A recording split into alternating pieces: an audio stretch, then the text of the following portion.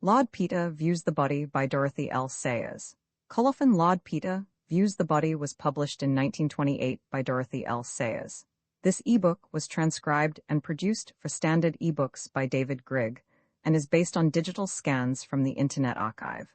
The cover page is adapted from Summer Afternoon, a painting completed in 1913 by Leonard Campbell Taylor. The cover and title pages feature the League Spartan and Sots Mill Gaudy typefaces created in 2014 and 2009 by the League of Movable Type. This edition was released on December 18, 2025, 2:43 a.m., and is based on revision 532 BCA 5. The first edition of this ebook was released on January 1, 2024, 5:31 p.m. You can check for updates to this ebook, view its revision history, or download it for different e-reading systems at standardbooksorg/ebooks/Dorothy L. Sayers/Lord Peter Views the Body. The volunteer-driven Standard eBooks project relies on readers like you to submit typos, corrections, and other improvements. Anyone can contribute at standardbooksorg. The fascinating problem of Uncle Meliga's "Will you look a little worried, Bunter?" said his lordship kindly to his manservant. "Is there anything I can do?" The valet's face brightened as he released his employer's grey trousers from the press. "Perhaps your lordship could be so good as to think," he said hopefully, "of a word in 7 letters with S in the middle, meaning two." "Also," suggested Lord Peter thoughtlessly, "I beg your lordship's pardon, TWO, and 7 letters. "Nonsense," said Lord Peter. "How about that bath?" "It should be just about ready, my lord." Lord Peter Wimsey swung his mauve silk legs lightly over the edge of the bed and stretched appreciatively. It was a beautiful June that year. Through the open door he saw the delicate coils of steam wreathing across a shaft of yellow sunlight. Every step he took into the bathroom was a conscious act of enjoyment. In a husky light tenor he caroled a few bars of Mammon, Dites-moi. Then a thought struck him and he turned back. "Bunter, my lord, no bacon this morning, quite the wrong smell. I was thinking of buttered eggs, my lord." "Excellent, like primroses. The Beaconsfield touch," said his lordship approvingly. His song died into a rapturous crooning as he settled into the verbena-scented water. His eyes roamed vaguely over the pale blue and white tiles of the bathroom walls. Mr. Bunter had retired to the kitchen to put the coffee on the stove when the bell rang. Surprised, he hastened back to the bedroom. It was empty. With increased surprise, he realized that it must have been the bathroom bell. The words "heart attack" formed swiftly in his mind, to be displaced by the still more alarming thought, "no soap." He opened the door almost nervously. "Did you ring, my lord?" he demanded of Lord Peter's head, alone visible. "Yes," said his lordship abruptly. "Amsace, I beg your lordship's pardon?" Amsace, word of 7 letters, meaning two, with S in the middle, 2 aces, Amsace. Bunter's expression became beatified. "Undoubtedly correct," he said, pulling a small sheet of paper from his pocket and entering the word upon it in pencil.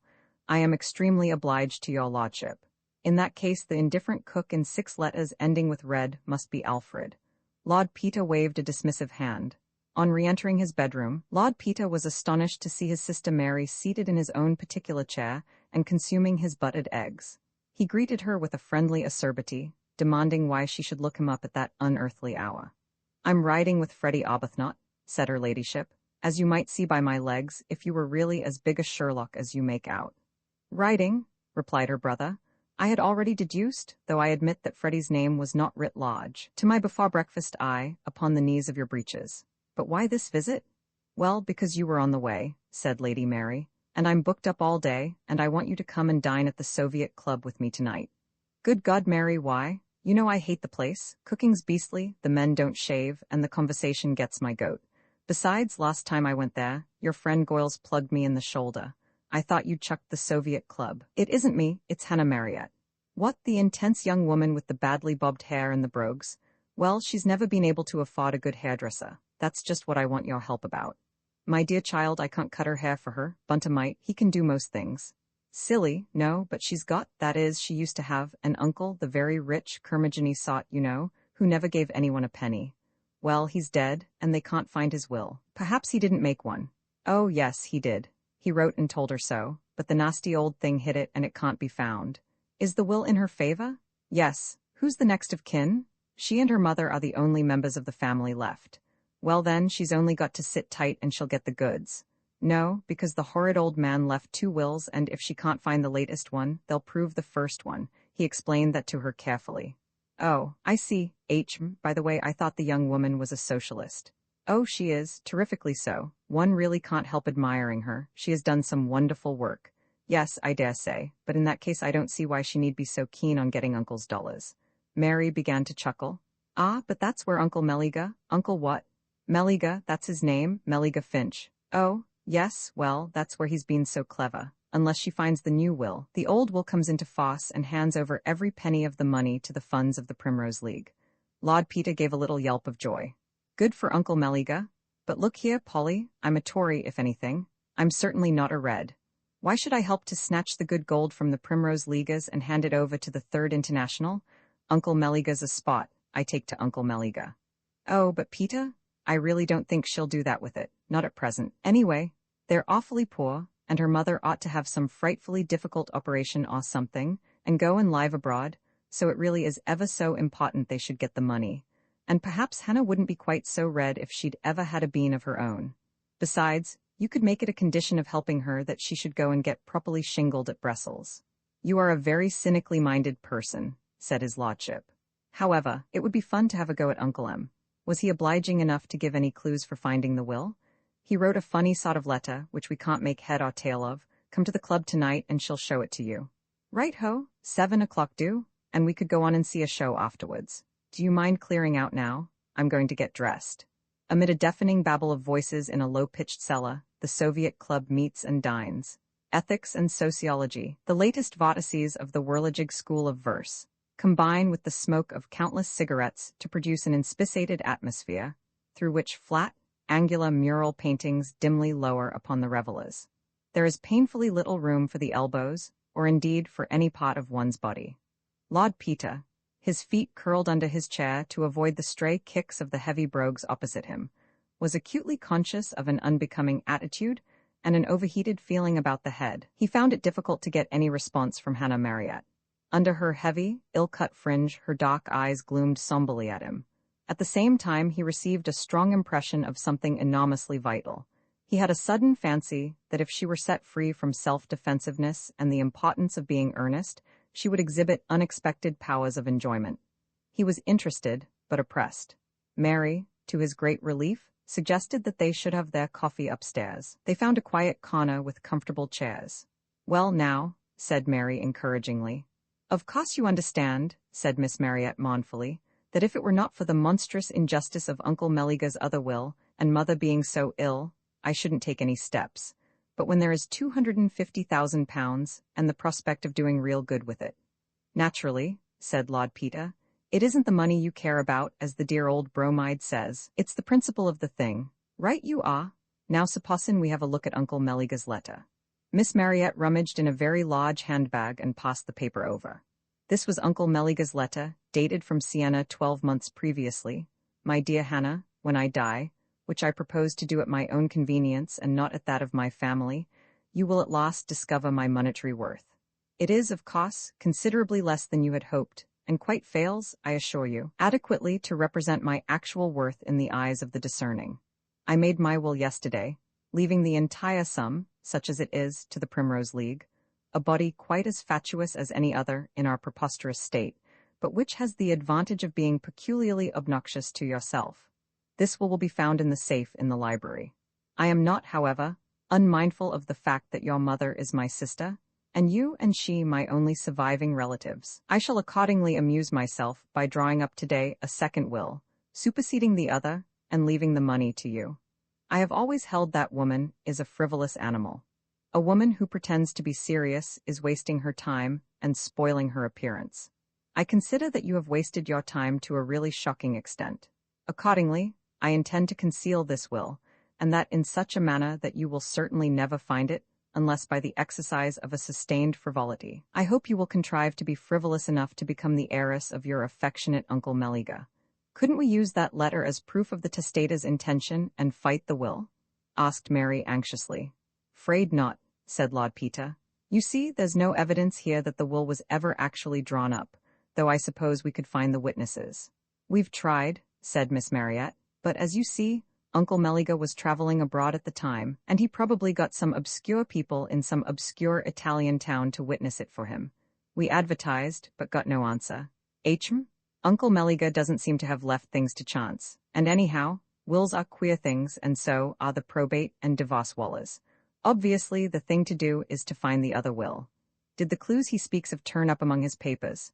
We hunted through everything, and of course we had the whole house searched from top to bottom for the will, but it was quite useless. You've not destroyed anything, of course. Who were the executors of the Primrose League will?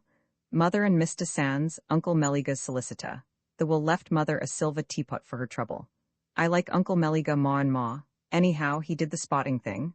I'm beginning to enjoy this case like anything. Where did Uncle Meliga hang out? It's an old house down at Docking. It's rather quaint. Somebody had a fancy to build a little Roman villa sort of thing there, with a veranda behind, with columns and a pond in the front hall, and statues. It's very decent there just now, though it's awfully cold in the winter, with all those stone floors and stone stairs and the skylight over the hall. Mother said perhaps you would be very kind and come down and have a look at it. I'd simply love to. Can we start tomorrow? I promise you will be frivolous enough to please even Uncle Meliga, if you'll do your bit, Miss Marriott. Won't we, Mary? Rather, and I say, hadn't we better be moving if we're going to the Palambra? I never go to music halls, said Miss Marriott ungraciously. Oh, but you must come tonight, said his lordship persuasively. It's so frivolous. Just think how it would please Uncle Meliga. Accordingly, the next day found the party, including the indispensable Mr. Bunter, assembled at Uncle Meliga's house. Pending the settlement of the will question, there had seemed every reason why Mr. Finch's executrix and next of kin should live in the house, thus providing every facility for what Lord Peter called the treasure hunt. After being introduced to Mrs. Marriott, who was an invalid and remained in her room, Lady Mary and her brother were shown over the house by Miss Marriott, who explained to them how carefully the search had been conducted. Every paper had been examined, every book in the library scrutinized page by page, the walls and chimneys tapped for hiding places, the boards taken up, and so forth, but with no result. You know, said his lordship, I'm sure you've been going the wrong way to work. My idea is, old Uncle Meliga was a man of his word. If he said frivolous, he meant really frivolous, something beastly silly. I wonder what it was. He was still wondering when he went up to dress. Bunter was putting studs in his shirt. Lord Peter gazed thoughtfully at him, and then inquired, Are any of Mr. Finch's old staff still here? Yes, my lord, the cook and the housekeeper. Wonderful old gentleman they say he was, too, 83, but as up-to-date as you please. Had his wireless in his bedroom and enjoyed the Savoy bands every night of his life. Followed his politics, and was always ready with the details of the latest big law cases. If a young lady came to see him, he'd like to see she had her hair shingled and the latest style and fashions. They say he took up crosswords as soon as they came in, and was remarkably quick at solving them, my lord, and inventing them. Took a £10 prize in the Daily Yell for one, and was wonderfully pleased to get it, they say, my lord, rich as he was. Indeed. Yes, my lord, he was a great man for acrostics before that, I understood them to say, but when crosswords came in, he threw away his acrostics and said he liked the new game better. Wonderfully adaptable, if I may say so, he seems to have been for an old gentleman. Was he, by Jove? Said his lordship absently, and then, with sudden energy, Bunter, I'd like to double your salary, but I suppose you'd take it as an insult. The conversation bore fruit at dinner. What? Inquired his lordship. Happened to Uncle Meliga's crosswords? Crosswords? Said Hannah Marriott, knitting her heavy brows. Oh, those puzzle things. Poor old man, he went mad over them. He had every newspaper sent him, and in his last illness he'd be trying to fill the wretched things in. It was worse than his acrostics and his jigsaw puzzles. Poor old creature, he must have been senile, I'm afraid. Of course we looked through them, but there wasn't anything there. We put them all in the attic. The attic for me, said Lord Peter. And for me, said Mary. I don't believe there was anything senile about Uncle Meliga. The evening was warm, and they had dined in the little viridarium at the back of the house, with its tall vases and hanging baskets of flowers and little marble statues. Is there an attic here? Said Peter. It seems such an unattic thing to have in a house like this. It's just a horrid, poky little hole over the porch, said Miss Marriott, rising and leading the way. Don't tumble into the pond, will you? It's a great nuisance having it there, especially at night. I always tell them to leave a light on. Lord Peter glanced into the miniature impluvium with its tiling of red, white, and black marble. That's not a very classic design, he observed. No, Uncle Meliga used to complain about it and say he must have it altered. There was a proper one once, I believe, but it got damaged, and the man before Uncle Meliga had it replaced by some local idiot. He built 3 bay windows out of the dining room at the same time, which made it very much lighter and pleasanter, of course, but it looks awful. Now, this tiling is all right. Uncle put that in himself. She pointed to a mosaic dog at the threshold, with the motto, Cave Canem, and Lord Peter recognized it as a copy of a Pompeian original. A narrow stair brought them to the attic, where the Whimsies flung themselves with enthusiasm upon a huge heap of dusty old newspapers and manuscripts. The latter seemed the likelier field, so they started with them. They consisted of a quantity of crosswords in manuscript, presumably the children of Uncle Meliga's own brain. The square, the list of definitions, and the solution were in every case neatly pinned together. Some early efforts, no doubt, were childishly simple, but others were difficult with elusive or punning clues, some of the ordinary newspaper type, others in the form of rhymed distichs. They scrutinized the solutions closely and searched the definitions for acrostics or hidden words, unsuccessfully for a long time.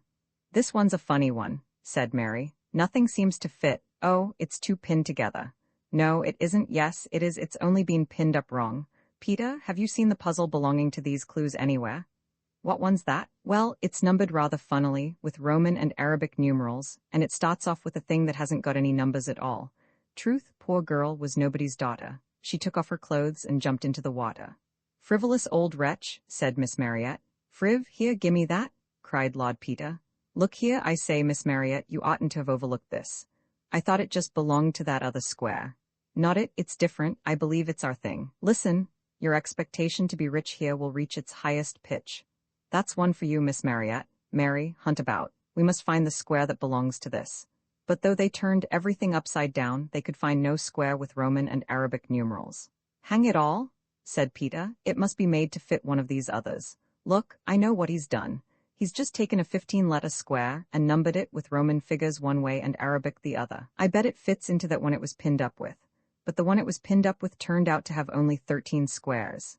Dash it all," said his lordship, "we'll have to carry the whole lot down and work away at it till we find the one it does fit." He snatched up a great bundle of newspapers and led the way out. The others followed, each with an armful. The search had taken some time, and the atrium was in semi-darkness. "Where shall I take them?" asked Lord Peter, calling back over his shoulder. "Hi," cried Mary, and "Look where you're going," cried her friend. They were too late. A splash and a flounder proclaimed that Lord Peter had walked, like Johnny Hedinair, over the edge of the impluvium, papers and all. "You ass," said Mary. His lordship scrambled out, spluttering, and Hannah Marriott suddenly burst out into the first laugh Peter had ever heard her give.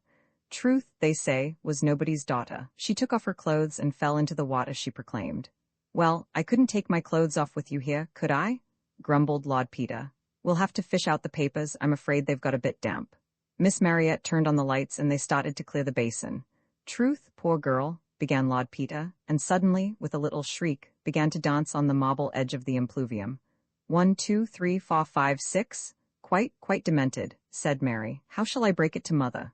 13, 14, 15, cried his lordship and sat down suddenly and damply, exhausted by his own excitement. "Feeling better?" asked his sister acidly. "I'm well, I'm all right, everything's all right, I love Uncle Meliga. 15 squares each way. Look at it, the truth's in the water, didn't he say so? Oh, frabjous day, Calais, I chottle. Mary, what became of those definitions?" "They're in your pocket, all damp," said Mary. Lord Peter snatched them out hurriedly. "It's all right, they haven't run," he said. "Oh, darling Uncle Meliga. Can you drain the impluvium, Miss Marriott, and find a bit of charcoal? Then I'll get some dry clothes on and we'll get down to it. Don't you see? There's your missing crossword square on the floor of the impluvium." It took, however, some time to get the basin emptied, and it was not till next morning that the party, armed with sticks of charcoal, squatted down in the empty impluvium to fill in Uncle Meliga's crossword on the marble tiles. Their first difficulty was to decide whether the red squares counted as stops or had to be filled in, but after a few definitions had been solved, the construction of the puzzle grew apace. The investigators grew steadily hotter and more thickly covered with charcoal, while the attentive Mr. Bunter hurried to and fro between the atrium and the library, and the dictionaries piled up on the edge of the impluvium. I.1. Foolish or wise, yet one remains alone, twixt strength and justice on a heavenly throne, Roman 11.1. Oh, to what ears the chink of gold was sweet? The greed for treasure brought him but defeat. I.2. 1 drop of vinegar to 2 of oil, that's a hint to us, said Lord Peter. Dresses this curly head sprung from the soil. X.2. Nothing itself. It needs but little more to be that nothingness the preacher saw. I.3. Dusty though my fellows be, we are a kingly company. Roman 4.3. Have your own will, though here I hold, the new is not a patch upon the old. Roman 14.3. Any loud cry would do as well, or so the poet's verses tell. I.4. This is the most unkindest cut of all, except your skill be mathematical. X.4. Little and hid from mortal sight, I dockly work to make all light. I.5. The need for this, like that it's cut off shot, the building of a tower to humans taught. Roman 11.5. More than mind discloses and more than men believe, a definition by a man whom pussyfoot doth grieve. Roman 2.6. Backward observe her turn her way, the way of wisdom, wise men say. Roman 7.6. Grew long ago by river's edge where grows today the common sedge. Roman 12.6. One of 3 by which, they say, you'll know the Cornishman alway. Vi.7. Blow upon blow, 5 more the vanquished Roman shows, and if the foot slip one, on crippled feet one goes. I.8. By this Jew's work the whole we find, in a gloss clearly, darkly in the mind. Roman 9.8. Little by little see it grow till cut off shot by hammer blow. Vi.9. Watch him go, heel and toe, across the wide carreau. Roman 2.10. In expectation to be rich here you reach the highest pitch. Roman 7.10. Of this, concerning nothing, much too often do we hear of such. Roman 12.10. All land and sea, passing on deadly wings, pain to the strong, to weaklings death it brings. I.11. Requests like these, however long they be, stop just too soon for common courtesy. Roman 11.11. Caesar, the living dead salute thee here, facing for thy delight tooth, claw, and spear. I.12. 1 word had served, but he in ranting vein lend me your ears, must mouth Caesar slain. X.12. Helical circumvolution adumbrates correct solution. I.13. One that works for Irish men both by word and deed and pen. That's an easy one, said Miss Marriott. Roman 4.13. 7 out of 12 this number makes complete as the sun journeys on from seat to seat. Roman 14.13. My brothers play with planets, Cicero, master of words, my master is below. I.14. Free of her jesses let the falcon fly, with sight undimmed into the azure sky. X.14. And so you dine with Bodja? Let me lend you this as a precaution, my poor friend. I.15. Friendship carried to excess got him in a horrid mess. Roman 11.15. Smooth and elastic and, I guess, the dearest treasure you possess. 1. If step by step the steps you wander through many of those in this, of these in those you'll view. Bunta, said Lord Peter, bring me a whiskey and soda. 11. If me without my head you do then generously my head renew, I'll put it to my hinder end, your cheer it shall not ma naw mend. 1. Roman 2. Quietly, quietly, twixt edge and edge, do this unto the thin end of the wedge. 10. Roman 2. Something that hath a reference to my state, just as you like, it shall be written straight. 1. Roman 3. When all is read, then give the world its due, and never need the world read this of you. That's a comfort, said Lady Mary. It shows we're on the right lines. Fa. Roman 3. Sing nunc dimittis and magnificat, but look a little farther back than that. 14. Roman 3. Here in brief epitome attribute of royalty. 1. Roman Fa. Lo, at a glance the Spanish gypsy and her dance. 10 Iv. Bring me skin and a needle or a stick, a needle does it slowly, a stick does it quick. 1. V. It was a brazen business when King Phalaris made these for men. 11.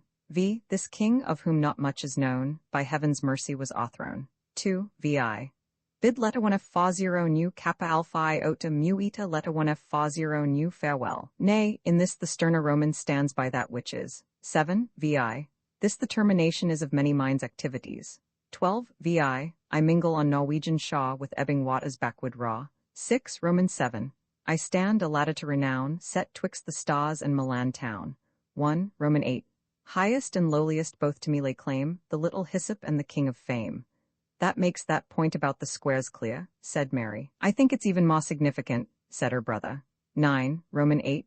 This sensible old man refused to tread the path to Hades in a youngster's stead. 6. Ix. Long since, at nature's call, they let it drop, thoughtlessly thoughtful for our next year's crop. 2. X. To smallest words great speakers greatness give. Here Rome propounded her alternative. 7. X. We heap up many with toil and trouble, and find that the whole of our gain is a bubble. 12. X. Added among the hidden things, a fishy tale to light it brings. 1 Roman 11. Lions, said a Gallic critic, are not these. Benevolent souls, they'd make your heart's blood freeze. 11 Roman 11. An epithet for husky fellows that stand all robed in greens and yellows. 1 Roman 12. Whole without holes behold me here, my meaning should be wholly clear. 10 Roman 12. Running all around, never setting foot to flaw, if there isn't one in this room, there may be one next door. 1 Roman 13. Ye gods, think also of that goddess name whose might 2 hours on end the mob proclaim. 4 Roman 13. The priest uplifts his voice on high, the choristers make their reply. 14 Roman 13. When you've guessed it, with one voice you'll say it was a golden choice. 1 Roman 14. Shall learning die amid a war's alarms? I, at my birth, was clasped in iron arms. 10 Roman 14. At sunset see the laborer now loose all his oxen from the plough. 1 Roman 15. Without a miracle it cannot be, at this point Solva, bid him pray for thee. 11 Roman 15. 2,000 years ago and more, just as we do today, the Romans saw these distant lights, but oh, how hard the way. The most remarkable part of the search, or so Lord Peter thought, was its effect on Miss Marryat. At first she hovered disconsolately on the margin, aching with wounded dignity, yet ashamed to dissociate herself from people who were toiling so hard and so cheerfully in her cause. I think that's so and so, Mary would say hopefully, and her brother would reply enthusiastically, hold it in one, old lady, good for you, we've got it this time, Miss Marryat, and explain it. And Hannah Marryat would say with a snort, that's just the childish kind of joke Uncle Meliga would make. Gradually, however, the fascination of seeing the squares fit together caught her, and when the first word appeared which showed that the searches were definitely on the right track, she lay down flat on the floor and peered over Lord Peter's shoulder as he grovelled below, writing letters in charcoal, rubbing them out with his handkerchief, and mopping his heated face, till the Moor of Venice had nothing on him in the matter of blackness. Once, half scornfully, half timidly, she made a suggestion. Twice, she made a suggestion. The third time she had an inspiration. The next minute she was down in the melee, crawling over the tiles flushed and excited, wiping important letters out with her knees as fast as Peter could write them in, poring over the pages of Rudget, her eyes gleaming under her tumbled black fringe. Hurried meals of cold meat and tea sustained the exhausted party, and towards sunset Peter, with a shout of triumph, added the lost letter to the square. They crawled out and looked at it. All the words can't be clues, said Mary. I think it must be just those four. Yes, undoubtedly, it's quite clear. We've only got to look it up. Where's a Bible? Miss Marryat hunted it out from the pile of reference books. But that isn't the name of a Bible book, she said. It's those things they have at evening service. That's all you know, said Lord Peter. I was brought up religious, I was. It's Vulgate, that's what it is. You're quite right, of course, but, as Uncle Meliga says, we must look a little further back than that. Here you are, now then. But it doesn't say what chapter. So it doesn't, I mean, nor it does. And anyhow, all the chapters are too short. Damn, oh, here, suppose we just count right on from the beginning. 1, 2, 3. 17 in chapter 1, 18, 19. This must be it. 2 fair heads and 1 dark one peered excitedly at the small print, Bunta hovering decorously on the outskirts. Oh, my dove, that art in the clefts of the rock in the covert of the steep place. Oh, dear, said Mary, disappointed. That does sound rather hopeless. Are you sure you've counted right? It might mean anything. Lord Peter scratched his head. This is a bit of a blow, he said. I don't like Uncle Meliga half as much as I did, old beast. After all our work, moaned Mary. It must be right, cried Miss Marryat. Perhaps there's some kind of an anagram in it we can't give up now? Bravo, said Lord Peter. That's the spirit. 'Fraid we're in for another outburst of frivolity, Miss Marryat. Well, it's been great fun, said Hannah Marryat. If you will excuse me, began the deferential voice of Bunta. I'd forgotten you, Bunta, said his lordship. Of course you can put us right, you always can. Where have we gone wrong? I was about to observe, my lord, that the words you mention do not appear to agree with my recollection of the passage in question. In my mother's Bible, my lord, it ran, I fancy, somewhat differently. Lord Peter closed the volume and looked at the back of it. Naturally, he said, you are right again, of course, this is a revised version. It's your fault, Miss Marryat. You would have a revised version, but can we imagine Uncle Meliga with one? No, bring me Uncle Meliga's Bible. Come and look in the library, cried Miss Marryat, snatching him by the hand and running. Don't be so dreadfully calm. On the center of the library table lay a huge and venerable Bible, reverend in age and tooled leather binding. Lord Peter's hands caressed it, for a noble old book was like a song to his soul. Sobered by its beauty, they turned the yellow pages over, in the clefts of the rocks, in the secret places of the stairs. "Miss Marriott," said his lordship, "if your uncle's will is not concealed in the staircase, then, well, all I can say is, he's played a rotten trick on us," he concluded lamely. "Shall we try the main staircase, or the little one up to the porch?"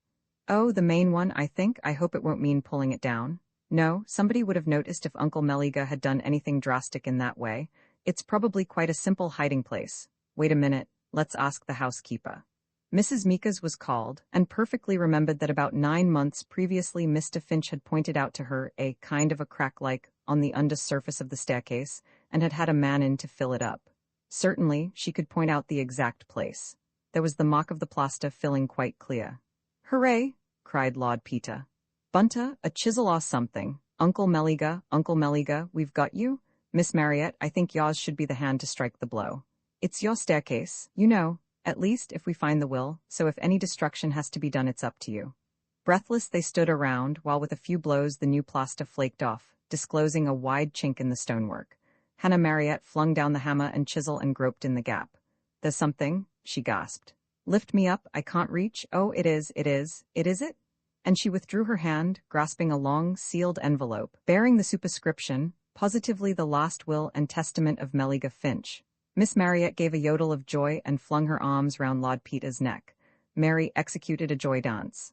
"I'll tell the world," she proclaimed. "Come and tell mother," cried Miss Marriott. Mr. Bunter interposed. "Your lordship will excuse me," he said firmly, "but your lordship's face is all over charcoal." "Black but comely," said Lord Peter, "but I submit to your reproof. How clever we've all been, how topping everything is, how rich you are going to be, how late it is and how hungry I am. Yes, Bunter, I will wash my face. Is there anything else I can do for anybody while I feel in the mood?" "If your lordship would be so kind," said Mr. Bunter, producing a small paper from his pocket, "I should be grateful if you could favor me with a South African quadruped in 6 letters, beginning with Q. Note, the solution of the crossword will be found at the end of the book here. The Learned Adventure of the Dragon's Head, Uncle Peter. Half a jiff, gherkins. No, I don't think I'll take the Catullus, Mr. F. Folliot. After all, 13 guineas is a bit steep without either the title or the last folio. What? But you might send me round the Vitruvius and the Satyricon when they come in. I'd like to have a look at them anyhow." "Well, old man, what is it?" "Do come and look at these pictures, Uncle Peter. I'm sure it's an awfully old book." Lord Peter Wimsey sighed as he picked his way out of Mr. F. Folliot's dark back shop, strewn with the flotsam and jetsam of many libraries. An unexpected outbreak of measles at Mr. Bultridge's excellent preparatory school, coinciding with the absence of the Duke and Duchess of Denver on the continent, had saddled his lordship with his 10-year-old nephew, Viscount St. George, more commonly known as young Jerry, Jerrikins, or pickled gherkins. Lord Peter was not one of those bon uncles who delight old nurses by their fascinating way with children. He succeeded, however, in earning tolerance on honorable terms by treating the young with the same scrupulous politeness which he extended to their elders. He therefore prepared to receive Gherkins's discovery with respect, though a child's taste was not to be trusted, and the book might quite well be some horror of woolly mezzotints or an inferior modern reprint adorned with leprous electros. Nothing much better was really to be expected from the cheap shelf exposed to the dust of the street. "Uncle, there's a funny man here, with a great long nose and ears and a tail and dogs' heads all over his body. Monstrum hoc Cracovii, that's a monster, isn't it? I should jolly well think it was. What's Cracovii, Uncle Peter?" "Oh," said Lord Peter, greatly relieved, "the Krakow monster." A portrait of that distressing infant certainly argued a respectable antiquity. "Let's have a look. Quite right, it's a very old book, Munster's Cosmographia Universalis. I'm glad you know good stuff when you see it, Gherkins. What's the Cosmographia doing out here, Mr. F. Folliot, at 5 bob?" "Well, my lord," said the bookseller, who had followed his customers to the door, "it's in a very bad state, you see. Covers loose and nearly all the double-page maps missing. It came in a few weeks ago, dumped in with a collection we bought from a gentleman in Norfolk. You'll find his name in it, Dr. Kinnears of Yelsall Manor. Of course, we might keep it and try to make up a complete copy when we get another example. But it's rather out of our line, as you know, classical authors being our speciality. So we just put it out to go for what it would fetch in the status quo, as you might say. Oh look, broken gherkins. Here's a picture of a man being chopped up in little bits. What does it say about it? I thought you could read Latin. Well, but it's all full of sort of pothooks. What do they mean? They're just contractions, said Lord Peter patiently. Solent quoque hugis insulae cultas. It is the custom of the dwellers in this island, when they see their parents stricken in years and of no further use, to take them down into the marketplace and sell them to the cannibals, who kill them and eat them for food. This they do also with younger persons when they fall into any desperate sickness. Ha, ha, said Mr. F. Folliot. Rather sharp practice on the poor cannibals. They never got anything but tough old joints or diseased meat, eh? The inhabitants seem to have had thoroughly advanced notions of business, agreed his lordship. The Viscount was enthralled. I do like this book, he said. Could I buy it out of my pocket money, please? Another problem for uncles, thought Lord Peter, rapidly ransacking his recollections of the Cosmographia to determine whether any of its illustrations were indelicate, for he knew the Duchess to be straight-laced. On consideration, he could only remember one that was dubious, and there was a spotting chance that the Duchess might fail to light upon it. Well, he said judicially, in your place, Gherkins, I should be inclined to buy it. It's in a bad state, as Mr. F. Folliot has honorably told you. Otherwise, of course, it would be exceedingly valuable. But apart from the lost pages, it's a very nice clean copy, and certainly worth 5 shillings to you, if you think of starting a collection. Till that moment, the Viscount had obviously been more impressed by the cannibals than by the state of the margins, but the idea of figuring next term at Mr. Bultridge's as a collector of rare editions had undeniable charm. None of the other fellows collect books, he said. They collect stamps, mostly. I think stamps are rather ordinary, don't you, Uncle Peter? I was rather thinking of giving up stamps. Mr. Potter, who takes us for history, has got a lot of books like yours, and he is a splendid man at footer. Rightly interpreting this reference to Mr. Potter, Lord Peter gave it as his opinion that book collecting could be a perfectly manly pursuit. Girls, he said, practically never took it up, because it meant so much learning about dates and typefaces and other technicalities which called for a masculine brain. Besides, he added, it's a very interesting book in itself, you know, well worth dipping into. I'll take it, please, said the Viscount, blushing a little at transacting so important and expensive a piece of business, for the Duchess did not encourage lavish spending by little boys, and was strict in the matter of allowances. Mr. F. Folliot bowed, and took the Cosmographia away to wrap it up. Are you all right for cash? Inquired Lord Peter discreetly. Or can I be of temporary assistance? No, thank you, uncle. I've got Aunt Mary's half-crown and 4 shillings of my pocket money, because, you see, with the measles happening, we didn't have our dormitory spread, and I was saving up for that. The business being settled in this gentlemanly manner, and the budding bibliophile taking personal and immediate charge of the stout, square volume, a taxi was chartered which, in due course of traffic delays, brought the Cosmographia to 110A Piccadilly. And who, Bunter, is Mr. Wilberforce Pope? I do not think we know the gentleman, my lord. He is asking to see your lordship for a few minutes on business. He probably wants me to find a lost dog for his maiden aunt. What it is to have acquired a reputation as a sleuth? Show him in. Gherkins, if this good gentleman's business turns out to be private, you'd better retire into the dining room. Yes, Uncle Peter, said the Viscount dutifully. He was extended on his stomach on the library hearthrug, laboriously picking his way through the more exciting-looking bits of the Cosmographia, with the aid of Messrs. Lewis and Schott, whose monumental compilation he had hitherto looked upon as a barbarous invention for the annoyance of upper farms. Mr. Wilberforce Pope turned out to be a rather plump, fair gentleman in the late 30s, with a prematurely bald forehead, horn-rimmed spectacles, and an engaging manner. You will excuse my intrusion, won't you? He began. I'm sure you must think me a terrible nuisance, but I wormed your name and address out of Mr. F. Folliot. Not his fault, really. You won't blame him, will you? I positively badgered the poor man, sat down on his doorstep and refused to go, though the boy was putting up the shutters.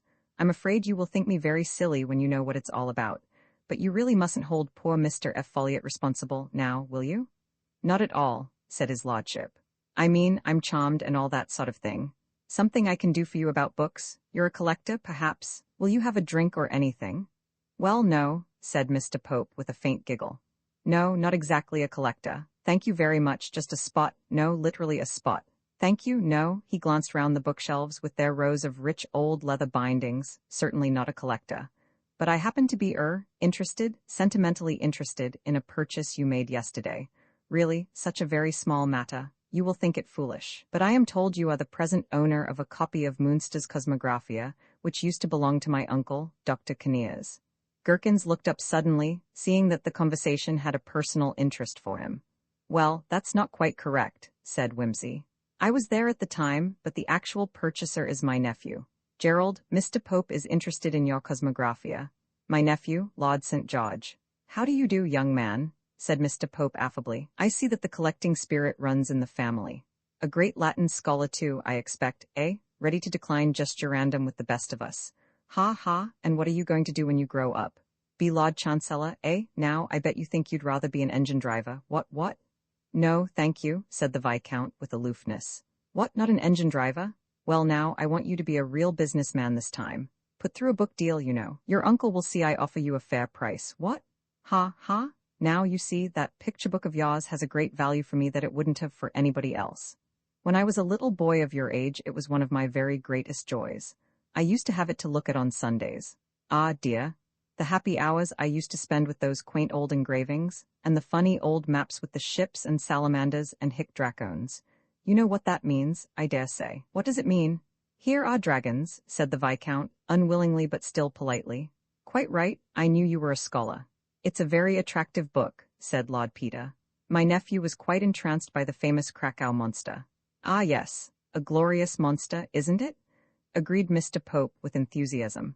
Many's the time I've fancied myself as Sir Lancelot or somebody on a white war horse, charging that monster, lance in rest, with the captive princess cheering me on. Ah, childhood?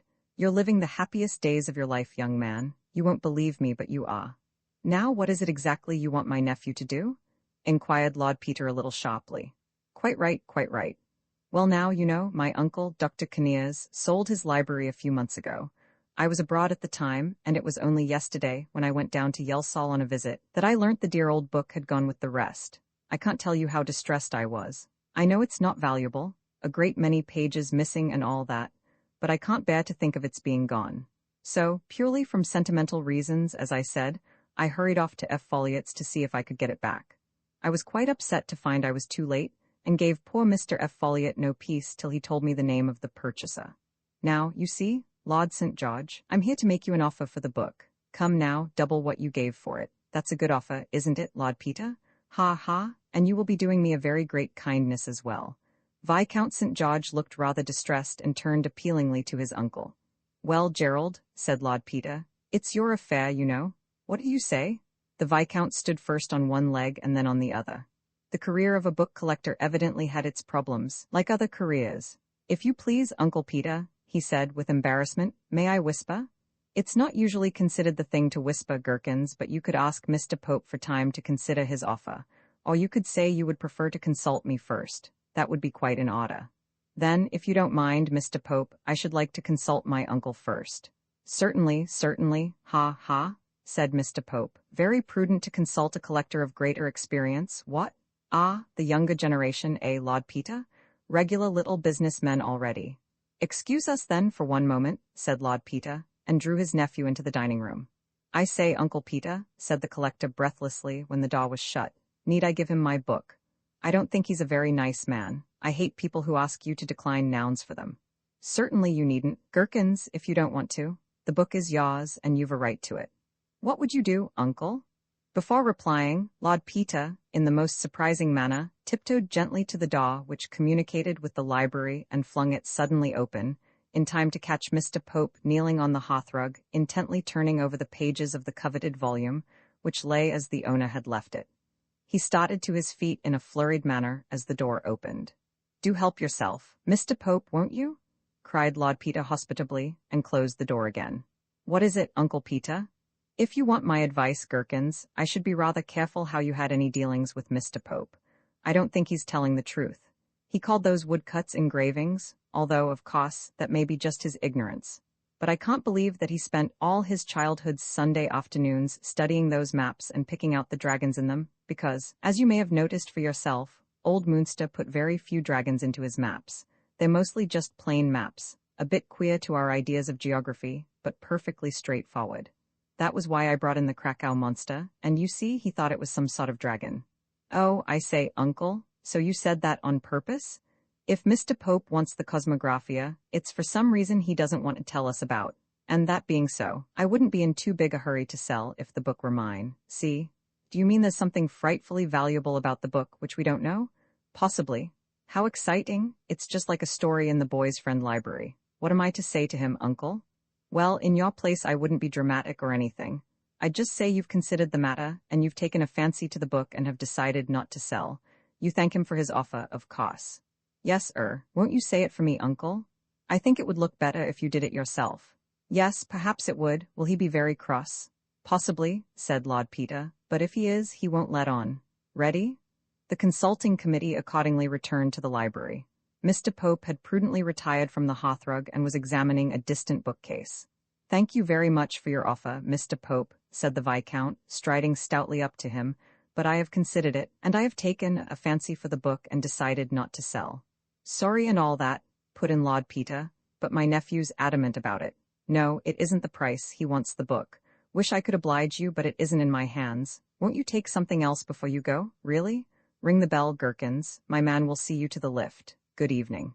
When the visitor had gone, Lord Peter returned and thoughtfully picked up the book. We were awful idiots to leave him with it, Gherkins, even for a moment. Luckily, there's no harm done. You don't think he found out anything while we were away, do you, uncle? Gasped Gherkins, open-eyed. I'm sure he didn't. Why? He offered me £50 for it on the way to the door, gave the game away. Bunter.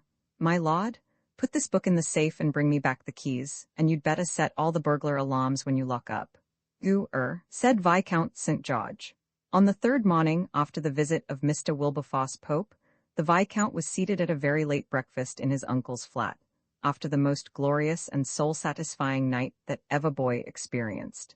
He was almost too excited to eat the kidneys and bacon placed before him by Bunter, whose usual impeccable manner was not in the least impaired by a rapidly swelling and blackening eye. It was about 2 in the morning that Gherkins, who had not slept very well, owing to too lavish and grown-up a dinner and theatre the evening before, became aware of a stealthy sound somewhere in the direction of the fire escape. He had got out of bed and crept very softly into Lord Peter's room and woken him up. He had said, "Uncle Peter, I'm sure there's burglars on the fire escape." And Uncle Peter, instead of saying, "Nonsense, Gherkins, hurry up and get back to bed," had sat up and listened and said, "By Jove, Gherkins, I believe you're right," and had sent Gherkins to call Bunter.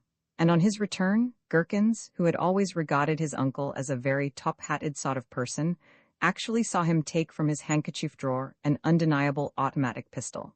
It was at this point that Lord Peter was apotheosed from the state of quite decent uncle to that of glorified uncle. He said, "Look here, Gherkins, we don't know how many of these blighters there'll be, so you must be jolly smart and do anything I say sharp, on the word of command, even if I have to say scoot. Promise?" Gherkins promised with his heart thumping, and they sat waiting in the dock, till suddenly a little electric bell rang sharply just over the head of Lord Peter's bed, and a green light shone out. "The library window," said his lordship, promptly silencing the bell by turning a switch. "If they heard, they may think better of it. We'll give them a few minutes." They gave them 5 minutes and then crept very quietly down the passage. "Go round by the dining room, Bunter," said his lordship. "They may bolt that way." With infinite precaution, he unlocked and opened the library door, and Gherkins noticed how silently the locks moved. A circle of light from an electric torch was moving slowly along the bookshelves. The burglars had obviously heard nothing of the counterattack. Indeed, they seemed to have troubles enough of their own to keep their attention occupied. As his eyes grew accustomed to the dim light, Gherkins made out that one man was standing holding the torch, while the other took down and examined the books. It was fascinating to watch his apparently disembodied hands move along the shelves in the torchlight. The man muttered discontentedly. Obviously, the job was proving a harder one than they had bargained for. The habit of ancient authors of abbreviating the titles on the backs of their volumes, or leaving them completely untitled, made things extremely awkward. From time to time, the man with the torch extended his hand into the light. It held a piece of paper, which they anxiously compared with the title page of a book. Then the volume was replaced, and the tedious search went on.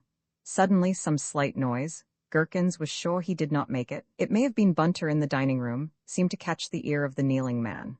"What's that?" he gasped, and his startled face swung round into view. "Hands up," said Lord Peter, and switched the light on. The second man made one leap for the dining room door, where a smash and an oath proclaimed that he had encountered Bunter. The kneeling man shot his hands up like a marionette. "Gherkins," said Lord Peter, "do you think you can go across to that gentleman by the bookcase and relieve him of the article which is so inelegantly distending the right-hand pocket of his coat? Wait a minute. Don't on any account get between him and my pistol, and mind you take the thing out very carefully. There's no hurry, that's splendid.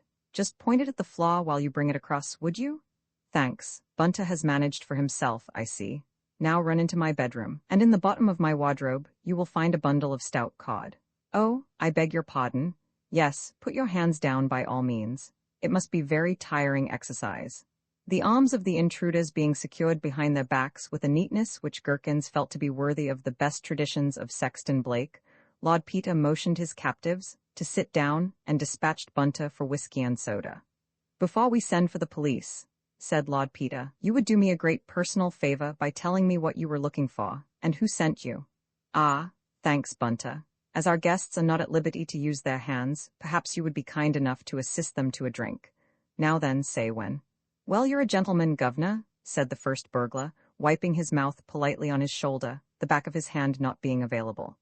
"If we'd a known what a job this was going ter be, blow me if we'd a touched it." The bloke said, says "E, it's takin' candy from a baby," E says.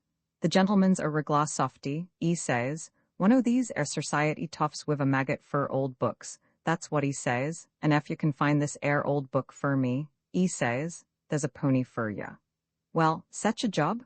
E didn't mention as o' there'd be 500,000 bleedin' old books all as alike as a regiment o' bleedin' dragoons, nor as o' you kept a nice little machine gun like that Andy by the bedside, nor yet as o' you was so bleedin' good at tyin' knots in a bit o' string. No, E didn't think ter mention them things. "Deuced unspotting of him," said his lordship. "Do you happen to know the gentleman's name?" No, that was another o' them things what he didn't mention. E's a stout, fair party, with on rims to his goggles and a bald ead. One o' these air philanthropists, I reckon. A friend o' mine, what got inter trouble onct, got work through him, and the gentleman comes round and says to him, E says, "Could you find me a couple o' lads ter do a little job?" E says, and my friend, thinkin' no you see, governor, but what it might be a bit of a joke like, E gets hold of my pal and me, and we meets the gentleman in a pub down Whitecapel way. Which we was ter meet him there again Friday night, us avin allowed that time fur ter get hold of the book. The book being, if I may hazard a guess, the Cosmographia Universalis, somethink like that, governor. I got its jawbreaking name wrote down on a bit o' paper, what my pal add in is end. What did you do with that air bit o' paper, Bill? Well, look here, said Lord Peter. I'm afraid I must send for the police, but I think it likely, if you give us your assistance to get hold of your gentleman, whose name I strongly suspect to be Wilberforce Pope, that you will get off pretty easily. Telephone the police, Bunter, and then go and put something on that eye of yours. Gherkins, we'll give these gentlemen another drink, and then I think perhaps you'd better hop back to bed. The fun's over. No? Well, put on a good thick coat, there's a good fellow, because what your mother will say to me if you catch a cold I don't like to think. So the police had come and taken the burglars away, and now Detective Inspector Parker, of Scotland Yard, a great personal friend of Lord Peter's, sat toying with a cup of coffee and listening to the story. But what's the matter with the jolly old book, anyhow, to make it so popular? He demanded. I don't know, replied Whimsy, but after Mr. Pope's little visit the other day, I got kind of intrigued about it and had a look through it. I've got a hunch it may turn out rather valuable, after all. Unsuspected beauties and all that sort of thing. If only Mr. Pope had been a trifle more accurate in his facts, he might have got away with something to which I feel pretty sure he isn't entitled. Anyway, when I'd seen what I saw, I wrote off to Dr. Kinnears of Yelsall Manor, the late owner. Kinnears, the cancer man. Yes, he's done some pretty important research in his time, I fancy. Getting on now, though. About 78, I fancy. I hope he's more honest than his nephew, with one foot in the grave like that. Anyway, I wrote, with Gherkins's permission, naturally, to say we had the book and had been specially interested by something we found there, and would he be so obliging as to tell us something of its history. I also. But what did you find in it? I don't think we'll tell him yet, Gherkins, shall we? I like to keep policemen guessing. As I was saying, when you so rudely interrupted me, I also asked him whether he knew anything about his good nephew's offer to buy it back. His answer has just arrived. He says he knows of nothing specially interesting about the book. It has been in the library untold years, and the tearing out of the maps must have been done a long time ago by some family vandal. He can't think why his nephew should be so keen on it, as he certainly never pawed over it as a boy. In fact, the old man declares the engaging Wilberforce has never even set foot in Yelsall Manor to his knowledge. So much for the fire-breathing monsters and the pleasant Sunday afternoons. Naughty Wilberforce? Yes, so, after last night's little dust-up, I wired the old boy we were tooling down to Yelsall to have a hot-to-hot talk with him about his picture book and his nephew. Are you taking the book down with you? Asked Parker. I can give you a police escort for it if you like. That's not a bad idea, said Whimsy. We don't know where the insinuating Mr. Pope may be hanging out, and I wouldn't put it past him to make another attempt. Better be on the safe side, said Parker. I can't come myself, but I'll send down a couple of men with you. Good egg, said Lord Peter. Call up your myrmidons, we'll get a car around at once. You're coming, Gherkins, I suppose? God knows what your mother would say. Don't ever be an Uncle Charles. It's frightfully difficult to be fair to all parties. Yelsall Manor was one of those large, decaying country mansions which speak eloquently of times more spacious than our own. The original late Tudor construction had been masked by the addition of a wide frontage in the Italian manner, with a kind of classical portico surmounted by a pediment and approached by a semicircular flight of steps. The grounds had originally been laid out in that formal manner in which grove nods to grove, and each half duly reflects the other. A late owner, however, had burst out into the more eccentric sort of landscape gardening which is associated with the name of Capability Brown. A Chinese pagoda, somewhat resembling Sir William Chambers's erection in Kew Gardens, but smaller, rose out of a grove of laurestinus towards the eastern extremity of the house, while at the rear appeared a large artificial lake, dotted with numerous islands, on which odd little temples, grottos, tea-houses and bridges peeped out from among clumps of shrubs, once ornamental, but now sadly overgrown. A boathouse, with wide eaves like the designs on a willow pattern plate, stood at one corner, its landing stage fallen into decay and wreathed with melancholy weeds. My disreputable old ancestor, Cuthbert Kinnears, settled down here when he retired from the sea in 1732, said Dr. Kinnears, smiling faintly. His elder brother died childless, so the black sheep returned to the fold with the determination to become respectable and found a family. I fear he did not succeed altogether. There were very queer tales as where his money came from. He is said to have been a pirate and to have sailed with the notorious Captain Blackbeard. In the village, to this day, he is remembered and spoken of as Cutthroat Kinnears. It used to make the old man very angry, and there is an unpleasant story of his slicing the ears off a groom who had been heard to call him Old Cutthroat. He was not an uncultivated person, though. It was he who did the landscape gardening round at the back, and he built the pagoda for his telescope. He was reputed to study the black art, and there were certainly a number of astrological works in the library with his name on the flyleaf, but probably the telescope was only a remembrance of his seafaring days. Anyhow, towards the end of his life he became more and more odd and morose. He quarreled with his family, and turned his youngest son out of doors with his wife and children. An unpleasant old fellow. On his deathbed, he was attended by the parson, a good, earnest, God-fearing sort of man, who must have put up with a deal of insult in carrying out what he firmly believed to be the sacred duty of reconciling the old man to this shamefully treated son. Eventually, old Cutthroat relented so far as to make a will, leaving to the youngest son my treasure, which I have buried in Munster. The parson represented to him that it was useless to bequeath a treasure unless he also bequeathed the information where to find it, but the horrid old pirate only chuckled spitefully, and said that, as he had been at the pains to collect the treasure, his son might well be at the pains of looking for it. Further than that he would not go, and so he died, and I dare say went to a very bad place. Since then the family has died out, and I am the sole representative of the Kinnears, and heir to the treasure, whatever and wherever it is, for it was never discovered. I do not suppose it was very honestly come by, but, since it would be useless now to try and find the original owners, I imagine I have a better right to it than anybody living. You may think it very unseemly, Lord Peter, that an old, lonely man like myself should be greedy for a hod of pirates' gold. But my whole life has been devoted to studying the disease of cancer, and I believe myself to be very close to a solution of one part at least of the terrible problem. Research costs money, and my limited means are very nearly exhausted. The property is mortgaged up to the hilt, and I do most urgently desire to complete my experiments before I die, and to leave a sufficient sum to found a clinic where the work can be carried on. During the last year, I have made very great efforts to solve the mystery of old Cutthroat's treasure. I have been able to leave much of my experimental work in the most capable hands of my assistant, Dr. Fobbs, while I pursued my researches with the very slender clue I had to go upon. It was the more expensive and difficult that Cuthbert had left no indication in his will whether Munster in Germany or Munster in Ireland was the hiding place of the treasure.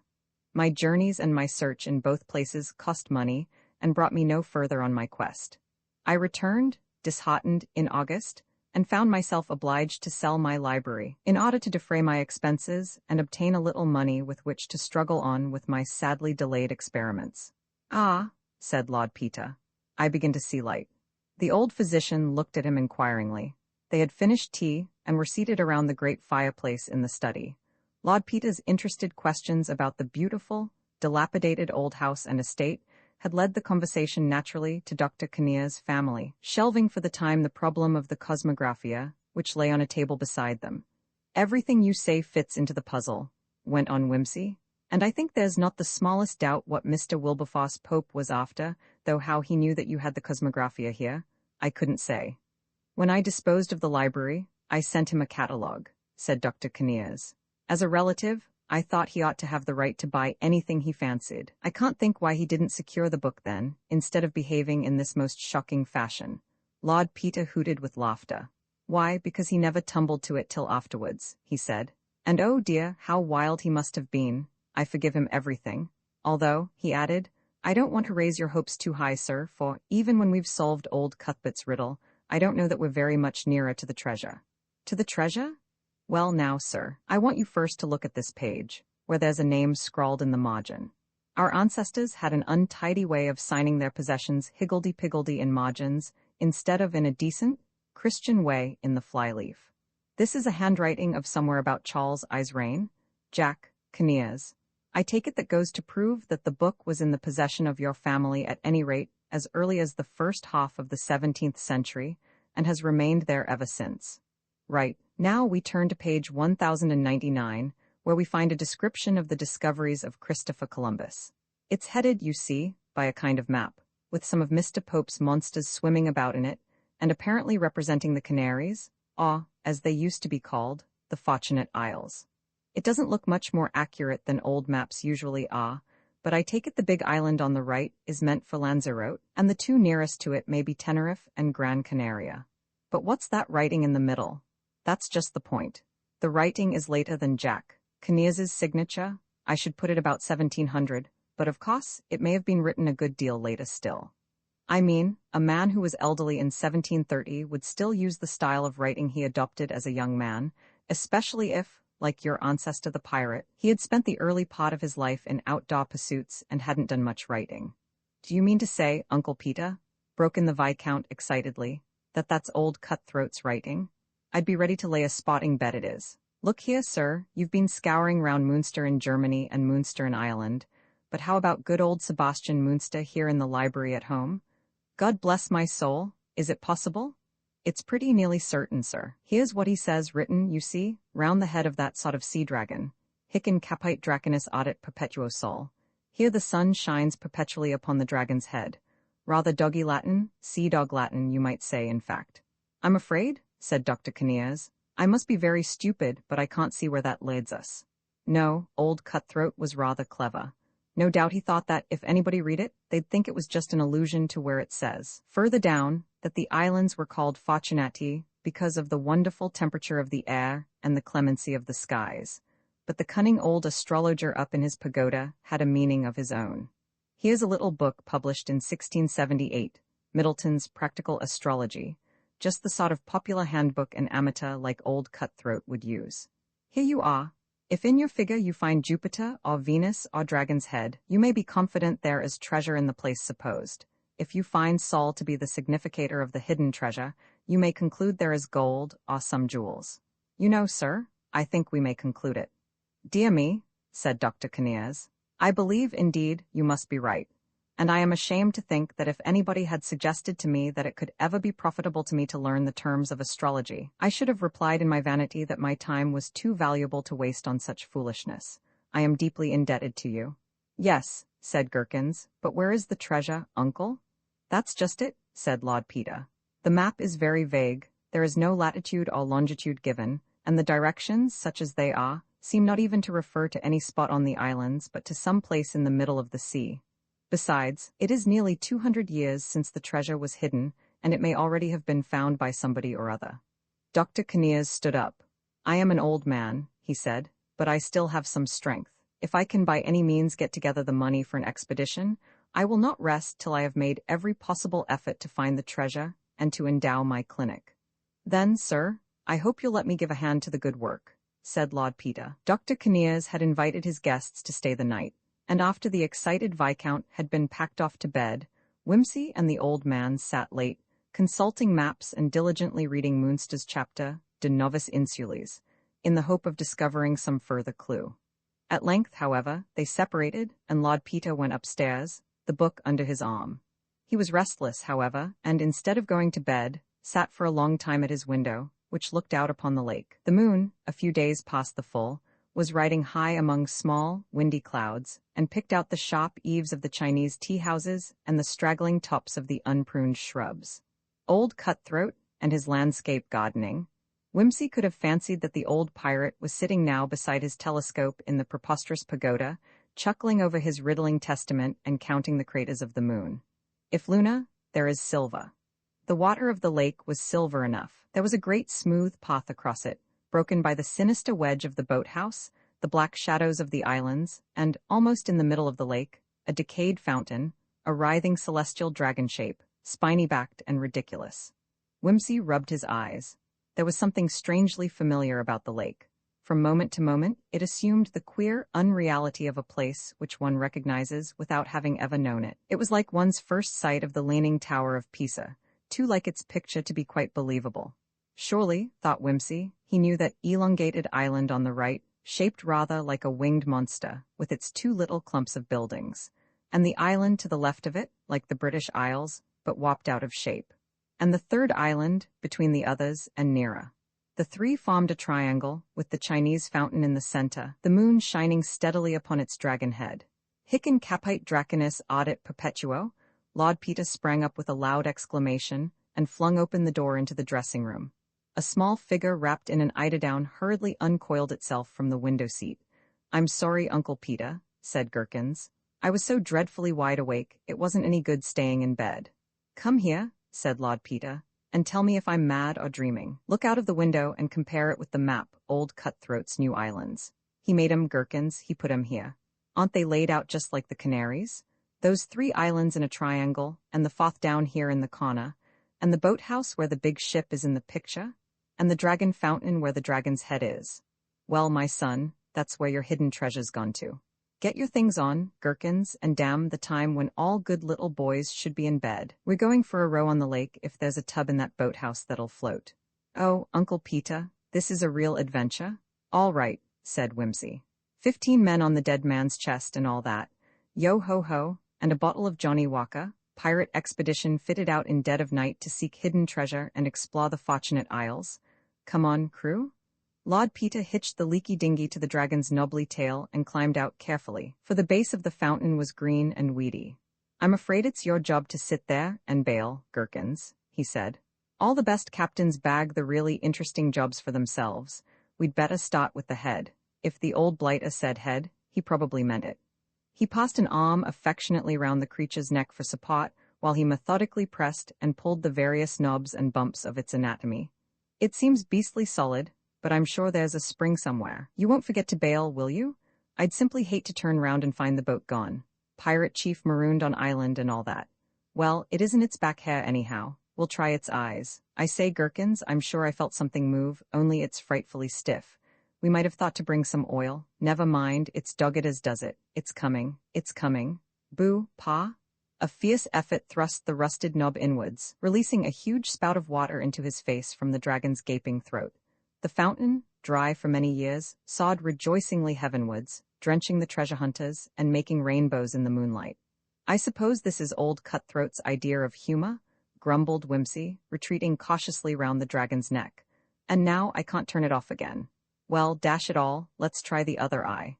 He pressed for a few moments in vain. Then with a grinding clang, the bronze wings of the monster clapped down to its sides, revealing a deep square hole, and the fountain ceased to play. "Gherkins," said Lord Peter, "we've done it. But don't neglect bailing on that account. There's a box here, and it's beastly heavy. No, all right, I can manage, gimme the boat hook. Now I do hope the old sinner really did have a treasure. What a bar if it's only one of his little jokes. Never mind, hold the boat steady.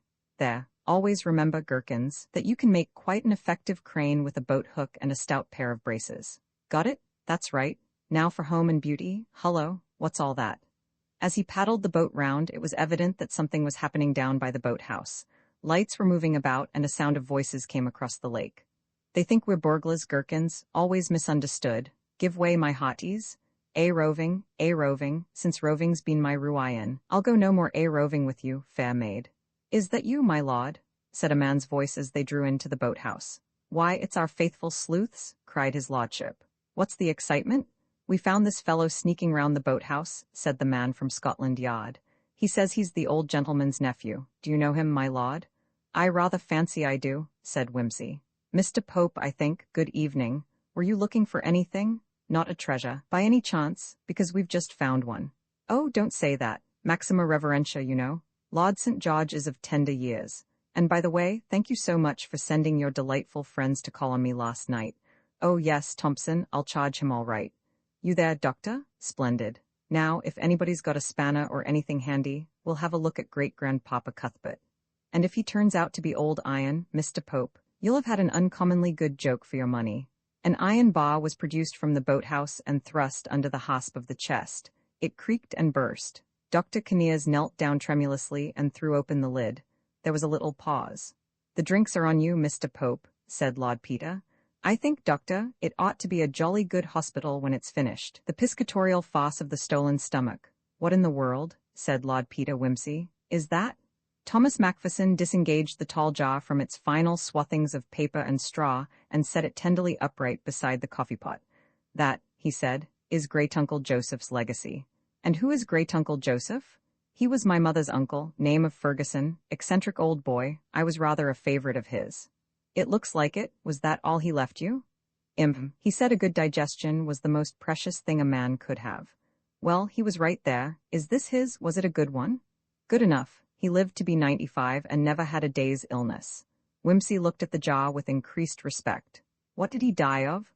"Chucked himself out of a 6th-story window. He had a stroke, and the doctors told him, or he guessed for himself, that it was the beginning of the end. He left a letter. Said he had never been ill in his life and wasn't going to begin now. They brought it in temporary insanity, of course, but I think he was thoroughly sensible." "I should say so. What was he when he was functioning?" "He used to be in business, something to do with shipbuilding, I believe, but he retired long ago. He was what the papers call a recluse. Lived all by himself in a little top flat in Glasgow, and saw nobody. Used to go off by himself for days at a time. Nobody knew where or why. I used to look him up about once a year and take him a bottle of whiskey." "Had he any money?" "Nobody knew. He ought to have had. He was a rich man when he retired. But when we came to look into it, it turned out he only had a balance of about £500 in the Glasgow bank. Apparently he drew out almost everything he had about 20 years ago. There were 1 or 2 big bank failures round about that time, and they thought he must have got the wind up. But what he did with it, goodness only knows. Kept it in an old stocking, I expect. I should think Cousin Robert devoutly hopes so." "Cousin Robert?" "He's the residuary legatee, distant connection of mine and the only remaining Ferguson. He was awfully wild when he found he'd only got 500. He's rather a bright lad, is Robert, and a few thousands would have come in handy." "I see. Well, how about a bit of brecca? You might stick Great-Uncle Joseph out of the way somewhere. I don't care about the looks of him." "I thought you were rather partial to anatomical specimens." "So I am, but not on the breakfast table. A place for everything and everything in its place, as my grandmother used to say. Besides, it would give Maggie a shock if she saw it." Macpherson laughed and transferred the jar to a cupboard. "Maggie's shock-proof? I brought a few odd bones and things with me by way of a holiday task. I'm getting near my final, you know. She'll just think this is another of them. Ring the bell, old man, would you? We'll see what the trout's like." The door opened to admit the housekeeper with a dish of grilled trout and a plate of fried scones. "These look good, Maggie," said Whimsy, drawing his chair up and sniffing appreciatively. "Aye, sir, they're good, but they're awful wee fish."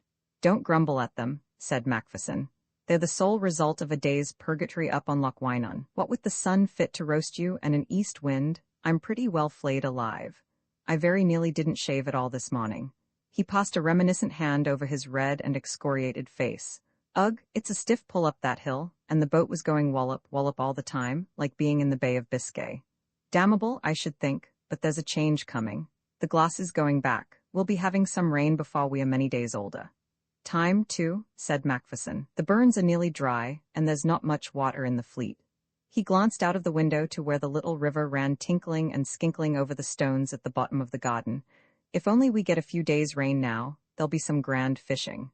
"It would come just as I've got to go, naturally," remarked Whimsy. "Yes, can't you stay a bit longer? I want to have a try for some sea trout." "Sorry, old man, can't be done. I must be in town on Wednesday." "Never mind, I've had a fine time in the fresh air and got in some good rounds of golf. You must come up another time. I'm here for a month, getting my strength up for the exams and all that. If you can't get away before I go, we'll put it off till August and have a shot at the grouse. The cottage is always at your service, you know, Whimsy." "Many thanks. I may get my business over quicker than I think, and, if I do, I'll turn up here again." "When did you say your great-uncle died?" Macpherson stared at him. "Sometime in April, as far as I can remember." "Why?" "Oh, nothing, I just wondered. You were a favorite of his, didn't you say?" "In a sense, I think the old boy liked my remembering him from time to time. Old people are pleased by little attentions, you know. Well, it's a queer world. What did you say his name was?" "Ferguson, Joseph Alexander Ferguson, to be exact. You seem extraordinarily interested in Great-Uncle Joseph. I thought, while I was about it, I might look up a man I know in the shipbuilding line and see if he knows anything about where the money went to. If you can do that, Cousin Robert will give you a medal. But if you really want to exercise your detective powers on the problem, you'd better have a hunt through the flat in Glasgow." "Yes. What is the address, by the way?" Macpherson told him the address. "I'll make a note of it, and if anything occurs to me, I'll communicate with Cousin Robert." "Where does he hang out?" "Oh, he's in London, in a solicitor's office. Crosby and Plump, somewhere in Bloomsbury. Robert was studying for the Scottish bar, you know, but he made rather a mess of things, so they pushed him off among the Sassenachs. His father died a couple of years ago. He was a writer to the Signet in Edinburgh, and I fancy Robert has rather gone to the bow-wows since then. Got among a cheerful crowd down there, don't you know, and wasted his substance somewhat. Terrible. Scotsmen shouldn't be allowed to leave home. What are you going to do with Great-Uncle?" "Oh, I don't know. Keep him for a bit, I think. I like the old fellow, and I don't want to throw him away. He'll look rather well in my consulting room, don't you think, when I'm qualified and set up my brass plate. I'll say he was presented by a grateful patient on whom I performed a marvelous operation." "That's a good idea. Stomach grafting. Miracle of surgery never before attempted. He'll bring sufferers to your door in flocks. Good old Great-Uncle. He may be worth a fortune to me after all." "So he may. I don't suppose you've got such a thing as a photograph of him, have you?" "A photograph?" Macpherson stared again. "Great-Uncle seems to be becoming a passion with you. I don't suppose the old man had a photograph taken these 30 years. There was one done then, when he retired from business. I expect Robert's got that." "Och, aye," said Whimsy, in the language of the country. Whimsy left Scotland that evening and drove down through the night towards London, thinking hard as he went. He handled the wheel mechanically, swerving now and again to avoid the green eyes of rabbits as they bolted from the roadside to squat fascinated in the glare of his headlamps. He was accustomed to say that his brain worked better when his immediate attention was occupied by the incidents of the road. Monday morning found him in town with his business finished and his thinking done. A consultation with his shipbuilding friend had put him in possession of some facts about Great-Uncle Joseph's money, together with a copy of Great-Uncle Joseph's photograph, supplied by the London representative of the Glasgow firm to which he had belonged. It appeared that old Ferguson had been a man of mark in his day. The portrait showed a fine, dour old face, long-lipped and high in the cheekbones, one of those faces which alter little in a lifetime. Whimsy looked at the photograph with satisfaction as he slipped it into his pocket and made a beeline for Somerset House. Here he wondered timidly about the wills department till a uniformed official took pity on him and inquired what he wanted. "Oh, thank you," said Whimsy effusively. "Thank you so much. Always feel nervous in these places. All these big desks and things, don't you know? So awe-inspiring and businesslike. Yes, I just wanted to have a squint at a will. I'm told you can see anybody's will for a shilling. Is that really so? Yes, sir, certainly. Anybody's will in particular, sir. Oh, yes, of course, how silly of me. Yes, curious, isn't it, that when you're dead any stranger can come and snoop round your private affairs, see how much you cut up for and who your lady friends were and all that? Yes, not at all nice. Horrid lack of privacy, what? The attendant laughed. I expect it's all one when you're dead, sir. That's awfully true. Yes, naturally, you're dead by then and it doesn't matter. Maybe a bit trying for your relations, of course, to learn what a bad boy you've been. Great fun annoying one's relations. Always do it myself. Now, what were we saying? Ah, yes, the will. I'm always so absent-minded. Whose will, you said? Well, it's an old Scots gentleman called Joseph Alexander Ferguson that died at Glasgow. You know Glasgow, where the accent's so strong that even Scotsmen faint when they hear it. In April, this last April as ever was. If it's not troubling you too much, may I have a bob's worth of Joseph Alexander Ferguson? The attendant assured him that he might, adding the caution that he must memorize the contents of the will and not on any account take notes. Thus warned, Wimsey was conducted into a retired corner, where in a short time the will was placed before him. It was a commendably brief document, written in holograph, and was dated the previous January. After the usual preamble and the bequest of a few small sums and articles of personal ornament to friends, it proceeded somewhat as follows. And I direct that, after my death, the alimentary organs be removed entire with their contents from my body, commencing with the esophagus and ending with the anal canal, and that they be properly secured at both ends with a suitable ligature, and be enclosed in a proper preservative medium in a glass vessel, and given to my great-nephew Thomas Macpherson of the Stone Cottage, Gatehouse of the Fleet, in Kirkcudbrightshire, now studying medicine in Aberdeen. And I bequeath him these my alimentary organs with their contents for his study and edification, they having served me for 95 years without failure or defect, because I wish him to understand that no riches in the world are comparable to the riches of a good digestion. And I desire of him that he will, in the exercise of his medical profession, use his best endeavors to preserve to his patients the blessing of good digestion unimpaired, not needlessly filling their stomachs with drugs out of concern for his own pocket, but exhorting them to sober and temperate life agreeably to the design of Almighty Providence. After this remarkable passage, the document went on to make Robert Ferguson residuary legatee without particular specification of any property, and to appoint a firm of lawyers in Glasgow executors of the will. Wimsey considered the bequest for some time. From the phraseology, he concluded that old Mr. Ferguson had drawn up his own will without legal aid, and he was glad of it, for its wording thus afforded a valuable clue to the testator's mood and intention. He mentally noted 3 points. The alimentary organs with their contents were mentioned twice over, with a certain emphasis. They were to be ligatured top and bottom, and the legacy was accompanied by the expression of a wish that the legatee should not allow his financial necessities to interfere with the conscientious exercise of his professional duties. Wimsey chuckled. He felt he rather liked Great-Uncle Joseph. He got up, collected his hat, gloves, and stick, and advanced with the will in his hand to return it to the attendant. The latter was engaged in conversation with a young man, who seemed to be expostulating about something. "I'm sorry, sir," said the attendant, "but I don't suppose the other gentleman will be very long." Ah, he turned and saw Wimsey. "Here is the gentleman." The young man, whose reddish hair, long nose, and slightly sodden eyes gave him the appearance of a dissipated fox, greeted Wimsey with a disagreeable stare. "What's up? Want me?" asked his lordship airily. "Yes, sir. Very curious thing, sir. Here's a gentleman inquiring for that very same document as you've been studying, sir. I've been in this department 15 years, and I don't know as I ever remember such a thing happening before." "No," said Wimsey. "I don't suppose there's much of a run on any of your lines as a rule." "It's a very curious thing indeed," said the stranger, with mock displeasure in his voice. "Member of the family?" suggested Wimsey. "I am a member of the family," said the foxy-faced man. "May I ask whether you have any connection with us?" "By all means," replied Wimsey graciously. "I don't believe it. I don't know you." No, I meant you might ask, by all means." The young man positively showed his teeth. "Do you mind telling me who you are, anyhow, and why you're so damned inquisitive about my great-uncle's will?" Wimsey extracted a card from his case and presented it with a smile. Mr. Robert Ferguson changed color. "If you would like a reference as to my respectability," went on Whimsy affably. Mr. Thomas Macpherson will, I am sure, be happy to tell you about me. I am inquisitive, said his lordship, a student of humanity. Your cousin mentioned to me the curious clause relating to your esteemed great-uncle's stomach and appurtenances. Curious clauses are a passion with me. I came to look it up and add it to my collection of curious wills. I am engaged in writing a book on the subject, clauses and consequences. My publishers tell me it should enjoy a ready sale.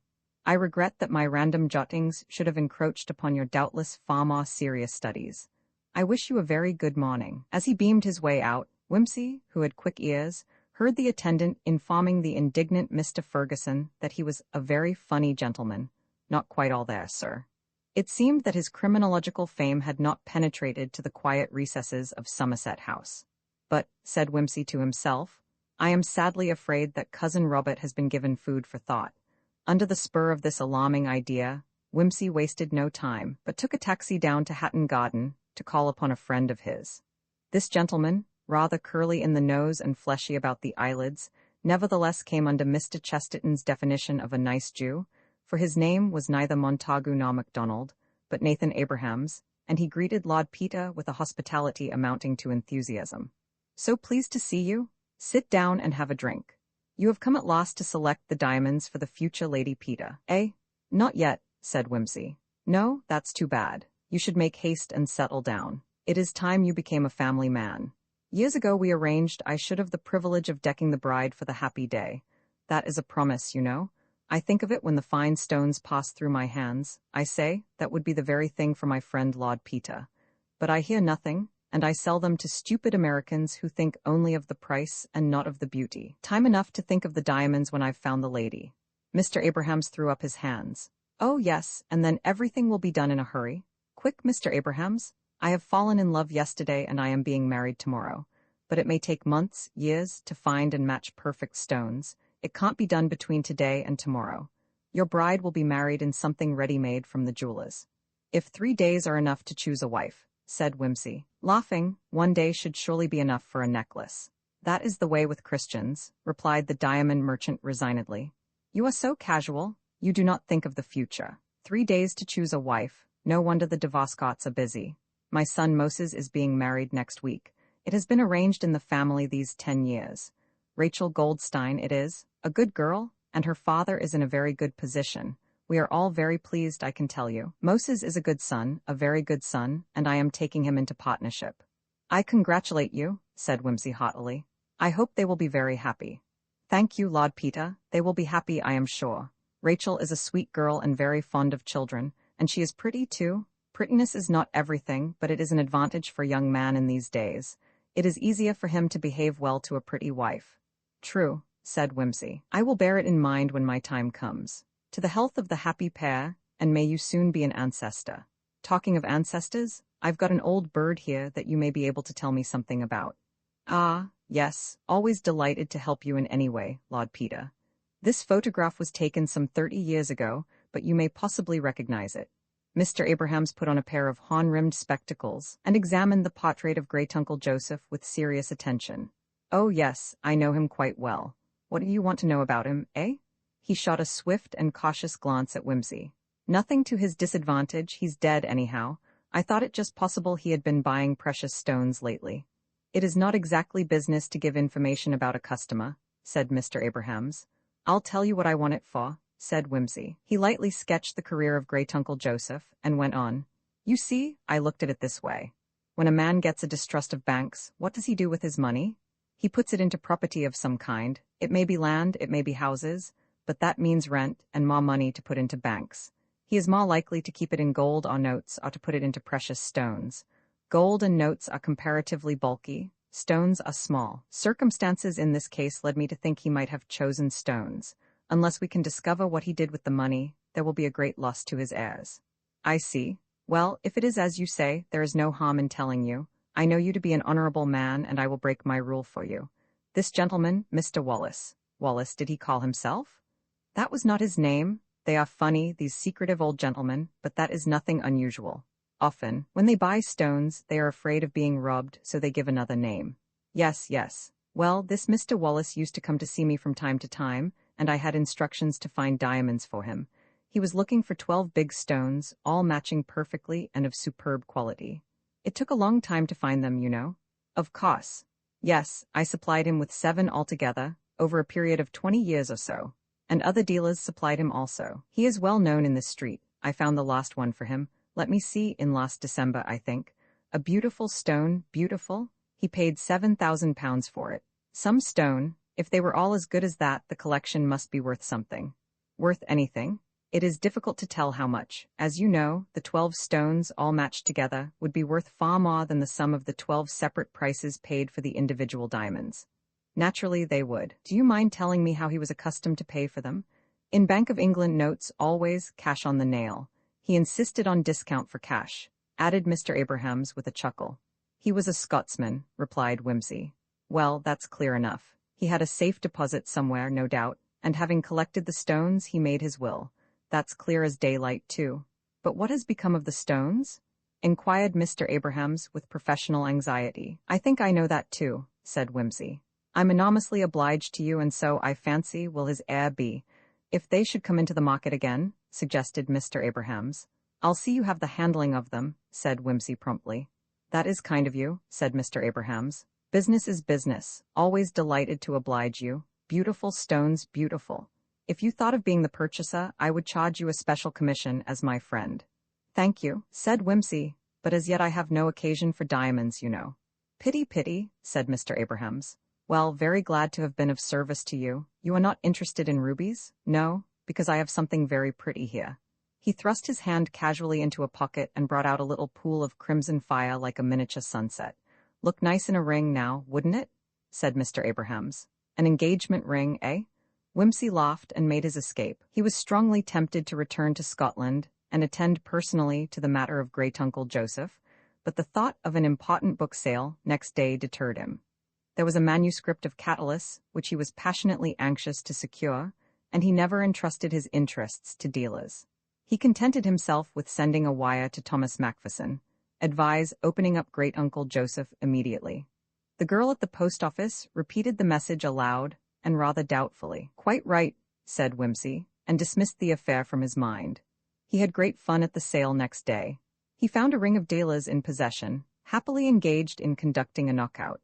Having lain low for an hour in a retired position behind a large piece of statuary, he emerged, just as the hammer was falling upon the Catullus for a price representing the 10th part of its value, with an overbid so large, prompt, and sonorous that the ring gasped with a sense of outrage. Scrimes, a dealer who had sworn an eternal enmity to Whimsy, on account of a previous little encounter over a Justinian, pulled himself together and offered a £50 advance. Whimsy promptly doubled his bid. Scrimes overbid him 50 again. Whimsy instantly jumped another 100 in the tone of a man prepared to go on till doomsday. Scrimes scowled and was silent. Somebody raised it 50 more. Whimsy made it guineas and the hammer fell. Encouraged by this success, Whimsy, feeling that his hand was in, romped happily into the bidding for the next lot, a hypnerotomatia which he already possessed, and for which he felt no desire whatever. Scrimes, annoyed by his defeat, set his teeth, determining that, if Whimsy was in the bidding mood, he should pay through the nose for his rashness. Whimsy, entering into the spirit of the thing, skied the bidding with enthusiasm. The dealers, knowing his reputation as a collector, and fancying that there must be some special excellence about the book that they had failed to observe, joined in wholeheartedly, and the fun became fast and furious. Eventually, they all dropped out again, leaving Scrimes and Whimsy in together. At which point Whimsy, observing a note of hesitation in the dealer's voice, neatly extricated himself and left Mr. Skyams with the baby. After this disaster, the ring became sulky and demoralized and refused to bid at all, and a timid little outsider, suddenly flinging himself into the arena, became the owner of a fine 14th-century missal at bargain price. Crimson with excitement and surprise, he paid for his purchase and ran out of the room like a rabbit, hugging the missal as though he expected to have it snatched from him. Whimsy thereupon set himself seriously to acquire a few fine early printed books, and having accomplished this, retired, covered with laurels and hatred. After this delightful and satisfying day, he felt vaguely hurt at receiving no ecstatic telegram from Macpherson.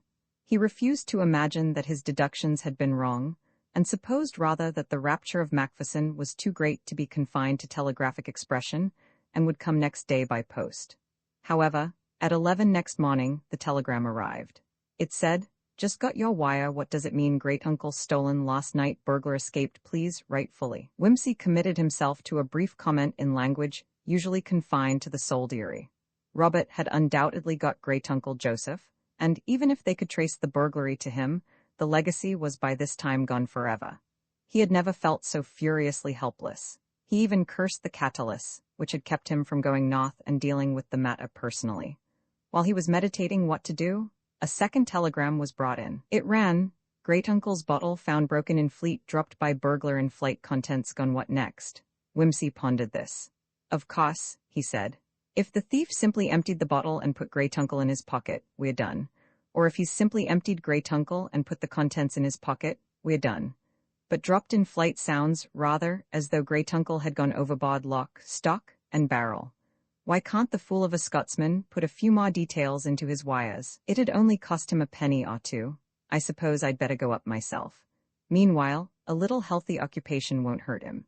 He took a telegraph form from the desk and dispatched a further message. Was Great Uncle in bottle? When dropped, if so, drag river. If not, pursue burglar, probably Robert Ferguson. Spare no pains, starting for Scotland tonight. Hope arrive early tomorrow. Urgent, important. Put your back into it, will explain. The night express decanted Lord Peter Whimsy at Dumfries early the following morning, and a hired car deposited him at the stone cottage in time for breakfast. The door was opened to him by Maggie, who greeted him with hearty cordiality. "Come awa in, sir. All's ready for ye, and Mr. Macpherson will be back in a few minutes, I'm thinkin'. Ye'll be tired with your long journey, and hungry, maybe? Aye. Will ye tak a bit parritch to your eggs and bacon? There's need truth the day, though yesterday was a grand day for the fush. Mr. Macpherson has been up and down the river, why my jock, lookin' for ane of his specimens, as he calls them, that was dropped by the thief that cam in. I dinna ken what the thing may be. My jock says it's like a calf's pluck to look at, by what Mr. Macpherson tells him." "Dear me," said Whimsy. "And how did the burglary happen, Maggie?" "Indeed, sir, it was a very remarkable circumstance. Mr. Macpherson was awa all day Monday and Tuesday, up at the big lock by the viaduct, fishin'. There was a big rain Saturday and Sunday, ye may remember, and Mr. Macpherson says, 'There'll be grand fishin' the morn, Jock,' says he. 'We'll go up to the viaduct if it stops rainin', and we'll spend the nisht at the keeper's lodge.' So on Monday, it stopped it rainin' and was a grand warm, soft day, so off they went together. There was a telegram come for him Tuesday mornin', and I set it up on the mantelpiece, where he'd see it when he came in, but it's been in my mind since that maybe that telegram had something to do why the burglary." "I wouldn't say, but you might be right, Maggie," replied Whimsy gravely. "Aye, sir, that wouldna surprise me." Maggie set down a generous dish of eggs and bacon before the guest and took up her tale again. "Well, I was sittin' in my kitchen the Tuesday night, waitin' for Mr. Macpherson and Jock to come hame, and sir, I pitied them, the pure souls, for the rain was peltin' down again, and the nisht was sae dark I was afraid they micht ha' tumult into a bog pool. Weel, I was listin' in for the sound o' the door sneck when I heard something movin' in the front room. The door wasna lockit, ye ken, because Mr. Macpherson was expected back. So I up from my chair, and I thought they had meb came in, and I not heard them. I waited a minute to set the kettle on the fire, and then I heard a crackin' sound. So I came out and I called, 'Ist you, Mr. Macpherson?'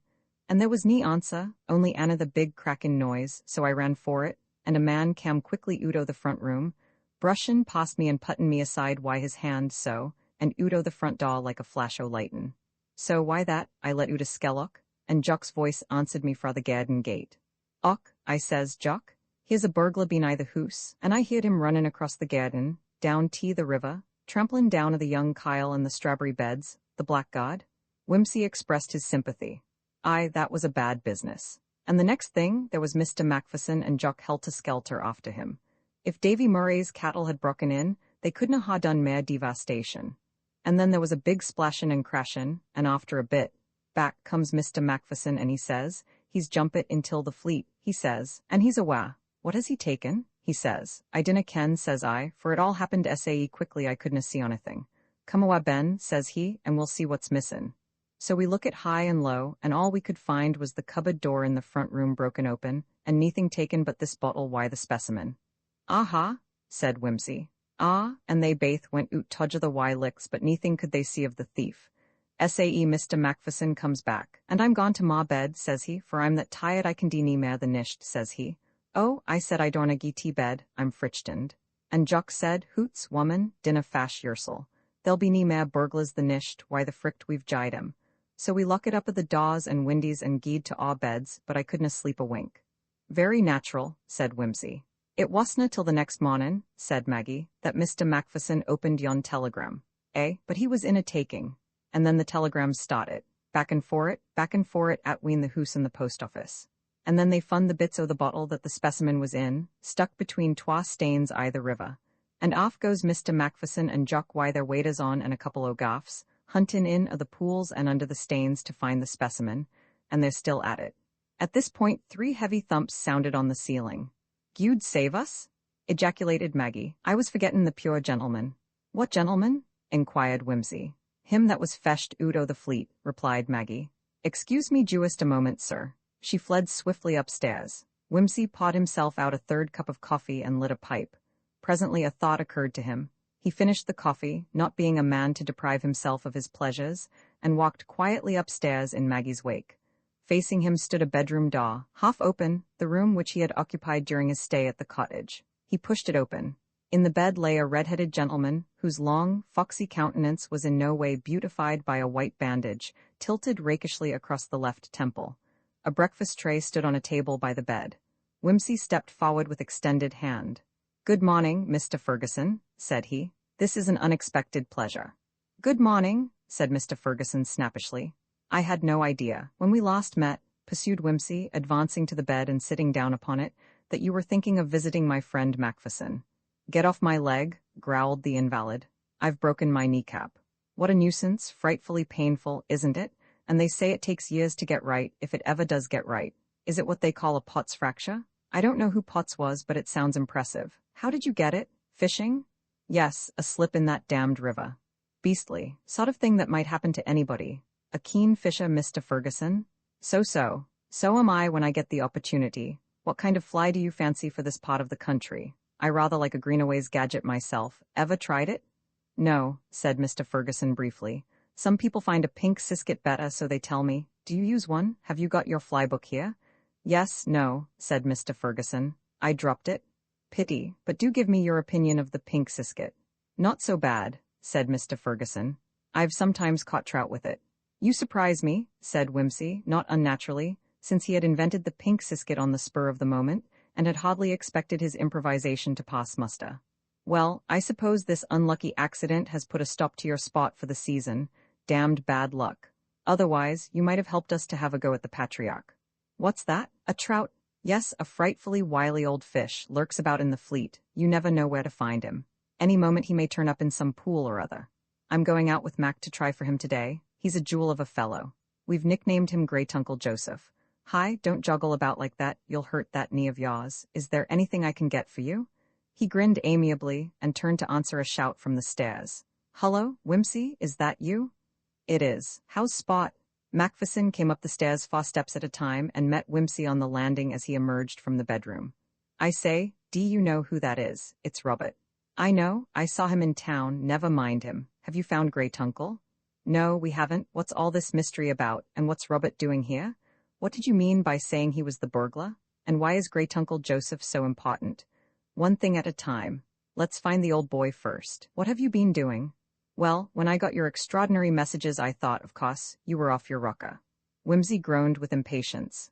"But then, I considered what a funny thing it was that somebody should have thought Great Uncle worth stealing, and thought there might be some sense in what you said, after all." "Dashed good of you," said Whimsy. "So I went out and poked about a bit, you know.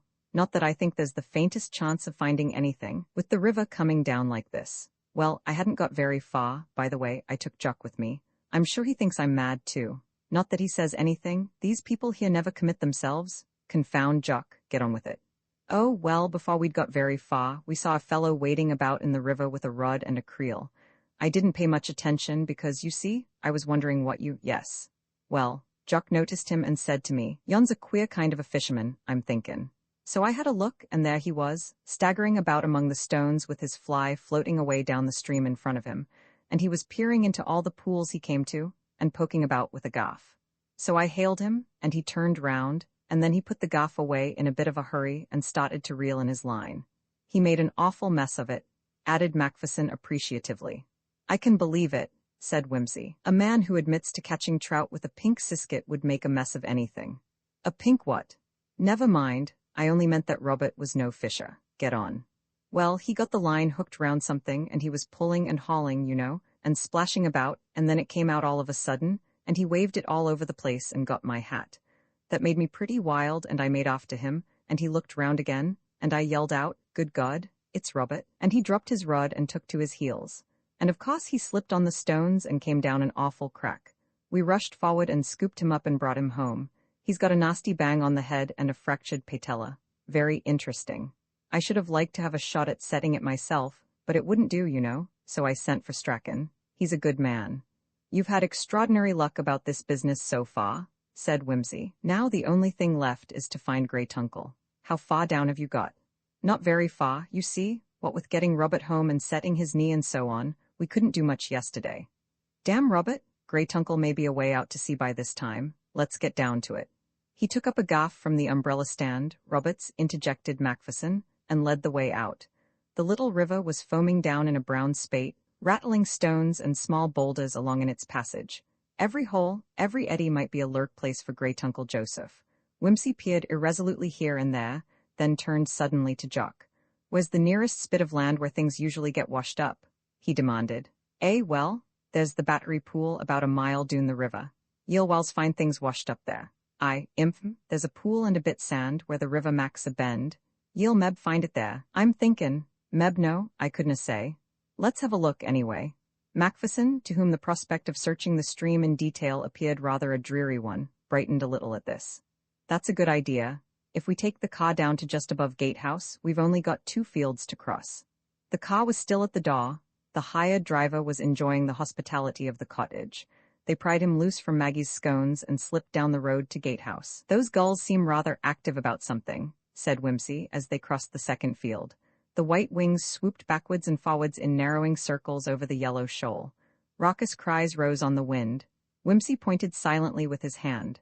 A long, unseemly object, like a drab purse, lay on the shaw. The gulls, indignant, rose higher, squawking at the intruders. Whimsy ran forward, stooped, rose again with the long bag dangling from his fingers. Great Uncle Joseph, I presume, he said, and raised his hat with old-fashioned courtesy. The gulls have had a wee peck at it here and there, said Jock. It'll be tough for them. They haven't done so vera much with it. Aren't you going to open it? Said Macpherson impatiently. Not here, said Whimsy. We might lose something. He dropped it into Jock's creel. We'll take it home first and show it to Robert. Robert greeted them with ill-disguised irritation. We've been fishing, said Whimsy cheerfully. Look at our bonny wee fush. He weighed the catch in his hand. What's inside this wee fush, Mr. Ferguson? I haven't the faintest idea, said Robert. Then why did you go fishing for it? Asked Whimsy pleasantly. Have you got a surgical knife there, Mac? Yes, here, hurry up. I'll leave it to you, be careful. I should begin with the stomach. Macpherson laid Great Uncle Joseph on the table and slid him open with a practiced hand. You'd be gracious to us, cried Maggie, peering over his shoulder. What'll that be? Whimsy inserted a delicate finger and thumb into the cavities of Uncle Joseph. 1, 2, 3. The stones glittered like fire as he laid them on the table. 7, 8, 9. That seems to be all. Try a little further down, Mac. Speechless with astonishment, Mr. Macpherson dissected his legacy. 10, 11, said Whimsy. I'm afraid the seagulls have got number 12. I'm sorry, Mac, but how did they get there? Demanded Robert foolishly. Simple as shelling peas. Great Uncle Joseph makes his will, swallows his diamonds. He must ha' been a grand man for a pill, said Maggie with respect, and jumps out of the window. It was as clear as crystal to anybody who read the will. He told you, Mac, that the stomach was given you to study. Robert Ferguson gave a deep groan. I knew there was something in it, he said. That's why I went to look up the will, and when I saw you there, I knew I was right. Curse this leg of mine, but I never imagined for a moment. His eyes appraised the diamonds greedily. And what will the value of these same stones be? Inquired Jock. About 7,000 pounds apiece taken separately, more than that taken together. The old man was mad, said Robert angrily. I shall dispute the will. I think not, said Whimsy. There's such an offence as entering and stealing, you know. My God, said Macpherson, handling the diamonds like a man in a dream. My God, 7,000 pund, said Jock. Did I understand you rickly to say that one o' they gulls is gone about new why 7,000 punds worth o' diamonds in his wame? It's just awfoo to think of. Good day to you, sirs. I'll be gone round to Jimmy McTaggart to ask will he lend me the loan o' a gun. The undignified melodrama of the bone of contention. I am afraid you have brought shocking weather with you, Lord Peter, said Mrs. Frobisher, with playful reproof. If it goes on like this, they will have a bad day for the funeral. Lord Peter Wimsey glanced out of the morning-room window to the soaked green lawn and the shrubbery, where the rain streamed down remorselessly over the laurel leaves, stiff and shiny like macintoshes. Nasty exposed business, standing round at funerals, he agreed. Yes, I always think it's such a shame for the old people. In a tiny village like this, it's about the only pleasure they get during the winter. It makes something for them to talk about for weeks. Is it anybody's funeral in particular? My dear Wimsey, said his host, it is plain that you, coming from your little village of London, are quite out of the swim. There has never been a funeral like it in Little Doddering before. It's an event. Really? Oh dear, yes. You may possibly remember old Burdock. Burdock? Let me see. Isn't he a sort of local squire or something? He was, corrected Mr. Frobisher. He's dead, died in New York about 3 weeks ago, and they're sending him over to be buried. The Burdocks have lived in the big house for hundreds of years, and they're all buried in the churchyard, except, of course, the one who was killed in the war. Burdock's secretary cabled the news of his death across, and said the body was following as soon as the embalmers had finished with it. The boat gets into Southampton this morning, I believe. At any rate, the body will arrive here by the 6:30 from town. Are you going down to meet it, Tom? No, my dear. I don't think that is called for. There will be a grand turnout of the village, of course. Jolliffe's people are having the time of their lives. They borrowed an extra pair of horses from young Mortimer for the occasion. I only hope they don't kick over the traces and upset the hearse. Mortimer's horseflesh is generally on the spirited side. But, Tom, we must show some respect to the Burdocks. We're attending the funeral tomorrow, and that's quite enough. We must do that, I suppose, out of consideration for the family, though as far as the old man himself goes, respect is the very last thing anybody would think of paying him. Oh, Tom, he's dead. And quite time, too? No, Agatha, it's no use pretending that old Burdock was anything but a spiteful, bad-tempered, dirty-living old blackguard that the world's well rid of. The last scandal he stirred up made the place too hot to hold him. He had to leave the country and go to the States, and even so, if he hadn't had the money to pay the people off, he'd probably have been put in jail. That's why I'm so annoyed with Hancock. I don't mind his calling himself a priest, though clergyman was always good enough for dear old Weeks, who, after all, was a canon, and I don't mind his vestments. He can wrap himself up in a Union Jack if he likes. It doesn't worry me. But when it comes to having old Burdock put on trestles in the south aisle, with candles round him, and Hubbard from the Red Cow and Duggins's boy praying over him half the night, I think it's time to draw the line. The people don't like it, you know. At least, the older generation don't. It's all right for the young ones, I dare say. They must have their amusement, but it gives offense to a lot of the farmers. After all, they knew Burdock a bit too well. Simpson, he's people's warden, you know, came up quite in distress to speak to me about it last night. You couldn't have a sounder man than Simpson. I said I would speak to Hancock. I did speak to him this morning, as a matter of fact, but you might as well talk to the west door of the church. Mr. Hancock is one of those young men who fancy they know everything, said his wife. A sensible man would have listened to you, Tom. You're a magistrate and have lived here all your life, and it stands to reason you know considerably more about the parish than he does. He took up the ridiculous position, said Mr. Frobisher, that the more sinful the old man had been the more he needed praying for. I said, I think it would need more praying than you, or I could do to help old Burdock out of the place he's in now. Ha, ha, so he said, I agree with you, Mr. Frobisher. That is why I am having 8 watches to pray all through the night for him. I admit he had me there. 8 people? Exclaimed Mrs. Frobisher. Not all at once, I understand, in relays 2 at a time. Well, I said, I think you ought to consider that you will be giving a handle to the nonconformists. Of course, he couldn't deny that. Wimsey helped himself to marmalade. Nonconformists, it seemed, were always searching for handles. Though what kind, whether door handles, teapot handles, pump handles, or starting handles, was never explained, nor what the handles were to be used for when found.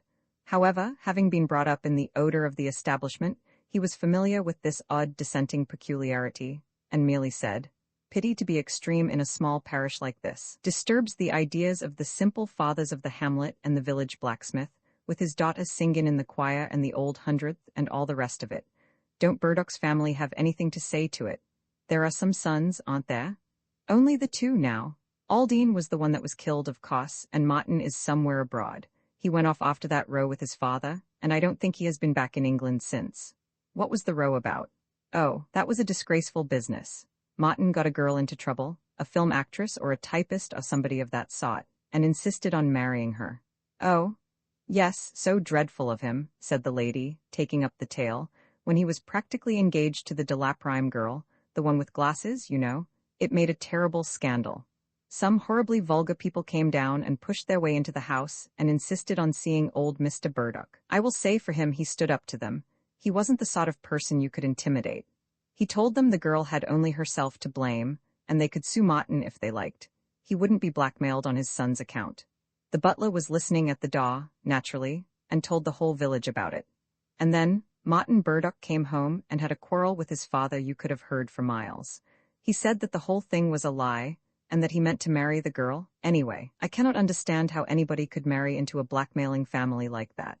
My dear, said Mr. Frobisher gently, I don't think you're being quite fair to Martin, or his wife's parents either. From what Martin told me, they were quite decent people, only not his class, of course, and they came in a well-meaning way to find out what Martin's intentions were. You would want to do the same yourself if it were a daughter of ours. Old Burdock, naturally, thought they meant blackmail. He was the kind of man who thinks everything can be paid for, and he considered a son of his had a perfect right to seduce a young woman who worked for a living. I don't say Martin was altogether in the right. Martin is a chip off the old block, I'm afraid, retorted the lady. He married the girl anyway, and why should he do that unless he had to? Well, they've never had any children, you know, said Mr. Frobisher. That's as may be. I've no doubt the girl was in league with her parents. And you know the Martin Burdocks have lived in Paris ever since. That's true, admitted her husband. It was an unfortunate affair altogether. They've had some difficulty in tracing Martin's address, too, but no doubt he'll be coming back shortly. He is engaged in producing some film play, they tell me, so possibly he can't get away in time for the funeral. If he had any natural feeling, he would not let a film play stand in his way, said Mrs. Frobisher.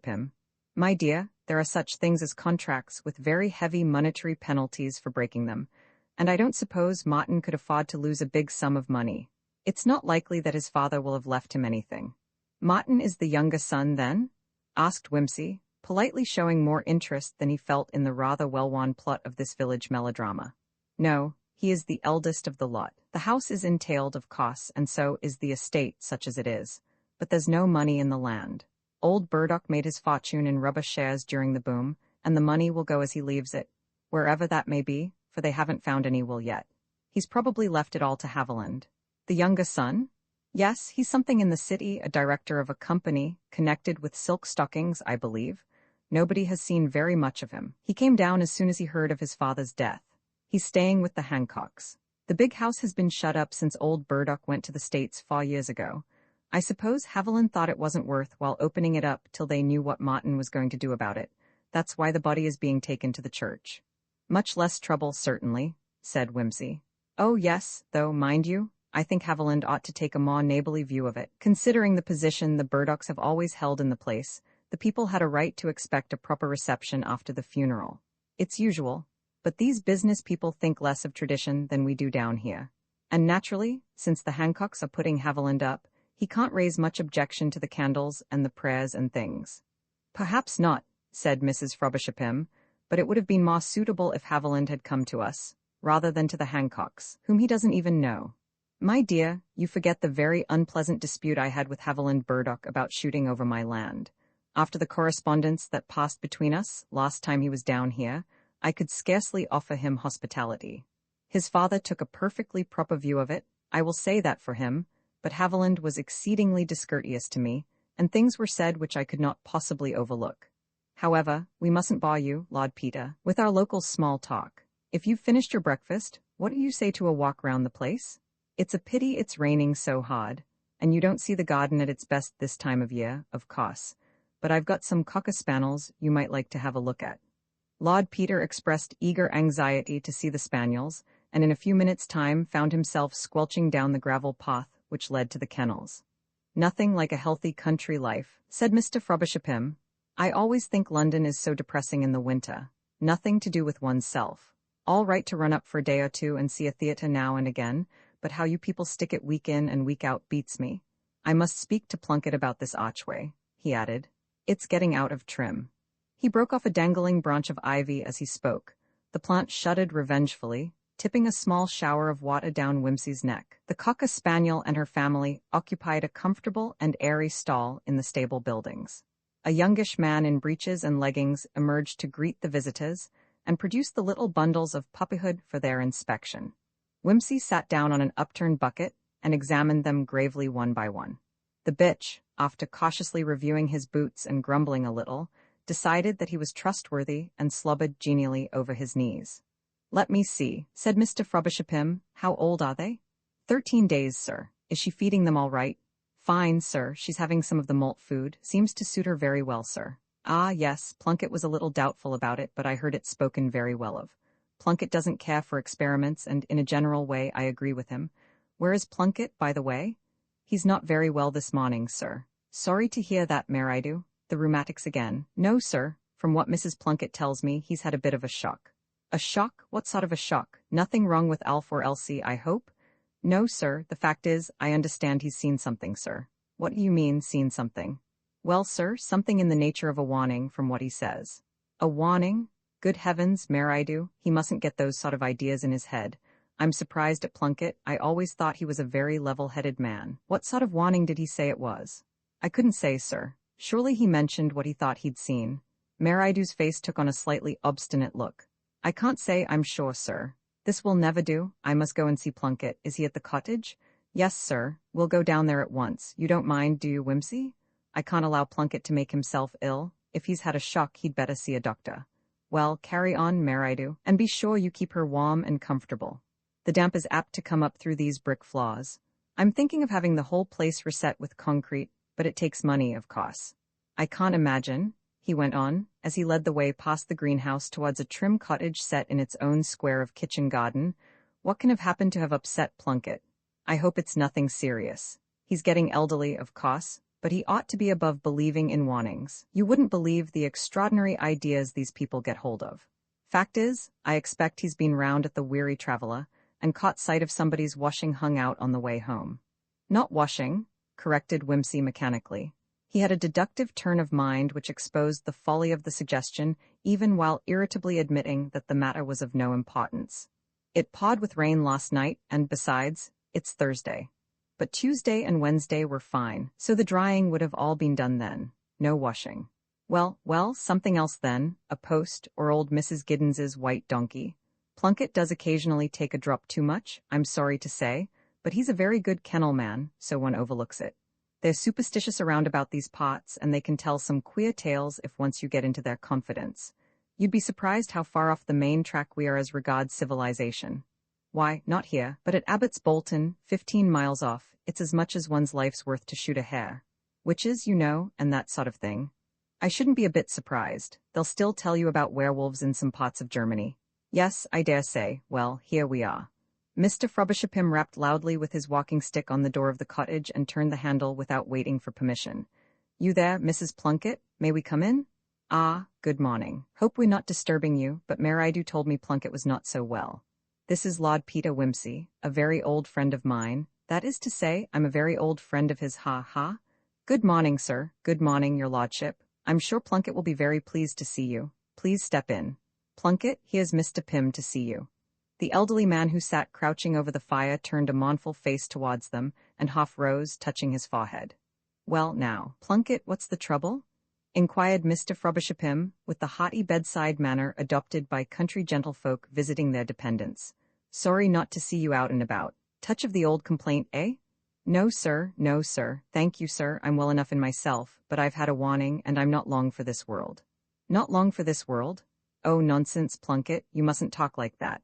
A touch of indigestion, that's what you've got, I expect. Gives one the blues, I know. I'm sure I often feel like nothing on earth when I've got one of my bilious attacks. Try a dose of castor oil, or a good old-fashioned blue pill and black draught. Nothing like it? Then you won't talk about warnings and dying.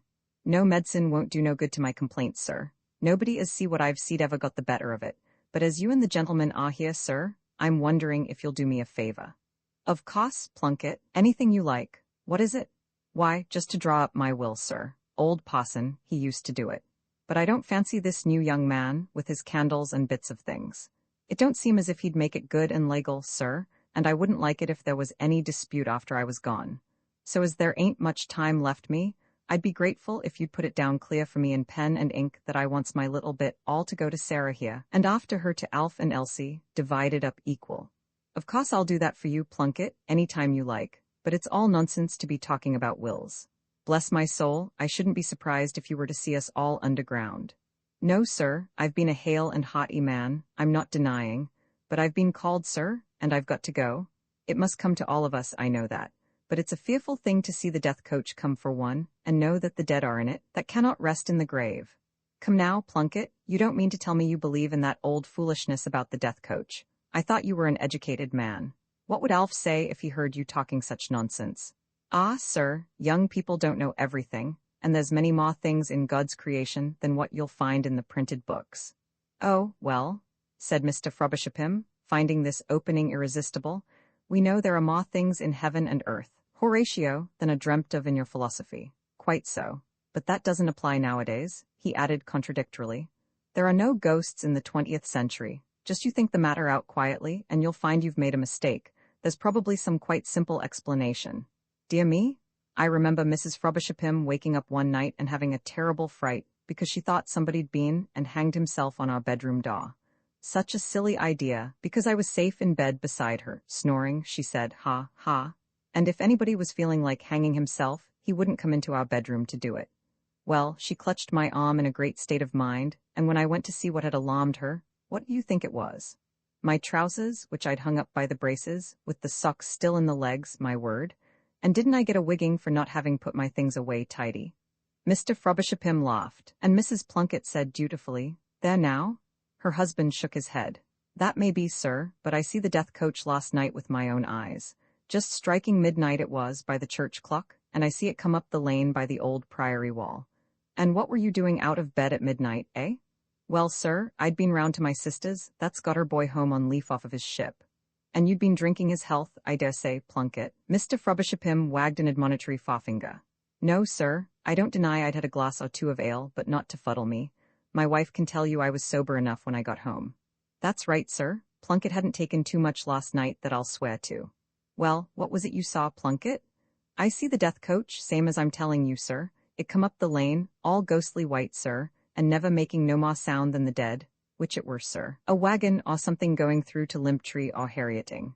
No, sir, 'tweren't a wagon. I counted the hosses, 4 white hosses, and they went by with never a sound of hoof or bridle. And that weren't 4 hosses? Come, Plunkett, you must have been seeing double. There's nobody about here would be driving 4 hosses, unless it was Mr. Mortimer from Abbott's Bolton, and he wouldn't be taking his hoss-flesh out at midnight. 4 hosses they was, sir. I see them plain. And it weren't Mr. Mortimer neither, for he drives a drag, and this were a big, heavy coach, with no lights on it, but shinin' all of itself, with a color like moonshine. Oh, nonsense, man, you couldn't see the moon last night, it was pitch dark. No, sir, but the coach shone all moony-like, all the same. And no lights? I wonder what the police would say to that. No mottle police could stop that coach, said Plunkett contemptuously. No mottle man could abide the sight on it. I tell you, sir, that ain't the worst of it. The hosses? Was it going slowly? No, sir, it were going at a gallop, only the hoofs didn't touch the ground. There weren't no sound, and I see the black road and the white hoofs half a foot off of it, and the hosses had no heads. No heads? No, sir, Mr. Frobisher laughed. Come, Plunkett, you don't expect us to swallow that. No heads? How could even a ghost drive hosses with no heads? How about the reins, eh? You may laugh, sir, but we know that with God all things are possible. 4 white hosses they was. I see them clearly, but there was neither head nor neck beyond the collar, sir. I see the reins shining like silver, and they ran up to the rings of the hames, and they didn't go no further. If I was to drop down dead this minute, sir, that's what I see. Was there a driver to this wonderful turnout? Yes, sir, there was a driver. Headless too, I suppose. Yes, sir, headless too. At least I couldn't see nothing of him beyond his coat, which had them old-fashioned capes at the shoulders. Well, I must say, Plunkett, you're very circumstantial. How far off was this, apparition when you saw it? I was passing by the War Memorial, sir, when I see it come up the lane. It wouldn't be above 20 or 30 yards from where I stood. It went by at a gallop, and turned off to the left round the churchyard wall. Well, it sounds odd, certainly, but it was a dark night, and at that distance your eyes may have deceived you. Now, if you'll take my advice, you'll think no more about it. Ah, sir, it's all very well saying that, but everybody knows the man who sees the death coach of the Burdocks is doomed to die within the week. There's no use rebelling against it, sir. It is so, and if you'd be so good as to oblige me over that matter of a will, I'd die happier for knowing as Sarah and the children was sure of their bit of money. Mr. Frobisher obliged over the will, though much against the grain, exhorting and scolding as he wrote. Wimsey added his own signature as one of the witnesses, and contributed his own bit of comfort. I shouldn't worry too much about the coach if I were you, he said. Depend upon it, if it's the Burdock coach it'll just have come for the soul of the old squire. It couldn't be expected to go to New York for him, don't you see? It's just gettin' ready for the funeral tomorrow. That's likely enough, agreed Plunkett. Often and often it's been seen in these parts when one of the Burdocks was taken, but it's terrible unlucky to see it. The thought of the funeral seemed, however, to cheer him a little. The visitors again begged him not to think about it, and took their departure. Isn't it wonderful, said Mr. Frobisher, what imagination will do with these people? And they're obstinate. You could argue with them till you were black in the face. Yes, I say, let's go down to the church and have a look at the place. I'd like to know how much he could really have seen from where he was standing. The parish church of Little Doddering stands, like so many country churches, at some distance from the houses. The main road from Harrieting, Abbots Bolton, and Frimpton runs past the west gate of the churchyard, a wide God's acre, crowded with ancient stones. On the south side is a narrow and gloomy lane, heavily overhung with old elm trees, dividing the church from the still more ancient ruins of Doddering Priory. On the main road, a little beyond the point where Old Priory Lane enters, stands the War Memorial, and from here the road runs straight on into Little Doddering. Round the remaining two sides of the churchyard winds another lane, known to the village simply as the Back Lane. This branches out from the Harrieting Road about 100 yards north of the church, connects with the far end of Priory Lane, and thence proceeds deviously to Shootering Underwood, Hampsey, Thripsey, and Wick. Whatever it was Plunkett thinks he saw, said Mr. Frobisher, it must have come from Shootering. The back lane only leads round by some fields and a cottage or two, and it stands to reason anybody coming from Frimpton would have taken the main road, going and coming. The lane is in a very bad state with all this rain. I'm afraid even your detective ability, my dear Wimsey, would not avail to find wheel marks on this modern tarmac. Hardly, said Wimsey, especially in the case of a ghostly chariot which gets along without touching the ground. But your reasoning seems perfectly sound, sir. It was probably a couple of belated wagons going to market, pursued Mr. Frobisher, and the rest of it is superstition and, I am afraid, the local beer. Plunkett couldn't have seen all those details about drivers and harness and so on at this distance, and if it was making no noise, how did he come to notice it at all, since he'd got past the turn and was walking in the other direction? Depend upon it, he heard the wheels and imagined the rest. Probably, said Wimsey. Of course, went on his host, if the wagons really were going about without lights, it ought to be looked into. It is a very dangerous thing, with all these motor vehicles about, and I've had to speak severely about it before now. I find a man only the other day for the very same thing. Do you care to see the church while we are here? Knowing that in country places it is always considered proper to see the church, Lord Peter expressed his eagerness to do so. It's always open nowadays, said the magistrate, leading the way to the west entrance. The vicar has an idea that churches should be always open for private prayer. He comes from a town living, of course. Round about here, the people are always out on the land, and you can't expect them to come into church in their working clothes and muddy boots. They wouldn't think it respectful, and they've other things to do. Besides, I said to him, consider the opportunity it gives for undesirable conduct. But he's a young man, and he'll have to learn by experience. He pushed the door open. A curious, stuffy waft of stale incense, damp, and stoves rushed out at them as they entered, a kind of concentrated extract of Church of England. The two altars, bright with flowers and gilding, and showing as garish splashes among the heavy shadows and oppressive architecture of the little Norman building, sounded the same note of contradiction. It was the warm and human that seemed exotic and unfamiliar, the cold and unwelcoming that seemed native to the place and people. This Lady Chapel, as Hancock calls it in the South Isle, is new of course, said Mr. Frobisher. It aroused a good deal of opposition, but the bishop is lenient with the high church party, too lenient, some people think, but after all, what does it matter? I'm sure I can say my prayers just as well with 2 communion tables as with 1. And I will say for Hancock, he is very good with the young men and the girls. In these days of motorcycles, it's something to get them interested in religion at all. Those trestles in the chapel are for old Burdock's coffin, I suppose. Ah, here is the vicar. A thin man in a cassock emerged from a door beside the high altar and came down towards them, carrying a tall, oaken candlestick in his hand. He greeted them with a slightly professional smile of welcome. Whimsy diagnosed him promptly as earnest, nervous, and not highly intellectual. The candlesticks have only just come, he observed after the usual introductions had been made. I was afraid they would not be here in time. However, all is now well. He set the candlestick beside the coffin trestles and proceeded to decorate its brass spike with a long candle of unbleached wax, which he took from a parcel in a neighboring pew. Mr. Frobisher said nothing. Whimsy felt it incumbent on him to express his interest, and did so. "It is very gratifying," said Mr. Hancock, thus encouraged, "to see the people beginning to take a real interest in their church. I have really had very little difficulty in finding watches for tonight. We are having 8 watches, 2 by 2, from 10 o'clock this evening, till which time I shall be myself on duty, till 6 in the morning, when I come in to say Mass. The men will carry on till 2 o'clock, then my wife and daughter will relieve them, and Mr. Hubbard and young Rawlinson have kindly consented to take the hours from 4 till 6. "What Rawlinson is that?" demanded Mr. Frobisher. "Mr. Graham's clerk from Harrieting. It is true he is not a member of the parish, but he was born here, and was good enough to wish to take his turn in watching. He is coming over on his motorcycle. After all, Mr. Graham has had charge of Burdock's family affairs for very many years, and no doubt they wished to show their respect in some way. Well, I only hope he'll be awake enough to do his work in the morning, after gadding about all night," said Mr. Frobisher gruffly. "As for Hubbard, that's his own lookout, though I must say it seems an odd occupation for a publican. Still, if he's pleased, and you're pleased, there's no more to be said about it." "You've got a very beautiful old church here, Mr. Hancock," said Whimsy, seeing that controversy seemed imminent. "Very beautiful indeed," said the vicar. "Have you noticed that apse? It is rare for a village church to possess such a perfect Norman apse. Perhaps you would like to come and look at it." He genuflected as they passed a hanging lamp which burned before a niche.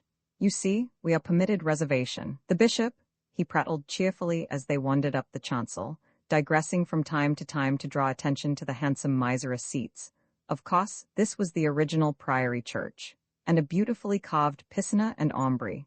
It is rare to find them so well preserved. Whimsy assisted him to carry down the remaining candlesticks from the vestry, and when these had been put in position, joined Mr. Frobisher at the door. "I think you said you were dining with the Lumsdens tonight," said the magistrate, as they sat smoking after lunch. "How are you going? Will you have the car?" "I'd rather you'd lend me one of the saddle horses," said Whimsy. "I get few opportunities of riding in town." "Certainly, my dear boy, certainly. Only I'm afraid you'll have rather a wet ride. Take Polly Flinders, it will do her good to get some exercise. You are quite sure you would prefer it? Have you got your kit with you?" "Yes, I brought an old pair of bags down with me, and with this raincoat, I shan't come to any harm. They won't expect me to dress." "How far is it to Frimpton, by the way?" 9 miles by the main road, and tarmac all the way, I'm afraid, but there's a good wide piece of grass each side, and of course you can cut off a mile or so by going across the common. What time will you want to start?" "Oh, about 7 o'clock, I should think. And I say, sir, will Mrs. Frobisher think it very rude if I'm rather late back? Old Lumsden and I went through the war together, and if we get yawning over old times, we may go on into the small hours. I don't want to feel I'm treating your house like a hotel, but—" Of course not, that's absolutely all right. My wife won't mind in the very least. We want you to enjoy your visit and do exactly what you like. I'll give you the key, and I'll remember not to put the chain up. Perhaps you wouldn't mind doing that yourself when you come in?" "Rather not. And how about the mare?" "I'll tell Maridu to look out for you. He sleeps over the stables. I only wish it were going to be a better night for you. I'm afraid the glass is going back." "Yes, dear. It's a bad lookout for tomorrow. By the way, you'll probably pass the funeral procession at the church. It should be along by about then, if the train is punctual." The train, presumably, was punctual, for as Lord Peter cantered up to the west gate of the church, he saw a hearse of great funereal pomp drawn up before it, surrounded by a little crowd of people. 2 mourning coaches were in attendance. The driver of the second seemed to be having some difficulty with the horses, and Whimsy rightly inferred that this was the pair which had been borrowed from Mr. Mortimer. Restraining Polly Flinders as best he might, he sidled into a respectful position on the edge of the crowd, and watched the coffin taken from the hearse and carried through the gate, where it was met by Mr. Hancock, in full pontificals, attended by a thurifer and 2 torchbearers. The effect was a little marred by the rain, which had extinguished the candles, but the village seemed to look upon it as an excellent show, nevertheless. A massive man, dressed with great correctness in a black frock coat and tall hat, and accompanied by a woman in handsome mourning and furs, was sympathetically commented on. This was Haviland Burdock of silk stocking fame, the younger son of the deceased. A vast number of white wreaths were then handed out, and greeted with murmurs of admiration and approval. The choir struck up a hymn, rather raggedly, and the procession filed away into the church. Polly Flinders shook her head vigorously, and Whimsy, taking this as a signal to be gone, replaced his hat and ambled gently away towards Frimpton. He followed the main road for about 4 miles, winding up through finely wooded country to the edge of Frimpton Common. Here the road made a wide sweep, skirting the common and curving gently down into Frimpton village. Whimsy hesitated for a moment, considering that it was growing dark, and that both the way and the animal he rode were strange to him. There seemed, however, to be a well-defined bridle path across the common, and eventually he decided to take it. Polly Flinders seemed to know it well enough, and cantered along without hesitation. A ride of about 1.5 miles brought them without adventure into the main road again. Here a fork in the road presented itself confusingly. An electric torch, however, and a signpost solved the problem, after which 10 minutes' ride brought the traveler to his goal. Major Lumsden was a large, cheerful man, none the less cheerful for having lost a leg in the war. He had a large, cheerful wife, a large, cheerful house, and a large, cheerful family. Whimsy soon found himself seated before a fire as large and cheerful as the rest of the establishment, exchanging gossip with his hosts over a whiskey and soda. He described the Burdock funeral with irreverent gusto, and went on to tell the story of the phantom coach. Major Lumsden laughed. "It's a quaint part of the country," he said. "The policeman is just as bad as the rest of them. Do you remember, dear, the time I had to go out and lay a ghost down at Pogson's farm?" "I do, indeed," said his wife emphatically. "The maids had a wonderful time. Trivett, that's our local constable, came rushing in here and fainted in the kitchen, and they all sat round howling and sustaining him with our best brandy, while Dan went down and investigated." "Did you find the ghost?" "Well, not the ghost, exactly, but we found a pair of boots and half a pork pie in the empty house, so we put it all down to a tramp. Still, I must say odd things do happen about here. There were those fires on the common last year. They were never explained." "Gypsies, Dan?" "Maybe, but nobody ever saw them, and the fires would start in the most unexpected way, sometimes in the pouring rain, and before you could get near one, it would be out, and only a sodden wet black mark left behind it. And there's another bit of the common that animals don't like, near what they call the dead man's post. My dogs won't go near it. Funny brutes. I've never seen anything there, but even in broad daylight, they don't seem to fancy it.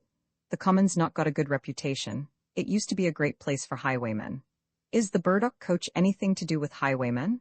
"No, I fancy it was some rakily dead and gone Burdock. Belonged to the Hellfire Club or something. The usual sort of story. All the people round here believe in it, of course. It's rather a good thing. Keeps the servants indoors at night. Well, let's go and have some grub, shall we?" "Do you remember," said Major Lumsden, "that damned old mill and the 3 elms by the pigsty?" "Good Lord, yes. You very obligingly blew them out of the landscape for us, I remember. They made us a damned sight too conspicuous. We rather missed them when they were gone. Thank heaven you didn't miss them when they were there. I'll tell you what you did miss, though." "What's that?" "The old sow." "By Jove, yes. Do you remember old Piper fetching her in?" "I'll say I do. That reminds me, you knew Bunthorne?" "I'll say good night," said Mrs. Lumsden, "and leave you people to it." "Do you remember," said Lord Peter Wimsey, "that awkward moment when Popham went off his rocker?" "No, I'd been sent back with a batch of prisoners. I heard about it, though. I never knew what became of him. I got him sent home. He's married now and living in Lincolnshire." "Is he? Well, he couldn't help himself, I suppose. He was only a kid. What's happened to Philpotts?" "Oh, Philpotts? Where's your glass, old man?" "Oh, rot, old man, the night is still young. Really? Well, but look here, why not stay the night? My wife will be delighted. I can fix you up in no time." "No, thanks most awfully. I must be rolling off home. I said I'd be back, and I'm booked to put the chain on the door." As you like, of course, but it's still raining. Not a good night for a ride on an open hoss. I'll bring a saloon next time, we shan't hurt. Rain's good for the complexion, makes the roses grow. Don't wake your man up, I can saddle her myself. My dear man, it's no trouble? No, really, old man. Well, I'll come along and lend you a hand. A gust of rain and wind blew in through the hall door as they struggled out into the night. It was past 1 in the morning and pitch dark. Major Lumsden again pressed Whimsy to stay. No, thanks, really. The old lady's feelings might be hurt. It's not so bad, really. Wet, but not cold. Come up, Polly, stand over, old lady.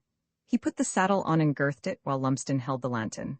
The mare, fed and rested, came delicately dancing out of the warm loose box, head well stretched forward and nostrils snuffing at the rain. Well, so long, old lad. Come and look us up again, it's been great. Rather, by Jove, yes, best respects to madam, is the gate open? Yes. Well, cheerio. Cheerio.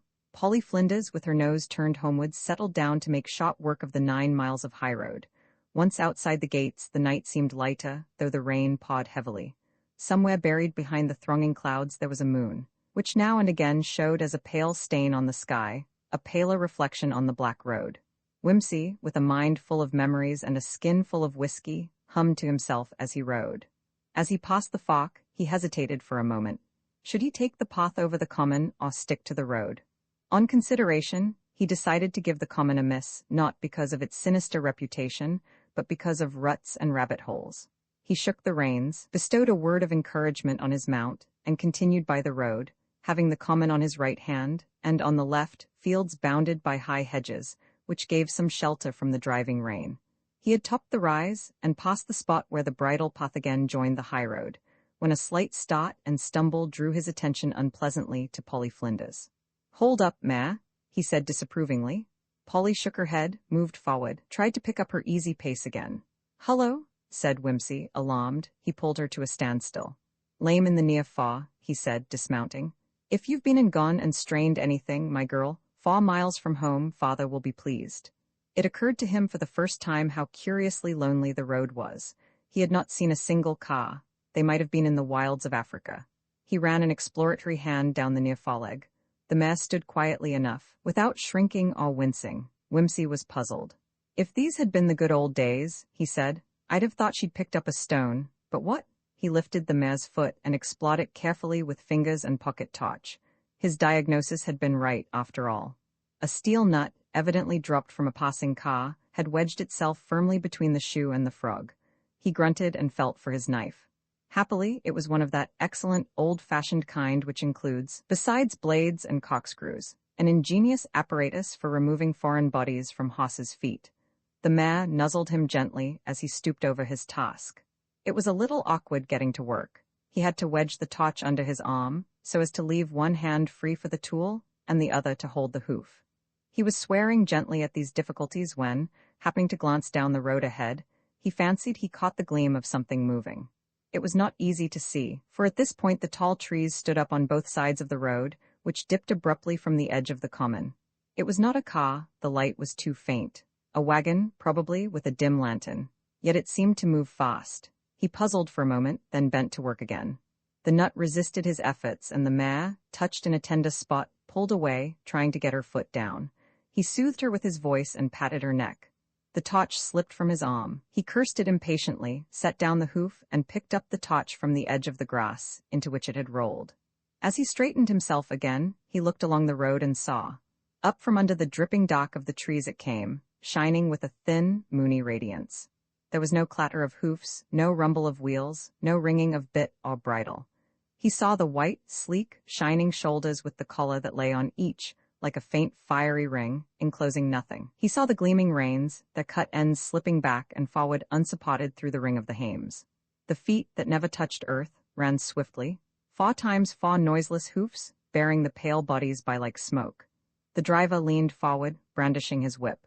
He was faceless and headless, but his whole attitude bespoke desperate haste. The coach was barely visible through the driving rain, but Whimsy saw the dimly spinning wheels and a faint whiteness, still and stiff, at the window. It went past at a gallop, headless driver and headless horses and silent coach. Its passing left a stir, a sound that was less a sound than a vibration, and the wind roared suddenly after it, with a great sheet of water blown up out of the south. "Good God," said Whimsy, and then, how many whiskeys did we have? He turned and looked back along the road, straining his eyes. Then suddenly he remembered the mare, and without troubling further about the torch, picked up her foot and went to work by touch. The nut gave no more trouble, but dropped out into his hand almost immediately. Polly Flinders sighed gratefully and blew into his ear. Whimsy led her forward a few steps. She put her feet down firmly and strongly. The nut, removed without delay, had left no tenderness. Whimsy mounted, let her go, then pulled her head round suddenly. I'm going to see, he said resolutely. Come up, ma, we won't let any headless hosses get the better of us. Perfectly indecent, goin' about without heads. Get on, old lady, over the common with you. We'll catch 'em at the crossroads. Without the slightest consideration for his host or his host's property, he put the mare to the bridle path again, and urged her into a gallop. At first he thought he could make out a pale, fluttering whiteness, moving away ahead of him on the road. Presently, as highroad and bridle path diverged, he lost it altogether, but he knew there was no side road. Bar any accident to his mount, he was bound to catch it before it came to the fork. Polly Flinders, answering easily to the touch of his heel, skimmed over the rough track with the indifference born of familiarity. In less than 10 minutes her feet rang out again on the tarmac. He pulled her up, faced round in the direction of Little Doddering, and stared down the road. He could see nothing yet. Either he was well ahead of the coach, or it had already passed at unbelievable speed, or else he waited. Nothing. The violent rain had ceased and the moon was struggling out again. The road appeared completely deserted. He glanced over his shoulder. A small beam of light near the ground moved, turned, flashed green and red and white again, and came towards him. Presently he made out that it was a policeman wheeling a bicycle. "A bad night, sir," said the man civilly, but with a faint note of inquiry in his voice. "Rotten," said Whimsy. "Just had to mend a puncture to make it all the pleasanter," added the policeman. Whimsy expressed sympathy. "Have you been here long?" he added. "Best part o' 20 minutes. Did you see anything pass along this way from Little Doddering?" "Ain't been nothing along while I've been here." "What sort of thing did you mean, sir?" "I thought I saw—" Whimsy hesitated. He did not care about the idea of making a fool of himself. "A carriage with 4 horses," he said hesitatingly. "It passed me on this road not a quarter of an hour ago, down at the other end of the common. I came back to see. It seemed unusual." He became aware that his story sounded very lame. The policeman spoke rather sharply and rapidly. "There ain't been nothing past here." "You're sure?" "Yes, sir, and if you don't mind me sayin' so, you'd best be getting home. It's a lonesome bit o' road." "Yes, isn't it?" said Whimsy. "Well, good night, Sergeant."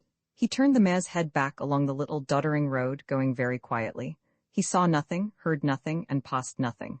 The night was brighter now, and as he rode back, he verified the entire absence of side roads. Whatever the thing was which he had seen, it had vanished somewhere along the edge of the common.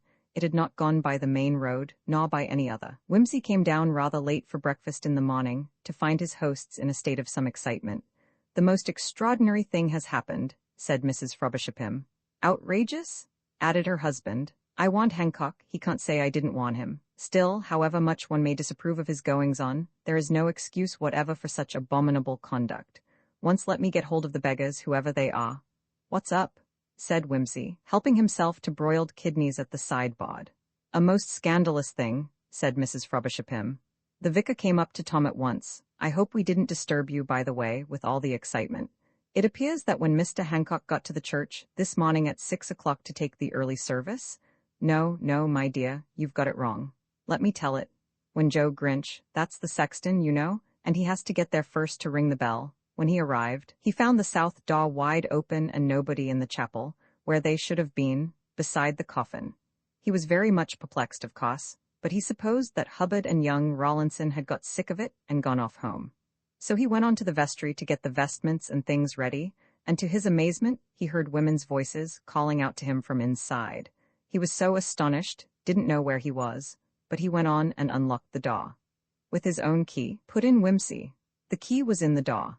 As a rule, it's kept hanging up on a nail under a curtain near the organ, but it was in the lock, where it ought not to have been. And inside the vestry he found Mrs. Hancock and her daughter, nearly dead with fright and annoyance. Great Scott! Yes, indeed, they had a most extraordinary story to tell. They'd taken over at 2 o'clock from the other pair of watches, and had knelt down by the coffin in the Lady Chapel, according to plan, to say the proper sort of prayers, whatever they are. They'd been there, to the best of their calculation, about 10 minutes, when they heard a noise up by the high altar, as though somebody was creeping stealthily about. Miss Hancock is a very plucky girl, and she got up and walked up the aisle in the dark, with Mrs. Hancock following on behind because, as she said, she didn't want to be left alone. When they'd got as far as the rood screen, Miss Hancock called out aloud, "Who's there?" At that they heard a sort of rustling sound, and a noise like something being knocked over. Miss Hancock most courageously snatched up one of the churchwarden's staffs, which was clipped onto the choir stalls, and ran forward, thinking, she says, that somebody was trying to steal the ornaments off the altar. There's a very fine 15th-century cross. Never mind the cross, Tom, that hasn't been taken at any rate. No, it hasn't, but she thought it might be. Anyhow, just as she got up to the sanctuary steps, with Mrs. Hancock coming close after her and begging her to be careful, somebody seemed to rush out of the choir stalls, and caught her by the arms and frogs marched her, that's her expression, into the vestry. And before she could get breath even to shriek, Mrs. Hancock was pushed in beside her, and the door locked on them. "By Jove, you do have exciting times in your village." "Well," said Mr. Frobisher, "of course they were dreadfully frightened, because they didn't know but what these wretches would come back and murder them, and in any case, they thought the church was being robbed. But the vestry windows are very narrow and barred, and they couldn't do anything except wait. They tried to listen, but they couldn't hear much. Their only hope was that the 4 o'clock watches might come early and catch the thieves at work. But they waited, and they heard 4 strike, and 5, and nobody came. What had happened to what's-his-name and Rawlinson then? They couldn't make out, and nor could Grinch. However, they had a good look round the church, and nothing seemed to be taken or disturbed in any way. Just then the vicar came along, and they told him all about it. He was very much shocked, naturally, and his first thought, when he found the ornaments were safe and the poor box all right, was that some Kensitite people had been stealing the wafers from the what do you call it? The tabernacle, suggested Whimsy. Yes, that's his name for it. That worried him very much, and he unlocked it and had a look.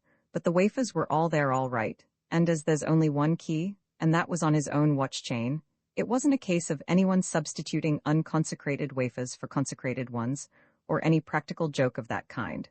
So he sent Mrs. and Miss Hancock home, and had a look round the church outside, and the first thing he saw, lying in the bushes near the south door, was young Rawlinson's motorcycle. Oh ho! So his next idea was to hunt for Rawlinson and Hubbard. However, he didn't have to look far. He'd got round the church as far as the furnace house on the north side, when he heard a terrific hullabaloo going on, and people shouting and thumping on the door. So he called Grinch, and they looked in through the little window, and there, if you please, were Hubbard and young Rawlinson, bawling and going on, and using the most shocking language. It seems they were set upon in exactly the same way, only before they got inside the church. Rawlinson had been passing the evening with Hubbard, I understand, and they had a bit of sleep downstairs in the back bar, to avoid disturbing the house early. Or so they say, though I dare say, if the truth was known, they were having drinks. And if that's Hancock's idea of a suitable preparation for going to church and saying prayers, all I can say is, it isn't mine. Anyway, they started off just before 4, Hubbard going down on the carrier of Rawlinson's bicycle. They had to get off at the south gate, which was pushed to, and while Rawlinson was wheeling the machine up the path 2 or 3 men, they couldn't see exactly, jumped out from the trees. There was a bit of a scuffle, but what with the bicycle, and its being so unexpected, they couldn't put up a very good fight, and the men dropped blankets over their heads, or something, I don't know all the details. At any rate, they were bundled into the furnace house and left there. They may be there still, for all I know, if they haven't found the key. There should be a spare key, but I don't know what's become of it. They sent up for it this morning, but I haven't seen it about for a long time. It wasn't left in the lock this time, then? No, it wasn't. They've had to send for the locksmith. I'm going down now to see what's to be done about it. Like to come, if you're ready. Whimsy said he would. Anything in the nature of a problem always fascinated him. You were back pretty late, by the way, said Mr. Frobisher jovially as they left the house. Yawning over old times, I suppose. We were, indeed, said Whimsy. Hope the old girl carried you all right. Lonely bit of road, isn't it? I don't suppose you saw anybody worse than yourself, as the saying goes? Only a policeman, said Whimsy untruthfully. He had not yet quite decided about the phantom coach. No doubt Plunkett would be relieved to know that he was not the only person to whom the warning had come. But then, had it really been the phantom coach, or merely a delusion, begotten by whiskey upon reminiscence? Whimsy, in the cold light of day, was none too certain. On arriving at the church, the magistrate and his guest found quite a little crowd collected, conspicuous among whom were the vicar, in cassock and biretta, gesticulating frailly, and the local policeman, his tunic buttoned awry, and his dignity much impaired by the small fry of the village, who clustered round his legs. He had just finished taking down the statements of the two men who had been released from the stokehole. The younger of these, a fresh-faced, impudent-looking fellow of 25 or so, was in the act of starting up his motorcycle. He greeted Mr. Frobisher pleasantly. "Afraid they've made us look a bit small. Sir, you'll excuse me, won't you? I'll have to be getting back to Harrieting. Mr. Graham won't be any too pleased if I'm late for the office. I think some of the bright lads have been having a joke with us." He grinned as he pushed the throttle lever over and departed in a smother of unnecessary smoke that made Mr. Frobisher sneeze. His fellow victim, a large, fat man, who looked the spotting publican that he was, grinned shamefacedly at the magistrate. "Well, Hubbard," said the latter, "I hope you've enjoyed your experience. I must say I'm surprised at a man of your size letting himself be shut up in a coal hole like a naughty urchin." "Yes, sir, I was surprised myself at the time," retorted the publican, good-humoredly enough. "When that there blanket came down on my head, I was the most surprised man in this here county. I gave him a hack or two on the shins, though, to remember me by," he added, with a reminiscent chuckle. "How many of them were there?" asked Whimsy. "3 or 4, I should say, sir. But not 'avin' seen 'em, I can only tell from 'earin' 'em talk. There was 2 laid 'old of me, I'm pretty sure, and young Rawlinson thinks there was only 1 'ad 'old of him, but 'e was a wonderful strong 'un." "We must leave no stone unturned to find out who these people were," said the vicar excitedly. "Ah, Mr. Frobisher, come and see what they have done in the church. It is as I thought, an anti-Catholic protest. We must be most thankful that they have done no more than they have." He led the way in. Somebody had lit 2 or 3 hanging lamps in the gloomy little chancel. By their light, Whimsy was able to see that the neck of the eagle lectern was decorated with an enormous red, white, and blue bow, and bore a large placard, obviously pinched from the local newspaper offices, "Vatican bans immodest dress." In each of the choir stalls, a teddy bear sat, lumpishly amiable, apparently absorbed in reading the choir books upside down, while on the ledge before them copies of the Pink Un were obtrusively displayed. In the pulpit, a waggish hand had set up a pantomime ass's head, elegantly arrayed in a nightgown, and crowned with a handsome nimbus, cut from gold paper. "Disgraceful, isn't it?" said the vicar. "Well, Hancock," replied Mr. Frobisher, "I must say I think you have brought it upon yourself, though I quite agree, of course, that this sort of thing cannot possibly be allowed, and the offenders must be discovered and severely punished. But you must see that many of your practices appear to these people to be papistical nonsense at best, and while that is no excuse," his reprimanding voice barked on, "what I really can only look upon as this sacrilegious business with old Burdock, a man whose life—" The policeman had by this time shoved away the attendant villagers and was standing beside Lord Peter at the entrance of the rood screen. "Was that you was out on the road this morning, sir? Ah, I thought I recognized your voice. Did you get home all right, sir? Didn't meet nothing?" There seemed to be a shade more than idle questioning in the tone of his voice. Whimsy turned quickly. "No, I met nothing, ma. Who is it drives a coach with 4 white hosses about this village of a night, sergeant?" "Not sergeant, sir. I ain't due for promotion yet a while." "Well, sir, as to white hosses, I don't altogether like to say. Mr. Mortimer over at Abbott's Bolton has some nice greys, and he's the biggest hoss breeder about these parts. But well there, sir, he wouldn't be driving out in all that rain, sir, would he? It doesn't seem a sensible thing to do." "Certainly. No, sir," and the constable leaned close to Whimsy and spoke into his ear, "and Mr. Mortimer is a man that's got a head on his shoulders, and what's more, so have his hosses." "Why," said Whimsy, a little startled by the aptness of this remark, "did you ever know a hoss that hadn't?" "No, sir," said the policeman with emphasis. "I never knew no livin' hoss that hadn't, but that's neither here nor there, as the sayin' goes. But as to this church business, that's just a bit of a lock got up among the boys, that's what that is. They don't mean no harm, you know, sir, they likes to be up to their tricks. It's all very well for the vicar to talk, sir, but this ain't no Kensitites nor anythink of that, as you can see with half an eye. Just a bit of fun, that's all it is." "I'd come to the same conclusion myself," said Whimsy, interested, "but I'd rather like to know what makes you think so." "Lord bless you, sir, ain't it plain as the nose on your face? If it had been these Kensitites, wouldn't they have gone for the crosses and the images and the lights and that there?" He extended a horny finger in the direction of the tabernacle. "No, sir, these lads what did this ain't laid a finger on the things what you might call sacred images, and they ain't done no harm neither to the communion table. So I says, as it ain't a case of controversy, but more a bit of fun, like. And they've treated Mr. Burdock's cops respectful, sir, you see too. That shows they wasn't meaning anything wrong at heart, don't you see? I agree absolutely, said Whimsy. In fact, they've taken particular care not to touch anything that a churchman holds really sacred. How long have you been on this job, officer? 3 years, sir, come February. Ever have any idea of going to town or taking up the detective side of the business? Well, sir, I have, but it isn't just ask and have, as you might say. Whimsy took a card from his note case. If ever you think seriously about it, he said, give this card to Chief Inspector Parker and have a chat with him. Tell him I think you haven't got opportunities enough down here. He's a great friend of mine, and he'll give you a good chance, I know. I've heard of you, my lord, said the constable, gratified, and I'm sure it's very kind of your lordship. Well, I suppose I'd best be getting along now. You leave it to me, Mr. Frobisher, sir. We'll soon get at the bottom of this here. I hope you do, said the magistrate. Meanwhile, Mr. Hancock, I trust you will realize the inadvisability of leaving the church doors open at night. Well, come along, Whimsy. We'll leave them to get the church straight for the funeral.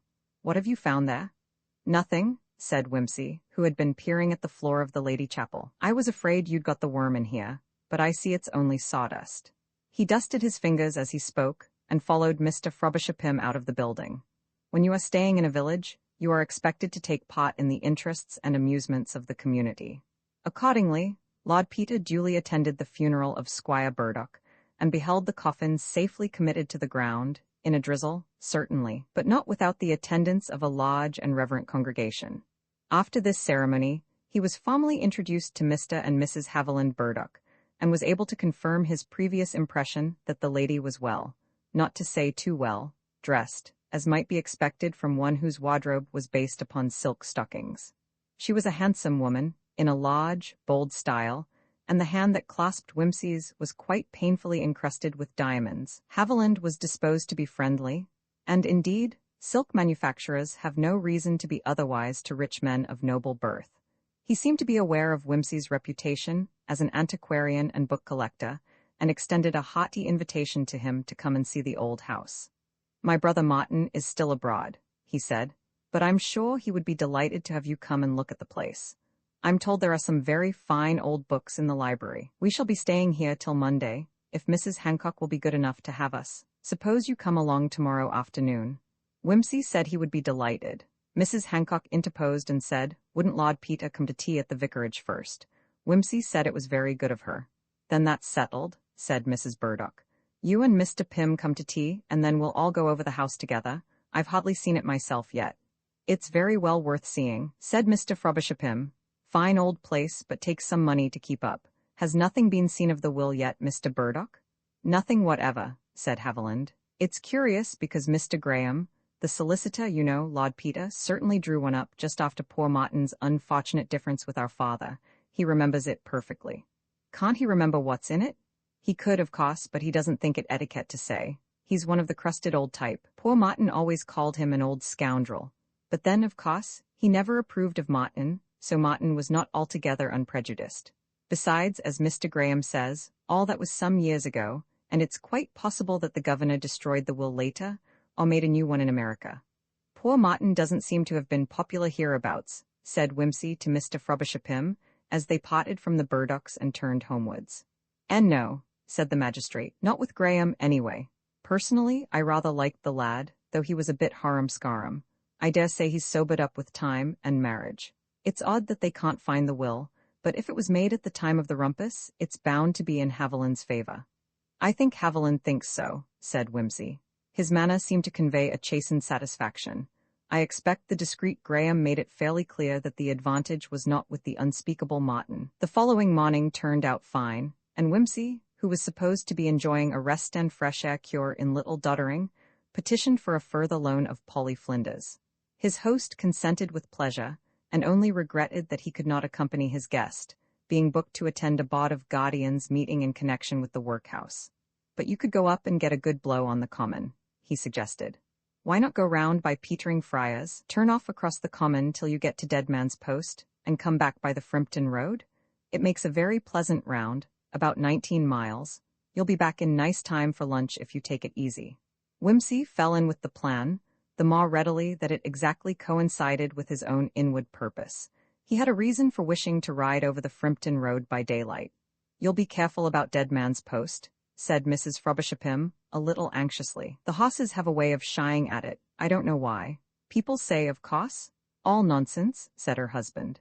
"The villagers dislike the place and that makes the hosses nervous. It's remarkable how a rider's feelings communicate themselves to his mount.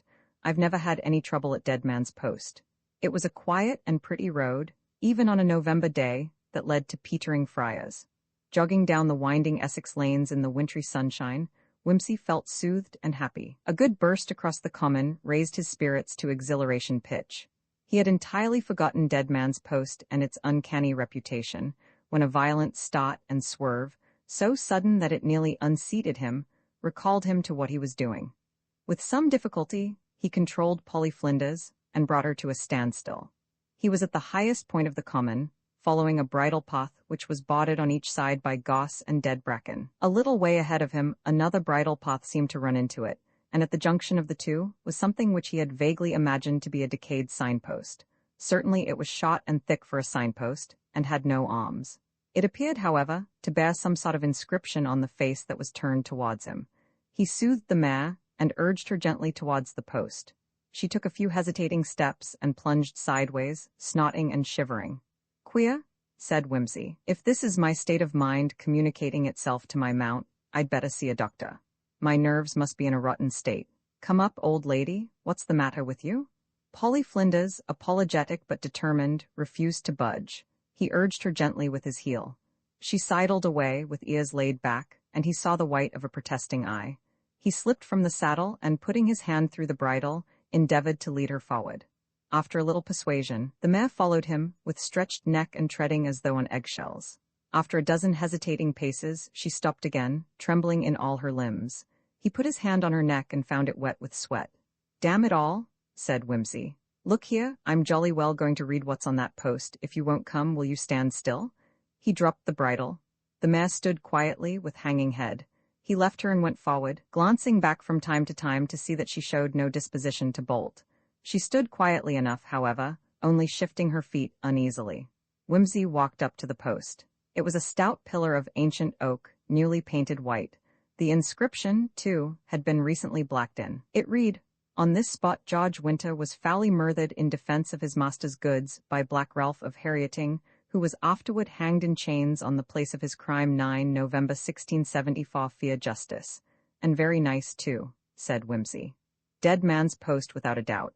Polly Flinders seems to share the local feeling about the place. Well, Polly, if them's your sentiments, I won't do violence to them. But may I ask why? If you're so sensitive about a mere post, you should swallow a death coach and faw headless hosses with such hardened equanimity." The mare took the shoulder of his jacket gently between her lips and mumbled at it. "Just so," said Whimsy. "I perfectly understand. You would if you could, but you really can't. But those hosses, Polly, did they bring with them no brimstone blast from the nethermost pit? Can it be that they really exuded nothing but an honest and familiar smell of stables?"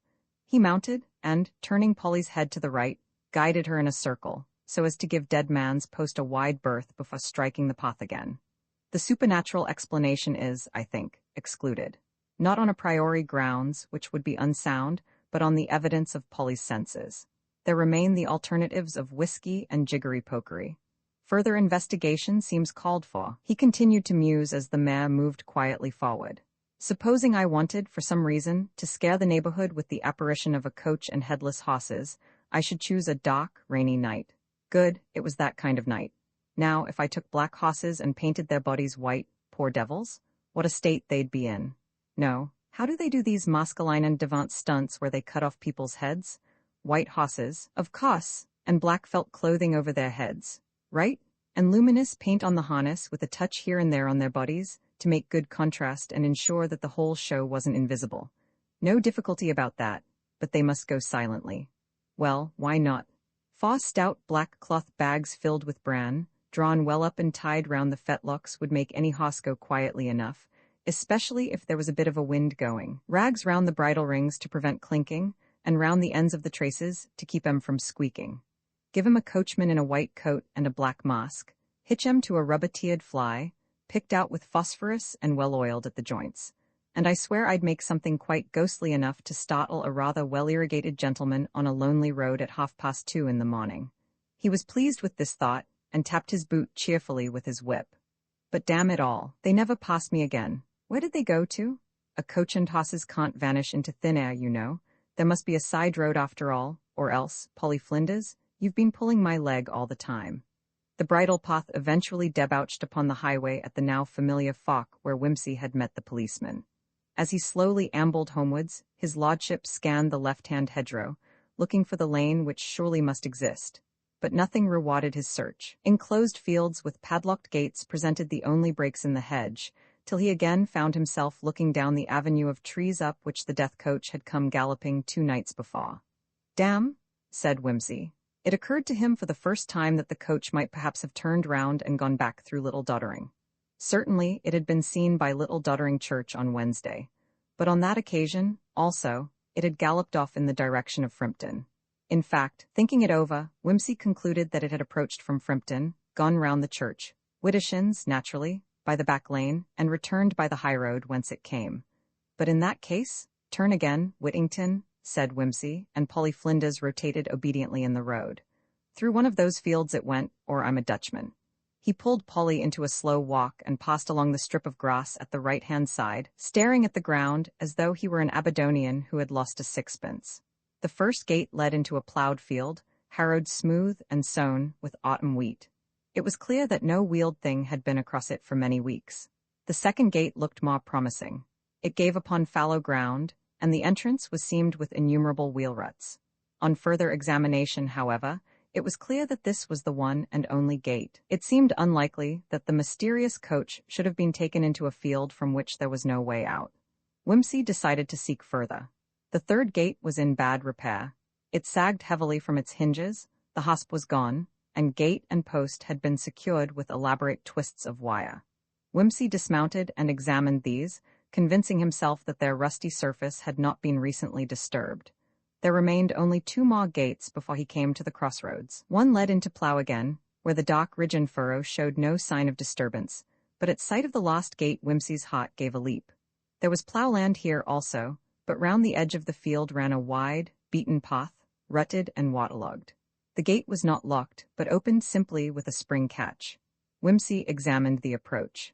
Among the wide ruts made by farm wagons was the track of 4 narrow wheels, the unmistakable prints of rubber tires. He pushed the gate open and passed through. The path skirted 2 sides of the plough, then came another gate and another field, containing a long barrow of mangold wurzels and a couple of barns. At the sound of Polly's hoofs, a man emerged from the nearest barn with a paintbrush in his hand and stood watching Whimsy's approach. "Morning," said the latter genially. "Morning, sir. Fine day after the rain." "Yes, it is, sir. I hope I'm not trespassing? Where was you wanting to go, sir?" I thought, as a matter of fact, hullo? Anything wrong, sir? Whimsy shifted in the saddle.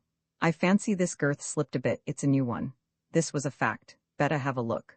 The man advanced to investigate, but Whimsy had dismounted and was tugging at the strap with his head under the mare's belly. "Yes, it wants taking up a trifle." "Oh, thanks most awfully. Is this a shortcut to Abbott's Bolton, by the way?" "Not to the village, sir, though you can get through this way. It comes out by Mr. Mortimer's stables." "Ah, yes, this his land?" "No, sir, it's Mr. Topham's land, but Mr. Mortimer rents this field and the next for fodder." "Oh, yes." Whimsy peered across the hedge. "Lucerne, I suppose, or clover." "Clover, sir, and the mangolds is for the cattle." "Oh, Mr. Mortimer keeps cattle as well as horses?" "Yes, sir." "Very jolly. Have a gaspa?" Whimsy had sidled across to the barn in his interest, and was gazing absently into its dark interior. It contained a number of farm implements and a black fly of antique construction, which seemed to be undergoing renovation with black varnish. Whimsy pulled some vestas from his pocket. The box was apparently damp, for, after 1 or 2 vain attempts, he abandoned it, and struck a match on the wall of the barn. The flame, lighting up the ancient fly, showed it to be incongruously fitted with rubber tires. "Very fine stud, Mr. Mortimer's, I understand," said Whimsy carelessly. "Yes, sir, very fine indeed.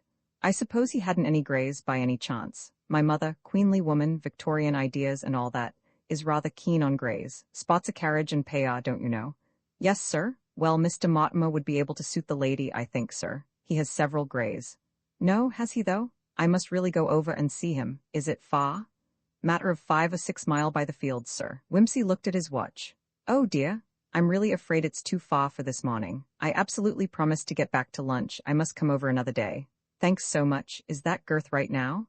Oh really, I'm immensely obliged. Get yourself a drink, won't you? And tell Mr. Mortimer not to sell his greys till I've seen them. Well, good morning, and many thanks. He set Polly Flinders on the homeward path and trotted gently away. Not till he was out of sight of the barn did he pull up and, stooping from the saddle, thoughtfully examine his boots. They were liberally plastered with bran. I must have picked it up in the barn, said Whimsy. Curious, if true. Why should Mr. Mortimer be lashing the stuffing out of his greys in an old fly at dead of night, and with muffled hoofs and no heads to boot? It's not a kind thing to do. It frightened Plunkett very much. It made me think I was drunk, a thought I hate to think. Ought I to tell the police? Are Mr. Mortimer's jokes any business of mine? What do you think, Polly? The mare, hearing her name, energetically shook her head. You think not? Perhaps you are right. Let us say that Mr. Mortimer did it for a wager. Who am I to interfere with his amusements? All the same, added his lordship, I'm glad to know it wasn't Lumsden's whiskey. This is the library, said Haviland, ushering in his guests. A fine room, and a fine collection of books, I'm told, though literature isn't much in my line. It wasn't much in the governor's line, either, I'm afraid. The place wants doing up, as you see. I don't know whether Martin will take it in hand. It's a job that'll cost money, of course. Whimsy shivered a little as he gazed round, more from sympathy than from cold, though a white November fog lay curled against the tall windows and filtered damply through the frames. A long, mouldering room, in the frigid neoclassical style. The library was melancholy enough in the sunless grey afternoon, even without the signs of neglect which wrung the book collector's heart. The walls, panelled to half their height with bookcases, ran up in plaster to the moulded ceiling. Damp had blotched them into grotesque shapes, and here and there were ugly cracks and squamous patches, from which the plaster had fallen in yellowish flakes. A wet chill seemed to ooze from the books, from the calf bindings peeling and perishing, from the stains of greenish mildew which spread horridly from volume to volume.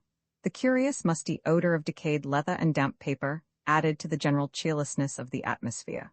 Oh dear, dear, said Whimsy, peering dismally into this sepulchre of forgotten learning. With his shoulders hunched like the neck feathers of a chilly bird, with his long nose and half-shut eyes, he resembled a dilapidated heron, brooding over the stagnation of a wintry pool. What a freezing cold place, exclaimed Mrs. Hancock. You really ought to scold Mrs. Lowval, Mr. Burdock. When she was put in here as caretaker, I said to my husband, didn't I, Philip, that your father had chosen the laziest woman in Little Doddering. She ought to have kept up big fires here, at least twice a week. It's really shameful, the way she has let things go. Yes, isn't it? Agreed Haviland. Whimsy said nothing. He was nosing along the shelves, every now and then taking a volume down and glancing at it. It was always rather a depressing room, went on Haviland. I remember, when I was a kid, it used to overawe me rather. Martin and I used to browse about among the books, you know, but I think we were always afraid that something or somebody would stalk out upon us from the dark corners. What's that you've got there, Lord Peter? Oh, Fox's Book of Martyrs. Dear me, how those pictures did terrify me in the old days. And there was a Pilgrim's Progress, with a most alarming picture of Apollyon straddling over the whole breadth of the way, which gave me many nightmares. Let me see. It used to live over in this bay, I think. Yes, here it is. How it does bring it all back, to be sure. Is it valuable, by the way? No, not really. But this first edition of Burton is worth money, badly spotted, though. You'd better send it to be cleaned. And this is an extremely fine Boccaccio. Take care of it. John Boccace, The Dance of Machabery. It's a good title anyhow. Is that the same Boccaccio that wrote the naughty stories? Yes, said Whimsy a little shortly. He resented this attitude towards Boccaccio. Never read them, said Haviland with a wink at his wife, but I've seen him in the windows of those surgical shops, so I suppose they are naughty, eh? The vicar's looking shocked. Oh, not at all, said Mr. Hancock, with a conscientious assumption of broad-mindedness. Et ego in Arcadia. That is to say, one doesn't enter the church without undergoing a classical education and making the acquaintance of much more worldly authors even than Boccaccio. Those woodcuts are very fine to my uninstructed eye. Very fine indeed, said Whimsy.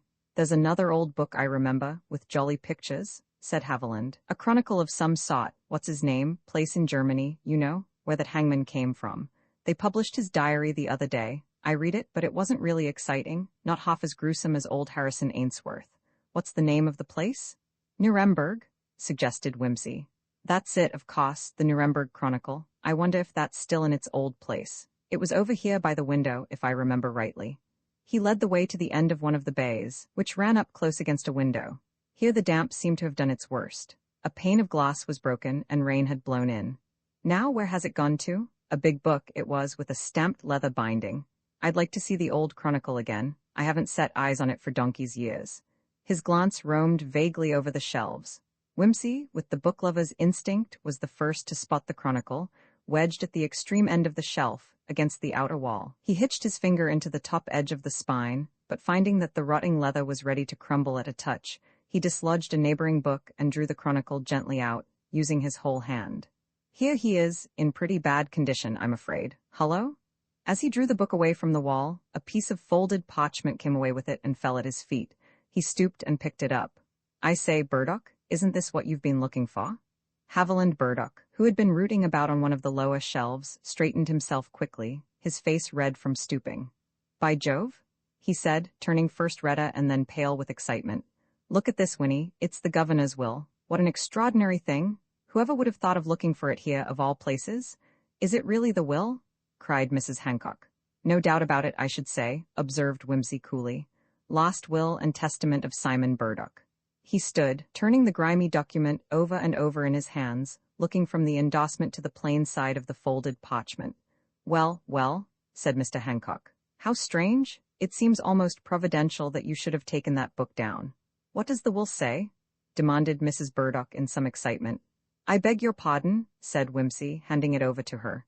Yes, as you say, Mr. Hancock, it does almost seem as if I was meant to find it. He glanced down again at the chronicle, mournfully tracing with his finger the outline of a damp stain which had rotted the cover and spread to the inner pages, almost obliterating the colophon. Haviland Burdock, meanwhile, had spread the will out on the nearest table. His wife leaned over his shoulder. The Hancocks, barely controlling their curiosity, stood near, awaiting the result. Whimsy, with an elaborate pretense of non-interference in this family matter, examined the wall against which the chronicle had stood, feeling its moist surface and examining the damp stains. He compared them with the corresponding mark on the book, and shook his head desolately over the damage.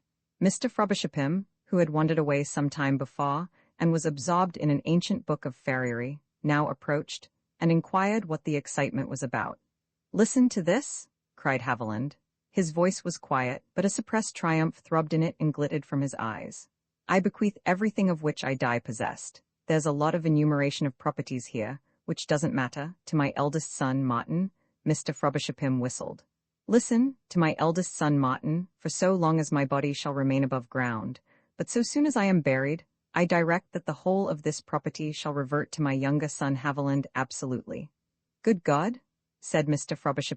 "There's a lot more," said Haviland, "but that's the gist of it." "Let me see," said the magistrate. He took the will from Haviland and read it through with a frowning face. "That's right," he said. "No possible doubt about it. Martin has had his property and lost it again. How very curious. Up till yesterday everything belonged to him, though nobody knew it. Now it is all yours, Burdock. This certainly is the strangest will I ever saw. Just fancy that. Martin the heir, up to the time of the funeral. And now, well, Burdock, I must congratulate you." "Thank you," said Haviland. "It is very unexpected." He laughed unsteadily. "But what a queer idea," cried Mrs. Burdock. "Suppose Martin had been at home. It almost seems a mercy that he wasn't, doesn't it? I mean, it would all have been so awkward. What would have happened if he had tried to stop the funeral, for instance?" "Yes," said Mrs. Hancock. "Could he have done anything? Who decides about funerals?" "The executors, as a rule," said Mr. Frobisher.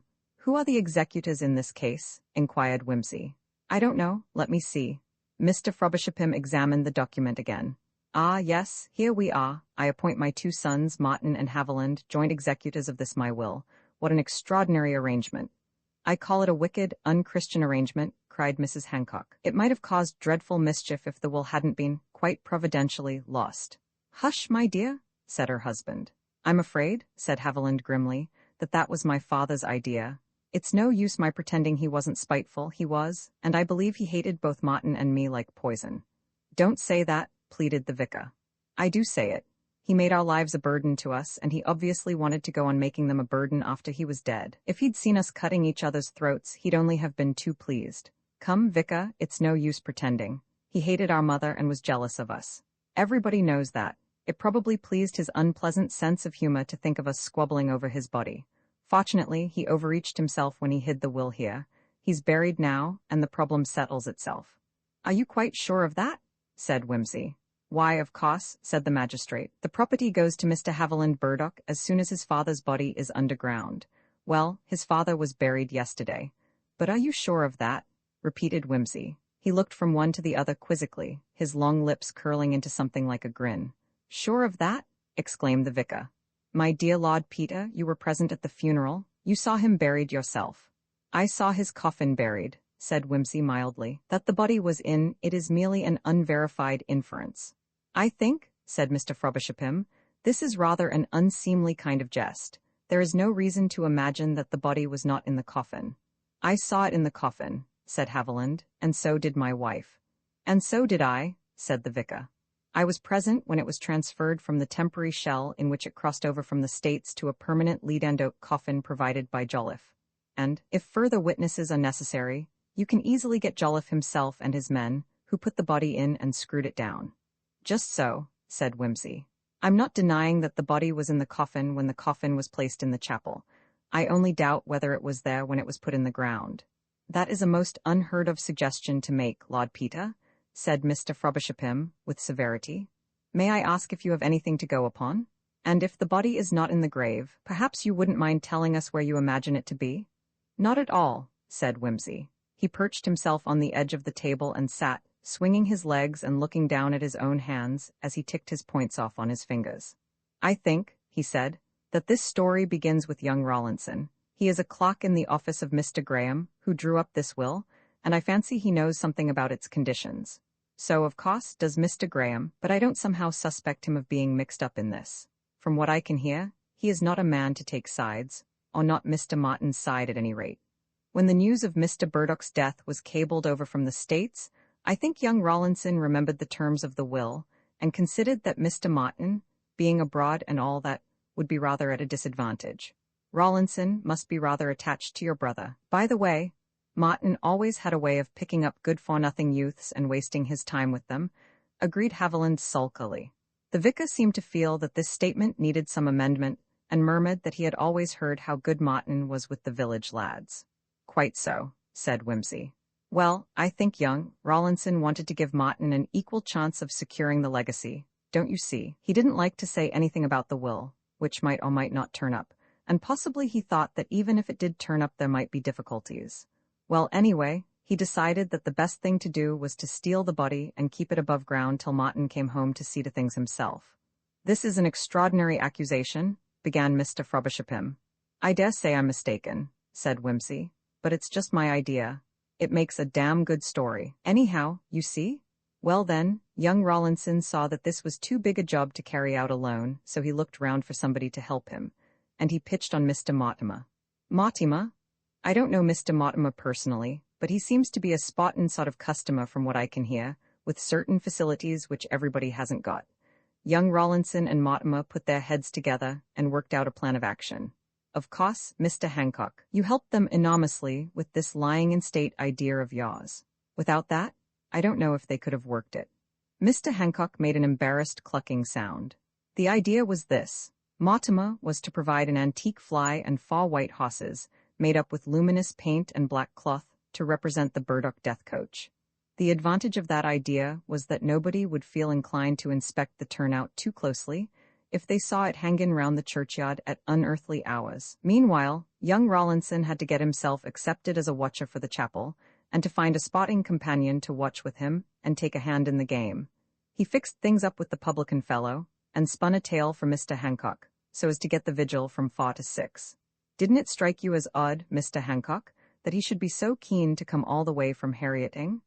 I am accustomed to find keenness in my congregation, said Mr. Hancock stiffly. Yes, but Rawlinson didn't belong to your congregation. Anyway, it was all worked out, and there was a dress rehearsal on the Wednesday night, which frightened your man Plunkett into fits, sir. If I thought this was true, said Mr. Frobisher, on Thursday night, pursued Whimsy, the conspirators were ready, hidden in the chancel at 2 in the morning. They waited till Mrs. and Miss Hancock had taken their places, and then made a row to attract their attention. When the ladies courageously advanced to find out what was up, They popped out and bundled them into the vestry. "Good gracious," said Mrs. Hancock. "That was when the death coach affair was timed to drive up to the South Door.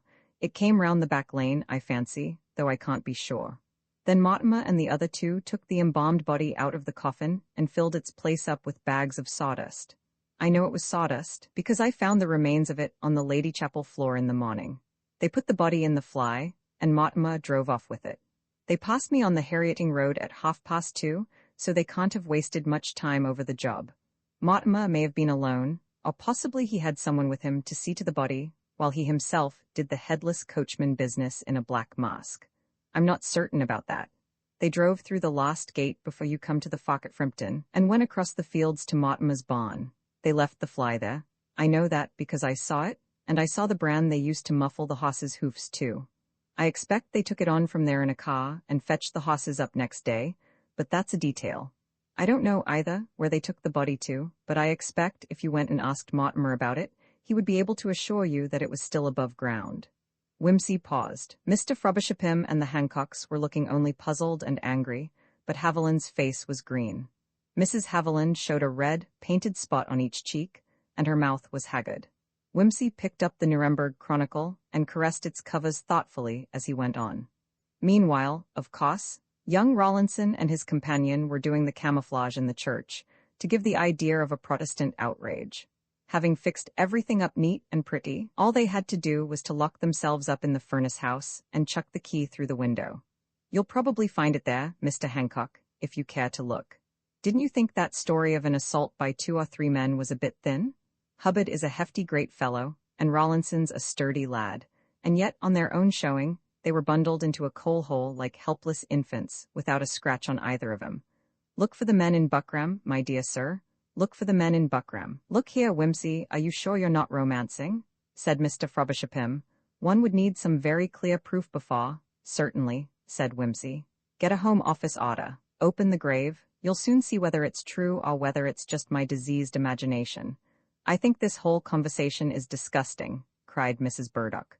"Don't listen to it, Haviland. Anything more heartless on the day after father's funeral than sitting here and inventing such a revolting story, I simply can't imagine. It is not worth paying a moment's attention to. You will certainly not permit your father's body to be disturbed. It's horrible. It's a desecration."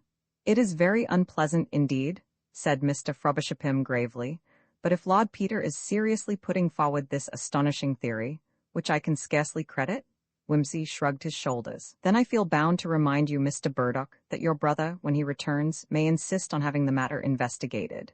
"But he can't, can he?" said Mrs. Burdock. "Of course he can, Winnie," snapped her husband savagely. "He's an executor. He has as much right to have the governor dug up as I have to forbid it. Don't be a fool." "If Martin had any decency, he would forbid it too," said Mrs. Burdock. "Oh, well," said Mrs. Hancock. "Shocking as it may seem, there's the money to be considered. Mr. Martin might think it a duty to his wife and his family, if he should ever have any." "The whole thing is preposterous," said Haviland decidedly.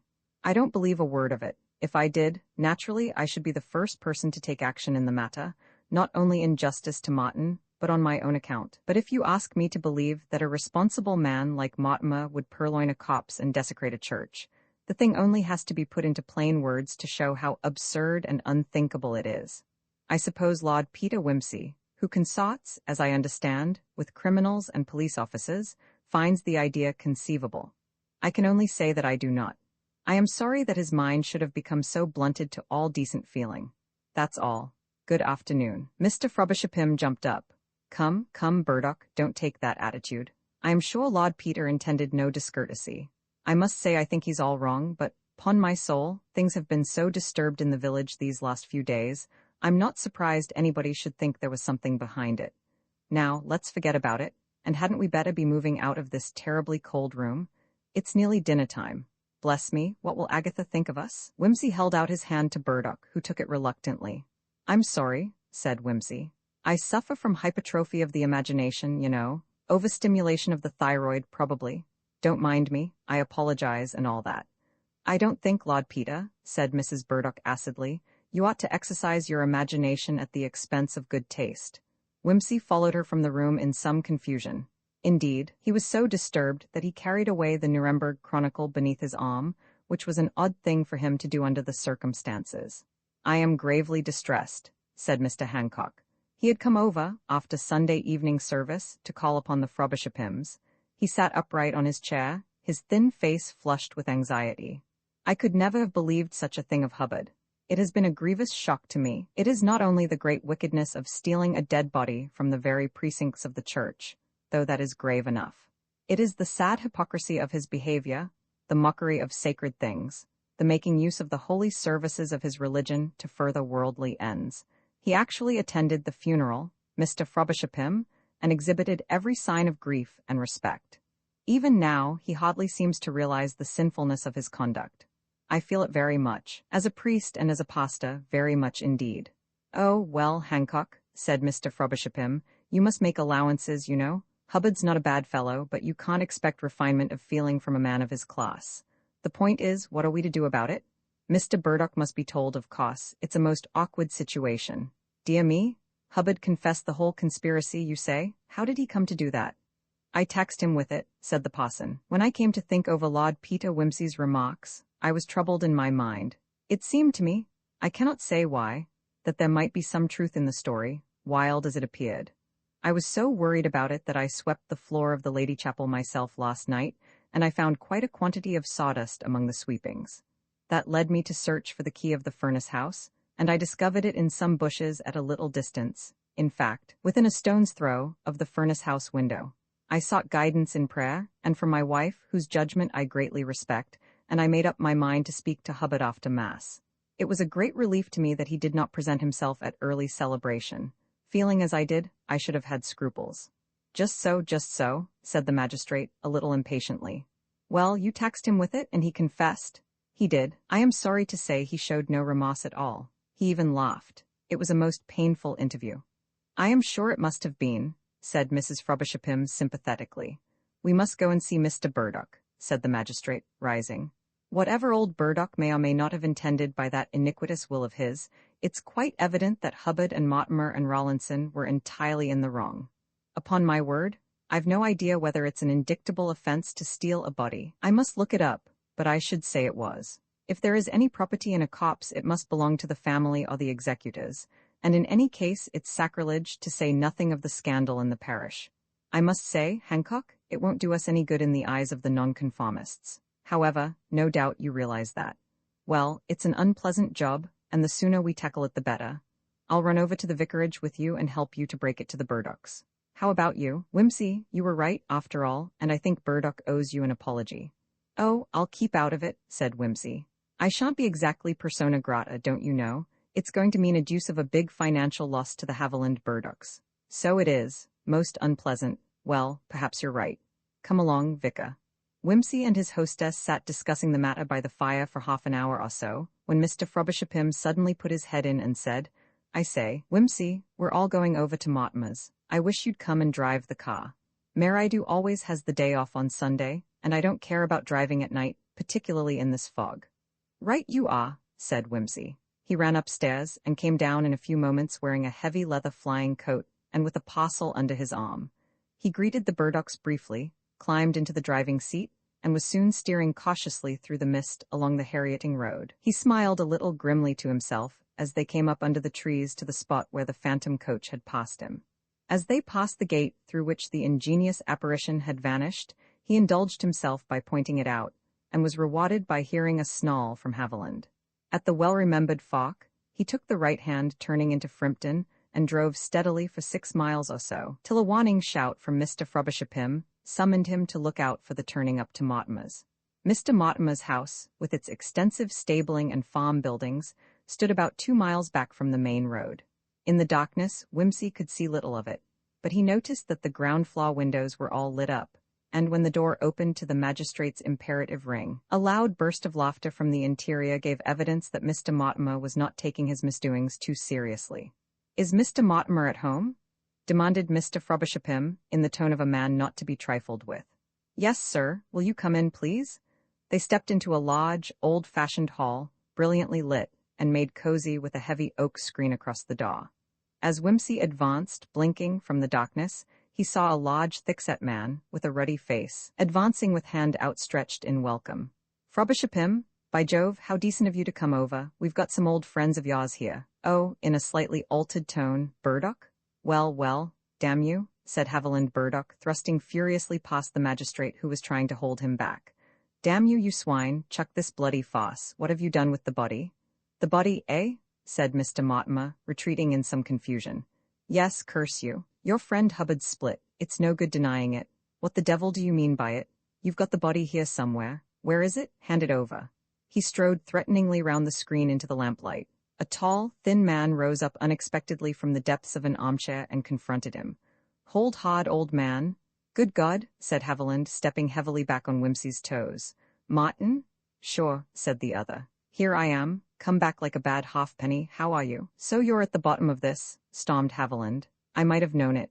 You damned, dirty hound. I suppose you think it's decent to drag your father out of his coffin and tote him about the country like a circus. It's degrading. It's disgusting. It's abominable. You must be perfectly dead to all decent feeling. You don't deny it, I suppose. I say, Burdock, expostulated Mortimer. Shut up, curse you, said Haviland. I'll deal with you in a minute. Now, look here. Martin, I'm not going to stand any more of this disgraceful behavior. You'll give up that body, and— just a moment, said Martin. He stood, smiling a little, his hands thrust into the pockets of his dinner jacket. This eclaircissement seems to be rather public. Who are all these people? Oh, it's the vicar, I see. I'm afraid we owe you a little explanation, vicar. And, this is Lord Peter Wimsey. Puddin' Mr. Frobisher, who discovered yaw? I'm afraid. Burdock, I must agree with your brother in calling it your disgraceful plot. Oh, Lord, said Martin. I say, Mortimer, you didn't know you were up against Lord Peter Wimsey, did you? No wonder the cat got out of the bag. The man's known to be a perfect Sherlock. However, I seem to have got home at the crucial moment, so there's no harm done. Diana, this is Lord Peter Wimsey, my wife. A young and pretty woman in a black evening dress greeted Wimsey with a shy smile and turned deprecatingly to her brother-in-law. Haviland, we want to explain. He paid no attention to her. Now then, Martin, the game's up. I think it is, Haviland, but why make all this racket? Racket? I like that. You take your own father's body out of its coffin? No, Haviland, I knew nothing about it, I swear that. I only got the news of his death a few days ago. We were right out in the wilds, filming a show in the Pyrenees, and I came straight back as soon as I could get away. Mortimer here, with Rawlinson and Hubbard, staged the whole show by themselves. I never heard a word about it till yesterday morning in Paris, when I found his letter waiting at my old digs. Honestly, Haviland, I had nothing to do with it. Why should I? I didn't need to. What do you mean?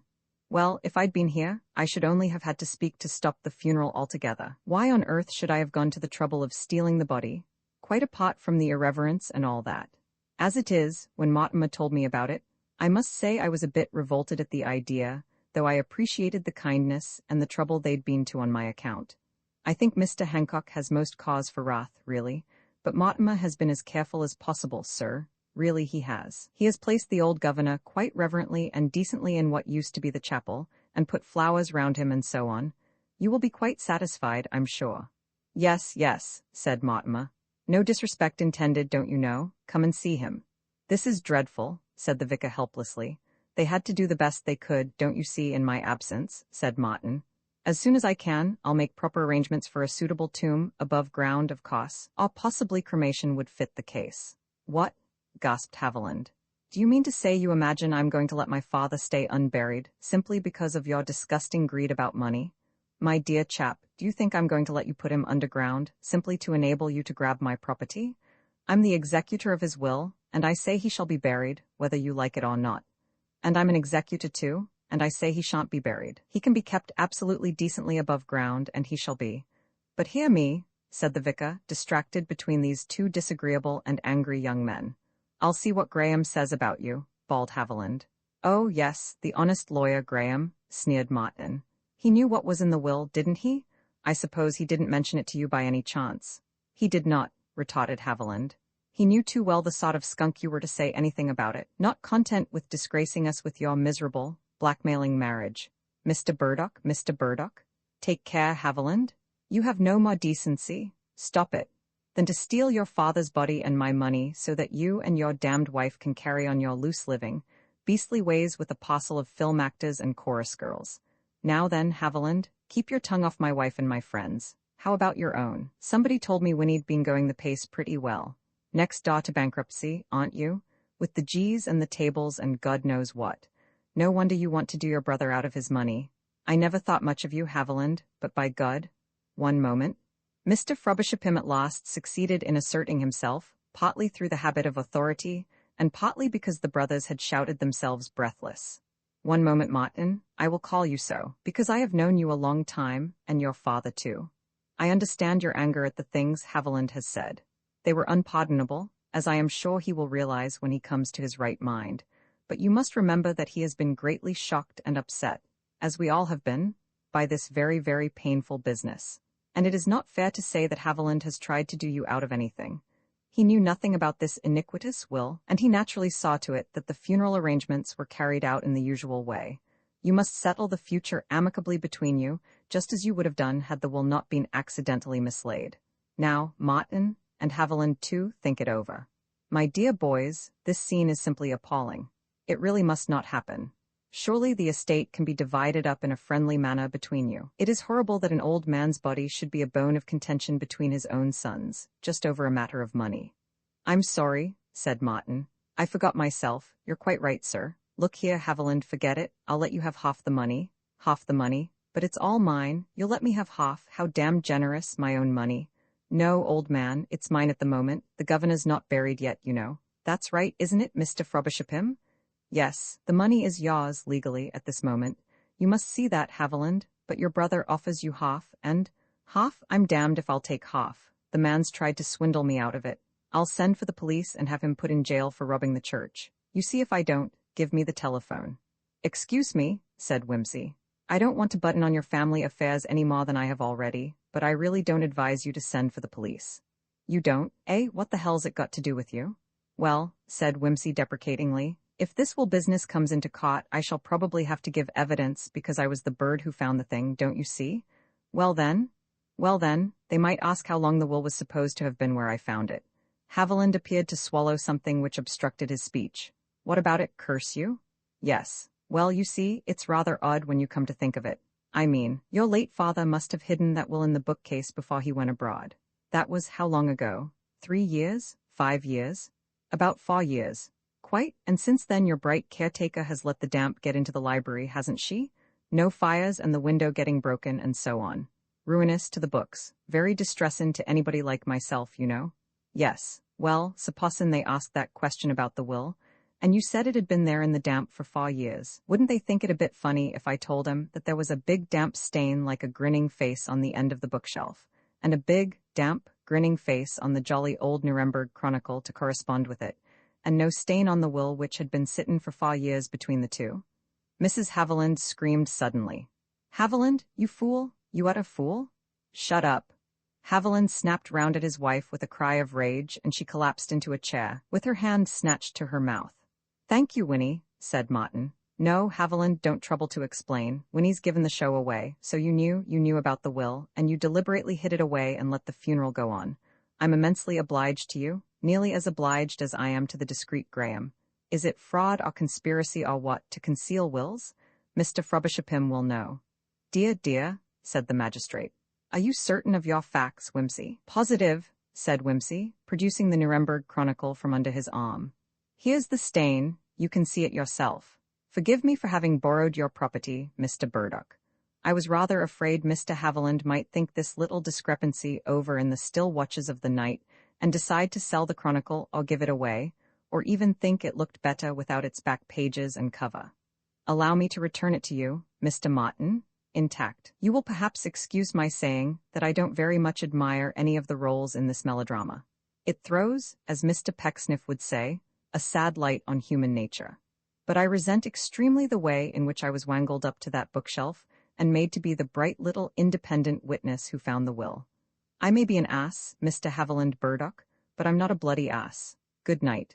I will wait in the car till you are all ready. Whimsy stalked out with some dignity. Presently he was followed by the vicar and by Mr. Frobisher. Mortimer's taking Haviland and his wife to the station, said the magistrate. They're going back to town at once. You can send their traps off in the morning, Hancock. We'd better make ourselves scarce. Whimsy pressed the self-starter. As he did so, a man ran hastily down the steps and came up to him. It was Martin. I say, he muttered, you've done me a good turn, more than I deserve, I'm afraid. You must think I'm a damned swine. But I'll see the old man decently put away, and I'll share with Haviland. You mustn't judge him too hardly either. That wife of his is an awful woman. Run him over head and ears in debt. Bust up his business. I'll see it's all squared up. See, don't want you to think us too awful. Oh, right-ho, said Whimsy. He slipped in the clutch and faded away into the wet, white fog. The unprincipled affair of the practical joker, the Zambesi, they said, was expected to dock at 6 in the morning. Mrs. Ricelinde booked a bedroom at the Magnifical, with despair in her heart. A bare 9 hours, and she would be greeting her husband. After that would begin the sickening period of waiting. It might be days, it might be weeks, possibly even months, for the inevitable discovery. The reception clock twirled the register towards her. Mechanically, as she signed it, she glanced at the preceding entry, Lord Peter Whimsy and Valet, London, Suite 24. Mrs. Ricelinde's heart seemed to stop for a second. Was it possible that, even now, God had left a loophole? She expected little from him. All her life he had shown himself a sufficiently stern creditor. It was fantastic to base the frailest hope on the signature of a man she had never even seen. Yet the name remained in her mind while she dined in her own room. She dismissed her maid presently, and sat for a long time looking at her own haggard reflection in the mirror. Twice she rose and went to the door, then turned back, calling herself a fool. The third time she turned the handle quickly and hurried down the corridor, without giving herself time to think. A large golden arrow at the corner directed her to Suite 24. It was 11 o'clock, and nobody was within view. Mrs. Ricelinde gave a sharp knock on Lord Peter Whimsy's door, and stood back, waiting, with the sort of desperate relief one experiences after hearing a dangerous letter thump the bottom of the pillar box. Whatever the adventure, she was committed to it. The manservant was of the imperturbable sort.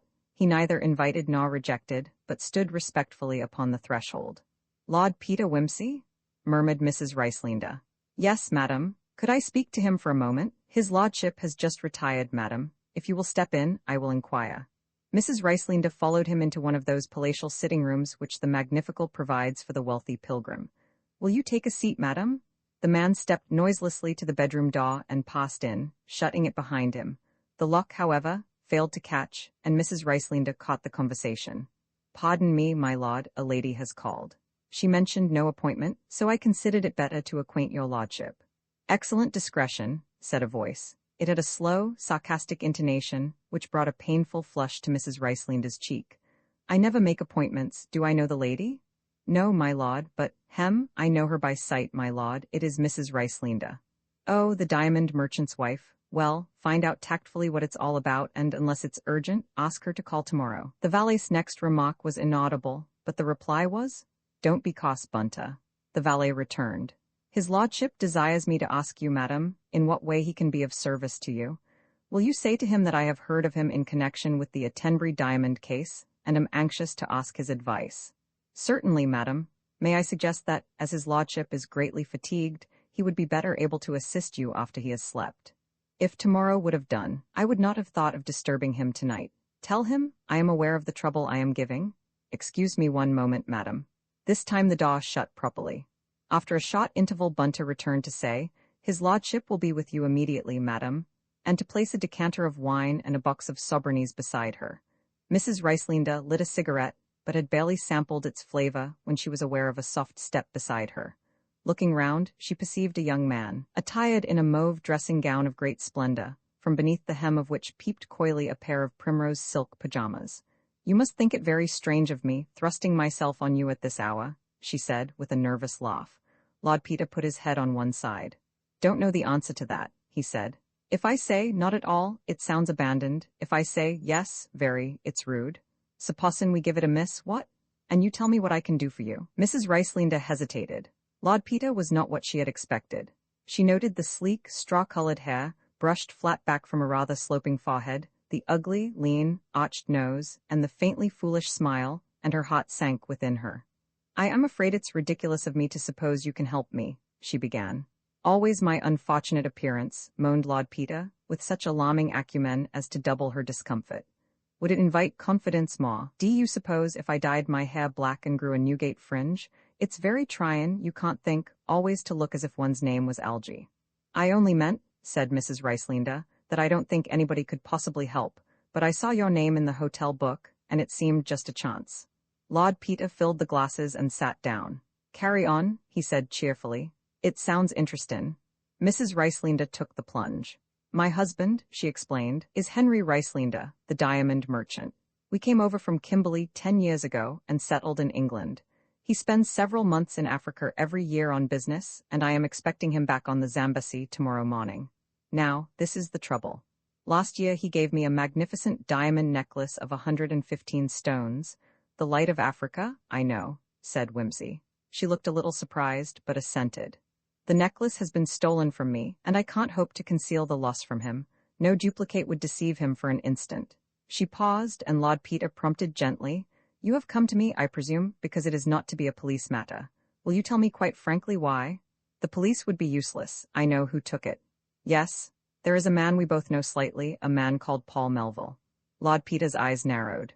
Yes, I fancy I've seen him about the clubs, new army, but transferred himself into the regulars. Doc, showy, bit of an ampelopsis, what? Ampelopsis? Suburban plant that climbs by suction. You know, first year, tender little shoots, second year, fine show, next year, all over the shop. Now tell me I am rude. Mrs. Riceliner giggled. Now you mention it, he is exactly like an ampelopsis. What a relief to be able to think of him as that. Well, he is some sort of distant relation of my husband's. He called one evening when I was alone. We talked about jewels, and I brought down my jewel box and showed him the light of Africa. He knows a good deal about stones. I was in and out of the room 2 or 3 times, but didn't think to lock up the box. After he left, I was putting the things away, and I opened the jeweler's case the diamonds were in, and they had gone. Pretty barefaced. Look here, Mrs. Riceliner, you agree he's an ampelopsis, but you won't call in the police. Honestly now, forgive me, you're asking my advice, you know, is he worth bothering about? It's not that, said the woman in a low tone. Oh no, but he took something else as well. He took a portrait, a small painting set with diamonds. Oh, yes, it was in a secret drawer in the jewel box. I can't imagine how he knew it was there, but the box was an old casket belonging to my husband's family, and I fancy he must have known about the drawer and, well, thought that investigation might prove profitable. Anyway, the evening the diamonds went the portrait went too, and he knows I daren't try to get the necklace back because they'd both be found together. Was there something more than just the portrait then? A portrait in itself isn't necessarily hopeless of explanation. It was given you to take care of, say. The names were on it, and an inscription which nothing could ever explain away. A passage from Petronius. Oh dear, said Lord Peter. Dear me, yes, rather a lively author. I was married very young, said Mrs. Riceliner, and my husband and I have never got on well. Then one year, when he was in Africa, it all happened. We were wonderful and shameless. It came to an end. I was bitter. I wish I had not been. He left me, you see, and I couldn't forgive it. I prayed day and night for revenge. Only now, I don't want it to be through me. Wait a moment, said Whimsy. You mean that, if the diamonds are found and the portrait is found too, all this story is bound to come out? My husband would get a divorce. He would never forgive me or him. It is not so much that I mind paying the price myself, but, she clenched her hands. I have cursed him again and again, and the clever girl who married him.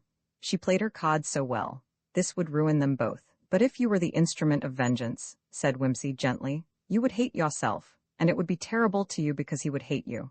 A woman like you couldn't stoop to get your own back. I see that. If God makes a thunderbolt, how awful and satisfying. If you help to make a beastly row, what a rotten business it would be. You seem to understand, said Mrs. Riceliner. How unusual. I understand perfectly, though let me tell you, said Whimsy, with a wry little twist of the lips, that it's sheer foolishness for a woman to have a sense of honor in such matters. It only gives her excruciating pain, and nobody expects it anyway. Look here, don't let's get all worked up. You certainly shan't have your vengeance thrust on you by an ampelopsis. Why should you, nasty fellow? We'll have him up, root, branch, and little suckers. Don't worry, let's see. My business here will only take a day. Then I've got to get to know Melville, say a week. Then I've got to get the doings, say another week, provided he hasn't sold them yet, which isn't likely. Can you hold your husband off for a fortnight, do you think? Oh yes, I'll say they're in the country, or being cleaned or something. But do you really think you can? I'll have a jolly good try anyhow, Mrs. Riceliner. Is the fellow hard up to start stealing diamonds? I fancy he has got into debt over horses lately, and possibly poker. Oh, poker player, is he? That makes an excellent excuse for getting to know him. Well, cheer up, we'll get the goods, even if we have to buy 'em, but we won't if we can help it. Bunta? My lord? The valet appeared from the inner room. Just go and give the all clear, will you? Mr. Bunter accordingly stepped into the passage and, having seen an old gentleman safely away to the bathroom and a young lady in a pink kimono pop her head out of an adjacent door and hurriedly pop it back on beholding him, blew his nose with a loud, trumpeting sound. "Good night," said Mrs. Ricelinde, "and thank you." She slipped back to her room unobserved. "Whatever has induced you, my dear boy," said Colonel Marchbanks, "to take up with that very objectionable fellow Melville?" "Diamonds," said Lord Peter. "Do you find him so, really?" "Perfectly dreadful man," said the Hon, Frederick Arbuthnot. "Hearts, what did you want to go and get him a room here for? This used to be a quite decent club." "Two clubs?" said Sir Empie Biggs, who had been ordering a whiskey and had only caught the last word. "No, no, one hot. I beg your pardon. Well, partner, how about spades? Perfectly good suit." "Pass," said the Colonel. "I don't know what the army's coming to nowadays." "No trumps," said Whimsy. "It's all right, children, trust your Uncle Pete. Come on, Freddie, how many of those hots are you going to shout for?" "None, the Colonel havin' let me down so 'orrid," said the Hun, Freddie. "Cautious blighter. All content, righty-ho. Bring out your dead, partner. Oh, very pretty indeed. We'll make it a slam this time. I'm rather glad to hear that expression of opinion from you, Colonel, because I particularly want you and Biggie to hang on this evening and take a hand with Melville and me." "What happens to me?" inquired the Hun, Freddie. "You have an engagement to go home early, dear old thing. I've specially invited friend Melville to meet the redoubtable Colonel Marchbanks and our greatest criminal lawyer. Which hand am I supposed to be playin' this from? Oh, yes. Come on, Colonel, you've got to hike that old king out sometime. Why not now?" "It's a plot," said Mr. Arbuthnot with an exaggerated expression of mystery. "Carry on, don't mind me." "I take it you have your own reasons for cultivating the man," said Sir Empie. "The rest are mine, I fancy." "Well, yes, I have. You and the Colonel would really do me a favor by letting Melville cut in tonight." "If you wish it," growled the Colonel, "but I hope the impudent young beggar won't presume on the acquaintance." "I'll see to that," said his lordship. "Your cards, Freddie. Who had the ace of hearts?" "Oh, I had it myself, of course, our honours." "Hullo, evenin', Melville." The Ampelopsis was rather a good-looking creature in his own way, tall and bronzed, with a fine row of very persuasive teeth. He greeted Whimsy and Arbuthnot haughtily, the Colonel with a shade too much familiarity, and expressed himself delighted to be introduced to Sir Empie Biggs. "You're just in time to hold Freddie's hand," said Whimsy. "He's got a date, not his little patty-paw, I don't mean, but the damn rotten hand he generally gets dealt him." Joke. "Oh, well," said the obedient Freddie, rising. "I suppose I'd better make a noise like a hoop and roll away. Night, night, everybody." Melville took his place, and the game continued with varying fortunes for 2 hours, at the end of which time Colonel Marchbanks, who had suffered much under his partner's eloquent theory of the game, was beginning to wilt visibly. Whimsy yawned. "Gettin' a bit bored, Colonel? Wish they'd invent something to liven this game up a bit." "Oh, bridge is a one-hoss show anyway," said Melville. "Why not have a little flutter at poker, Colonel? Do you all the good in the world." "What do you say, Biggs?" Sir Empie turned on Whimsy a thoughtful eye, accustomed to the sizing up of witnesses. Then he replied, "I'm quite willing if the others are." "Damn good idea," said Lord Peter. "Come now, Colonel, be a spot. You'll find the chips in that draw, I think. I always lose money at poker, but what's the odds so long as you're happy? Let's have a new pack." "Any limit?" "What do you say, Colonel?" The Colonel proposed a 20-shilling limit. Melville, with a grimace, amended this to 1/10 of the pool. The amendment was carried and the cards cut, the deal falling to the Colonel. Contrary to his own prophecy, Whimsy began by winning considerably, and grew so garrulously imbecile in the process that even the experienced Melville began to wonder whether this indescribable fatuity was the cloak of ignorance or the mask of the hardened poker player. Soon, however, he was reassured. The luck came over to his side, and he found himself winning hands down, steadily from Sir Empie and the Colonel, who played cautiously and took little risk, heavily from Whimsy, who appeared reckless and slightly drunk, and was staking foolishly on quite impossible cards. "I never knew such luck as yours, Melville," said Sir Empie, when that young man had scooped in the proceeds from a handsome straight flush. "My turn tonight, yours tomorrow," said Melville, pushing the cards across to Biggs, whose deal it was. Colonel Marchbanks required 1 card. Whimsy laughed vacantly and demanded an entirely fresh hand. Biggs asked for 3, and Melville, after a pause for consideration, took 1. It seemed as though everybody had something respectable this time, though Whimsy was not to be depended upon, frequently going the limit upon a pair of jacks in order, as he expressed it, to keep the pot a-boiling. He became peculiarly obstinate now, throwing his chips in with a flushed face, in spite of Melville's confident air. The colonel got out, and after a short time, Biggs followed his example. Melville held on till the pool mounted to something under 100 pounds, when Whimsy suddenly turned restive and demanded to see him. "Four kings," said Melville. "Blast you," said Lord Peter, laying down 4 queens. "No holding this fella tonight, is there? Here, take the ruddy cards, Melville, and give somebody else a look in, will you?" He shuffled them as he spoke and handed them over. Melville dealt, satisfied the demands of the other 3 players, and was in the act of taking 3 new cards for himself, when Whimsy gave a sudden exclamation and shot a swift hand across the table. "Hullo, Melville," he said, in a chill tone which bore no resemblance to his ordinary speech. "What exactly does this mean?" He lifted Melville's left arm clear of the table and, with a sharp gesture, shook it. From the sleeve something fluttered to the table and glided away to the floor. Colonel Marchbanks picked it up, and in a dreadful silence laid the joker on the table. "Good God," said Sir Impai. "You young blackguard," gasped the colonel, recovering speech. "What the hell do you mean by this?" gasped Melville with a face like chalk. "How dare you? This is a trick, a plant." A horrible fury gripped him. "You dare to say that I have been cheating, you liar, you filthy sharper, you put it there. I tell you, gentlemen," he cried, looking desperately round the table, "he must have put it there." "Come, come," said Colonel Marchbanks, "no good carrying on that way, Melville. Dear me, no good at all. Only makes matters worse. We all saw it, you know. Dear, dear, I don't know what the army's coming to." "Do you mean you believe it?" shrieked Melville. "For God's sake, Whimsy, is this a joke or what? Biggs, you've got a head on your shoulders. Are you going to believe this half-drunk fool and this doddering old idiot who ought to be in his grave?" "That language won't do you any good, Melville," said Sir Impai. "I'm afraid we all saw it clearly enough." "I've been suspecting this some time, why no," said Whimsy. "That's why I asked you 2 to stay tonight. We don't want to make a public row, but—" "Gentlemen," said Melville more soberly, "I swear to you that I am absolutely innocent of this ghastly thing. Can't you believe me?"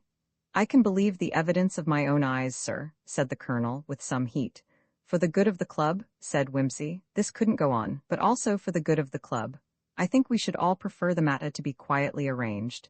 In the face of what Sir Impai and the colonel can witness, Melville, I'm afraid your protestations are not likely to be credited." Melville looked from the soldier's face to that of the great criminal lawyer. "I don't know what your game is," he said sullenly to Whimsy, "but I can see you've laid a trap and pulled it off all right." "I think, gentlemen," said Whimsy, "that, if I might have a word in private with Melville in his own room, I could get the thing settled satisfactorily, without undue fuss." "He'll have to resign his commission," growled the colonel. "I'll put it to him in that light," said Peter. "May we go to your room for a minute, Melville?" With a lowering brow, the young soldier led the way. Once alone with Whimsy, he turned furiously on him. "What do you want? What do you mean by making this monstrous charge? I'll take action for libel." "Do," said Whimsy coolly, "if you think anybody is likely to believe your story." He lit a cigarette and smiled lazily at the angry young man. "Well, what's the meaning of it, anyway?" "The meaning," said Whimsy, "is simply that you, an officer and a member of this club, have been caught red-handed cheating at cards while playing for money, the witnesses being Sir Impai Biggs, Colonel Marchbanks, and myself. Now, I suggest to you, Captain Melville, that your best plan is to let me take charge of Mrs. Ricelinda's diamond necklace and portrait, and then just to trickle away quiet-like from these halls of Deslin Light, without any questions asked." Melville leapt to his feet. "My God," he cried. "I can see it now, it's blackmail." "You may certainly call it blackmail and theft too," said Lord Peter with a shrug. "But why use ugly names? I hold 5 aces, you see. Bet a chuck in your hand. Suppose I say I never heard of the diamonds." "It's a bit late now, isn't it?" said Whimsy affably. "But in that case I'm beastly sorry and all that, of course, but we shall have to make tonight's business public." "Damn you," muttered Melville, "you sneering devil." He showed all his white teeth, half-springing, with crouched shoulders. Whimsy waited quietly, his hands in his pockets. The rush did not come. With a furious gesture, Melville pulled out his keys and unlocked his dressing case. "Take them," he growled, flinging a small parcel on the table. "You've got me. Take 'em and go to hell." "Eventually, why not now?" murmured his lordship. "Thanks frightfully. Man of peace myself, you know, hate unpleasantness and all that." He scrutinized his booty carefully, running the stones expertly between his fingers. Over the portrait he pursed up his lips. "Yes," he murmured, "that would have made a row." He replaced the wrapping and slipped the parcel into his pocket. "Well, good night, Melville, and thanks for a pleasant game." "I say, Biggs," said Whimsy when he had returned to the card room, "you've had a lot of experience. What tactics do you think one's justified in using with a blackmailer?" "Ah," said the KC, "that you've put your finger on society's sore place where the law is helpless. Speaking as a man, I'd say nothing could be too bad for the brute. It's a crime crueler and infinitely worse in its results than murder. As a lawyer, I can only say that I have consistently refused to defend a blackmailer or to prosecute any poor devil who does away with his tormentor." Replied Whimsy. "What do you say, Colonel? A man like that's a filthy pest," said the little warrior stoutly. "Shootin's too good for him. I knew a man, close personal friend in fact, hounded to death, blew his brains out, one of the best. Don't like to talk about it." "I want to show you something," said Whimsy. He picked up the pack which still lay scattered on the table and shuffled it together. "Catch hold of these, Colonel, and lay 'em out face downwards. That's right. First of all you cut 'em at the 20th card, you'll see the 7 of diamonds at the bottom. Correct? Now I'll call 'em. 10 of hearts, ace of spades, 3 of clubs, 5 of clubs, king of diamonds, 9, jack, 2 of hearts. Right? I could pick 'em all out, you see, except the ace of hearts, and that's here." He leaned forward and produced it dexterously from Sir Impie's breast pocket. "I learnt it from a man who shared my dugout near Ypres," he said. "You needn't mention tonight's business, you two. There are crimes which the law cannot reach. The unsolved puzzle of the man with no face." "And what would you say, sir," said the stout man, "to this here business of the bloke what's been found down on the beach at East Felpham?" The rush of travellers after the bank holiday had caused an overflow of third-class passengers into the firsts, and the stout man was anxious to seem at ease in his surroundings. The youngish gentleman whom he addressed had obviously paid full fare for a seclusion which he was fated to forego. He took the matter amiably enough, however, and replied in a courteous tone, "I'm afraid I haven't read more than the headlines. Murdered, I suppose, wasn't he?" "It's murder, right enough," said the stout man with relish. "Cut about he was, something shocking. More like as if a wild beast had done it," chimed in the thin, elderly man opposite. "No face at all he hadn't got, by what my paper says. It'll be one of these maniacs, I shouldn't be surprised. What goes about killing children?" "I wish you wouldn't talk about such things," said his wife, with a shudder. "I lays awake at nights thinking what might append to Lizzie's girls, till my head feels regular in a fever, and I has such a sinking in my inside I has to get up and eat biscuits. They didn't ought to put such dreadful things in the papers." "It's better they should, ma'am," said the stout man. "Then we're warned, so to speak, and can take our measures accordingly." Now, from what I can make out, this unfortunate gentleman had gone bathing all by himself in a lonely spot. Now, quite apart from cramps, as is a thing that might append to the best of us, that's a very foolish thing to do. "Just what I'm always telling my husband," said the young wife. The young husband frowned and fidgeted. "Well, dear, it really isn't safe, and you with your heart not strong?" Her hand sought his under the newspaper. He drew away, self-consciously, saying, "That'll do, Kitty. The way I look at it is this," pursued the stout man. "Here we've been and had a war, what has left hundreds o' men in what you might call a state of unstable equilibrium. They've seen all their friends blown up or shot to pieces.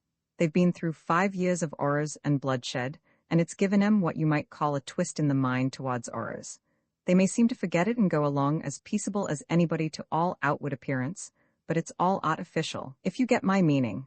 Then, one day something appends to upset them. They has words with the wife, all the weather's extra hot as it is today, and something goes pop inside their brains and makes raving monsters of them. It's all in the books. I do a good bit of reading myself of an evening, being a bachelor without encumbrances." "That's all very true," said a prim little man, looking up from his magazine. "Very true indeed, too true. But do you think it applies in the present case? I've studied the literature of crime a good deal. I may say I make it my hobby, and it's my opinion there's more in this than meets the eye. If you will compare this murder with some of the most mysterious crimes of late years, crimes which, mind you, have never been solved, and in my opinion, never will be, what do you find?" He paused and looked round. "You will find many features in common with this case, but especially you will find that the face, and the face only, mark you, has been disfigured as though to prevent recognition, as though to blot out the victim's personality from the world, and you will find that, in spite of the most thorough investigation, the criminal is never discovered. Now what does all that point to? To organization. Organization. To an immensely powerful influence at work behind the scenes. In this very magazine that I'm reading now," he tapped the page impressively, "there's an account, not a faked-up story, but an account extracted from the annals of the police. of the organization of one of these secret societies, which mock down men against whom they bear a grudge and destroy them. And when they do this, they disfigure their faces with the mock of the secret society, and they cover up the track of the assassins so completely, having money and resources at their disposal, that nobody is ever able to get at them. I've read of such things, of course, admitted the stout man, but I thought as they mostly belonged to the medieval days. They had a thing like that in Italy once. What did they call it now? A Gomorrah, was it? Are there any Gomorrahs nowadays? You spoke a true word, sir, when you said Italy, replied the prim man. The Italian mind is made for intrigue. There's the fascisti. That's come to the surface now, of course, but it started by being a secret society. And if you were to look below the surface, you would be amazed at the way in which that country is honeycombed with hidden organizations of all sorts. Don't you agree with me, sir? He added, addressing the first-class passenger. Ah, said the stout man, no doubt this gentleman has been in Italy and knows all about it. Should you say this murder was the work of a Gomorrah, sir? I hope not, I'm sure, said the first-class passenger. I mean, it rather destroys the interest, don't you think? I like a nice, quiet, domestic murder myself with the millionaire found dead in the library. The minute I open a detective story and find a camera in it, my interest seems to dry up and turn to dust and ashes, a sort of Sodom and Camera, as you might say. I agree with you there, said the young husband, from what you might call the artistic standpoint, but in this particular case, I think there may be something to be said for this gentleman's point of view. Well, admitted the first-class passenger, not having read the details. The details are clear enough, said the prim man. This poor creature was found lying dead on the beach at East Felpham early this morning, with his face cut about in the most dreadful manner. He had nothing on him but his bathing dress. Stop a minute. Who was he, to begin with? They haven't identified him yet. His clothes had been taken. That looks more like robbery, doesn't it? Suggested Kitty. If it was just robbery, retorted the prim man, why should his face have been cut up in that way? No, the clothes were taken away, as I said, to prevent identification. That's what these societies always try to do. Was he stabbed? Demanded the first-class passenger. No, said the stout man. He wasn't, he was strangled. Not a characteristically Italian method of killing, observed the first-class passenger. No more it is, said the stout man. The prim man seemed a little disconcerted. And if he went down there to bathe, said the thin, elderly man, how did he get there? Surely somebody must have missed him before now, if he was staying at Felpham. It's a busy spot for visitors in the holiday season. No, said the stout man, not East Felpham. You're thinking of West Felpham, where the yacht club is. East Felpham is one of the loneliest spots on the coast. There's no house near except a little pub all by itself at the end of a long road, and after that you have to go through 3 fields to get to the sea. There's no real road, only a cart track, but you can take a car through. I've been there. He came in a car, said the prim man. They found the track of the wheels, but it had been driven away again. It looks as though the 2 men had come there together, suggested Kitty. I think they did, said the prim man. The victim was probably gagged and bound and taken along in the car to the place, and then he was taken out and strangled and— But why should they have troubled to put on his bathing dress? Said the first-class passenger. Because, said the prim man, as I said, they didn't want to leave any clothes to reveal his identity. Quite, but why not leave him naked? A bathing dress seems to indicate an almost excessive regard for decorum, under the circumstances. Yes, yes, said the stout man impatiently, but you haven't read the paper carefully. The 2 men couldn't have come there in company, and for why? There was only 1 set of footprints found, and they belonged to the murdered man. He looked round triumphantly. Only 1 set of footprints, eh? Said the first-class passenger quickly. This looks interesting. Are you sure? It says so in the paper. A single set of footprints, it says, made by bare feet, which by a careful comparison have been shown to be those of the murdered man, lead from the position occupied by the car to the place where the body was found. What do you make of that? Why, said the first-class passenger, that tells one quite a lot, don't you know? It gives one a sort of a bird's-eye view of the place, and it tells one the time of the murder, besides casting quite a good bit of light on the character and circumstances of the murderer, or murderers. How do you make that out, sir? Demanded the elderly man.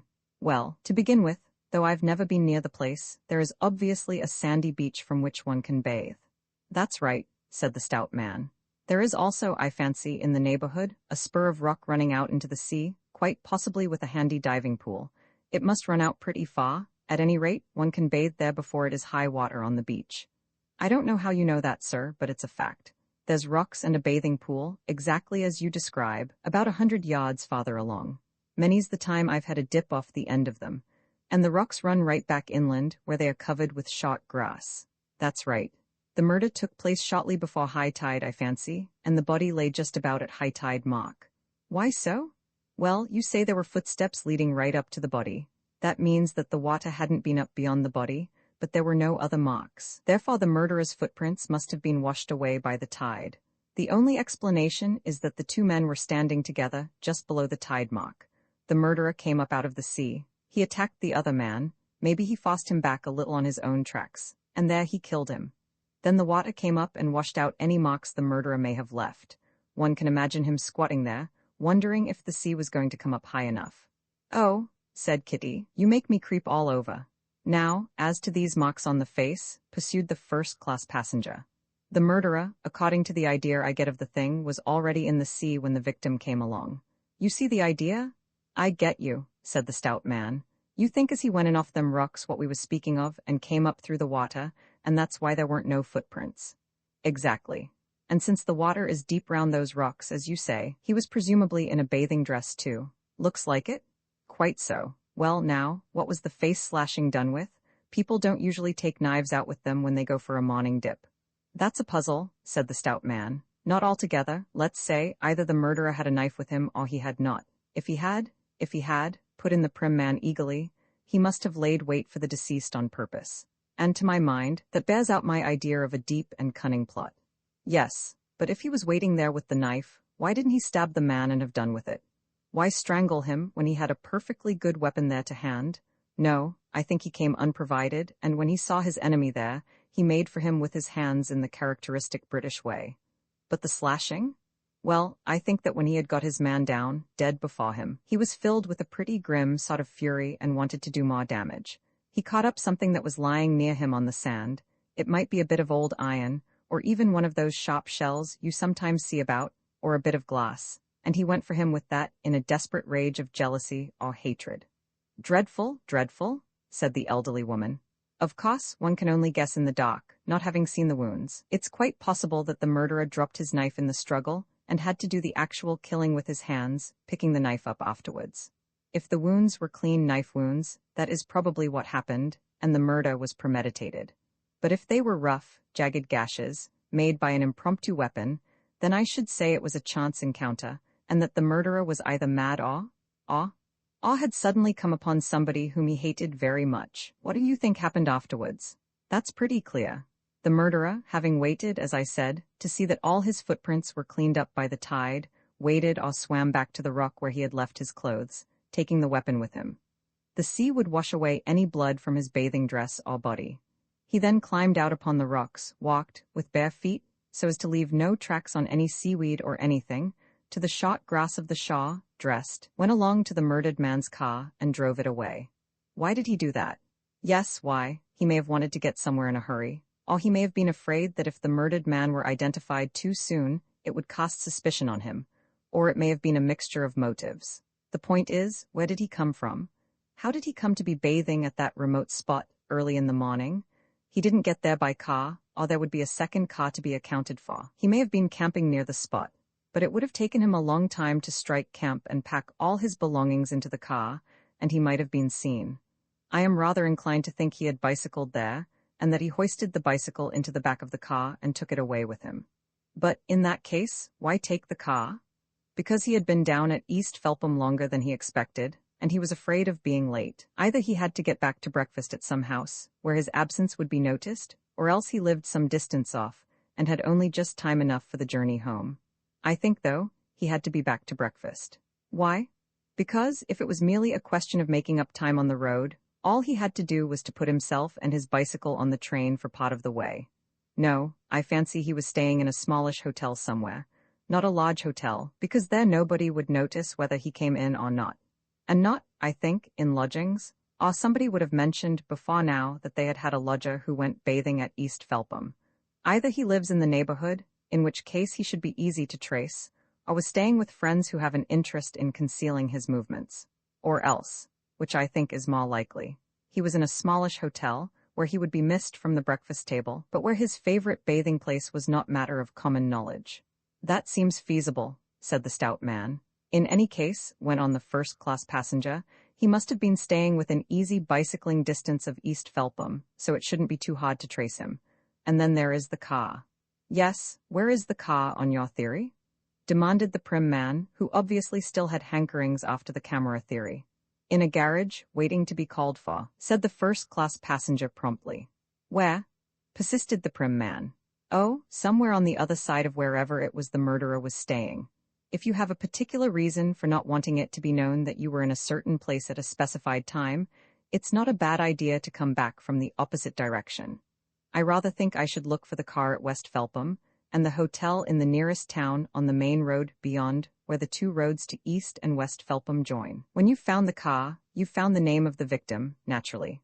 As for the murderer, you will have to look for an active man, a good swimmer and ardent bicyclist, probably not very well off since he cannot afford to have a car, who has been taking a holiday in the neighborhood of the Felphams, and who has a good reason for disliking the victim, whoever he may be. Well, I never, said the elderly woman admiringly. How beautiful you do put it all together. Like Sherlock Holmes. I do declare. It's a very pretty theory, said the prim man, but all the same you'll find it's a secret society. Mark my words, dear me, we're just running in, only 20 minutes late. I call that very good for holiday time. Will you excuse me? My bag is just under your feet. There was an eighth person in the compartment who had remained throughout the conversation, apparently buried in a newspaper. As the passengers decanted themselves upon the platform, this man touched the first-class passenger upon the arm. Excuse me, sir, he said. That was a very interesting suggestion of yours. My name is Winterbottom, and I am investigating this case. Do you mind giving me your name? I might wish to communicate with you later on. Certainly, said the first-class passenger. Always delighted to have a finger in any pie, don't you know? Here is my card. Look me up any time you like. Detective Inspector Winterbottom took the card and read the name. Lord Peter Wimsey, 110A Piccadilly. The Evening Views vendor outside Piccadilly Tube Station arranged his placard with some care. It looked very well, he thought. Man with no face identified it was, in his opinion, considerably more striking than that displayed by a rival organ, which announced, unimaginatively, Beach murder victim identified a youngish gentleman in a gray suit who emerged at that moment from the Criterion bar, appeared to think so too, for he exchanged a copper for the Evening Views, and at once plunged into its perusal with such concentrated interest that he bumped into a hurried man outside the station and had to apologize. The Evening Views, grateful to murderer and victim alike for providing so useful a sensation in the dead days, after the bank holiday, had torn Messrs. Negrete and Zambra's rocketing thermometrical statistics from the banner position which they had occupied in the lunch edition, and substituted faceless victim of beach outrage, identified murder of prominent publicity artist police, clues the body of a middle-aged man who was discovered, attired only in a bathing costume, and with his face horribly disfigured by some jagged instrument, on the beach at East Felpham last Monday morning, has been identified as that of Mr. Correggio Plant, studio manager of Messrs. Crichton Limited, the well-known publicity experts of Holborn. Mr. Plant, who was 45 years of age and a bachelor, was spending his annual holiday in making a motoring tour along the west coast. He had no companion with him, and had left no address for the forwarding of letters, so that, without the smart work of Detective Inspector Winterbottom of the Westshire Police, his disappearance might not in the ordinary way have been noticed until he became due to return to his place of business in 3 weeks' time. The murderer had no doubt counted on this, and had removed the motor car, containing the belongings of his victim, in the hope of covering up all traces of this dastardly outrage so as to gain time for escape. A rigorous search for the missing car, however, eventuated in its discovery in a garage at West Felpham, where it had been left for decarbonization and repairs to the magneto. Mr. Spiller, the garage proprietor, himself saw the man who left the car, and has furnished a description of him to the police. He is said to be a small, dark man of foreign appearance. The police hold a clue to his identity, and an arrest is confidently expected in the near future. Mr. Plant was for 15 years in the employment of Messrs. Crichton, being appointed studio manager in the latter years of the war. He was greatly liked by all his colleagues, and his skill in the layout and designing of advertisements did much to justify the truth of Messrs. Crichton's well-known slogan. Crichton's for admirable advertising. The funeral of the victim will take place tomorrow at Golders Green Cemetery. Pictures on back page. Lord Peter Wimsey turned to the back page. The portrait of the victim did not detain him long. It was one of those characterless studio photographs which establish nothing except that the sitter has a tolerable set of features. He noted that Mr. Plant had been thin rather than fat, commercial in appearance rather than artistic, and that the photographer had chosen to show him serious rather than smiling. A picture of East Felpham Beach, marked with a cross where the body was found, seemed to arouse in him rather more than a casual interest. He studied it intently for some time, making little surprised noises. There was no obvious reason why he should have been surprised, for the photograph bore out in every detail the deductions he had made in the train. There was the curved line of sand, with a long spur of rock stretching out behind it into deep water, and running back till it mingled with the shot, dry turf. Nevertheless, he looked at it for several minutes with close attention, before folding the newspaper and hailing a taxi, and when he was in the taxi he unfolded the paper and looked at it again. "Your lordship having been kind enough," said Inspector Winterbottom, emptying his glass rather too rapidly for true connoisseurship, "to suggest I should look you up in town. I made bold to give you a call in passing. Thank you, I won't say no. Well, as you've seen in the papers by now, we found that car all right." Wimsey expressed his gratification at this result. "And very much obliged I was to your lordship for the hint," went on the inspector generously. "Not but what I wouldn't say but I should have come to the same conclusion myself, given a little more time, and what's more, we're on the track of the man. I see he's supposed to be foreign-looking. Don't say he's going to turn out to be a camorrist after all." "No, my lord." The inspector winked. "Our friend in the corner had got his magazine stories a bit on the brain, if you ask me, and you were a bit out too, my lord, with your bicyclist idea." "Was I? That's a blow." "Well, my lord, these here theories sound all right, but half the time they're too fine-spun altogether. Go for the facts, that's our motto in the force, facts and motive, and you won't go far wrong." "Oh, you've discovered the motive, then?" The inspector winked again. "There's not many motives for doing a man in," said he. "Women or money, or women and money, it mostly comes down to one or the other. This fellow Plant went in for being a bit of a lad, you see. He kept a little cottage down Felpham Way, with a nice little skirt to furnish it and keep the love nest warm for him, see? Oh, I thought he was doing a motor tour." "Motor tour your foot," said the inspector, with more energy than politeness. "That's what the old epithet told him at the office. Handy reason, don't you see, for leaving no address behind him. No, there was a lady in it all right, I've seen her. A very taking piece too, if you like 'em skinny, which I don't. I prefer 'em better upholstered myself." "That chair is really more comfortable with a cushion," put in Wimsey, with anxious solicitude. "Allow me." "Thanks, my lord, thanks, I'm doing very well. It seems that this woman, by the way, we're speaking in confidence, you understand. I don't want this to go further till I've got my man under lock and key." Wimsey promised discretion. "That's all right, my lord, that's all right. I know I can rely on you. Well, the long and the short is, this young woman had another fancy man, a sort of an Italiano, whom she'd chucked for Plant, and this same Dago got wind of the business and came down to East Felpham on the Sunday night, looking for her. He's one of these professional partners in a palais de danse up Cricklewood Way, and that's where the girl comes from too. I suppose she thought Plant was a cut above him. Anyway, down he comes and busts in upon them Sunday night when they were having a bit of supper, and that's when the row started. Didn't you know about this cottage and the goings-on there? Well, you know, there's such a lot of these weekenders nowadays. We can't keep tabs on all of them, so long as they behave themselves and don't make a disturbance.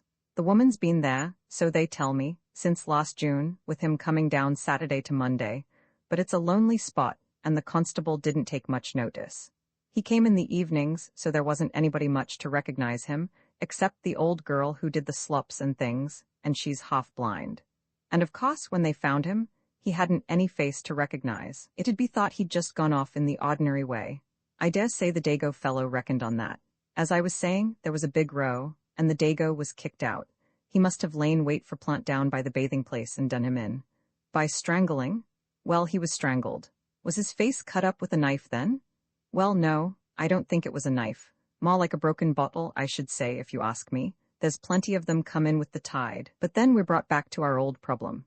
If this Italian was lying in wait to murder Plant, why didn't he take a weapon with him, instead of trusting to the chance of his hands and a broken bottle? The inspector shook his head. Flighty, he said. All these foreigners are flighty, no headpiece, but there's our man and there's our motive, plain as a pikestaff. You don't want more. And where is the Italian fellow now? Run away. That's pretty good proof of guilt in itself, but we'll have him before long. That's what I've come to town about. He can't get out of the country. I've had an all-stations call sent out to stop him. The dance hall people were able to supply us with a photo and a good description. I'm expecting a report in now any minute. In fact, I'd best be getting along. Thank you very much for your hospitality, my lord. The pleasure is mine, said Whimsy, ringing the bell to have the visitor shown out. I have enjoyed our little chat immensely. Sauntering into the Falstaff at 12 o'clock the following morning, Whimsy, as he had expected, found Salcombe Hardy supporting his rather plump contours against the bar.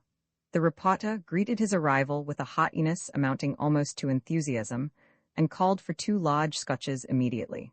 When the usual skirmish as to who should pay had been honorably settled by the prompt disposal of the drinks and the standing of 2 more, Whimsy pulled from his pocket the copy of last night's Evening Views. I wish you'd ask the people over at your place to get hold of a decent print of this for me, he said, indicating the picture of East Felpham Beach. Salcombe Hardy gazed limpid inquiry at him from eyes like drowned violets. See here, you old sleuth, he said. Does this mean you've got a theory about the thing? I'm wanting a story badly. Must keep up the excitement, you know. The police don't seem to have got any further since last night. No, I'm interested in this from another point of view altogether. I did have a theory, of sorts, but it seems it's all wrong. Bally old Homer nodding, I suppose, but I'd like a copy of the thing. I'll get Warren to get you one when we come back. I'm just taking him down with me to Crichton's. We're going to have a look at a picture. I say I wish you'd come too. Tell me what to say about the damn thing. Good God, I don't know anything about commercial art. 'Tisn't commercial art. It's supposed to be a portrait of this blighter plant, done by one of the chaps in his studio or something. Kid who told me about it says it's clever. I don't know, don't suppose she knows either. You go in for being artistic, don't you? I wish you wouldn't use such filthy expressions, Sally. Artistic? Who is this girl? Typist in the copy department. Oh, Sally. Nothing of that sort. I've never met her. Name's Gladys Twitterton. I'm sure that's beastly enough to put anybody off. Rang us up last night and told us there was a bloke there who'd done old plant in oils, and was it any use to us? Drummer thought it might be worth looking into. Make a change from that everlasting syndicated photograph. I see. If you haven't got an exclusive story, an exclusive picture's better than nothing. The girl seems to have her wits about her. Friend of the artist's? No, said he'd probably be frightfully annoyed at her having told me, but I can wangle that. Only I wish you'd come and have a look at it. Tell me whether I ought to say it's an unknown masterpiece or merely a striking likeness. How the devil can I say if it's a striking likeness of a bloke I've never seen? I'll say it's that in any case, but I want to know if it's well painted. Curse it, Sally, what's it matter whether it is or not? I've got other things to do. Who's the artist? By the way, anybody one's ever heard of? Dunno, I've got the name here somewhere. Sally rooted in his hip pocket and produced a mass of dirty correspondence, its angles blunted by constant attrition. Some comic name like Buggle or Snagtooth. Wait a bit, here it is, Crowder, Thomas Crowder. I knew it was something out of the way. Singularly like Buggle or Snagtooth. All right, Sally, I'll make a martyr of myself, lead me to it. We'll have another quick one. Here's Warren. This is Lord Peter Whimsy. This is on me. On me, corrected the photographer, a jaded young man with a disillusioned manner. 3 large white labels, please. Well, here's all the best. Are you fit, Sally? Because we'd better make tracks. I've got to be up at Golders Green by 2 for the funeral. Mr. Crowder of Crichton's appeared to have had the news broken to him already by Miss Twitterton, for he received the embassy in a spirit of gloomy acquiescence. The directors won't like it, he said, but they've had to put up with such a lot that I suppose one irregularity more or less won't give him apoplexy. He had a small, anxious, yellow face like a monkey. Whimsy put him down as being in his late 30s. He noticed his fine, capable hands, one of which was disfigured by a strip of sticking plaster. Damaged yourself? Said Whimsy pleasantly, as they made their way upstairs to the studio. Mustn't make a practice of that, what? An artist's hands are his livelihood, except of course for armless wonders and people of that kind. Awkward job, painting with your toes. Oh, it's nothing much, said Crowder, but it's best to keep the paint out of surface scratches. There's such a thing as lead poisoning. Well, here's this dud portrait such as it is. I don't mind telling you that it didn't please the sitter. In fact, he wouldn't have it at any price. Not flattering enough? Asked Hardy. As you say, the painter pulled out a 4x3 canvas from its hiding place behind a stack of poster cartoons, and heaved it up onto the easel. Oh, said Hottie, a little surprised. Not that there was any reason for surprise as far as the painting itself was concerned. It was a straightforward handling enough, the skill and originality of the brushwork being of the kind that interests the painter without shocking the ignorant. Oh, said Hottie. Was he really like that? He moved closer to the canvas, peering into it as he might have peered into the face of the living man, hoping to get something out of him. Under this microscopic scrutiny, the portrait, as is the way of portraits, dislimned and became no more than a conglomeration of painted spots and streaks. He made the discovery that, to the painter's eye, the human face is full of green and purple patches. He moved back again and altered the form of his question. So that's what he was like, was he? He pulled out the photograph of Plant from his pocket and compared it with the portrait. The portrait seemed to sneer at his surprise. Of course they touch these things up at these fashionable photographers, he said. Anyway, that's not my business. This thing will make a jolly good eye-catcher, don't you think so, Whimsy? Wonder if they'd give us a 2-column spread on the front page? Well, Warren, you'd better get down to it. The photographer, bleakly unmoved by artistic or journalistic considerations, took silent charge of the canvas, mentally resolving it into a question of panchromatic plates and colored screens. Crowder gave him a hand in shifting the easel into a better light. 2 or 3 people from other departments, passing through the studio on their lawful occasions, stopped and lingered in the neighborhood of the disturbance, as though it were a street accident. A melancholy, gray-haired man, temporary head of the studio, Vice Correggio Plant, deceased, took Crowder aside with a muttered apology to give him some instructions about adapting a whole quad to an 11-inch treble. Hottie turned to Lord Peter. It's damned ugly, he said. Is it good? Brilliant, said Whimsy. You can go all out, say what you like about it. Oh, splendid. Could we discover one of our neglected British masters? Yes, why not? You'll probably make the man the fashion and ruin him as an artist, but that's his pigeon. But, I say, do you think it's a good likeness? He's made him look a most sinister sort of fellow. After all, Plant thought it was so bad he wouldn't have it. The more fool he. Ever heard of the portrait of a certain statesman that was so revealing of his inner emptiness that he hurriedly bought it up and hid it to prevent people like you from getting hold of it? Crowder came back. I say, said Whimsy, whom does that picture belong to? You, or the heirs of the deceased, or what? I suppose it's back on my hands, said the painter. Plant, well, he more or less commissioned it, you see, but how more or less? Well, he kept on hinting, don't you know, that he would like me to do him, and as he was my boss, I thought I'd better. No price actually mentioned. When he saw it, he didn't like it and told me to alter it. But you didn't. Oh well, I put it aside and said I'd see what I could do with it. I thought he'd perhaps forget about it. I see, then presumably it's yours to dispose of. I should think so. Why? You have a very individual technique, haven't you? Pursued Whimsy. Do you exhibit much? Here and there I've never had a show in London. I fancy I once saw a couple of small seascapes of yours somewhere. Manchester, was it? Or Liverpool? I wasn't sure of your name, but I recognized the technique immediately. I dare say. I did send a few things to Manchester about 2 years ago. Yes, I felt sure I couldn't be mistaken. I want to buy the portrait. Here's my card, by the way. I'm not a journalist, I collect things.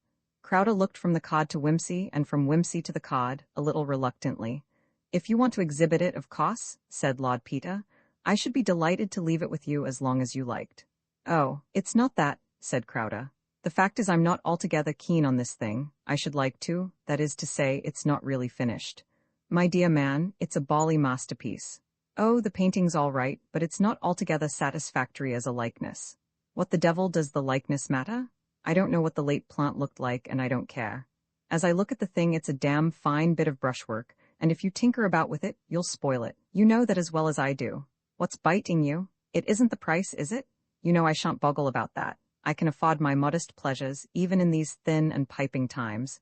You don't want me to have it? Come now, what's the real reason? There's no reason at all why you shouldn't have it if you really want it, I suppose, said the painter, still a little sullenly. If it's really the painting that interests you. What do you suppose it is? The notoriety? I can have all I want of that commodity, you know, for the asking, or even without asking. Well, anyhow, think it over, and when you've decided, send me a line and name your price. Crowder nodded without speaking, and the photographer having by this time finished his job, the party took their leave. As they left the building, they became involved in the stream of Crichton's staff going out to lunch. A girl, who seemed to have been loitering in a semi-intentional way in the lower hall, caught them as the lift descended. Are you the Evening Views people? Did you get your picture all right? Miss Twitterton? Said Hottie interrogatively. Yes, rather, thank you so much for giving us the tip. You'll see it on the front page this evening. Oh, that's splendid. I'm frightfully thrilled. It has made an excitement here, all this business. Do they know anything yet about who murdered Mr. Plant? Or am I being horribly indiscreet? We're expecting news of an arrest any minute now, said Hottie. As a matter of fact, I shall have to buzz back to the office as fast as I can, to sit with one ear glued to the telephone. You will excuse me, won't you? And look here, will you let me come round another day, when things aren't too busy, and take you out to lunch? Of course, I should love to. Miss Twitterton giggled. I do so want to hear all about the murder cases. Then here's the man to tell you about them. Miss Twitterton, said Hottie with mischief in his eye. Allow me to introduce Lord Peter Wimsey. Miss Twitterton offered her hand in an ecstasy of excitement which almost robbed her of speech. How do you do? Said Wimsey. As this blighter is in such a hurry to get back to his gossip shop, what do you say to having a spot of lunch with me? Well, really, began Miss Twitterton. He's all right, said Hottie. He won't lure you into any gilded dens of infamy. If you look at him, you will see he has a kind, innocent face. I'm sure I never thought of such a thing, said Miss Twitterton. But you know, really, I've only got my old things on. It's no good wearing anything decent in this dusty old place. Oh, nonsense, said Wimsey. You couldn't possibly look nicer. It isn't the frock that matters, it's the person who wears it. That's all right then. See you later, Sally. Taxi, where shall we go? What time do you have to be back, by the way? 2:00, said Miss Twitterton regretfully. Then we'll make the Savoy do, said Wimsey. It's reasonably handy. Miss Twitterton hopped into the waiting taxi with a little squeak of agitation. Did you see Mr. Crichton? She said. He went by just as we were talking. However, I dare say he doesn't really know me by sight. I hope not, or he'll think I'm getting too grand to need a salary. She rooted in her handbag. I'm sure my face is getting all shiny with excitement. What a silly taxi. It hasn't got a mirror, and I've bust mine. Wimsey solemnly produced a small looking-glass from his pocket. How wonderfully competent of you, exclaimed Miss Twitterton. I'm afraid, Lord Peter, you are used to taking girls about. Moderately so, said Wimsey. He did not think it necessary to mention that the last time he had used that mirror it had been to examine the back teeth of a murdered man. Of course, said Miss Twitterton, they had to say he was popular with his colleagues. Haven't you noticed that murdered people are always well-dressed and popular? They have to be, said Wimsey. It makes it more mysterious and pathetic, just as girls who disappear are always bright and home-loving and have no men friends. Silly, isn't it? Said Miss Twitterton, with her mouth full of roast duck and green peas. I should think everybody was only too glad to get rid of Plant. Nasty, rude creature. So mean, too, always taking credit for other people's work. All those poor things in the studio, with all the spirit squashed out of them. I always say, Lord Peter, you can tell if a head of a department's fitted for his job by noticing the atmosphere of the place as you go into it. Take the copyroom, now. We're all as cheerful and friendly as you like, though I must say the language that goes on there is something awful, but these writing fellows are like that, and they don't mean anything by it. But then, Mr. Ormerod is a real gentleman, that's our copper-chief, you know, and he makes them all take an interest in the work, for all they grumble about the cheese bills and the department store bilge they have to turn out. But it's quite different in the studio. A sort of dead-and-alive feeling about it, if you understand what I mean. We girls notice things like that more than some of the high-up people think. Of course, I'm very sensitive to these feelings, almost psychic, I've been told. Lord Peter said there was nobody like a woman for sizing up character at a glance. Women, he thought, were remarkably intuitive. That's a fact, said Miss Twitterton. I've often said, if I could have a few frank words with Mr. Crichton, I could tell him a thing or two. There are wheels within wheels beneath the surface of a place like this that these brass hats have no idea of. Lord Peter said he felt sure of it. The way Mr. Plant treated people he thought were beneath him. Went on Miss Twitterton. I'm sure it was enough to make your blood boil. I'm sure if Mr. Ormerod sent me with a message to him, I was glad to get out of the room again. Humiliating, it was, the way he'd speak to you. I don't care if he's dead or not. Being dead doesn't make a person's past behavior any better, Lord Peter. It wasn't so much the rude things he said. There's Mr. Burkett, for example. He's rude enough, but nobody minds him. He's just like a big, blundering puppy, rather a lamb, really. It was Mr. Plant's nasty, sneering way we all hated so, and he was always running people down. How about this portrait? Asked Wimsey. Was it like him at all? It was a lot too like him, said Miss Twitterton emphatically. That's why he hated it so. He didn't like Crowder either, But of course he knew he could paint and he made him do it, because he thought he'd be getting a valuable thing cheap. And Crowder couldn't very well refuse, or Plant would have got him sacked. I shouldn't have thought that would have mattered much to a man of Crowder's ability. Poor Mr. Crowder? I don't think he's ever had much luck. Good artists don't always seem able to sell their pictures, and I know he wanted to get married. Otherwise he'd never have taken up this commercial work. He's told me a good bit about himself. I don't know why, but I'm one of the people men seem to tell things to. Lord Peter filled Miss Twitterton's glass. Oh, please, no, really, not a drop more. I'm talking a lot too much as it is. I don't know what Mr. Ormerod will say when I go in to take his letters. I shall be writing down all kinds of funny things. Ooh, I really must be getting back. Just look at the time. It's not really late. Have a black coffee, just as a corrective. Whimsy smiled. You haven't been talking at all too much. I've enjoyed your picture of office life enormously. You have a very vivid way of putting things, you know. I see now why Mr. Plant was not altogether a popular character. Not in the office, anyway, whatever he may have been elsewhere, said Miss Twitterton darkly. Oh, he was a one, said Miss Twitterton. He certainly was a one. Some friends of mine met him one evening up in the West End, and they came back with some nice stories. It was quite a joke in the office, old Plant and his rosebuds, you know. Mr. Cowley, he's the Cowley, you know, who rides in the motorcycle races. He always said he knew what to think of Mr. Plant and his motor tours. That time Mr. Plant pretended he'd gone touring in Wales, Mr. Cowles was asking him about the roads, and he didn't know a thing about them. Because Mr. Cowley really had been touring there, and he knew quite well Mr. Plant hadn't been where he said he had. And as a matter of fact, Mr. Cowley knew he'd been staying the whole time in a hotel at Aberystwyth in very attractive company. Miss Twitterton finished her coffee and slapped the cup down defiantly. And now, I really must run away, or I shall be most dreadfully late, and thank you ever so much. Hullo, said Inspector Winterbottom, you've brought that portrait then? Yes, said Whimsy. It's a fine bit of work. He gazed thoughtfully at the canvas. Sit down, Inspector, I want to tell you a story. And I want to tell you a story, replied the inspector. Let's have yours first, said Whimsy with an air of flattering eagerness. No, no, my lord, you take precedence, go ahead. He snuggled down with a chuckle into his armchair. Well, said Whimsy, mine's a sort of a fairy story, and mind you, I haven't verified it. Go ahead, my lord, go ahead. Once upon a time, said Whimsy, sighing. That's the good old-fashioned way to begin a fairy story, said Inspector Winterbottom. Once upon a time, repeated Whimsy, there was a painter. He was a good painter, but the bad fairy of financial success had not been asked to his christening. What?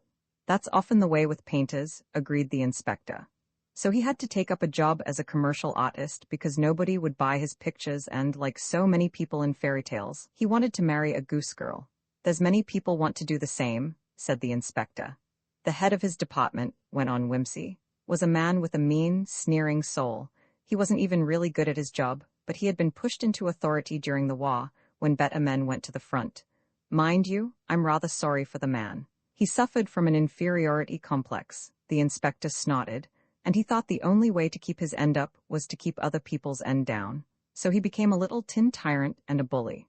He took all the credit for the work of the men under his charge, and he sneered and harassed them till they got inferiority complexes even worse than his own.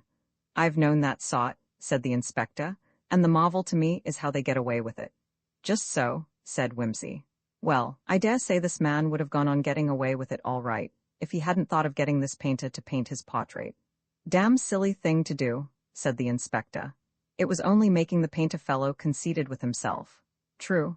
But you see, this tin tyrant person had a fascinating female in tow, and he wanted the portrait for the lady. He thought that, by making the painter do it, he would get a good portrait at starvation price. But unhappily he'd forgotten that, however much an artist will put up with in the ordinary way, he is bound to be sincere with his art. That's the one thing a genuine artist won't muck about with. I dare say, said the inspector. I don't know much about artists. Well, you can take it from me. So the painter painted the portrait as he saw it, and he put the man's whole creeping, sneering, paltry soul on the canvas for everybody to see. Inspector Winterbottom stared at the portrait, and the portrait sneered back at him. It's not what you'd call a flattering picture, certainly, he admitted. Now, when a painter paints a portrait of anybody, went on Whimsy, that person's face is never the same to him again. It's like, what shall I say? Well, it's like the way a gunner, say, looks at a landscape where he happens to be posted. He doesn't see it as a landscape. He doesn't see it as a thing of magic beauty, full of sweeping lines and lovely color. He sees it as so much cover, so many landmarks to aim by, so many gun emplacements. And when the war is over and he goes back to it, he will still see it as cover and landmarks and gun emplacements. It isn't a landscape anymore, it's a war map. I know that, said Inspector Winterbottom. I was a gunner myself. A painter gets just the same feeling of deadly familiarity with every line of a face he's once painted, pursued Whimsy. And if it's a face he hates it with a new and more irritable hatred. It's like a defective barrel organ, everlastingly grinding out the same old maddening tune, and making the same damned awful wrong note every time the barrel goes round. Lord, how you can talk? Ejaculated the inspector. That was the way the painter felt about this man's hateful face. All day and every day he had to see it. He couldn't get away because he was tied to his job, you see. He ought to have cut loose, said the inspector. It's no good going on like that, trying to work with uncongenial people. Well, anyway, he said to himself, he could escape for a bit during his holidays. There was a beautiful little quiet spot he knew on the west coast, where nobody ever came. He'd been there before and painted it. Oh, by the way, that reminds me, I've got another picture to show you. He went to a bureau and extracted a small panel in oils from a drawer. I saw that 2 years ago at a show in Manchester, and I happen to remember the name of the dealer who bought it. Inspector Winterbottom gaped at the panel. But that's East Felpham? He exclaimed. Yes, it's only signed TC, but the technique is rather unmistakable, don't you think? The inspector knew little about technique, but initials he understood. He looked from the portrait to the panel and back at Lord Peter. The painter? Crowder? If it's all the same to you, I'd rather go on calling him the painter. He packed up his traps on his push-bike carrier and took his tormented nerves down to this beloved and secret spot for a quiet weekend. He stayed at a quiet little hotel in the neighborhood, and each morning he cycled off to this lovely little beach to bathe. He never told anybody at the hotel where he went, because it was his place, and he didn't want other people to find it out. Inspector Winterbottom set the panel down on the table and helped himself to whiskey. One morning, it happened to be the Monday morning, Whimsy's voice became slower and more reluctant. He went down as usual. The tide was not yet fully in, but he ran out over the rocks to where he knew there was a deep bathing pool. He plunged in and swam about, and let the small noise of his jangling troubles be swallowed up in the innumerable laughter of the sea. A. Kappa nu mu letter 1 FB fa tau, omega nu alpha nu etero iota theta mu omicron nu gamma epsilon lambda alpha sigma mu alpha. Quotation from the classics. Some people say it means the dimpled surface of the waves in the sunlight. But how could Prometheus, bound upon his rock, have seen it? Surely it was the chuckle of the incoming tide among the stones that came up to his ears on the lonely peak, where the vulture fretted at his heart. I remember arguing about it with old Philpotts in class, and getting rapped over the knuckles for contradicting him.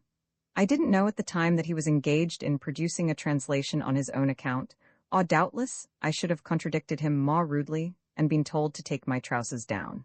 Dear old Philpotts, I don't know anything about that, said the inspector. I beg your pardon, shocking way I have of wondering. The painter, well, he swam round the end of the rocks, for the tide was nearly in by that time, and as he came up from the sea, he saw a man standing on the beach, that beloved beach, remember, which he thought was his own sacred haven of peace. He came wading towards it, cursing the bank holiday rabble, who must needs swam about everywhere with their cigarette packets and their Kodaks and their gramophones, and then he saw that it was a face he knew. He knew every hated line in it on that clear sunny morning, and early as it was, the heat was coming up over the sea like a haze. It was a hot weekend, said the inspector. And then the man hailed him, in his smug, mincing voice. Hullo, he said, you here? How did you find my little bathing place? And that was too much for the painter. He felt as if his lost sanctuary had been invaded. He leapt at the lame throat. It's rather a stringy one, you may notice, with a prominent Adam's apple, an irritating throat. The water chuckled round their feet as they swayed to and fro. He felt his thumbs sink into the flesh he had painted. He saw, and laughed to see, the hateful familiarity of the features change and swell into an unrecognizable purple. He watched the sunken eyes bulge out and the thin mouth distort itself as the blackened tongue thrust through it. I am not unnerving you, I hope? The inspector laughed. Not a bit. It's wonderful the way you describe things. You ought to write a book. I sing, but as the throstle sings amid the branches dwelling, replied his lordship negligently, and went on without further comment. The painter throttled him. He flung him back on the sand. He looked at him, and his heart crowed within him. He stretched out his hand and found a broken bottle with a good jagged edge. He went to work with a will, stamping and tearing away every trace of the face he knew and loathed. He blotted it out and destroyed it utterly. He sat beside the thing he had made. He began to be frightened. They had staggered back beyond the edge of the water, and there were the marks of his feet on the sand. He had blood on his face and on his bathing suit, and he had cut his hand with the bottle. But the blessed sea was still coming in. He watched it pass over the bloodstains and the footprints and wiped the story of his madness away. He remembered that this man had gone from his place, leaving no address behind him. He went back, step by step, into the water, and as it came up to his breast, he saw the red stains smoke away like a faint mist in the brown blueness of the tide. He went wading and swimming and plunging his face and arms deep in the water, looking back from time to time to see what he had left behind him. I think that when he got back to the point and drew himself out, clean and cool, upon the rocks, he remembered that he ought to have taken the body back with him and let the tide carry it away, but it was too late. He was clean, and he could not bear to go back for the thing. Besides, he was late, and they would wonder at the hotel if he was not back in time for breakfast. He ran lightly over the bare rocks and the grass that showed no footprint. He dressed himself, taking care to leave no trace of his presence. He took the car, which would have told a story. He put his bicycle in the back seat, under the rugs, and he went, but you know as well as I do where he went. Lord Peter got up with an impatient movement and went over to the picture, rubbing his thumb meditatively over the texture of the painting. You may say, if he hated the face so much, why didn't he destroy the picture? He couldn't. It was the best thing he'd ever done. He took 100 guineas for it. It was cheap at 100 guineas. But then, I think he was afraid to refuse me. My name is rather well known. It was a sort of blackmail, I suppose, but I wanted that picture. Inspector Winterbottom laughed again. Did you take any steps, my lord, to find out if Crowder has really been staying at East Felpham? No. Wimsey swung round abruptly. I have taken no steps at all, that's your business. I have told you the story, and on my soul, I'd rather have stood by and said nothing. You needn't worry.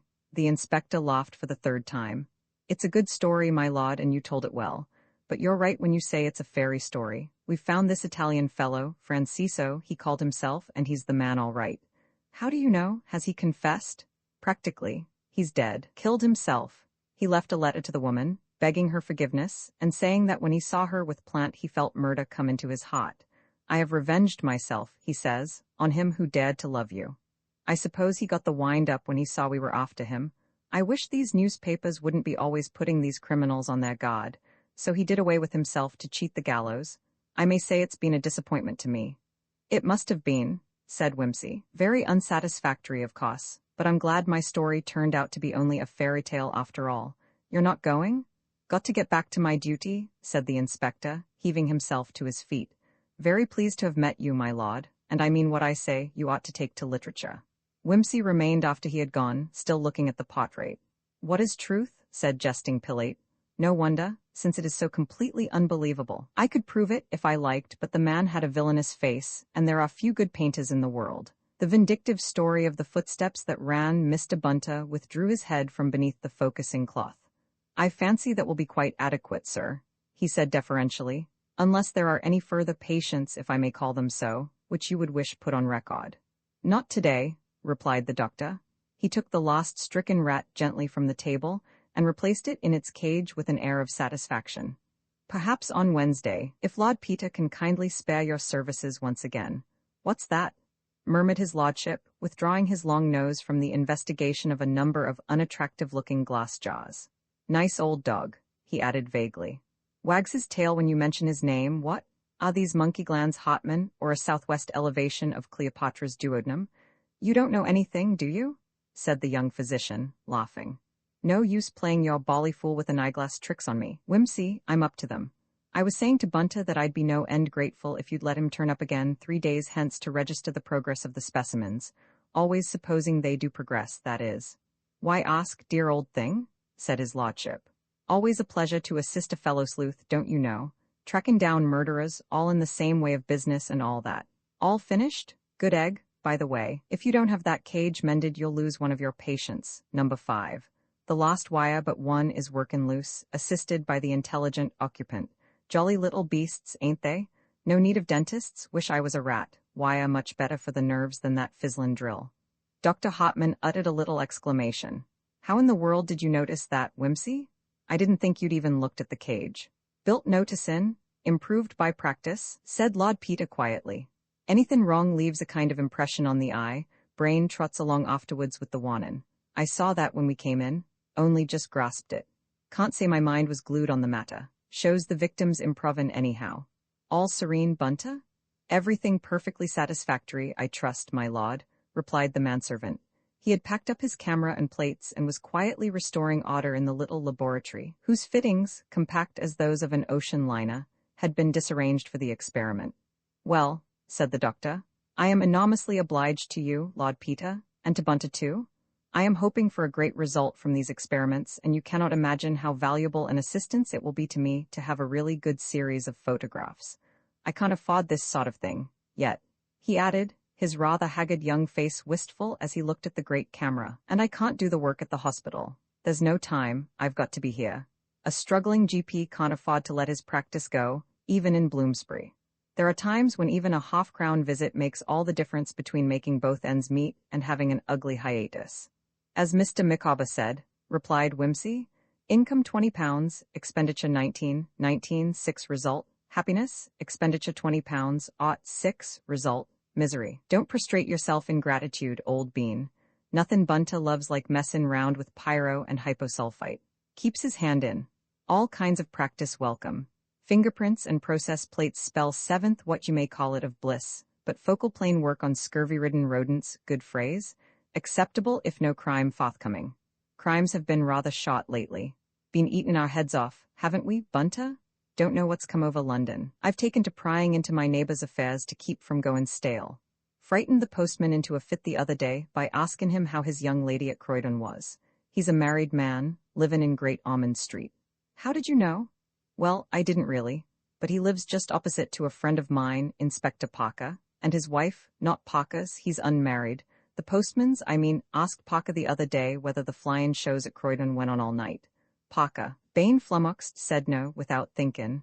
Bit of a giveaway, what? Thought I'd give the poor devil a word in season, don't you know? Uncommonly thoughtless of Parker. The doctor laughed. You'll stay to lunch, won't you? He said. Only cold meat and salad, I'm afraid. My woman won't come Sundays, have to answer my own door. Deuced unprofessional, I'm afraid, but it can't be helped. Pleasure, said Whimsy, as they emerged from the laboratory and entered the dark little flat by the back door. Did you build this place on? No, said Hartman. The last tenant did that. He was an artist. That's why I took the place. It comes in very useful, ramshackle as it is, though the glass roof is a bit sweltering on a hot day like this. Still, I had to have something on the ground floor, cheap, and it'll do till times get better. Till your vitamin experiments make you famous, eh? Said Peter cheerfully. You're going to be the common man, you know. Feel it in my bones. Uncommonly neat little kitchen you've got, anyhow. It does, said the doctor. The lab makes it a bit gloomy, but the woman's only here in the daytime. He led the way into a narrow little dining room, where the table was laid for a cold lunch. The one window at the end farthest from the kitchen looked out into Great James Street.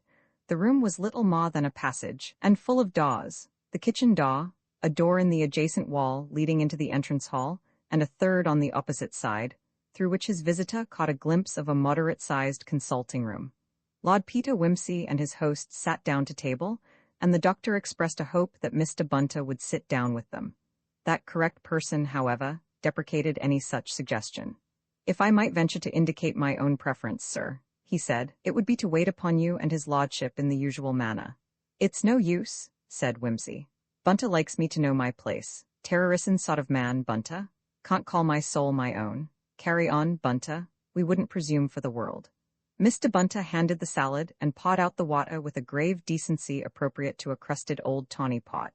It was a Sunday afternoon in that halcyon summer of 1921. The sodded little street was almost empty. The ice cream man alone seemed thriving and active. He leaned luxuriously on the green post at the corner, in the intervals of driving a busy trade. Bloomsbury's swarm of able-bodied and able-voiced infants was still, presumably within doors, eating steamy Sunday dinners inappropriate to the tropical weather.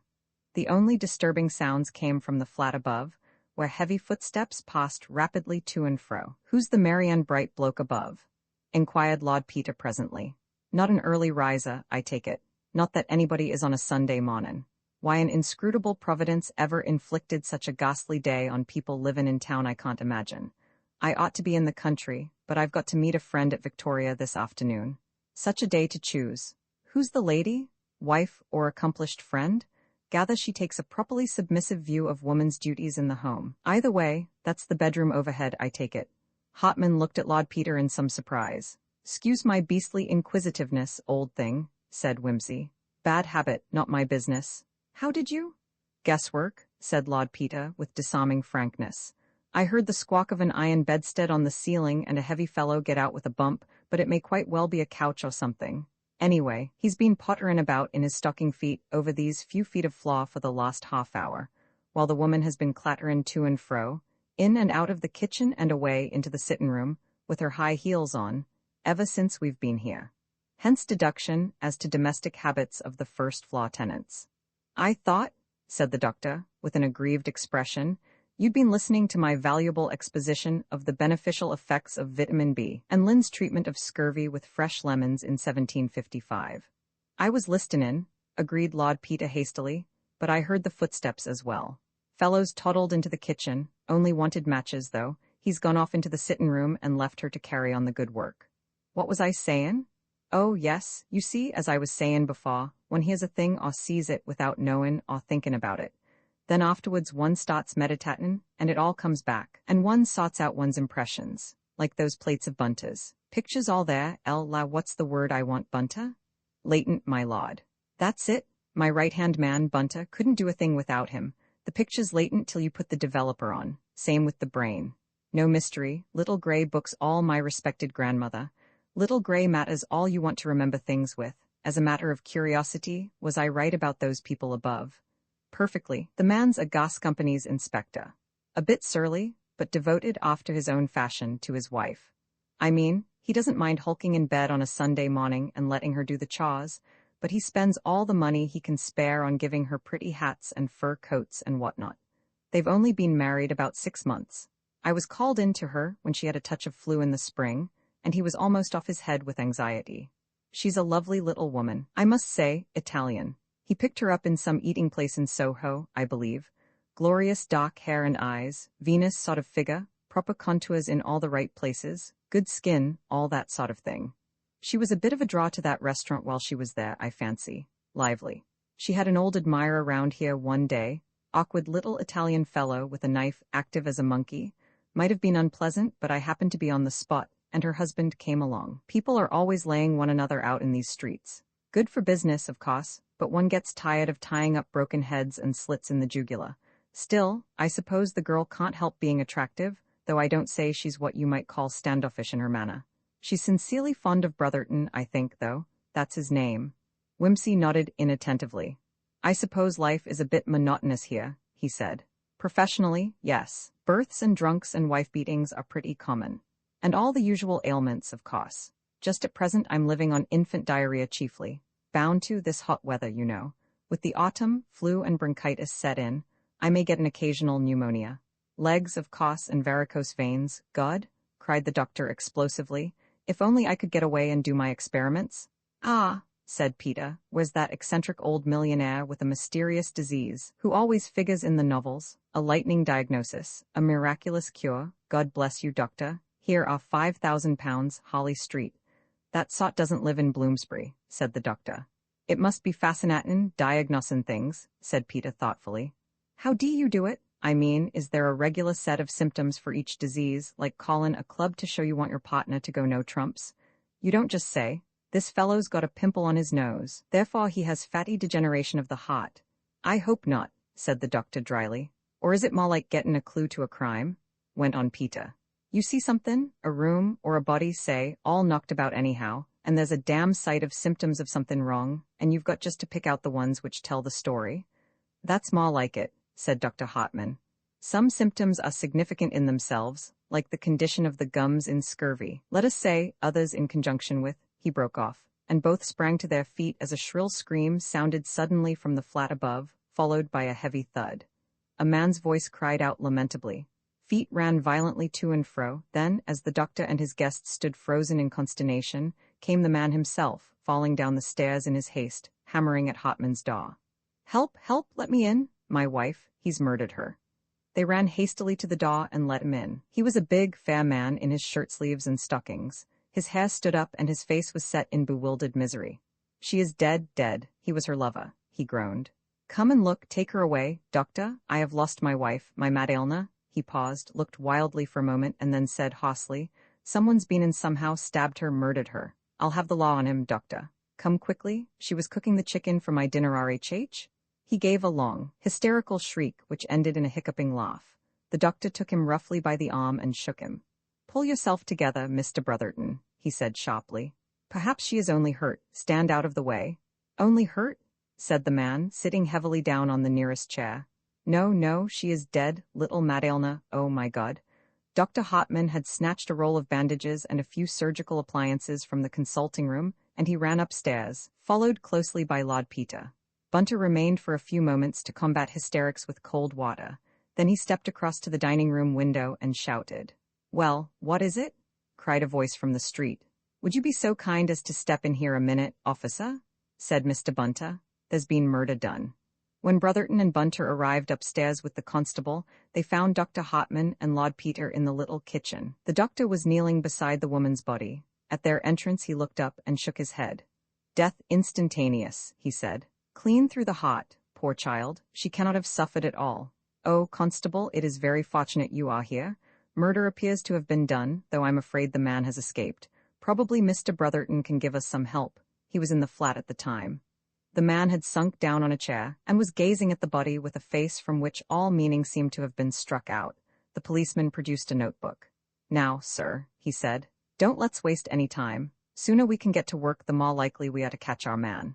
Now, you was at the time, was you?" Brotherton stared a moment, then, making a violent effort, he answered steadily, "I was in the sitting room, smoking and reading the paper. She was getting the dinner ready in here. I heard her give a scream, and I rushed in and found her lying on the floor. She didn't have time to say anything. When I found she was dead, I rushed to the window and saw the fellow scrambling away over the glass roof there. I yelled at him, but he disappeared. Then I ran down." "Off a mo," said the policeman. "Now, sir, didn't you think to go after him at once?" "My first thought was for her," said the man. "I thought maybe she wasn't dead. I tried to bring her round." His speech ended in a groan. "You say he came in through the window," said the policeman.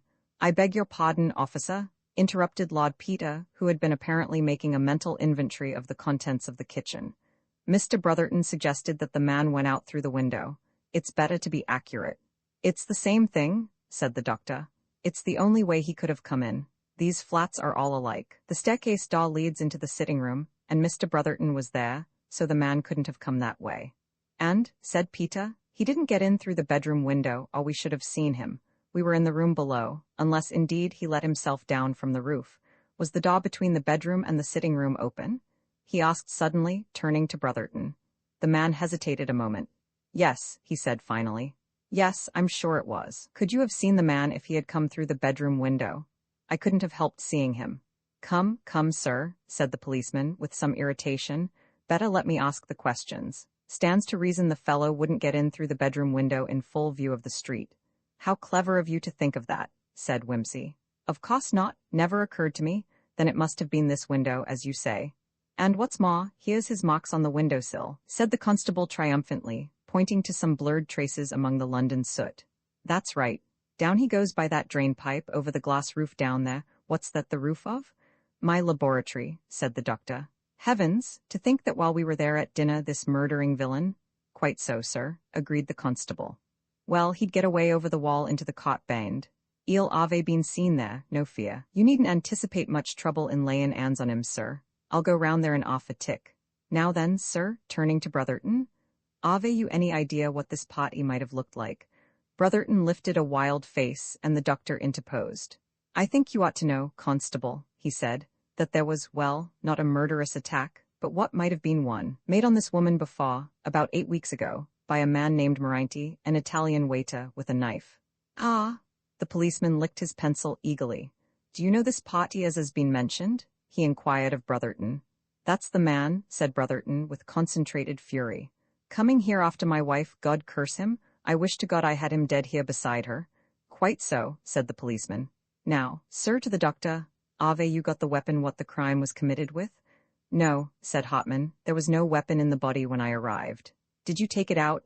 Pursued the constable to Brotherton. No, said Brotherton, he took it with him. Took it with him? The constable entered the fact in his notes. Phew, wonderful odd it is in air, ain't it, sir? He added, mopping his brow. It's the gas oven, I think, said Peter mildly. Uncommon hot thing, a gas oven. In the middle of July.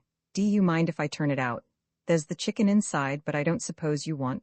Brotherton groaned, and the constable said, Quite right, sir. A man wouldn't oddly fancy his dinner after a thing like this. Thank you, sir. Well now, doctor, what kind of weapon do you take this to have been?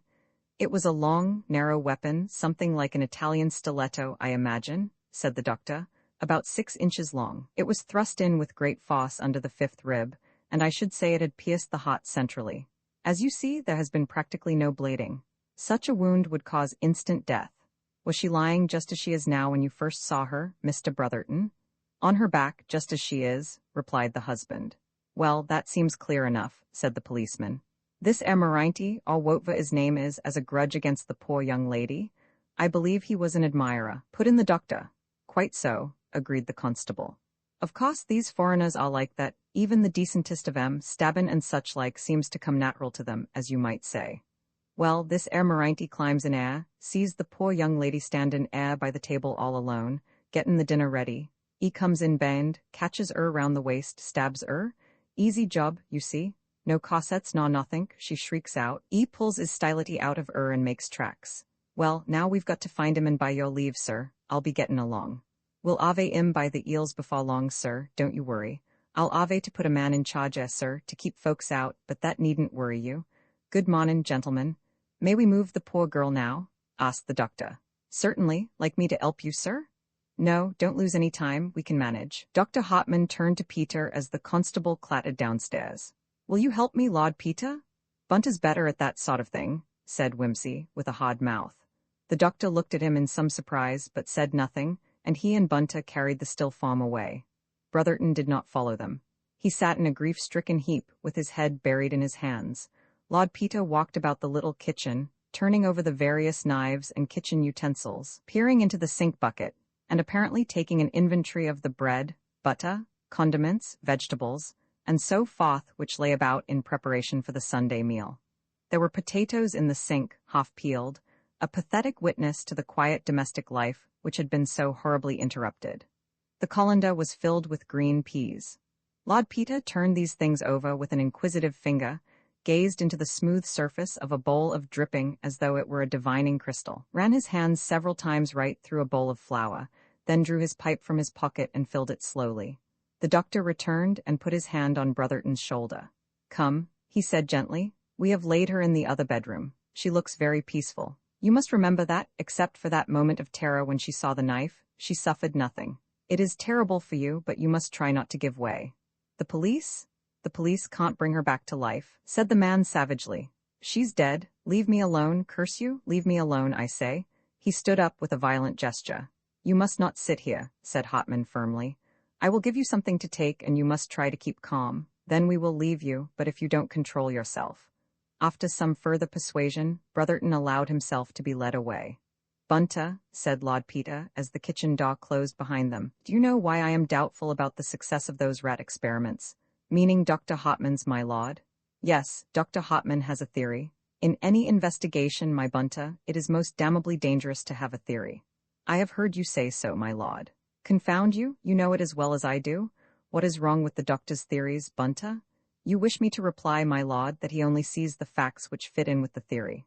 Thoughtrita, exclaimed Lord Peter bitterly, and that he supplies them to the police, my lord.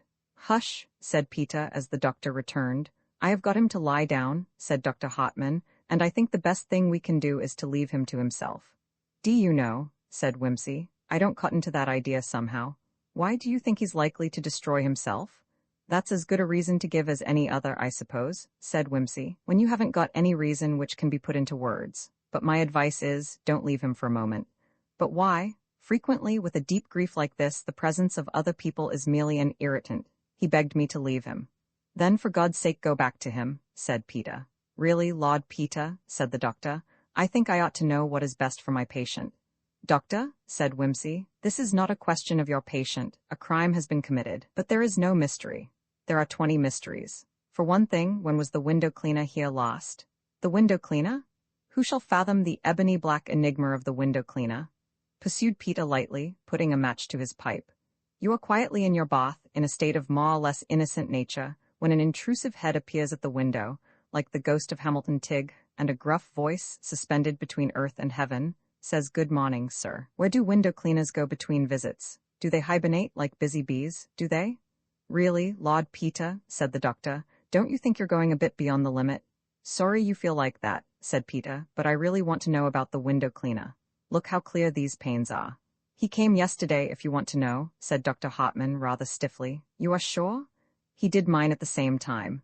I thought as much, said Lord Peter. In the words of the song, I thought as much, it was a little window cleaner.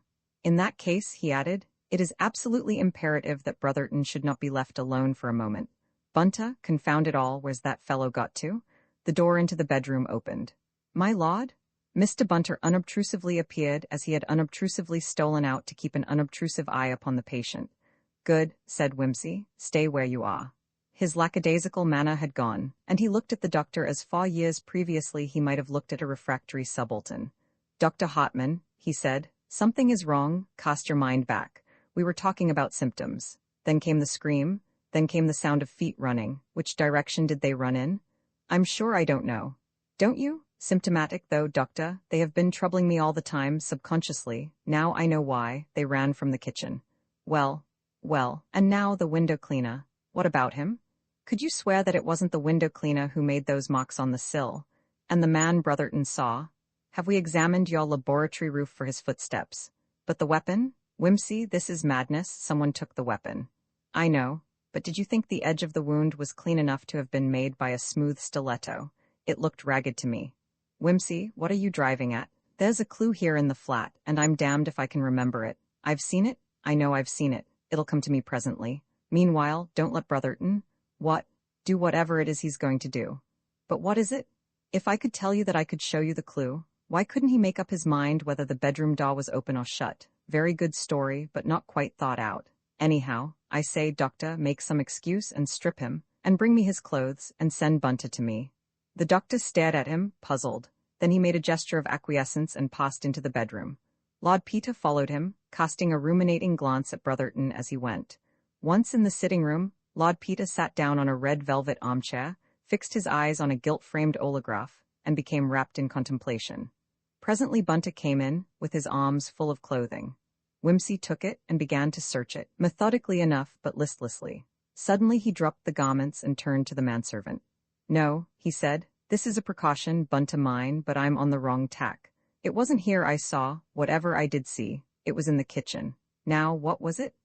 I could not say, my lord, but I entertain a conviction that I was also, in a manner of speaking, conscious, not consciously conscious, my lord, if you understand me, but still conscious of an incongruity. Hooray, said Whimsy suddenly. Cheero, for the subconscious what's his name? Now let's remember the kitchen. I cleared out of it because I was gettin' obfuscated.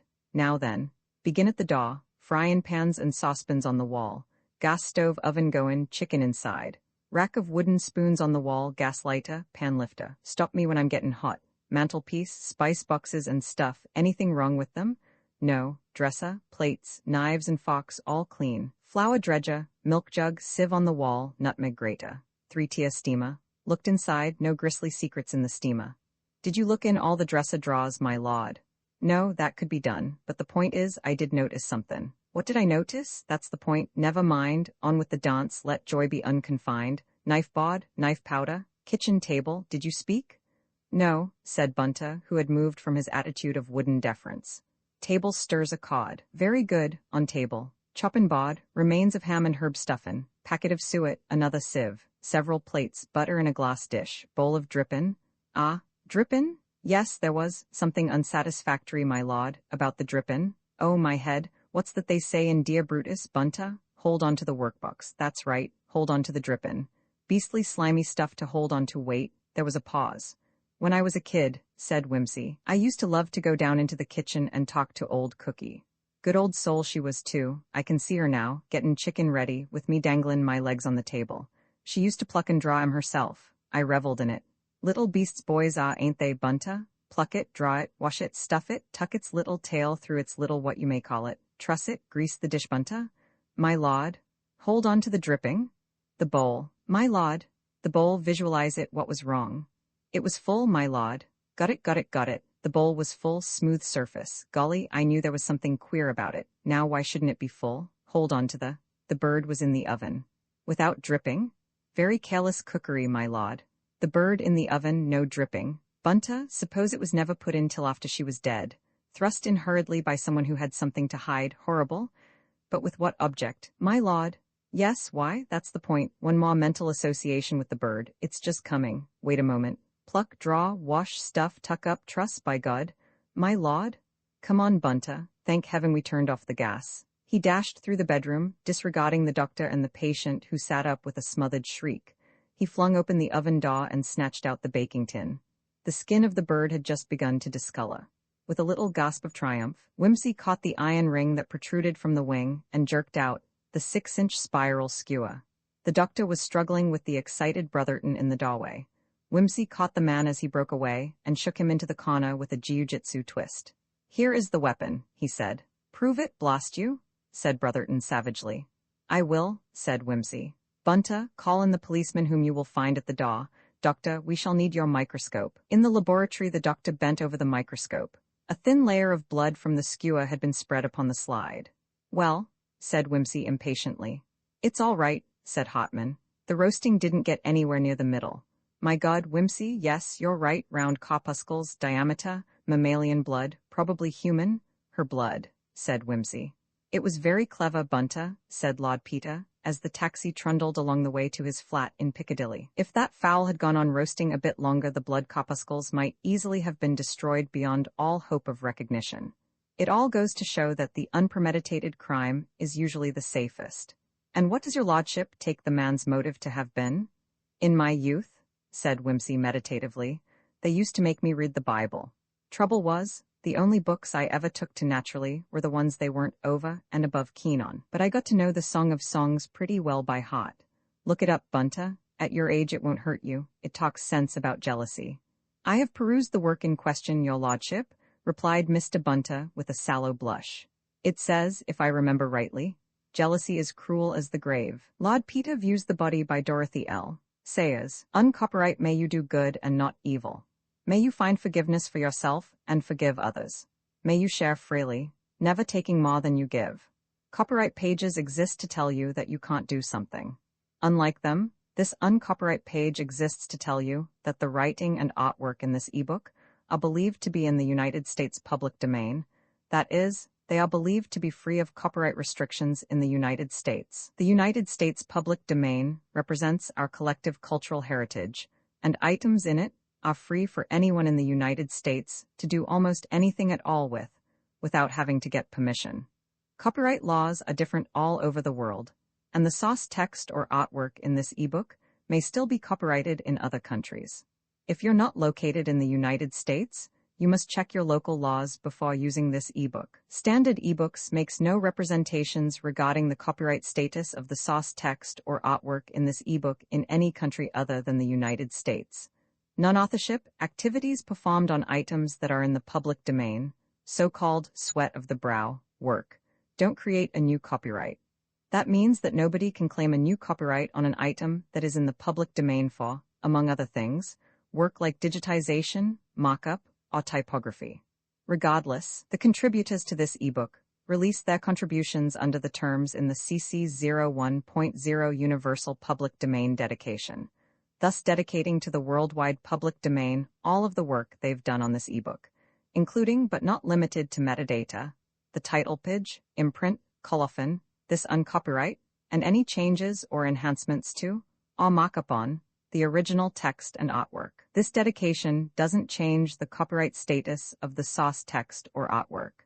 We make this dedication in the interest of enriching our global cultural heritage, to promote free and libre culture around the world, and to give back to the unrestricted culture that has given all of us so much. Table of Contents Landmarks. Imprint this ebook is the product of many hours of hard work by volunteers for standard ebooks, and builds on the hard work of other literature lovers made possible by the public domain.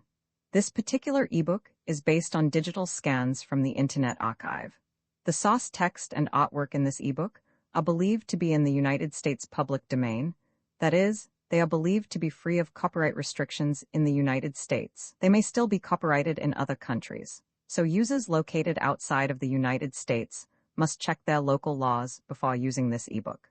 The creators of, and contributors to, this ebook dedicate their contributions to the worldwide public domain via the terms in the CC 01.0 Universal Public Domain Dedication.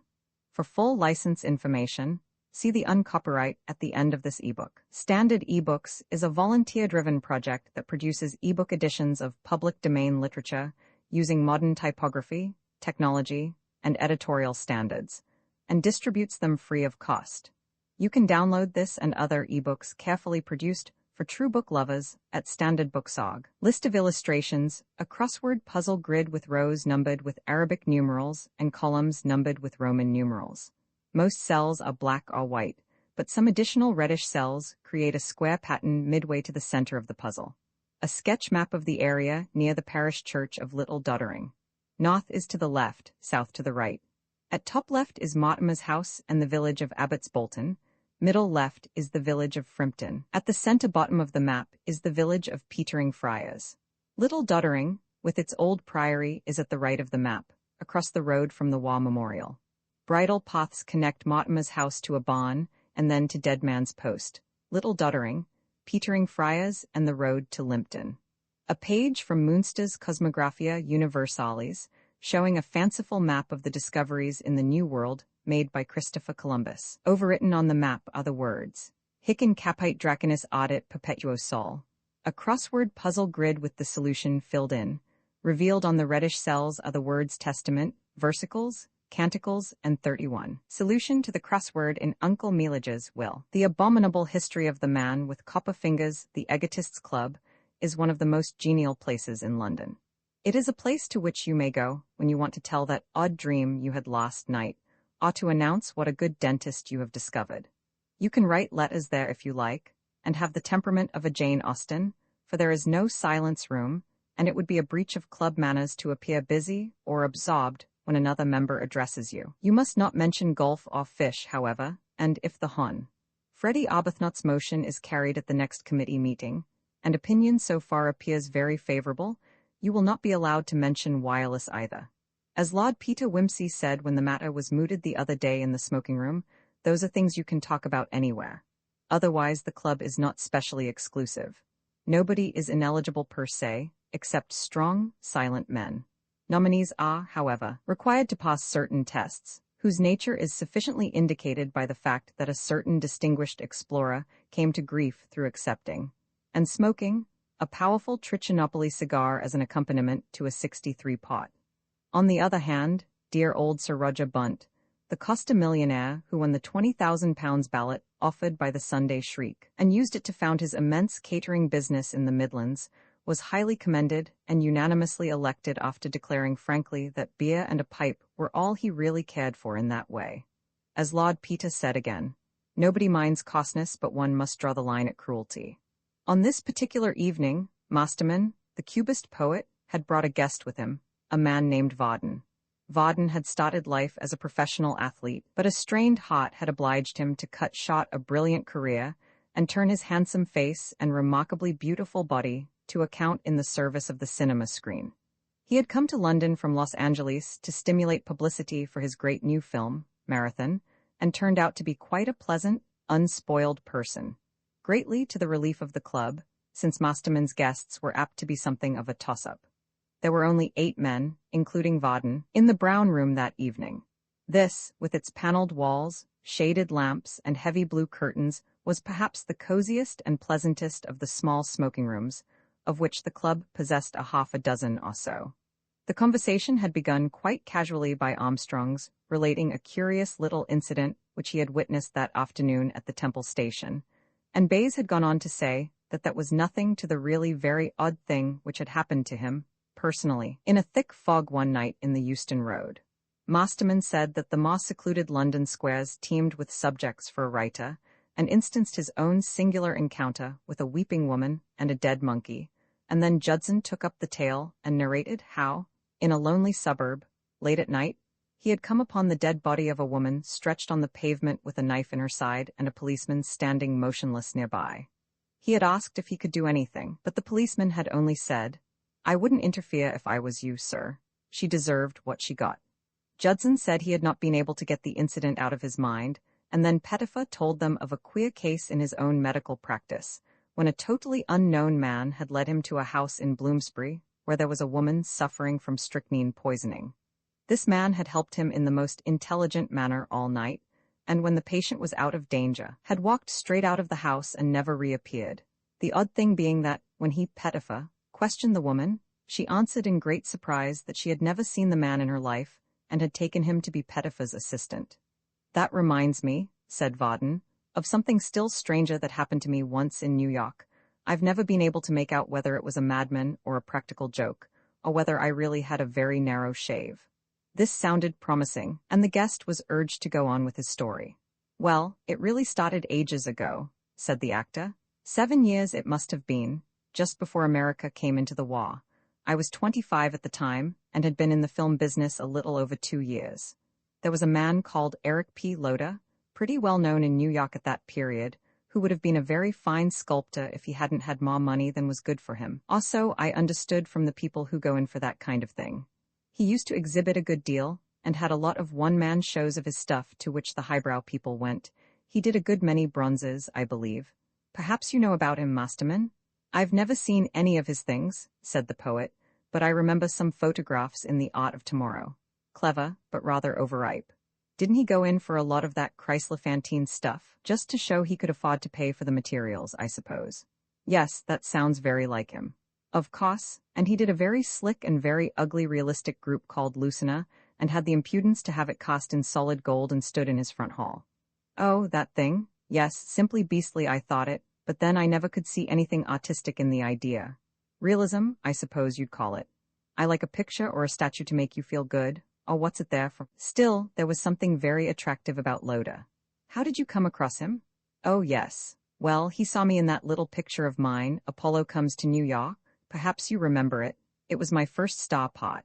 About a statue that's brought to life, one of the old gods, you know, and how he gets on in a modern city. Dear old Rubinsohn produced it. Now, there was a man who could put a thing through with consummate artistry. You couldn't find an atom of offense from beginning to end. It was all so tasteful, though in the first pot one didn't have anything to wear except a sort of scarf, taken from the classical statue, you know. The Belvedere? I dare say. Well, Loder wrote to me and said as a sculptor he was interested in me because I was a good shape and so on, and would I come and pay him a visit in New York when I was free. So I found out about Loda and decided it would be good publicity, and when my contract was up and I had a bit of time to fill in, I went up east and called on him. He was very decent to me and asked me to stay a few weeks with him while I was looking around. He had a magnificent great house about 5 miles out of the city, crammed full of pictures and antiques and so on.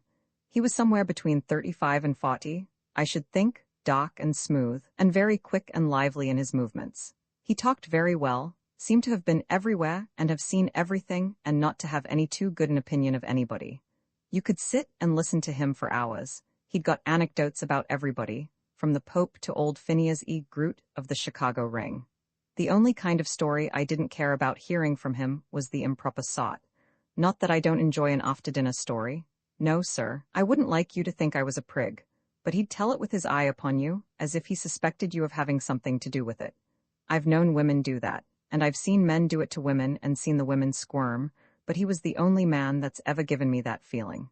Still, apart from that, Loda was the most fascinating fellow I've ever known, and as I say, his house surely was beautiful, and he kept a first-class table. He liked to have everything of the best. There was his mistress, Maria Morano. I don't think I've ever seen anything to touch her, and when you work for the screen you're apt to have a pretty exacting standard of female beauty. She was one of those big, slow, beautifully moving creatures, very placid, with a slow, wide smile. We don't grow them in the States. She'd come from the South, had been a cabaret dancer, he said, and she didn't contradict him. He was very proud of her, and she seemed to be devoted to him in her own fashion.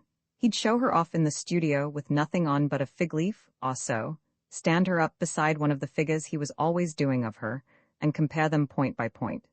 There was literally only 1/2 inch of her, it seemed, that wasn't absolutely perfect from the sculptor's point of view.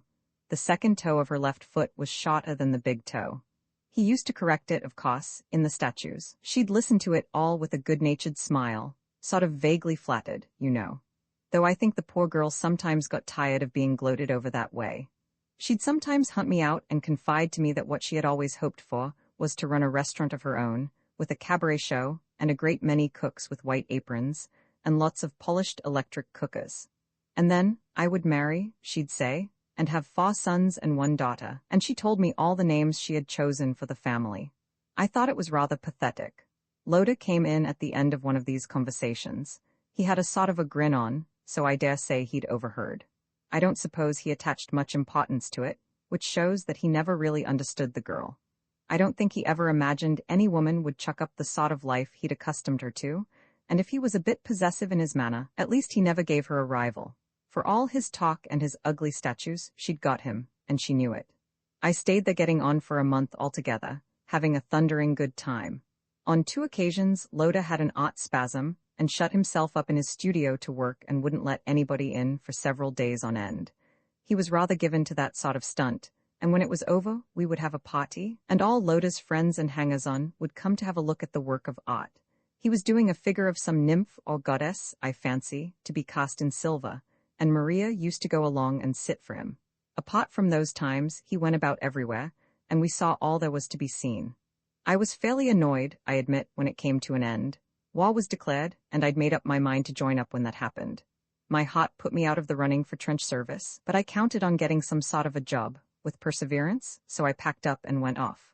I wouldn't have believed Loda would have been so genuinely sorry to say goodbye to me. He said over and over again that we'd meet again soon. However, I did get a job with the hospital people, and was sent over to Europe, and it wasn't till 1920 that I saw Loda again. He'd written to me before, but I'd had 2 big pictures to make in 19, and it couldn't be done. However, in 20 I found myself back in New York, doing publicity for the Passion Streak, and got a note from Loda begging me to stay with him, and saying he wanted me to sit for him. Well, that was advertisement that he'd pay for himself, you know, so I agreed. I had accepted an engagement to go out with Mr. Films Limited. In Jacob Dead Man's Bush, the Dwarfman picture, you know, taken on the spot among the Australian bushmen. I wired them that I would join them at Sydney the 3rd week in April, and took my bags out to Loda's. Loda greeted me very cordially, though I thought he looked older than when I last saw him. He had certainly grown more nervous in his manner. He was, how shall I describe it? More intense, more real, in a way.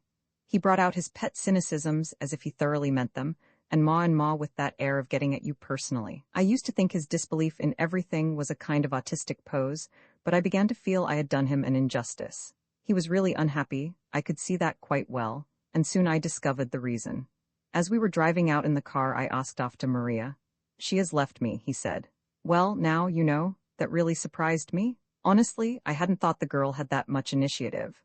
"Why," I said, "has she gone and set up in that restaurant of her own she wanted so much?" "Oh, she talked to you about restaurants, did she?" said Loda. "I suppose you are one of the men that women tell things to." "No, she made a fool of herself, she's gone." I didn't quite know what to say. He was so obviously hurt in his vanity, you know, as well as in his feelings. I muttered the usual things and added that it must be a great loss to his work as well as in other ways. He said it was. I asked him when it had happened and whether he'd finished the nymph he was working on before I left. He said, oh yes, he'd finished that and done another, something pretty original, which I should like. Well, we got to the house and dined, and Loda told me he was going to Europe shortly, a few days after I left myself, in fact. The nymph stood in the dining room, in a special niche let into the wall. It really was a beautiful thing, not so showy as most of Loda's work, and a wonderful likeness of Maria. Loda put me opposite it, so that I could see it during dinner, and really, I could hardly take my eyes off it. He seemed very proud of it, and kept on telling me over and over again how glad he was that I liked it. It struck me that he was falling into a trick of repeating himself. We went into the smoking room after dinner. He'd had it rearranged, and the first thing that caught one's eye was a big settee drawn before the fire. It stood about a couple of feet from the ground, and consisted of a base made like a Roman couch, with cushions and a highish back, all made of oak with a silver inlay, and on top of this, forming the actual seat one sat on. If you follow me, there was a great silver figure of a nude woman, fully life-size, lying with her head back and her arms extended along the sides of the couch. A few big loose cushions made it possible to use the thing as an actual settee, though I must say it never was really comfortable to sit on respectably. As a stage prop for registering dissipation, it would have been excellent, but to see Loda sprawling over it by his own fireside gave me a kind of shock. He seemed very much attached to it, though. I told you, he said, that it was something original. Then I looked more closely at it and saw that the figure actually was Maria's, though the face was rather sketchily done, if you understand what I mean. I suppose he thought a bolder treatment more suited to a piece of furniture. But I did begin to think Loder a trifle degenerate when I saw that couch, and in the fortnight that followed, I grew more and more uncomfortable with him. That personal manner of his grew more mocked every day, and sometimes, while I was giving him sittings, he would sit there and tell one the most beastly things, with his eyes fixed on one in the nastiest way, just to see how one would take it. Upon my word, though he certainly did me uncommonly well, I began to feel I'd be more at ease among the bushmen. Well, now I come to the odd thing. Everybody sat up and listened a little more eagerly. It was the evening before I had to leave New York, went on Varden. I was sitting. Here somebody opened the door of the brown room, to be greeted by a warning sign from Bays. The intruder sank obscurely into a large chair and mixed himself a whiskey with extreme care not to disturb the speaker. I was sitting in the smoking room, continued Varden, waiting for Loda to come in. I had the house to myself, for Loda had given the servants leave to go to some show or lecture or other, and he himself was getting his things together for his European trip, and had to keep an appointment with his man of business. I must have been very nearly asleep, because it was dusk when I came to with a start and saw a young man quite close to me. He wasn't at all like a housebreaker, and still less like a ghost. He was, I might almost say, exceptionally ordinary-looking. He was dressed in a grey English suit with a fawn overcoat on his arm and his soft hat and stick in his hand. He had sleek, pale hair and one of those rather stupid faces with a long nose and a monocle. I stared at him, for I knew the front door was locked, but before I could get my wits together he spoke. He had a curious, hesitating, husky voice and a strong English accent. He said surprisingly, "Are you Mr. Varden?" "You have the advantage of me," I said. He said, "Please excuse my butting in. I know it looks like bad manners, but you'd better clear out of this place very quickly, don't you know?" "What the hell do you mean?" I said. He said, "I don't mean it in any impertinent way, but you must realize that Loda's never forgiven you, and I'm afraid he means to make you into a hat stand or an electric light fitting, or something of that sort." My God, I can tell you I felt queer. It was such a quiet voice, and his manners were perfect, and yet the words were quite meaningless. I remembered that madmen are supposed to be extra strong, and edged towards the bell, and then it came over me with rather a chill that I was alone in the house. "How did you get here?" I asked, putting a bold face on it. "I'm afraid I picked the lock," he said, as casually as though he were apologizing for not having a card about him. "I couldn't be sure Loda hadn't come back, but I do really think you had better get out as quickly as possible." "See here," I said, "who are you and what the hell are you driving at? What do you mean about Loda never forgiving me?" "Forgiving me what?" "Why," he said, "about, you will pardon me prancing in on your private affairs, won't you, about Maria Morano." "What about her, in the devil's name?" I cried. "What do you know about her, anyway? She went off while I was at the war. What's it to do with me?" "Oh," said the very odd young man, "I beg your pardon. Perhaps I have been relying too much on Loda's judgment. Damned foolish, but the possibility of his being mistaken did not occur to me. He fancies you were Maria Morano's lover when you were here last time." "Maria's lover?" I said. "Preposterous. She went off with her man, whoever he was. He must know she didn't go with me." "Maria never left the house," said the young man, "and if you don't get out of it this moment, I won't answer for your ever leaving either." "In God's name," I cried, exasperated, "what do you mean?" The man turned and threw the blue cushions off the foot of the silver couch. "Have you ever examined the toes of this?" he asked. "Not particularly," I said, more and more astonished. "Why should I? Did you ever know Loda make any figure of her but this with that shot toe on the left foot?" he went on. Well, I did take a look at it then and saw it was as he said. The left foot had a shot second toe. "So it is," I said, "but, after all, why not?" "Why not, indeed?" said the young man. "Wouldn't you like to see why, of all the figures Loda made of Maria Morano, this is the only one that has the feet of the living woman?" He picked up the poker. "Look," he said, with a lot more strength than I should have expected from him. He brought the head of the poker down with a heavy crack on the silver couch. It struck one of the arms of the figure neatly at the elbow joint, smashing a jagged hole in the silver. He wrenched at the arm and brought it away. It was hollow, and as I am alive, I tell you there was a long, dry arm bone inside it. Varden paused and put away a good mouthful of whiskey. "Well?" cried several breathless voices. "Well," said Varden, "I'm not ashamed to say I went out of that house like an old buck-rabbit that hears the man with the gun. There was a car standing just outside, and the driver opened the door. I tumbled in, and then it came over me that the whole thing might be a trap, and I tumbled out again and ran till I reached the trolley cars. But I found my bags at the station next day, duly registered for Vancouver. When I pulled myself together, I did rather wonder what Loda was thinking about my disappearance, but I could no more have gone back into that horrible house than I could have taken poison. I left for Vancouver next morning, and from that day to this, I never saw either of those men again. I've still not the faintest idea who the fair man was, or what became of him, but I heard in a roundabout way that Loda was dead, in some kind of an accident, I fancy." There was a pause. Then, "It's a damned good story, Mr. Varden," said Armstrong. He was a dabbler in various kinds of handiwork, and was indeed chiefly responsible for Mr. Arbuthnot's motion to ban wireless. "But are you suggesting there was a complete skeleton inside that silver casting? Do you mean Loda put it into the core of the mold when the casting was done? It would be awfully difficult and dangerous. The slightest accident would have put him at the mercy of his workmen, and that statue must have been considerably over life-size to allow of the skeleton being well covered." "Mr. Varden has unintentionally misled you, Armstrong," said a quiet, husky voice suddenly from the shadow behind Varden's chair. The figure was not silver, but electroplated on a copper base deposited direct on the body. The lady was Sheffield-plated, in fact. I fancy the soft parts of her must have been digested away with pepsin, or some preparation of the kind, after the process was complete, but I can't be positive about that. "Hullo, Whimsy," said Armstrong. "Was that you came in just now? And why this confident pronouncement?" The effect of Whimsy's voice on Varden had been extraordinary. He had leapt to his feet and turned the lamp so as to light up Whimsy's face. "Good evening, Mr. Varden," said Lord Peter.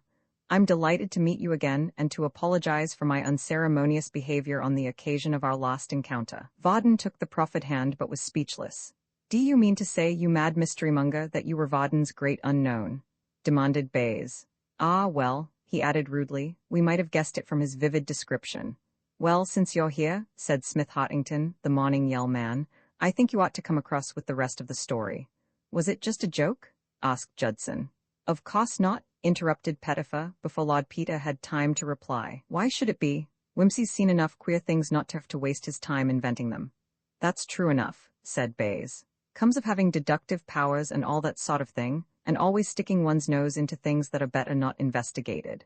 "That's all very well, Bayes," said his lordship, "but if I hadn't just mentioned the matter to Mr. Varden that evening, where would he be?" "Ah, where? That's exactly what we want to know," demanded Smith Hartington. "Come on, Whimsy, no shirking, we must have the tale." "And the whole tale?" added Pettifer. "And nothing but the tale," said Armstrong, dexterously whisking away the whiskey bottle and the cigars from under Lord Peter's nose. "Get on with it, old son. Not a smoke do you smoke, and not a sup do you sip till Bird Ellen is set free." "Brute," said his lordship plaintively.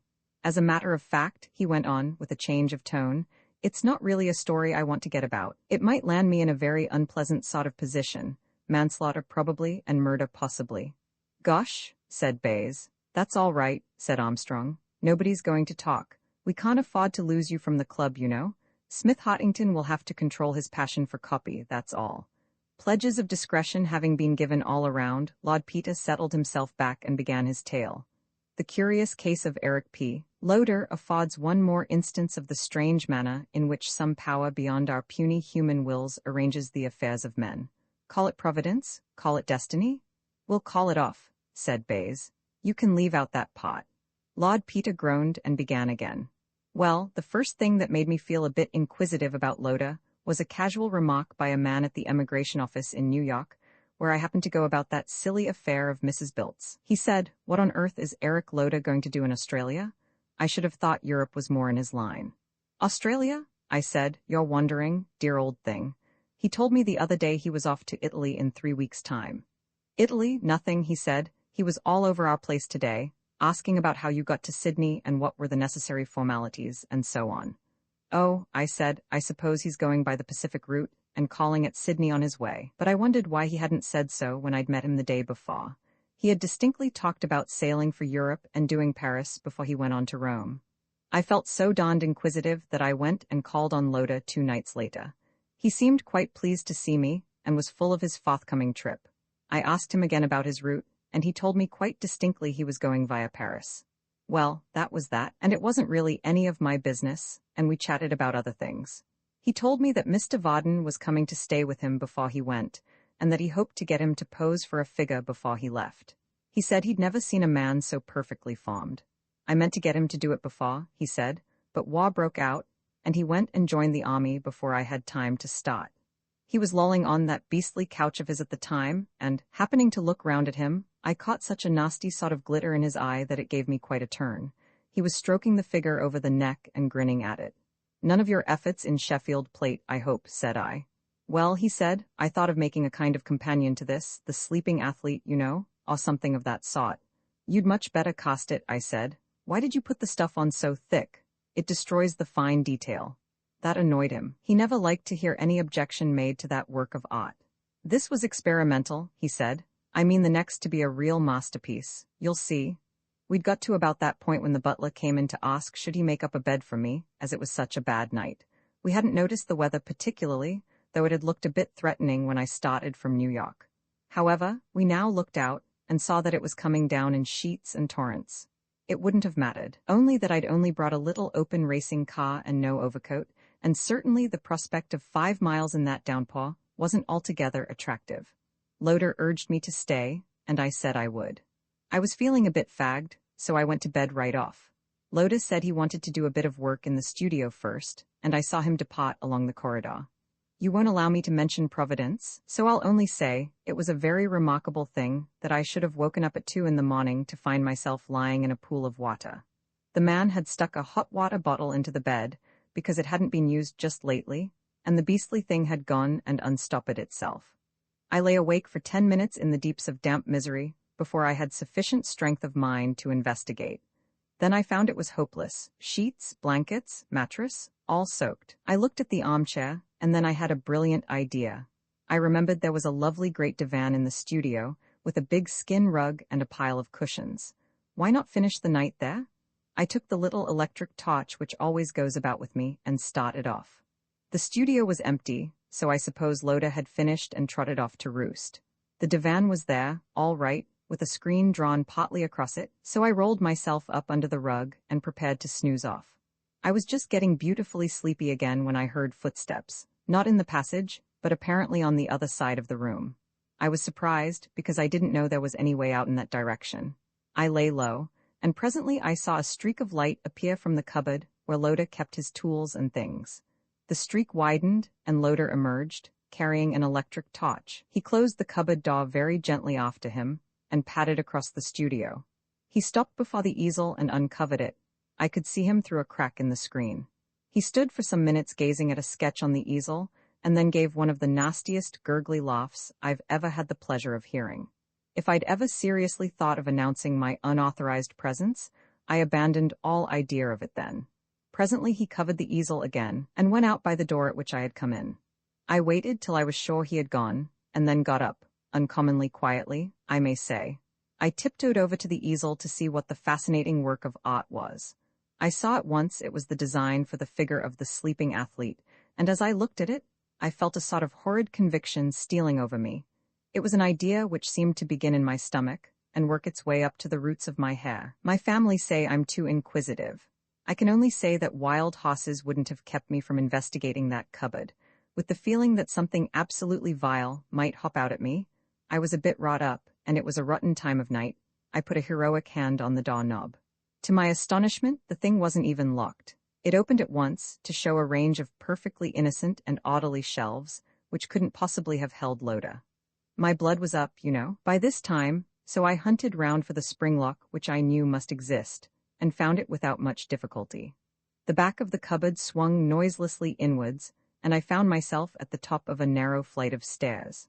I had the sense to stop and see that the door could be opened from the inside before I went any farther, and I also selected a good stout pestle, which I found on the shelves as a weapon in case of accident. Then I closed the door and tripped with elf-like lightness down that jolly old staircase. There was another door at the bottom, but it didn't take me long to fathom the secret of that. Feeling frightfully excited, I threw it boldly open, with the pestle ready for action. However, the room seemed to be empty. My torch caught the gleam of something liquid, and then I found the wall switch. I saw a biggish square room, fitted up as a workshop. On the right-hand wall was a big switchboard, with a bench beneath it. From the middle of the ceiling hung a great floodlight, illuminating a glass vat, fully 7 feet long by about 3 wide. I turned on the floodlight and looked down into the vat. It was filled with a dark brown liquid, which I recognized as the usual compound of cyanide and copper sulfate, which they use for copper plating. The rods hung over it with their hooks all empty, but there was a packing case half opened at one side of the room, and, pulling the covering aside, I could see rows of copper anodes, enough of them to put a plating over 1/4 of an inch thick on a life-size figure. There was a smaller case, still nailed up, which from its weight and appearance I guessed to contain the silver for the rest of the process. There was something else I was looking for, and I soon found it, a considerable quantity of prepared graphite and a big jar of varnish. Of course, there was no evidence, really, of anything being on the cross. There was no reason why Loda shouldn't make a plaster cast and Sheffield plate it if he had a fancy for that kind of thing. But then, I found something that couldn't have come there legitimately. On the bench was an oval slab of copper about 1.5 inches long. Loda's night work, I guessed. It was an electrotype of the American consular seal, the thing they stamp on your passport photograph to keep you from hiking it off and substituting the picture of your friend Mr. Jiggs, who would like to get out of the country because he is so popular with Scotland Yard. I sat down on Loda's stool and worked out that pretty little plot in all its details. I could see it all turned on 3 things. First of all, I must find out if Vaden was proposing to make tracks shortly for Australia, because, if he wasn't, it threw all my beautiful theories out. And secondly, it would help matters greatly if he happened to have dark hair like Loda's, as he has. You see, near enough, anyway, to fit the description on a passport. I'd only seen him in that Apollo Belvedere thing, with a fair wig on. But I knew if I hung about I should see him presently, when he came to stay with Loda. And thirdly, of course, I had to discover if Loda was likely to have any grounds for a grudge against Vaden. Well, I figured out I'd stayed down in that room about as long as was healthy. Loda might come back at any moment, and I didn't forget that a vatful of copper sulfate and cyanide of potassium would be a highly handy means of getting rid of a too inquisitive guest. And I can't say I had any great fancy for figuring as part of Loda's domestic furniture. I've always hated things made in the shape of things, volumes of Dickens that turn out to be a biscuit tin, and dodges like that. And though I take no overwhelming interest in my own funeral, I should like it to be in good taste. I went so far as to wipe away any finger marks I might have left behind me, and then I went back to the studio and rearranged that divan. I didn't feel Loda would care to think I'd been down there. There was just one other thing I felt inquisitive about. I tiptoed back through the hall and into the smoking room. The silver couch glimmered in the light of the torch. I felt I disliked it 50 times more than ever before. However, I pulled myself together and took a careful look at the feet of the figure. I'd heard all about that second toe of Maria Morano's. I passed the rest of the night in the armchair after all. What with Mrs. Bilt's job and one thing and another, and the inquiries I had to make, I had to put off my interference in Loda's little game till rather late. I found out that Vaden had been staying with Loda a few months before the beautiful Maria Morano had vanished. I'm afraid I was rather stupid about that, Mr. Vaden. I thought perhaps there had been something. Don't apologize, said Vaden with a little laugh. Cinema actors are notoriously immoral. Why rub it in? Said Whimsy, a trifle hurt. I apologize. Anyway, it came to the same thing as far as Loda was concerned. Then there was one bit of evidence I had to get to be absolutely certain. Electroplating, especially such a ticklish job as the one I had in mind, wasn't a job that could be finished in a night. On the other hand, it seemed necessary that Mr. Vaden should be seen alive in New York up to the day he was scheduled to depart. It was also clear that Loda meant to be able to prove that a Mr. Vaden had left New York all right, according to plan, and had actually arrived in Sydney. Accordingly, a false Mr. Vaden was to depart with Vaden's papers and Vaden's passport, furnished with a new photograph duly stamped with the consular stamp, and to disappear quietly at Sydney and be retransformed into Mr. Eric Loda, traveling with a perfectly regular passport of his own. Well then, In that case, obviously a cablegram would have to be sent off to Mr. Films Limited, wanting them to expect Varden by a later boat than he had arranged. I handed over this part of the job to my man, Bunter, who is uncommonly capable. The devoted fellow shadowed Loda faithfully for getting on for 3 weeks, and at length, the very day before Mr. Varden was due to depart, the cablegram was sent from an office in Broadway, where, by a happy providence, once more, they supply extremely hard pencils. "By Jove!" cried Varden. "I remember now being told something about a cablegram when I got out, but I never connected it with Loda. I thought it was just some stupidity of the Western Electric people."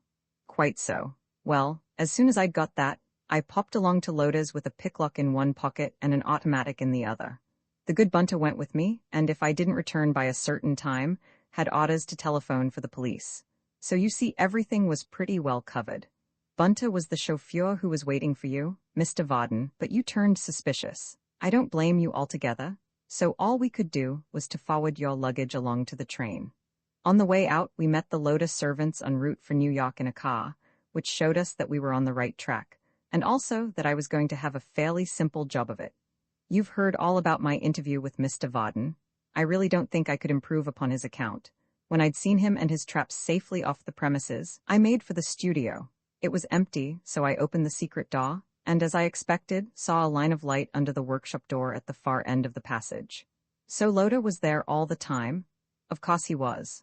I took my little popgun tight in my fist and opened the door very gently. Loda was standing between the tank and the switchboard, very busy indeed, so busy he didn't hear me come in. His hands were black with graphite, a big heap of which was spread on a sheet on the floor, and he was engaged with a long, springy coil of copper wire running to the output of the transformer. The big packing case had been opened, and all the hooks were occupied. "Loda," I said. He turned on me with a face like nothing human. "Whimsy," he shouted, "what the hell are you doing here?" "I have come," I said, "to tell you that I know how the apple gets into the dumpling." And I showed him the automatic. He gave a great yell and dashed at the switchboard, turning out the light so that I could not see to aim. I heard him leap at me, and then there came in the darkness a crash and a splash, and a shriek such as I never heard, not in 5 years of war, and never want to hear again. I groped forward for the switchboard. Of course, I turned on everything before I could lay my hand on the light, but I got it at last, a great white glare from the floodlight over the vat.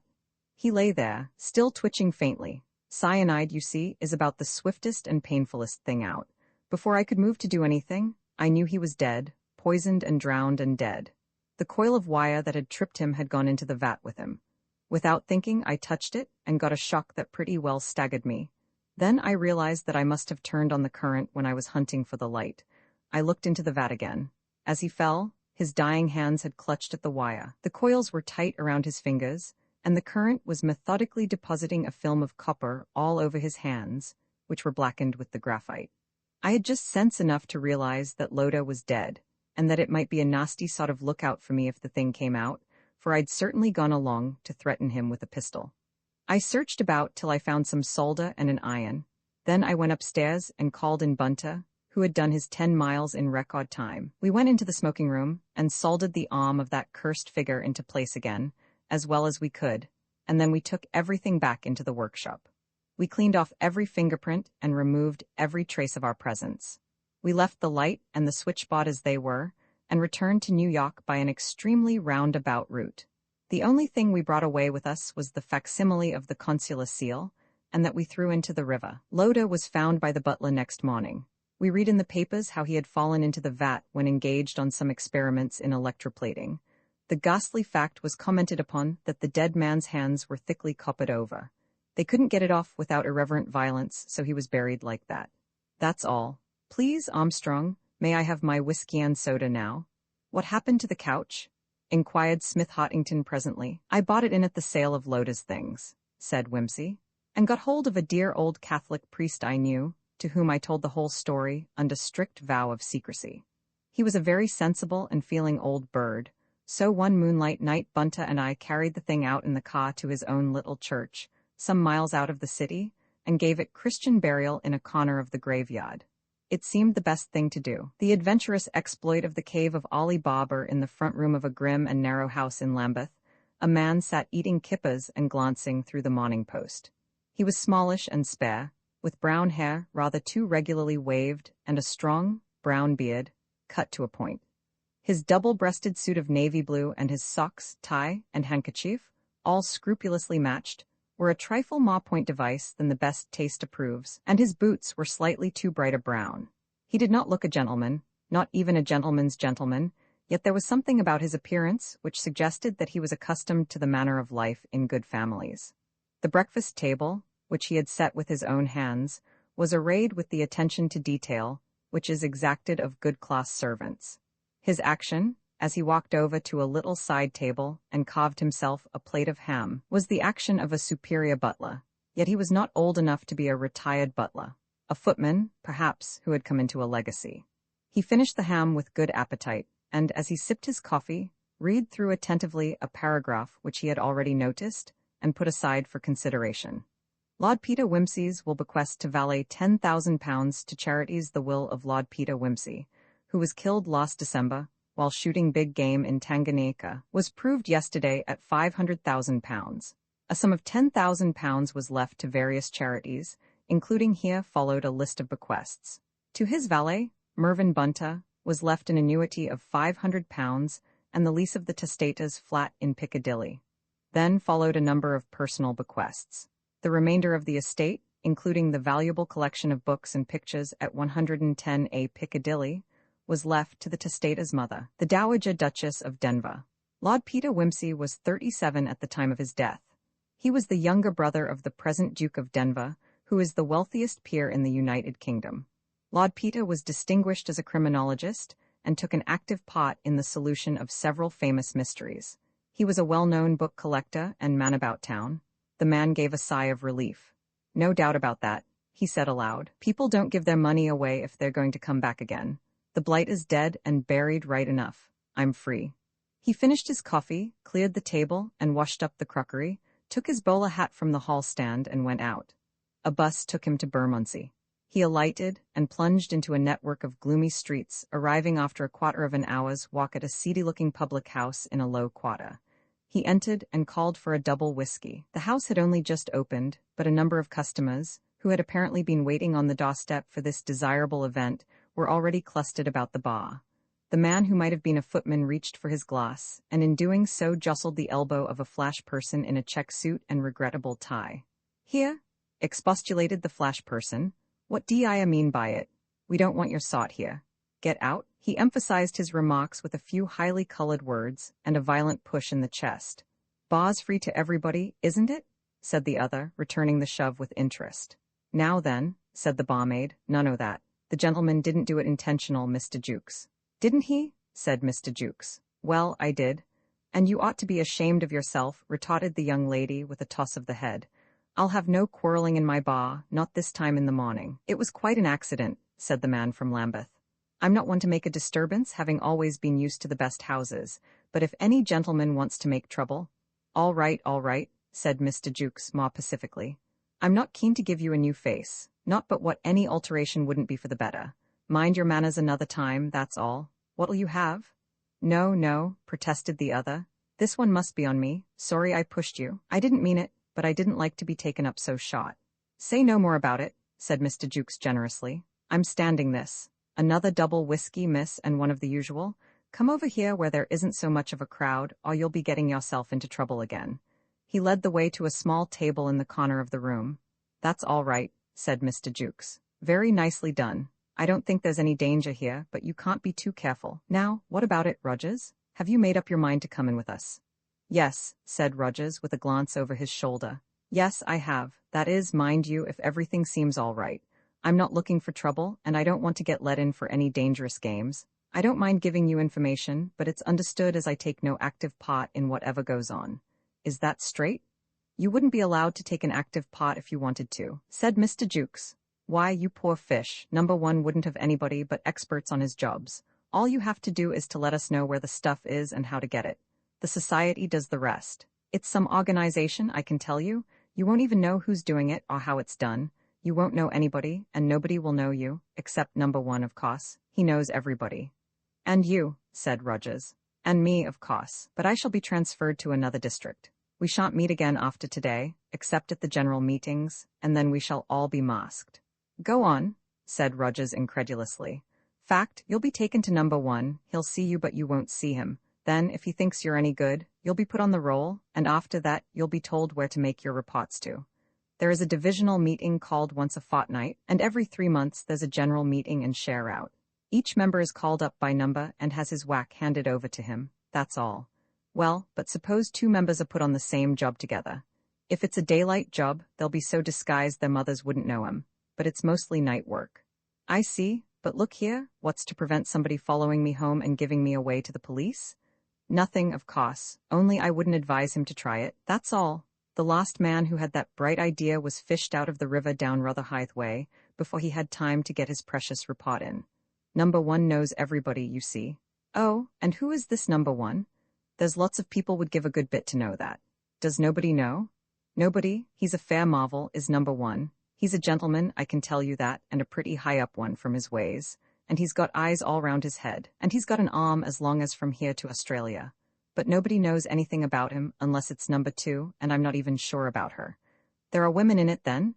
"You can bet your boots there are. You can't do a job without 'em nowadays, but that needn't worry you. The women are safe enough. They don't want to come to a sticky end, no more than you and me." "But look here, Jukes, how about the money? It's a big risk to take, is it worth it?" "Worth it?" Jukes leant across the little marble-topped table and whispered. "Coo," gasped Rogers. "And how much of that would I get, now?" "You'd share and share alike with the rest, whether you'd been in that particular job or not. There's 50 members and you'd get 1/50th, same as number one and same as me." "Really? No kidding?" "See that wet, see that dry." Jukes laughed. "Say, can you beat it?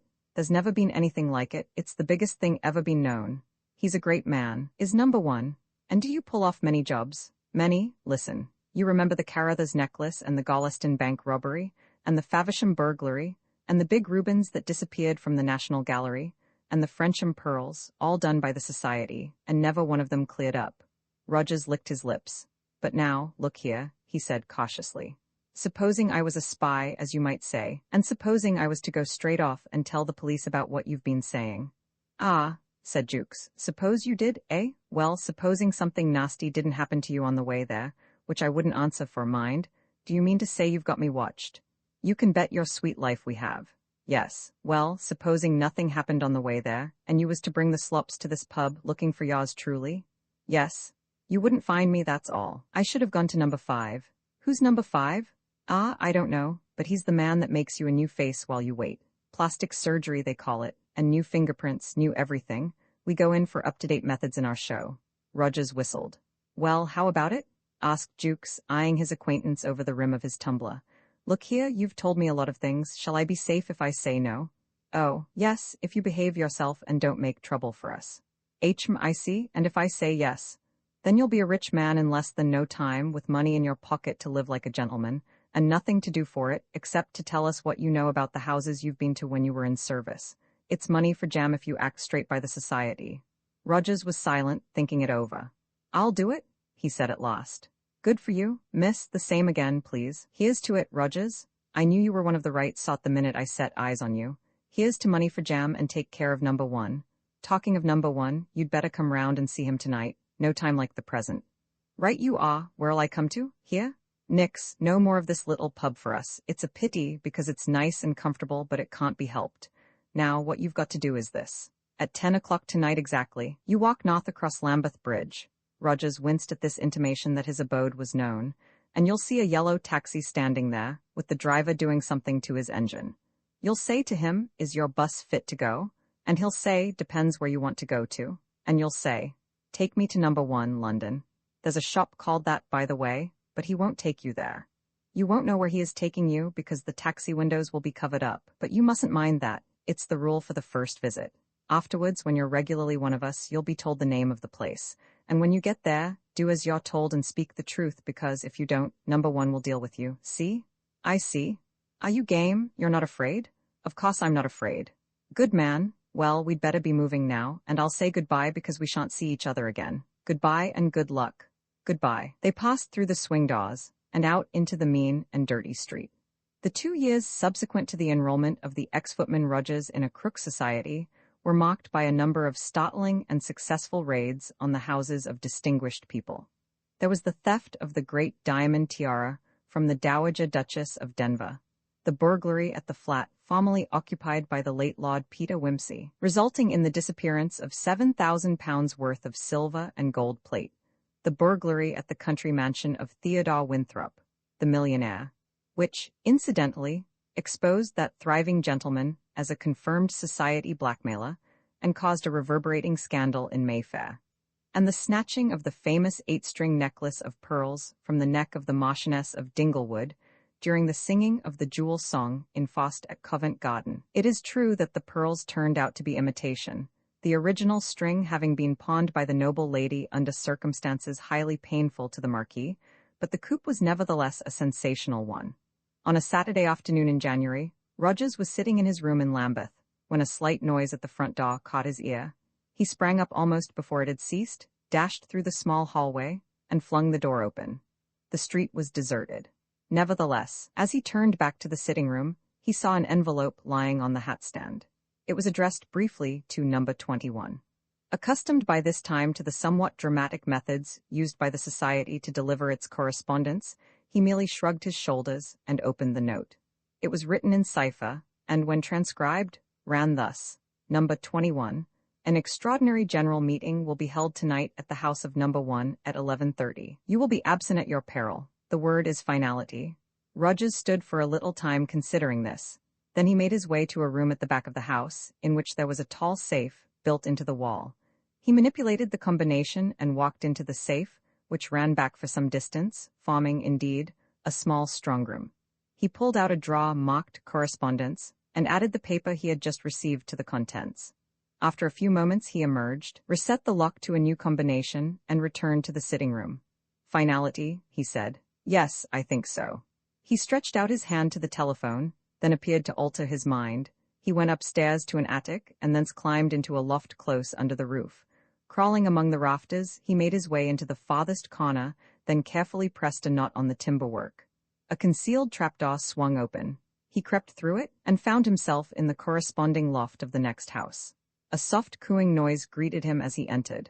Under the skylight stood 3 cages, each containing a carrier pigeon. He glanced cautiously out of the skylight, which looked out upon a high blank wall at the back of some factory or other. There was nobody in the dim little courtyard, and no window within sight. He drew his head in again, and taking a small fragment of thin paper from his pocketbook, wrote a few letters and numbers upon it. Going to the nearest cage, he took out the pigeon and attached the message to its wing. Then he carefully set the bird on the window ledge. It hesitated a moment, shifted its pink feet a few times, lifted its wings, and was gone. He saw it tower up into the already darkening sky over the factory roof and vanish into the distance. He glanced at his watch and returned downstairs. An hour later, he released the second pigeon, and in another hour the third. Then he sat down to wait. At 9:30 he went up to the attic again. It was dark, but a few frosty stars were shining, and a cold air blew through the open window. Something pale gleamed faintly on the floor. He picked it up. It was warm and feathery. The answer had come. He ruffled the soft plumes and found the paper. Before reading it, he fed the pigeon and put it into one of the cages.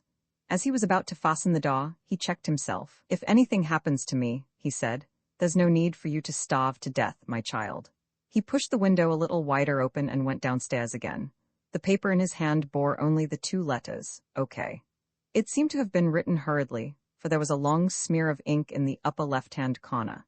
He noted this with a smile, put the paper in the fire, and going out into the kitchen, prepared and ate a hearty meal of eggs and corned beef from a new tin. He ate it without bread, though there was a loaf on the shelf near at hand, and washed it down with water from the tap, which he let run for some time before venturing to drink it.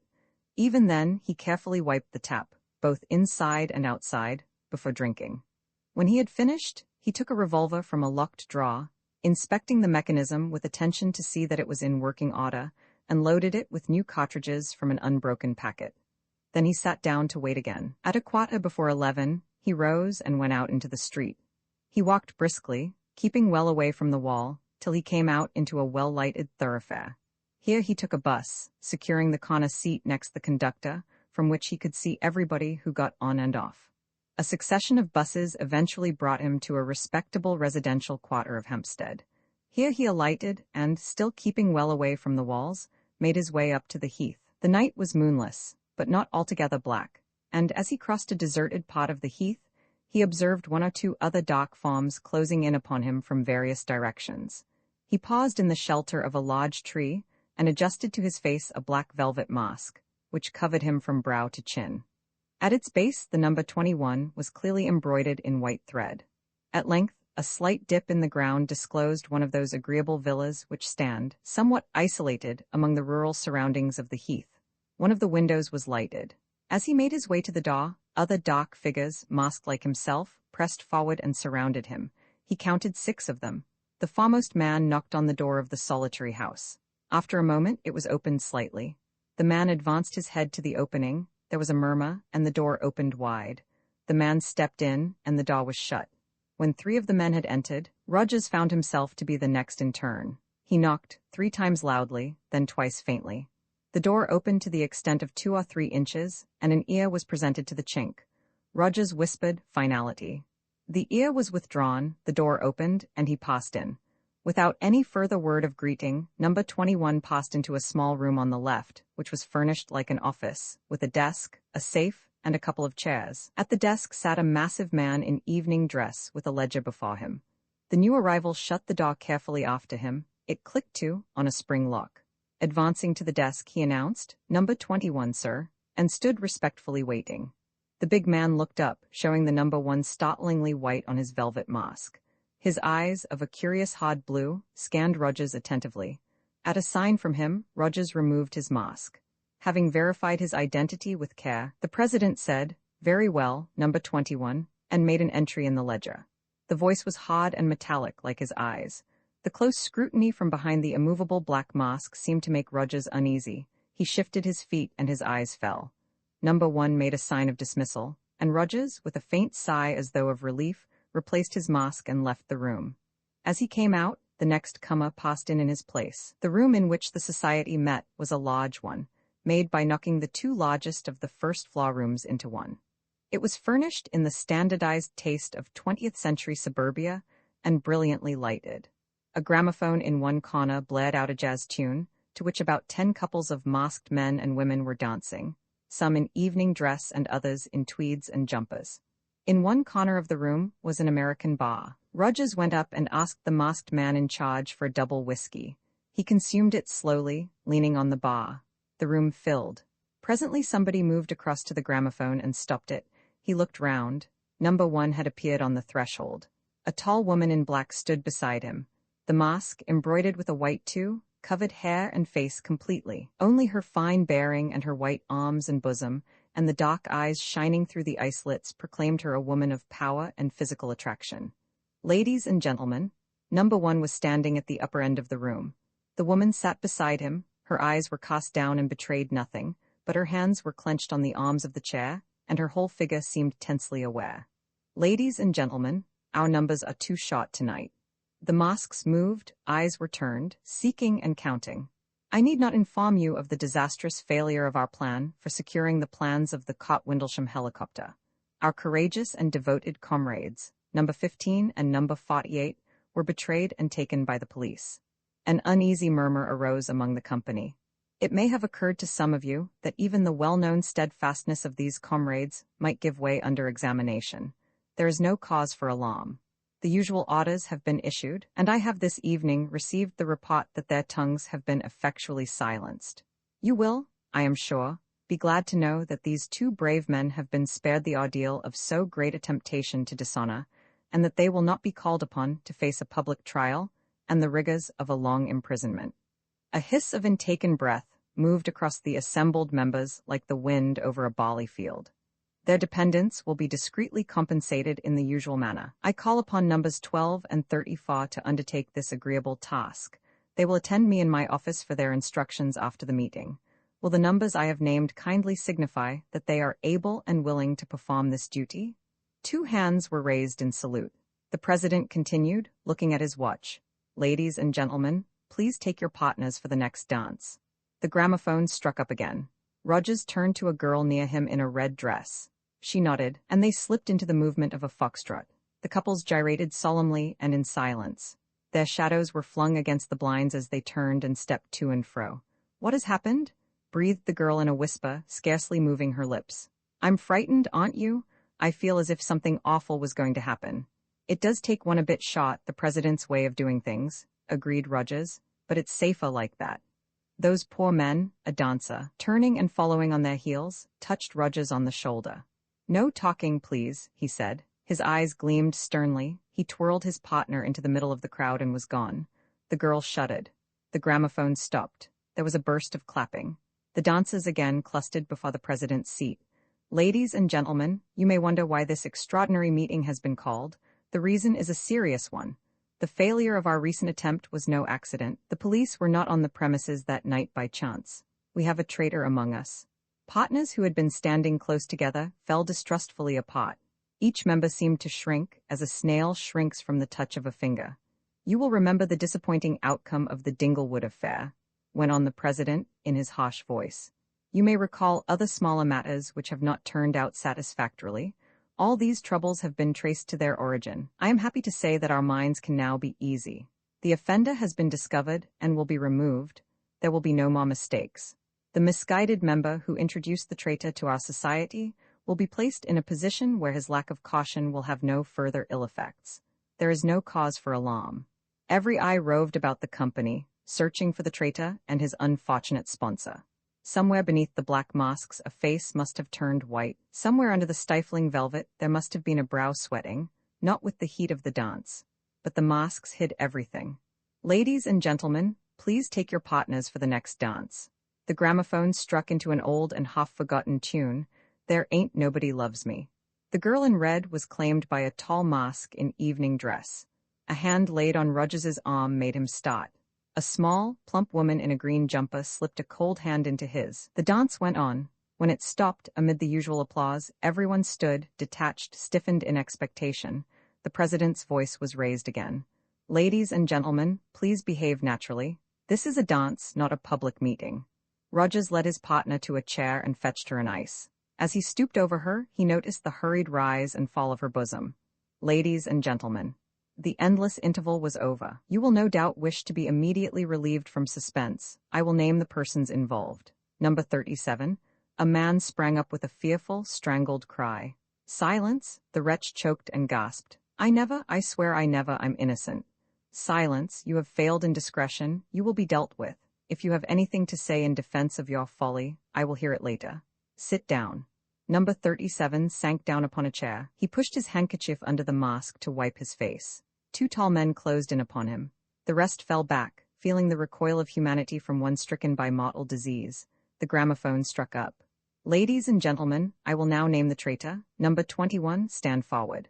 Rogers stepped forward. The concentrated fear and loathing of 48 pairs of eyes burned upon him. The miserable Jukes set up a fresh wail. Oh my God, oh my God.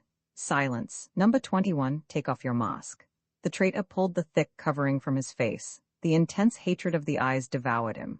Number 37, this man was introduced here by you, under the name of Joseph Rogers, formerly second footman in the service of the Duke of Denver, dismissed for pilfering. Did you take steps to verify that statement? I did. As God's my witness, it was all straight. I had him identified by two of the servants. I made inquiries. The tale was straight, I'll swear it was. The president consulted a paper before him, then he looked at his watch again. Ladies and gentlemen, please take your partners. Number 21, his arms twisted behind him and bound, and his wrists handcuffed, stood motionless, while the dance of doom circled about him. The clapping, as it ended, sounded like the clapping of the men and women who sat, thirsty-lipped beneath the guillotine. Number 21, your name has been given as Joseph Rogers, footman, dismissed for theft. Is that your real name? No. What is your name? Peter Death bred on whimsy. We thought you were dead. Naturally, you were intended to think so. What has become of the genuine Joseph Rogers? He died abroad. I took his place. I may say that no real blame attaches to your people for not having realized who I was. I not only took Rogers's place, I was Rogers. Even when I was alone, I walked like Rogers, I sat like Rogers, I read Rogers's books and wore Rogers's clothes. In the end, I almost thought Rogers's thoughts. The only way to keep up a successful impersonation is never to relax. I see, the robbery of your own flat was arranged. Obviously. The robbery of the Dowager Duchess, your mother, was connived at by you? It was. It was a very ugly tiara. No real loss to anybody with decent taste. May I smoke, by the way? You may not. Ladies and gentlemen, the dance was like the mechanical jigging of puppets. Limbs jerked, feet faulted. The prisoner watched with an air of critical detachment. Numbers 15, 22, and 49. You have watched the prisoner. Has he made any attempts to communicate with anybody? None. Number 22 was the spokesman. His letters and parcels have been opened, his telephone tapped, and his movements followed. His water pipes have been under observation for Moss signals. You are sure of what you say? Absolutely. Prisoner, have you been alone in this adventure? Speak the truth, or things will be made somewhat more unpleasant for you than they might otherwise be. I have been alone. I have taken no unnecessary risks. It may be so. It will, however, be as well that steps should be taken to silence the man at Scotland Yard. What is his name? Parker. Also the prisoner's manservant, Mervyn Bunter, and possibly also his mother and sister. The brother is a stupid oaf, and not, I think, likely to have been taken into the prisoner's confidence. A precautionary watch will, I think, meet the necessities of his case. The prisoner appeared for the first time to be moved. Sir, I assure you that my mother and sister know nothing which could possibly bring danger on the society. You should have thought of their situation earlier. Ladies and gentlemen, please take. No, no. Flesh and blood could endure the mockery no longer. No, finish with him, get it over. Break up the meeting, it's dangerous. The police? Silence. The president glanced round at the crowd. It had a dangerous look about it. He gave way. Very well, take the prisoner away and silence him. He will receive number for treatment, and be sure you explain it to him carefully first. Ah, the eyes expressed a wolfish satisfaction. Strong hands gripped Whimsy's arms. One moment, for God's sake, let me die decently. You should have thought this over earlier. Take him away. Ladies and gentlemen, be satisfied. He will not die quickly. Stop, wait, cried Whimsy desperately. I have something to say. I don't ask for life, only for a quick death. I have something to sell. To sell? Yes, we make no bargains with traitors. No, but listen. Do you think I have not thought of this? I am not so mad. I have left a letter. Ah, now it is coming. A letter? To whom? To the police. If I do not return tomorrow, well, the letter will be opened. Sir, broke in number 15. This is bluff. The prisoner has not sent any letter. He has been strictly watched for many months. Ah, but listen, I left the letter before I came to Lambeth. Then it can contain no information of value. Oh, but it does. What? The combination of my safe. Indeed, has this man's safe been searched? Yes, sir. What did it contain? No information of importance, sir. An outline of our organization, the name of this house, nothing that cannot be altered and covered before morning. Whimsy smiled. Did you investigate the inner compartment of the safe? There was a pause. You hear what he says, snapped the president sharply. Did you find this inner compartment? There was no inner compartment, sir. He is trying to bluff. I hate to contradict you, said Whimsy, with an effort at his ordinary pleasant tone, but I really think you must have overlooked the inner compartment. Well, said the president, and what do you say is in this inner compartment, if it does exist? The names of every member of this society, with their addresses, photographs, and fingerprints. What? The eyes round him now were ugly with fear. Whimsy kept his face steadily turned towards the president. How do you say you have contrived to get this information? Well, I have been doing a little detective work on my own, you know. But you have been watched. True. The fingerprints of my watches adorn the first page of the collection. This statement can be proved? Certainly, I will prove it. The name of number 50, for example. A fierce muttering arose. The president silenced it with a gesture. If you mention names here, you will certainly have no hope of mercy. There is a fifth treatment kept specially for people who mention names. Bring the prisoner to my office. Keep the dance going. The president took an automatic from his hip pocket and faced his tightly fettered prisoner across the desk. Now speak, he said. I should put that thing away if I were you, said Whimsy contemptuously. It would be a much pleasanter form of death than treatment number 5, and I might be tempted to ask for it. Ingenious, said the president, but a little too ingenious. Now, be quick, tell me what you know. Will you spare me if I tell you? I make no promises, be quick. Whimsy shrugged his bound and aching shoulders. Certainly, I will tell you what I know. Stop me when you have heard enough. He leaned forward and spoke low. Overhead, the noise of the gramophone and the shuffling of feet bore witness that the dance was going on.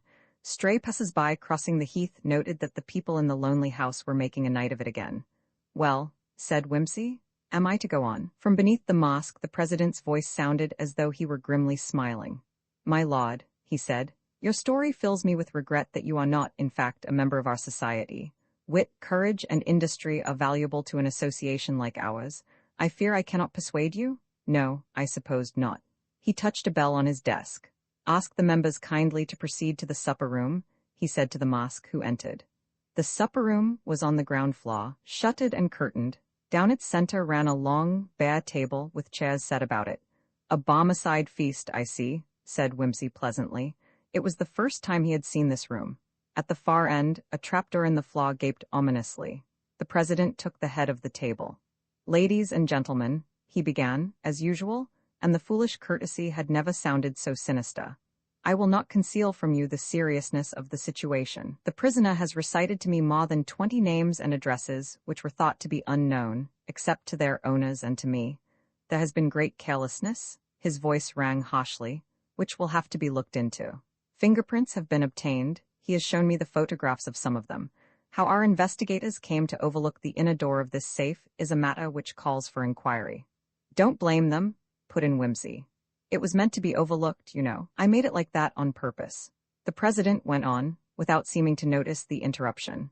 The prisoner informs me that the book with the names and addresses is to be found in this inner compartment, together with certain letters and papers stolen from the houses of members, and numerous objects bearing authentic fingerprints. I believe him to be telling the truth. He offers the combination of the safe in exchange for a quick death. I think the offer should be accepted. What is your opinion? Ladies and gentlemen, the combination is known already, said number 22. Imbecile, this man has told us and has proved to me that he is Lord Peter Whimsy. Do you think he will have forgotten to alter the combination? And then there is the secret of the inner door. If he disappears tonight and the police enter his house, I say, said a woman's rich voice, that the promise should be given and the information used, and quickly. Time is getting short. A murmur of agreement went round the table. You hear, said the president, addressing Whimsy. The society offers you the privilege of a quick death in return for the combination of the safe and the secret of the inner door. I have your word for it. You have. Thank you, and my mother and sister. If you in your turn will give us your word, you are a man of honor, that these women know nothing that could harm us, they shall be spared. Thank you, sir. You may rest assured upon my honor that they know nothing. I should not think of burdening any woman with such dangerous secrets, particularly those who are dear to me. Very well. It is agreed? Yes. The murmur of assent was given, though with less readiness than before. Then I am willing to give you the information you want. The word of the combination is unreliability. And the inner door? In anticipation of the visit of the police, the inner door, which might have presented difficulties, is open. Good. You understand that if the police interfere with our messenger, that would not help me, would it? It is a risk, said the president thoughtfully, but a risk which I think we must take. Carry the prisoner down to the cellar. He can amuse himself by contemplating apparatus number 5. In the meantime, numbers 12 and 46? No, no.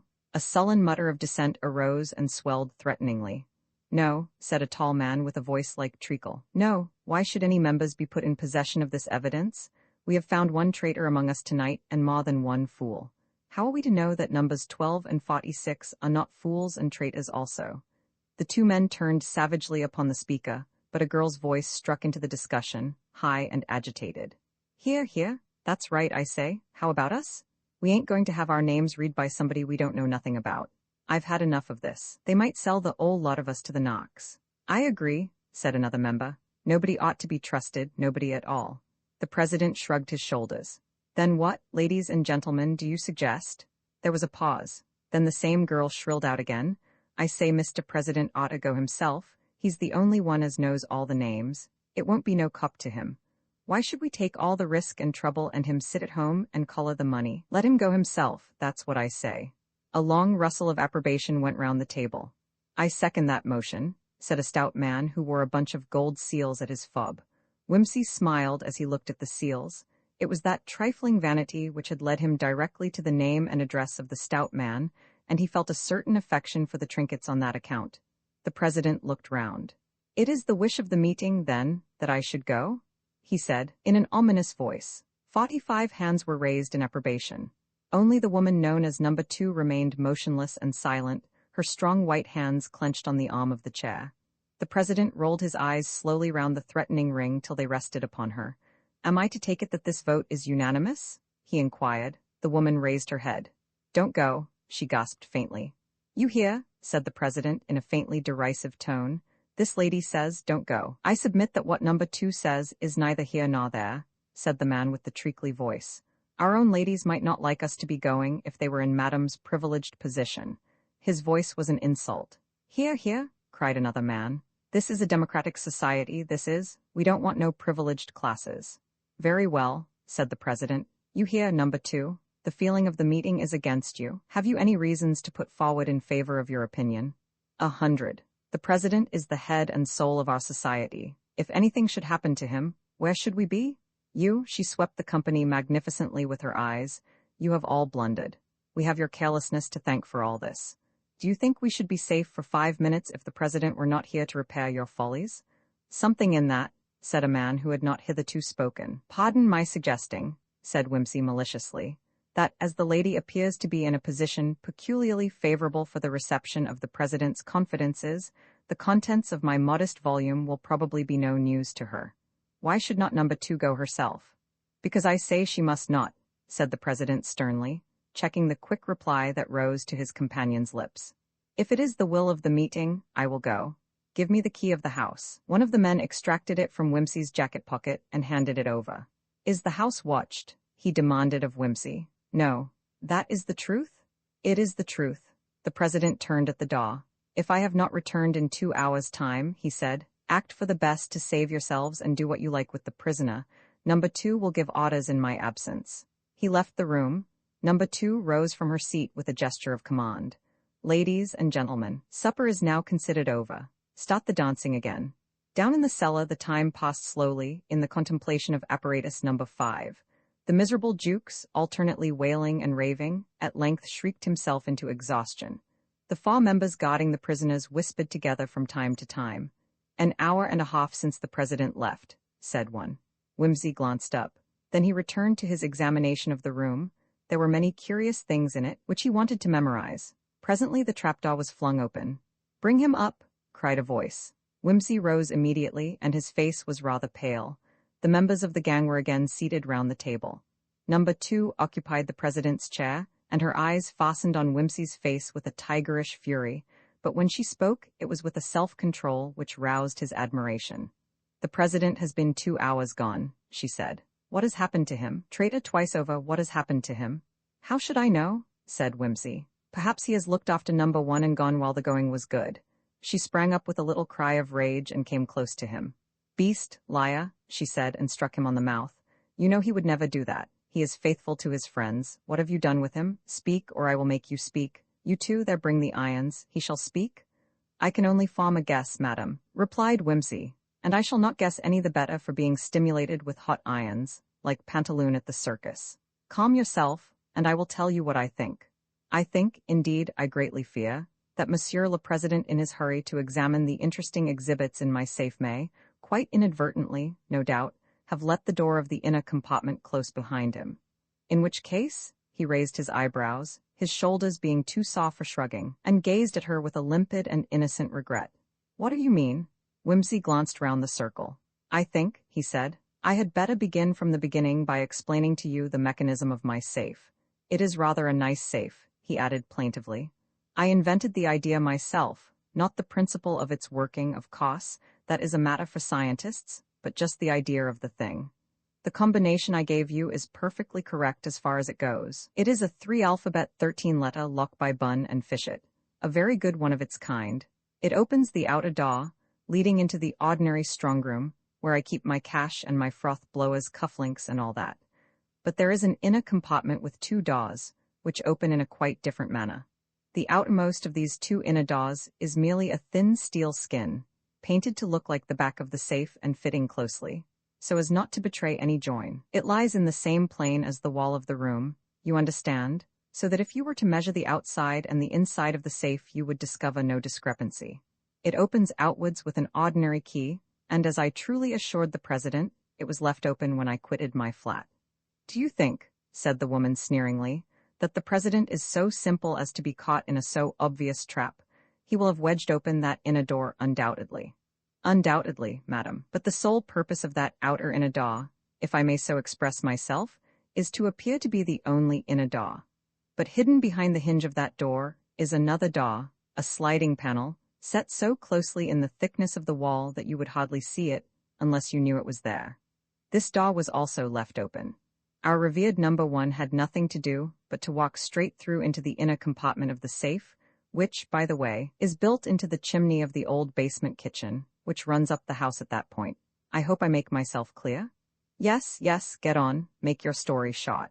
Whimsy bowed and, speaking with even greater deliberation than ever, resumed. Now, this interesting list of the Society's activities, which I have had the honor of compiling, is written in a very large book, bigger, even, than Monsieur le President's ledger, which he uses downstairs. I trust, by the way, madam, that you have borne in mind the necessity of putting that ledger in a safe place. Apart from the risk of investigation by some officious policeman, it would be inadvisable that any junior member of the Society should get hold of it. The feeling of the meeting would, I fancy, be opposed to such an occurrence. It is secure, she answered hastily. Mon Dieu, get on with your story. Thank you, you have relieved my mind. Very good. This big book lies on a steel shelf at the back of the inner compartment. Just a moment. I have not described this inner compartment to you. It is 6 feet high, 3 feet wide, and 3 feet deep. One can stand up in it quite comfortably, unless one is very tall. It suits me nicely. As you may see, I am not more than 5 feet 8.5. The president has the advantage of me in height. He might be a little cramped, but there would be room for him to squat if he grew tired of standing. By the way, don't know if you know it, but you have tied me up rather tightly. I would have you tied till your bones were locked together. Beat him, you? He is trying to gain time. If you beat me, said Whimsy, I'm damned if I'll speak at all. Control yourself, madam. It does not do to move hastily when your king is in check. Get on, she cried again, stamping with rage. Where was I? Ah, the inner compartment. As I say, it is a little snug, the more so that it is not ventilated in any way. Did I mention that the book lay on a steel shelf? You did. Yes, the steel shelf is balanced on a very delicate concealed spring. When the weight of the book, a heavy one, as I said, is lifted, the shelf rises almost imperceptibly. In rising it makes an electrical contact. Imagine to yourself, madam, our revered president steps in, propping the false door open behind him. He sees the book. Quickly he snatches it up. To make sure that it is the right one, he opens it. He studies the pages. He looks about for the other objects I have mentioned, which bear the marks of fingerprints. And silently, but very, very quickly, you can imagine it, can you not? The secret panel, released by the rising of the shelf, leaps across like a panther behind him. Rather a trite simile, but apt, don't you think? My God, oh my God. Her hand went up as though to tear the choking mask from her face. You devil, what is the word that opens the inner door? Quick, I will have it torn out of you, the word. It is not a hard word to remember, madam, though it has been forgotten before now. Do you recollect, when you were a child, being told the tale of Ali Baba and the 40 Thieves?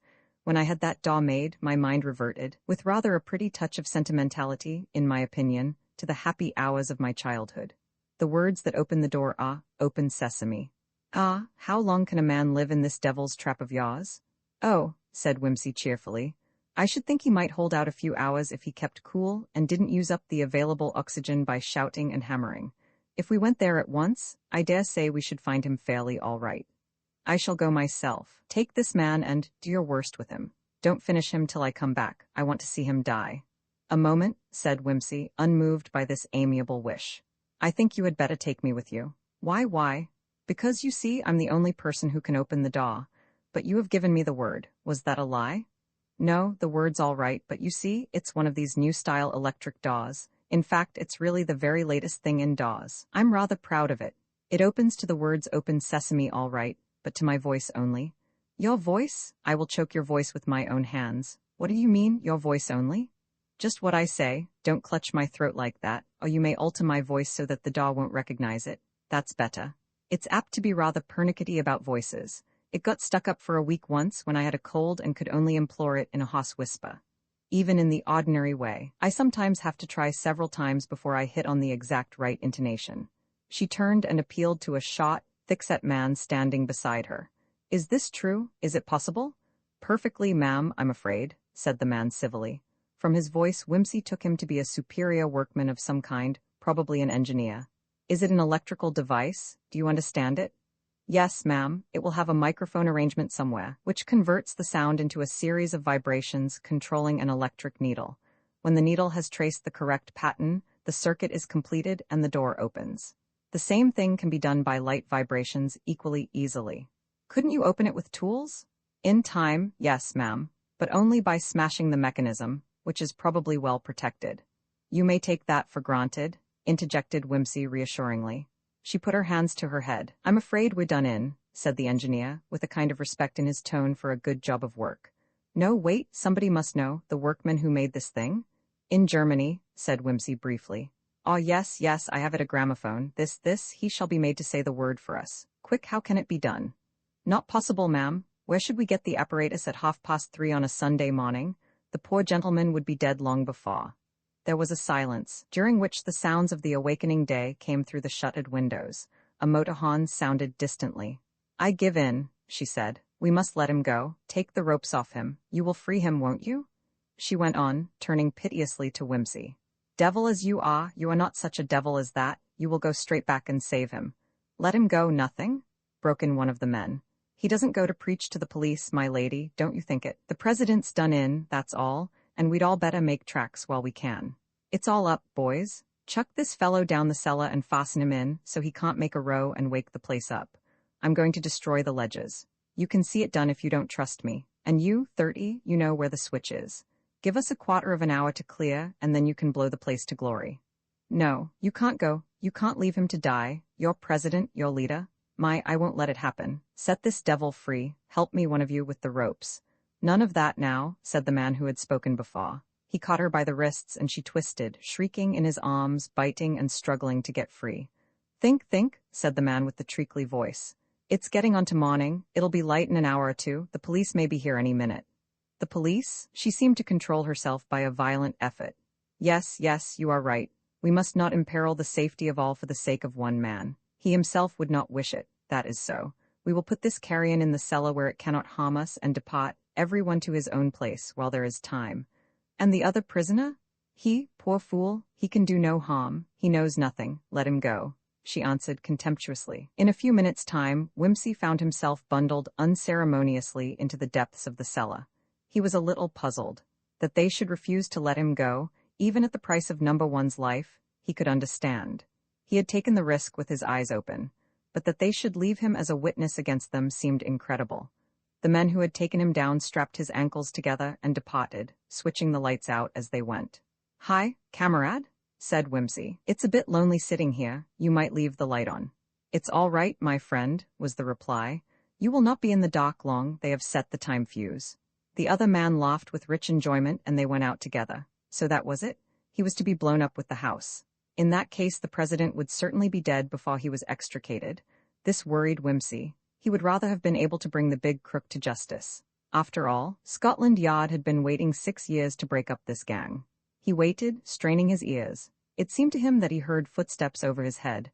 The gang had all crept out by this time. There was certainly a creak. The trapdoor had opened, he felt, rather than heard, somebody creeping into the cellar. Hush, said a voice in his ear. Soft hands passed over his face and went fumbling about his body. There came the cold touch of steel on his wrists. The ropes slackened and dropped off. A key clicked in the handcuffs. The strap about his ankles was unbuckled. Quick, they have set the time switch. The house is mine. Follow me as fast as you can. I stole back. I said I had left my jewelry. It was true. I left it on purpose. He must be saved. Only you can do it. Make haste. Whimsy, staggering with pain as the blood rushed back into his bound and numbed arms, crawled after her into the room above. A moment, and she had flung back the shutters and thrown the window open. Now go, release him. You promise? I promise, and I warn you, madam, that this house is surrounded. When my safe door closed, it gave a signal which sent my servant to Scotland Yard. Your friends are all taken. Ah, but you go, never mind me. Quick, the time is almost up. Come away from this. He caught her by the arm, and they went running and stumbling across the little garden. An electric torch shone suddenly in the bushes. That you, Paka? Cried Whimsy. Get your fellows away. Quick, the house is going up in a minute. The garden seemed suddenly full of shouting, hurrying men. Whimsy, floundering in the darkness, was brought up violently against the wall. He made a leap at the coping, caught it, and hoisted himself up. His hands groped for the woman. He swung her up beside him. They jumped. Everyone was jumping. The woman caught her foot and fell with a gasping cry. Whimsy tried to stop himself, tripped over a stone, and came down headlong. Then, with a flash and a roar, the night went up in fire. Whimsy picked himself painfully out from among the debris of the garden wall. A faint moaning near him proclaimed that his companion was still alive. A lantern was turned suddenly upon them. "Here you are," said a cheerful voice. "Are you all right, old thing? Good Lord, what a hairy monster." "All right," said Whimsy. "Only a bit winded. Is the lady safe?" Arm broken, apparently otherwise sound. "What's happened?" "About half a dozen of 'em got blown up, the rest we've bagged." Whimsy became aware of a circle of dark forms in the wintry dawn. "Good Lord, what a day, what a comeback for a public character. You old stinker, to let us go on for 2 years thinking you were dead. I bought a bit of black for an armband. I did, really. Did anybody know, besides Bunter? Only my mother and sister. I put it in a secret trust, you know, the thing you send to executors and people. We shall have an awful time with the lawyers, I'm afraid, proving I'm me. Hullo, is that friend Sugg?" "Yes, my lord," said Inspector Sugg, grinning and nearly weeping with excitement. "Damned glad to see your lordship again. Fine piece of work, your lordship. They're all wanting to shake hands with you, sir." "Oh, Lord, I wish I could get washed and shaved first. Awfully glad to see you all again, after 2 years' exile in Lambeth. Been a good little show, hasn't it?"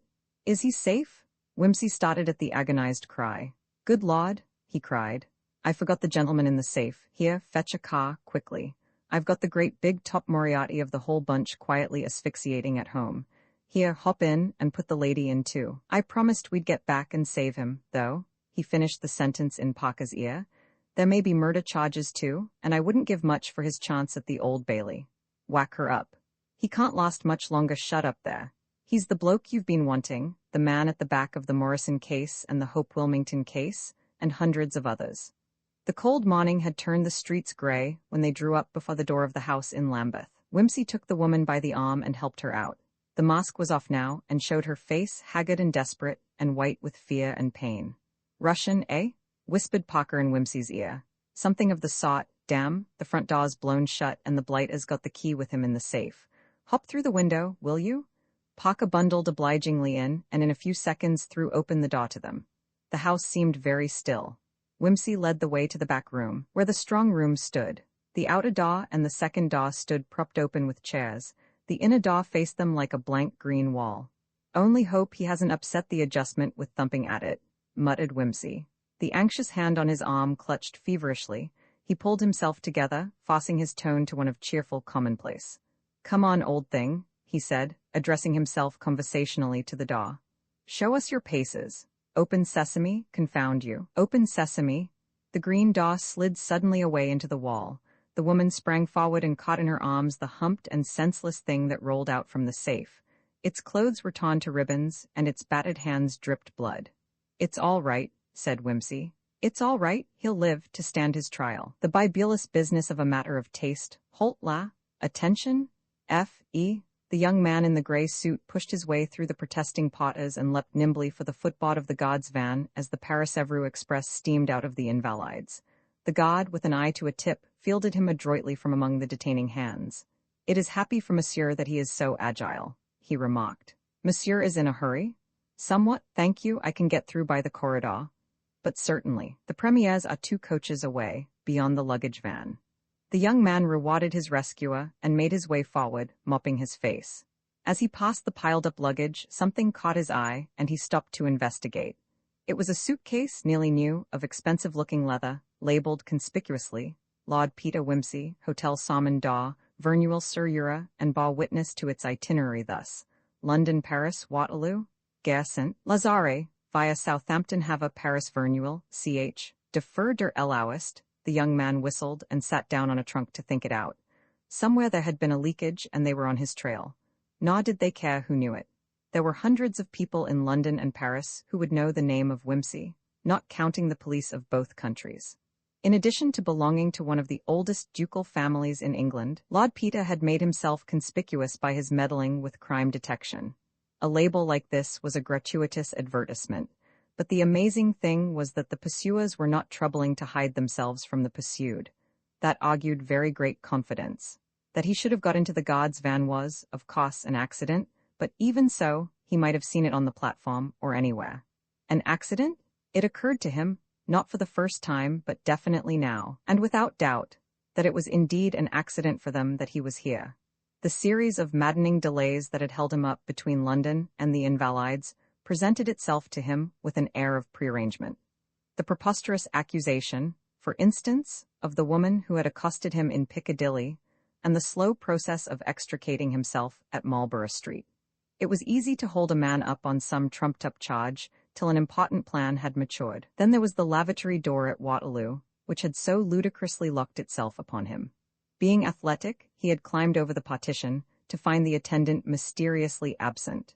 And in Paris, was it by chance that he had had a deaf taxi driver who mistook the direction, Quai d'Orléans, for Gare de Lyon, and drove a mile and a half in the wrong direction before the shouts of his fare attracted his attention? They were clever, the pursuers, and circumspect. They had accurate information. They would delay him, but without taking any overt step. They knew that, if only they could keep time on their side, they needed no other ally. Did they know he was on the train? If not, he still kept the advantage, for they would travel in a false security, thinking him to be left, raging and helpless, in the Invalides. He decided to make a cautious reconnaissance. The first step was to change his gray suit for another of inconspicuous navy blue cloth, which he had in his small black bag. This he did in the privacy of the toilet, substituting for his gray soft hat a large traveling cap, which pulled well down over his eyes. There was little difficulty in locating the man he was in search of. He found him seated in the inner corner of a first-class compartment, facing the engine, so that the watcher could approach unseen from behind. On the rack was a handsome dressing case, with the initials PDBW. The young man was familiar with Whimsy's narrow, beaky face, flat yellow hair, and insolent dropped eyelids. He smiled a little grimly. He is confident, he thought, and has regrettably made the mistake of underrating the enemy. Good, this is where I retire into a second and keep my eyes open. The next act of this melodrama will take place, I fancy, at Dreux. It is a rule on the Chemin de Fer der L'Ouest that all Paris-Evreux trains, whether of Grand Vitus or what Lord Peter Wimsey preferred to call Grand Paris, shall halt for an interminable period at Dreux. The young man, now in navy blue, watched his quarry safely into the refreshment room and slipped unobtrusively out of the station. In a quarter of an hour he was back, this time in a heavy motoring coat, helmet, and goggles, at the wheel of a powerful hired Peugeot. Coming quietly onto the platform, he took up his station behind the wall of the lampistery, whence he could keep an eye on the train and the buffet door. After 15 minutes his patience was rewarded by the sight of his man again boarding the express, dressing case in hand. The porters slammed the doors, crying, "Next stop Verneuil?" The engine panted and groaned, the long train of grey-green carriages clanked slowly away. The motorist drew a breath of satisfaction and, hurrying past the barrier, started up the car. He knew that he had a good 80 miles an hour under his bonnet, and there is no speed limit in France. Mons-Saucy, the seat of that eccentric and eremitical genius, the Comte de Rueil, is situated 3 kilometers from Verneuil. It is a sorrowful and decayed chateau, desolate at the termination of its neglected avenue of pines. The mournful state of a nobility without an allegiance surrounds it. The stone nymphs droop greenly over their dry and moldering fountains. An occasional peasant creaks with a single wagon load of wood along the ill-forested glades. It has the atmosphere of sunset at all hours of the day. The woodwork is dry and gaping for lack of paint. Through the jalousies, one sees the prim salon, with its beautiful and faded furniture.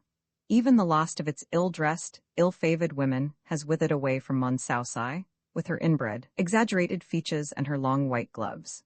But at the rear of the chateau, a chimney smokes incessantly.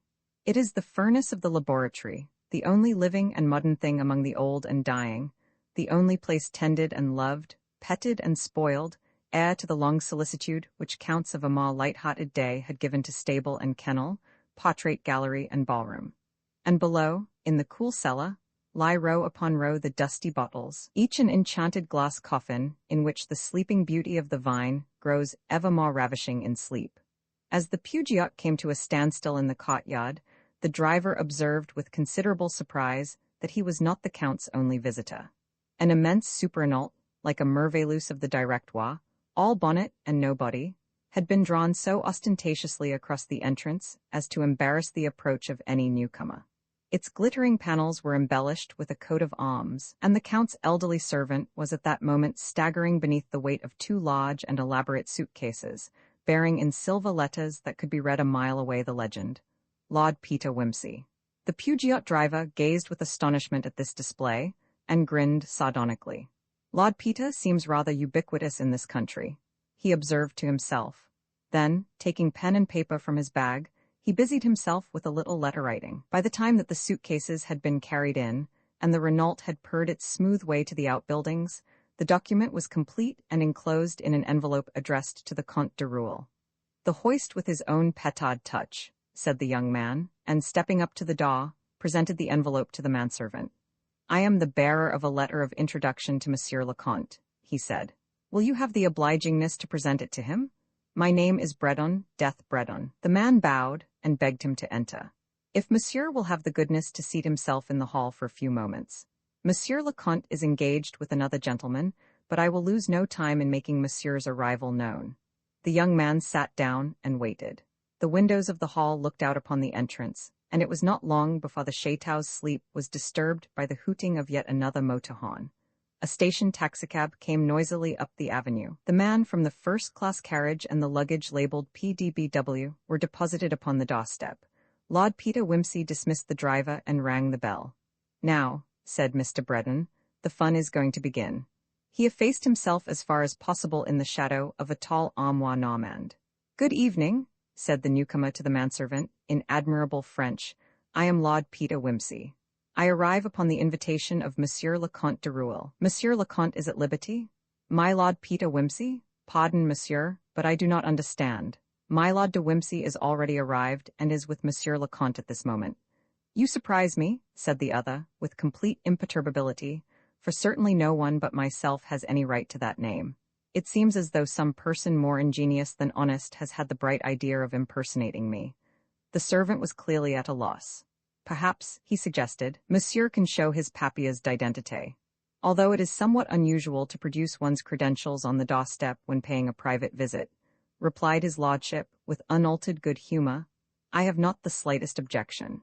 Here is my passport, here is a permis de séjour granted to me in Paris, here my visiting card, and here a quantity of correspondence addressed to me at the Hotel Muris, Paris, at my flat in Piccadilly, London, at the Marlborough Club, London, and at my brother's house at King's Denver. Is that sufficiently in order?"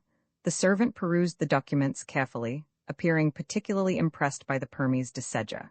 "It appears there is some mistake," he murmured dubiously. "If Monsieur will follow me, I will acquaint Monsieur le Comte." They disappeared through the folding doors at the back of the hall, and Bredon was left alone. "Quite a little boom in Richmond's today," he observed, "each of us more unscrupulous than the last. The occasion obviously calls for a refined subtlety of method." After what he judged to be a hectic 10 minutes in the Count's library, the servant reappeared, searching for him. "Monsieur le Comte's compliments, and would Monsieur step this way?" Bredon entered the room with a jaunty step. He had created for himself the mastery of the situation. The Count, a thin, elderly man, his fingers deeply stained with chemicals, sat, with a perturbed expression, at his desk. In 2 armchairs sat the 2 Wimseys. Bredon noted that, while the Wimsey he had seen in the train, whom he mentally named Peter I, retained his unruffled smile, Peter Roman II, he of the Renault, had the flushed and indignant air of an Englishman affronted. The 2 men were superficially alike, both fair, lean, and long-nosed, with the nondescript, inelastic face which predominates in any assembly of well-bred Anglo-Saxons. "Mr. Bredon," said the Count, "I am charmed to have the pleasure of making your acquaintance, and regret that I must at once call upon you for a service as singular as it is important. You have presented to me a letter of introduction from your cousin, Lord Peter Wimsey. Will you now be good enough to inform me which of these gentlemen he is?" Bredon let his glance pass slowly from the one claimant to the other, meditating what answer would best serve his own ends. One, at any rate, of the men in this room was a formidable intellect, trained in the detection of imposture. "Well," said Peter Roman II, "are you going to acknowledge me, Bredon?" Peter I extracted a cigarette from a silver case. "Your confederate does not seem very well up in his pot," he remarked, with a quiet smile at Peter Roman II. "Monsieur le Comte," said Bredon, "I regret extremely that I cannot assist you in the matter. My acquaintance with my cousin, like your own, has been made and maintained entirely through correspondence on a subject of common interest. My profession," he added, "has made me unpopular with my family." There was a very slight sigh of relief somewhere. The false Wimsey, whichever he was, had gained a respite. Bredon smiled. "An excellent move, Mr. Bredon," said Peter I, "but it will hardly explain, allow me." He took the letter from the Count's hesitating hand. "It will hardly explain the fact that the ink of this letter of recommendation, dated 3 weeks ago, is even now scarcely dry, though I congratulate you on the very plausible imitation of my handwriting. If you can forge my handwriting, said Peter Roman II, so can this Mr. Breton. He read the letter aloud over his double's shoulder. Monsieur le Comte, I have the honor to present to you my friend and cousin, Mr. Death Breton, who, I understand, is to be traveling in your part of France next month. He is very anxious to view your interesting library. Although a journalist by profession, he really knows something about books. I am delighted to learn for the first time that I have such a cousin. An interviewer's trick, I fancy, Monsieur le Comte. Fleet Street appears well informed about our family names. Possibly it is equally well informed about the object of my visit to Montsouci. If, said Breton boldly, you refer to the acquisition of the de Roule formula for poison gas for the British government, I can answer for my own knowledge, though possibly the rest of Fleet Street is less completely enlightened. He weighed his words carefully now, warned by his slip. The sharp eyes and detective ability of Peter I alarmed him far more than the caustic tongue of Peter Roman II. The Count uttered an exclamation of dismay. Gentlemen, he said, one thing is obvious, that there has been somewhere a disastrous leakage of information. Which of you is the Lord Peter Wimsey, to whom I should entrust the formula I do not know? Both of you are supplied with papers of identity. Both appear completely instructed in this matter. Both of your handwritings correspond with the letters I have previously received from Lord Peter, and both of you have offered me the sum agreed upon in Bank of England notes. In addition, this third gentleman arrives endowed with an equal facility in handwritings, an introductory letter surrounded by most suspicious circumstances, and a degree of acquaintance with this whole matter which alarms me. I can see but one solution. All of you must remain here at the Chateau while I send to England for some elucidation of this mystery. To the genuine Lord Peter, I offer my apologies, and assure him that I will endeavor to make his stay as agreeable as possible. Will this satisfy you? It will? I am delighted to hear it. My servants will show you to your bedrooms, and dinner will be at 7:30. It is delightful to think, said Mr. Breton, as he fingered his glass and passed it before his nostrils with the air of a connoisseur, that whichever of these gentlemen has the right to the name which he assumes is assured tonight of a truly Olympian satisfaction. His impudence had returned to him, and he challenged the company with an air. Your cellars, Monsieur le Comte, are as well known among men endowed with a palate as your talents among men of science. No eloquence could say more. The two Lord Peters murmured assent. I am the more pleased by your commendation, said the Count, that it suggests to me a little test which, with your kind cooperation, will, I think, assist us very much in determining which of you gentlemen is Lord Peter Wimsey, and which his talented impersonator. Is it not matter of common notoriety that Lord Peter has a palate for wine almost unequaled in Europe? You flatter me, Monsieur le Comte, said Peter Roman II modestly. I wouldn't like to say unequaled, said Peter I, chiming in like a well-trained duet. Let's call it fair to middling, less liable to misconstruction and all that.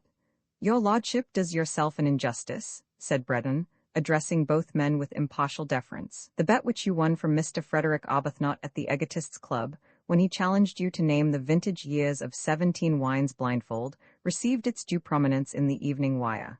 I was in extra form that night, said Peter I. A fluke, laughed Peter Roman II. The test I propose, gentlemen, is on similar lines, pursued the Count, though somewhat less strenuous. There are 6 courses ordered for dinner tonight. With each we will drink a different wine, which my butler shall bring in with the label concealed. You shall each in turn give me your opinion upon the vintage.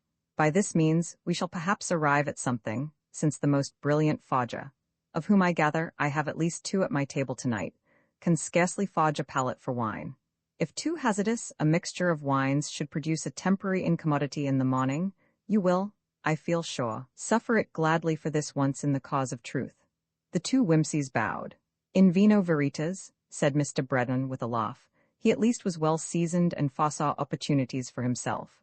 Accident and my butler, having placed you at my right hand, monsieur, went on the Count, addressing Peter I will ask you to begin by pronouncing, as accurately as may be, upon the wine which you have just drunk. That is scarcely a searching ordeal, said the other, with a smile. I can say definitely that it is a very pleasant and well-matured Chablis Mouton, and since 10 years is an excellent age for a Chablis, a real Chablis, I should vote for 1916, which was perhaps the best of the Wa vintages in that district. Have you anything to add to that opinion, monsieur? Inquired the Count, deferentially, of Peter Roman II. I wouldn't like to be dogmatic to a year or so, said that gentleman, critically, but if I must commit myself, don't you know, I should say 1915, decidedly 1915. The Count bowed and turned to Bredon. Perhaps you, too, monsieur, would be interested to give an opinion, he suggested, with the exquisite courtesy always shown to the plain man in the society of experts. I'd rather not set a standard which I might not be able to live up to, replied Bredon, a little maliciously. I know that it is 1915, for I happened to see the label. Peter Roman II looked a little disconcerted. We will arrange matters better in future, said the Count. Pardon me. He stepped apart for a few moments' conference with the butler, who presently advanced to remove the oysters and bring in the soup. The next candidate for attention arrived swathed to the lip in damask. It is your turn to speak first, monsieur, said the Count to Peter Roman II. Permit me to offer you an olive to cleanse the palate. No haste, I beg. Even for the most excellent political ends, good wine must not be used with disrespect. The rebuke was not unnecessary, for, after a preliminary sip, Peter Roman II had taken a deep draught of the heady white richness. Under Peter I's quizzical eye he wilted quite visibly. It is Sawton, he began, and stopped. Then, gathering encouragement from Bredon's smile, he said, with more aplomb, Chateau Iquem, 1911, the Queen of White Wines, sir, as what's his name says. He drained his glass defiantly. The Count's face was a study as he slowly detached his fascinated gaze from Peter Roman II to fix it on Peter I. If I had to be impersonated by somebody, murmured the latter gently, it would have been more flattering to have had it undertaken by a person to whom all white wines were not alike. Well now, sir, this admirable vintage is, of course, a Montrachet of, let me see, he rolled the wine delicately upon his tongue, of 1911. And a very attractive wine it is, though, with all due deference to yourself, Monsieur le Comte, I feel that it is perhaps slightly too sweet to occupy its present place in the menu. True, with this excellent consommé Marmite, a Swedish wine is not altogether out of place, but in my own humble opinion, it would have shown to better advantage with the confitures. There, now, said Bredon innocently, it just shows how one may be misled. Had not I had the advantage of Lord Peter's expert opinion, for certainly nobody who could mistake Montrachet for Sawton has any claim to the name of whimsy. I should have pronounced this to be, not the Montrachetane, but the Chevalier Montrachet of the same year, which is a trifle sweeter. But no doubt, as your lordship says, drinking it with the soup has caused it to appear sweeter to me than it actually is. The Count looked sharply at him, but made no comment. Have another olive, said Peter I kindly. You can't judge wine if your mind is on other flavors. Thanks frightfully, said Bredon. And that reminds me, he launched into a rather pointless story about olives, which lasted out the soup and bridged the interval to the entrance of an exquisitely cooked sole. The Count's eye followed the pale amber wine rather thoughtfully as it trilled into the glasses. Bredon raised his in the approved manner to his nostrils, and his face flushed a little. With the first sip he turned excitedly to his host. Good God, sir, he began. The lifted hand cautioned him to silence. Peter I sipped, inhaled, sipped again, and his brows clouded. Peter Roman II had by this time apparently abandoned his pretensions. He drank thirstily, with a beaming smile and a lessening hold upon reality. "Eh bien, monsieur?" inquired the Count gently. "This," said Peter I, "is certainly hock, and the noblest hock I have ever tasted, but I must admit that for the moment I cannot precisely place it." "No," said Bredon. His voice was like bean honey now, sweet and harsh together. "Nor the other gentleman, and yet I fancy I could place it within a couple of miles, though it is a wine I had hardly looked to find in a French cellar at this time. It is hock, as your lordship says, and at that it is Johannisberger. Not the plebeian cousin, but the echte Schloss Johannisberger from the castle vineyard itself. Your lordship must have missed it to your great loss, during the war years. My father laid some down the year before he died, but it appears that the ducal cellars at Denver were less well furnished. I must set about remedying the omission, said the remaining Peter, with determination. The poulet was served to the accompaniment of an argument over the Lafitte, his lordship placing it at 1878, Bredon maintaining it to be a relic of the glorious 75s, slightly overmatured, but both agreeing as to its great age and noble pedigree. As to the clos vougeot, on the other hand, there was complete agreement. After a tentative suggestion of 1915, it was pronounced finally by Peter I to belong to the equally admirable, though slightly light a 1911 crop. The pré-salé was removed amid general applause, and the dessert was brought in. "Is it necessary?" asked Peter I, with a slight smile in the direction of Peter Roman II, now happily murmuring, "Damn good wine, damn good dinner, damn good show. Is it necessary to prolong this farce any further? Your lordship will not surely refuse to proceed with the discussion?" cried the Count. "The point is sufficiently made, I fancy. But no one will surely ever refuse to discuss wine," said Breton, "least of all your lordship, who is so great an authority." "Not on this," said the other. "Frankly, it is a wine I do not care about. It is sweet and costs qualities that would damn any wine in the eyes, the mouth, rather, of a connoisseur. Did your excellent father have this laid down also, Mr. Breton?" Breton shook his head. "No," he said, "no. Genuine imperial Tokay is beyond the opportunities of Grub Street, I fear, though I agree with you that it is horribly overrated, with all due deference to yourself, Monsieur le Comte." "In that case," said the Count, "we will pass at once to the liqueur. I admit that I had thought of puzzling these gentlemen with the local product, but, since one competitor seems to have scratched, it shall be brandy, the only fitting close to a good wine list." In a slightly embarrassing silence, the huge, round-bellied balloon glasses were set upon the table, and the few precious drops poured gently into each and set lightly swinging to release the bouquet. "This," said Peter I, charmed again into amiability, "is indeed a wonderful old French brandy. Half a century old, I suppose." "Your lordship's praise lacks warmth," replied Breton. "This is the brandy of brandies, the superb, the incomparable, the true Napoleon. It should be honored like the emperor it is." He rose to his feet, his napkin in his hand. "Sir," said the Count, turning to him, "I have on my right a most admirable judge of wine, but you are unique." He motioned to Pierre, who solemnly brought forward the empty bottles, unswathed now, from the humble Chablis to the stately Napoleon, with the imperial seal blown in the glass. "Every time you have been correct as to growth and year. There cannot be 6 men in the world with such a palate as yours, and I thought that but one of them was an Englishman. Will you not favor us, this time, with your real name?" "It doesn't matter what his name is," said Peter I. He rose. "Put up your hands, all of you. Count the formula?" Breton's hands came up with a jerk, still clutching the napkin. The white folds spurted flame as his shot struck the other's revolver cleanly between trigger and barrel, exploding the charge, to the extreme detriment of the glass chandelier. Peter I stood shaking his paralyzed hand and cursing. Breton kept him covered while he cocked a wary eye at Peter Roman II, who, his rosy visions scattered by the report, seemed struggling back to aggressiveness. "Since the entertainment appears to be taking a lively turn," observed Breton, "perhaps you would be so good, Count, as to search these gentlemen for further firearms." "Thank you. Now, why should we not all sit down again and pass the bottle round?" You are," growled Peter I. "Oh, my name is Breton all right," said the young man cheerfully. "I loathe aliases. Like another fellow's clothes, you know, never seem quite to fit. Peter Death Breton Whimsy, a bit lengthy and all that, but handy when taken in installments. I've got a passport and all those things too, but I didn't offer them, as their reputation here seems a little blown upon, so to speak. As regards the formula, I think I'd better give you my personal check for it. All sorts of people seem able to go about flourishing Bank of England notes. Personally, I think all this secret diplomacy work is a mistake, but that's the War Office's pigeon. I suppose we all brought similar credentials." Yes, I thought so. Some bright person seems to have sold himself very successfully in 2 places at once. But you two must have been having a lively time, each thinking the other was me. "My lord," said the Count heavily, "these 2 men are, or were, Englishmen, I suppose. I do not care to know what governments have purchased their treachery. But where they stand, I, alas, stand too. To our venal and corrupt republic I, as a royalist, acknowledge no allegiance. But it is in my heart that I have agreed to sell my country to England because of my poverty. Go back to your War Office and say I will not give you the formula. If war should come between our countries, which may God avert, I will be found on the side of France. That, my lord, is my last word."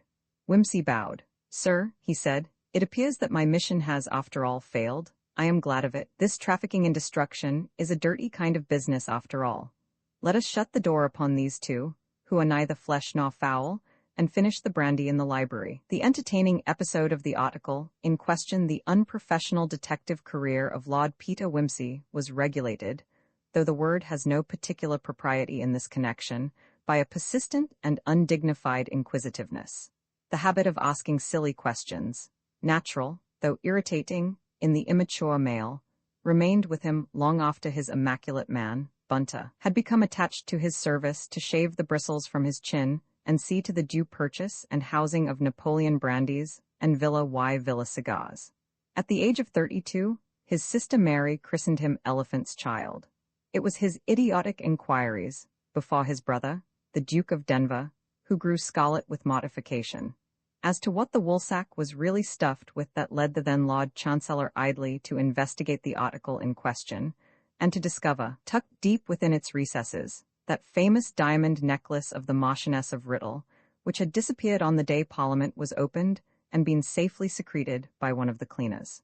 It was by a continual and personal badgering of the chief engineer at 2LO on the question of why is oscillation and how is it done, that his lordship incidentally unmasked the great Profsky gang of anarchist conspirators who were accustomed to converse in code by a methodical system of howls, superimposed, to the great annoyance of listeners in British and European stations, upon the London wavelength, and duly relayed by 5XX over a radius of some 500 or 600 miles. He annoyed persons of more leisure than decorum by suddenly taking into his head to descend to the underground by way of the stairs, though the only exciting things he ever actually found there were the blood-stained boots of the Sloane Square murderer. On the other hand, when the drains were taken up at Glegg's Folly, it was by hanging about and hindering the plumbers at their job that he accidentally made the discovery which hanged that detestable poisoner, William Girdlestone Chitty. Accordingly, it was with no surprise at all that the reliable Bunta, one April morning, received the announcement of an abrupt change of plan. They had arrived at the Gare Saint-Lazare in good time to register the luggage. Their 3 months' trip to Italy had been purely for enjoyment and had been followed by a pleasant fortnight in Paris. They were now intending to pay a short visit to the Duc de Saint-Croix in Rouen on their way back to England. Lord Peter paced the Salle des Pas Perdus for some time, buying an illustrated paper or two and eyeing the crowd. He bent an appreciative eye on a slim, shingled creature with the face of a Paris gamin, but was forced to admit to himself that her ankles were a trifle on the thick side.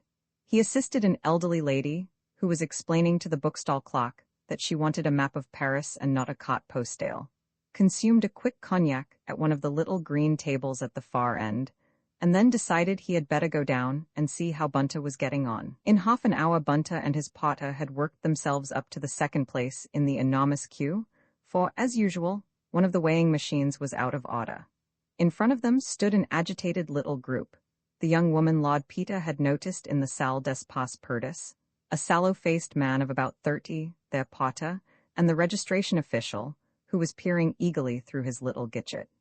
Mais GT repeat quegini les AI pas, said the sallow man heatedly. Voyons, c'est bien toi qui laisses pris en est pas, et bien, alors comment veux-tu quegi les AI moi? Mais non, GT les AI bien donnez la haut avant dans la church les journox. GT assure que non. In fin, c'est évident, ji cherche potout, que diable? Tu ni amazrine dene, du tout, mais puisque GTI dit dans l'affaire enregistre les bagages. Ni faut-il pas que GTA bien remise les billets, mi prends-tu pour un imbécile? Va, on n'est pas dépourvu de sens. Mais regarde el hura, le train pot 11h, 20 church un peu au moins. Mais puisque ji cherche potout le gillet rien, le jaquet rien, le potasis rien, c'est toi, hear the potta. Urged by the frantic cries and stamping of the queue, and the repeated insults of Lord Peter's potta, flung himself into the discussion. Peut-être, monsieur about les billets dans son pantalon, he suggested. Triple idiot, snapped the traveller. Je vous le demande, est-ce qu'on jamais entendu parler de mettre des billets dans son pantalon? Jamais, the French potter is a Republican and, moreover, extremely ill-paid. The large tolerance of his English colleague is not for him. Ah, said he, dropping 2 heavy bags and looking round for moral support. Vous dites, en voilà du joli? Allons, mon petit, si n'est pas qu'on pot un focal qu'on a le droit d'insulter les gens. The discussion might have become a full-blown row, had not the young man suddenly discovered the missing tickets, incidentally. They were in his trousers pocket after all, and continued the registration of his luggage, to the undisguised satisfaction of the crowd. Bunta, said his lordship, who had turned his back on the group and was lighting a cigarette, I am going to change the tickets. We shall go straight to London. Have you got that snapshot affair of yours with you? Yes, my lord. The one you can work from your pocket without anyone noticing? Yes, my lord. Get me a picture of those two. Yes, my lord. I will see to the luggage. Wire to the duck that I am unexpectedly called home. Very good, my lord. Lord Peter did not allude to the matter again till Bunter was putting his trousers in the press in their cabin on board the Normannia. Beyond ascertaining that the young man and woman who had aroused his curiosity were on the boat as second-class passengers, he had sedulously avoided contact with them. Did you get that photograph? I hope so, my lord. As your lordship knows, the aim from the breast pocket tends to be unreliable. I have made 3 attempts and trust that one at least may prove to be not unsuccessful. How soon can you develop them? At once, if your lordship pleases. I have all the materials in my suitcase. What fun, said Lord Peter, eagerly tying himself into a pair of mauve silk pajamas. May I hold the bottles and things? Mr. Bunter poured 3 ounces of water into an 8-ounce measure, and handed his master a glass rod and a minute packet. If your lordship would be so good as to stir the contents of the white packet slowly into the water, he said, bolting the door, and when dissolved, add the contents of the blue packet. Just like a Seidlitz powder, said his lordship happily. Does it fizz? Not much, my lord, replied the expert, shaking a quantity of hypocrystals into the hand basin. That's a pity, said Lord Peter. I say, Bunter, it's no end of a bar to dissolve. Yes, my lord, returned Bunter sedately. I have always found that part of the process exceptionally tedious, my lord. Lord Peter jabbed viciously with the glass rod. Just you wait, he said, in a vindictive tone, till we get to Waterloo. 3 days later, Lord Peter Wimsey sat in his book-lined sitting room at 110A Piccadilly. The tall bunches of daffodils on the table smiled in the spring sunshine and nodded to the breeze which danced in from the open window. The door opened, and his lordship glanced up from a handsome edition of the Comte de la Fontaine, whose handsome hand-colored Fragonard plates he was examining with the aid of a lens. Morning, Bunter. Anything doing? I have ascertained, my lord, that the young person in question has entered the service of the elder Duchess of Medway. Her name is Celestine Berger. You are less accurate than usual, Bunter. Nobody off the stage is called Celestine. You should say under the name of Celestine Berger. And the man? He is domiciled at this address in Guildford Street, Bloomsbury, my lord. Excellent, my Bunter. Now give me who's who. Was it a very tiresome job? Not exceptionally so, my lord. One of these days I suppose I shall give you something to do which you will jib at, said his lordship, and you will leave me and I shall cut my throat. Thanks, run away and play. I shall lunch at the club. The book which Bunter had handed his employer indeed bore the words who's who engrossed upon its cover, but it was to be found in no public library and in no bookseller's shop. It was a bulky manuscript, closely filled, in part with the small print-like handwriting of Mr. Bunter, in part with Lord Peter's neat and altogether illegible hand. It contained biographies of the most unexpected people and the most unexpected facts about the most obvious people. Lord Peter turned to a very long entry under the name of the Dowager Duchess of Medway. It appeared to make satisfactory reading, for after a time he smiled, closed the book, and went to the telephone. Yes, this is the Duchess of Medway. Who is it? The deep, harsh old voice pleased Lord Peter. He could see the imperious face and upright figure of what had been the most famous beauty in the London of the 60s. It's Peter Wimsey, Duchess. Indeed, and how do you do, young man? Back from your continental jaunting? Just home, and longing to lay my devotion at the feet of the most fascinating lady in England. God bless my soul, child, what do you want? Demanded the Duchess. Boys like you don't flatter an old woman for nothing. I want to tell you my sins, Duchess. You should have lived in the great days, said the voice appreciatively. Your talents are wasted on the young fry. That is why I want to talk to you, Duchess. Well, my dear, if you've committed any sins worth hearing, I shall enjoy your visit. You are as exquisite in kindness as in charm. I am coming this afternoon. I will be home to you and no one else. There. Dear lady, I kiss your hands, said Lord Peter, and he heard a deep chuckle as the Duchess rang off. You may say what you like, Duchess, said Lord Peter from his reverential position on the fender stool, but you are the youngest grandmother in London, not excepting my own mother. Dear Honoria is the merest child, said the Duchess. I have 20 years more experience of life, and have arrived at the age when we boast of them. I have every intention of being a great-grandmother before I die. Sylvia is being married in a fortnight's time to that stupid son of a Tenbrys. Ubcock? Yes, he keeps the worst hunt as I ever saw, and doesn't know still champagne from Sawton. But Sylvia is stupid, too, poor child, so I dare say they will get on charmingly. In my day one had to have either brains or beauty to get on, preferably both. Nowadays nothing seems to be required but a total lack of figure. But all the sense went out of society with the House of Lords veto. I accept you, Peter. You have talents. It is a pity you do not employ them in politics. Dear lady, God forbid. Perhaps you are right, as things are. There were giants in my day, dear Dizzy. I remember so well when his wife died, how hard we all tried to get him. Medway had died the year before, but he was wrapped up in that stupid Bradford woman who had never even read a line of one of his books and couldn't have understood him if she had. And now we have a cock standing for Midhurst and married to Sylvia. You haven't invited me to the wedding, Duchess dear. I'm so hurt, sighed his lordship. Bless you, child, I didn't send out the invitations, but I suppose your brother and that tiresome wife of his will be there. You must come, of course, if you want to. I had no idea you had a passion for weddings. Hadn't you? Said Peter. I have a passion for this one. I want to see Lady Sylvia wearing white satin and the family lace and diamonds, and to sentimentalize over the days when my fox terrier bit the stuffing out of her doll. Very well, my dear, you shall. Come early and give me your support. As for the diamonds, if it weren't a family tradition, Sylvia shouldn't wear them. She has the impudence to complain of them. I thought they were some of the finest in existence. So they are, but she says the settings are ugly and old-fashioned, and she doesn't like diamonds, and they won't go with her dress. Such nonsense. Whoever heard of a girl not liking diamonds? She wants to be something romantic and moonshiny in pearls. I have no patience with her. I'll promise to admire them, said Peter. Use the privilege of early acquaintance and tell her she's an ass and so on.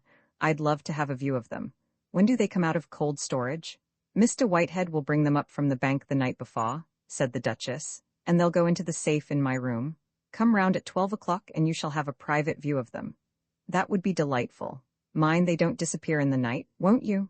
Oh, my dear, the house is going to be overrun with policemen. Such a nuisance, I suppose it can't be helped. Oh, I think it's a good thing, said Peter. I have rather an unwholesome weakness for policemen.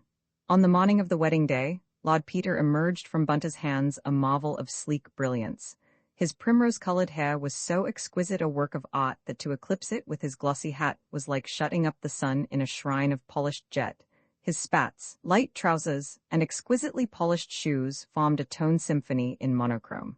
It was only by the most impassioned pleading that he persuaded his tyrant to allow him to place 2 small photographs and a thin, foreign letter in his breast pocket. Mr. Bunta, likewise immaculately attired, stepped into the taxi after him. At noon precisely, they were deposited beneath the striped awning which adorned the door of the Duchess of Medway's house in Park Lane. Bunta promptly disappeared in the direction of the back entrance, while his lordship mounted the steps and asked to see the dowager. The majority of the guests had not yet arrived, but the house was full of agitated people, flitting hither and thither, with flowers and prayer books, while a clatter of dishes and cutlery from the dining room proclaimed the laying of a sumptuous breakfast. Lord Peter was shown into the morning room, while the footman went to announce him, and here he found a very close friend and devoted colleague, Detective Inspector Parker, mounting guard in plain clothes over a costly collection of white elephants. Lord Peter greeted him with an affectionate hand grip. All serene so far? He inquired. Perfectly okay. You got my note? Sure thing.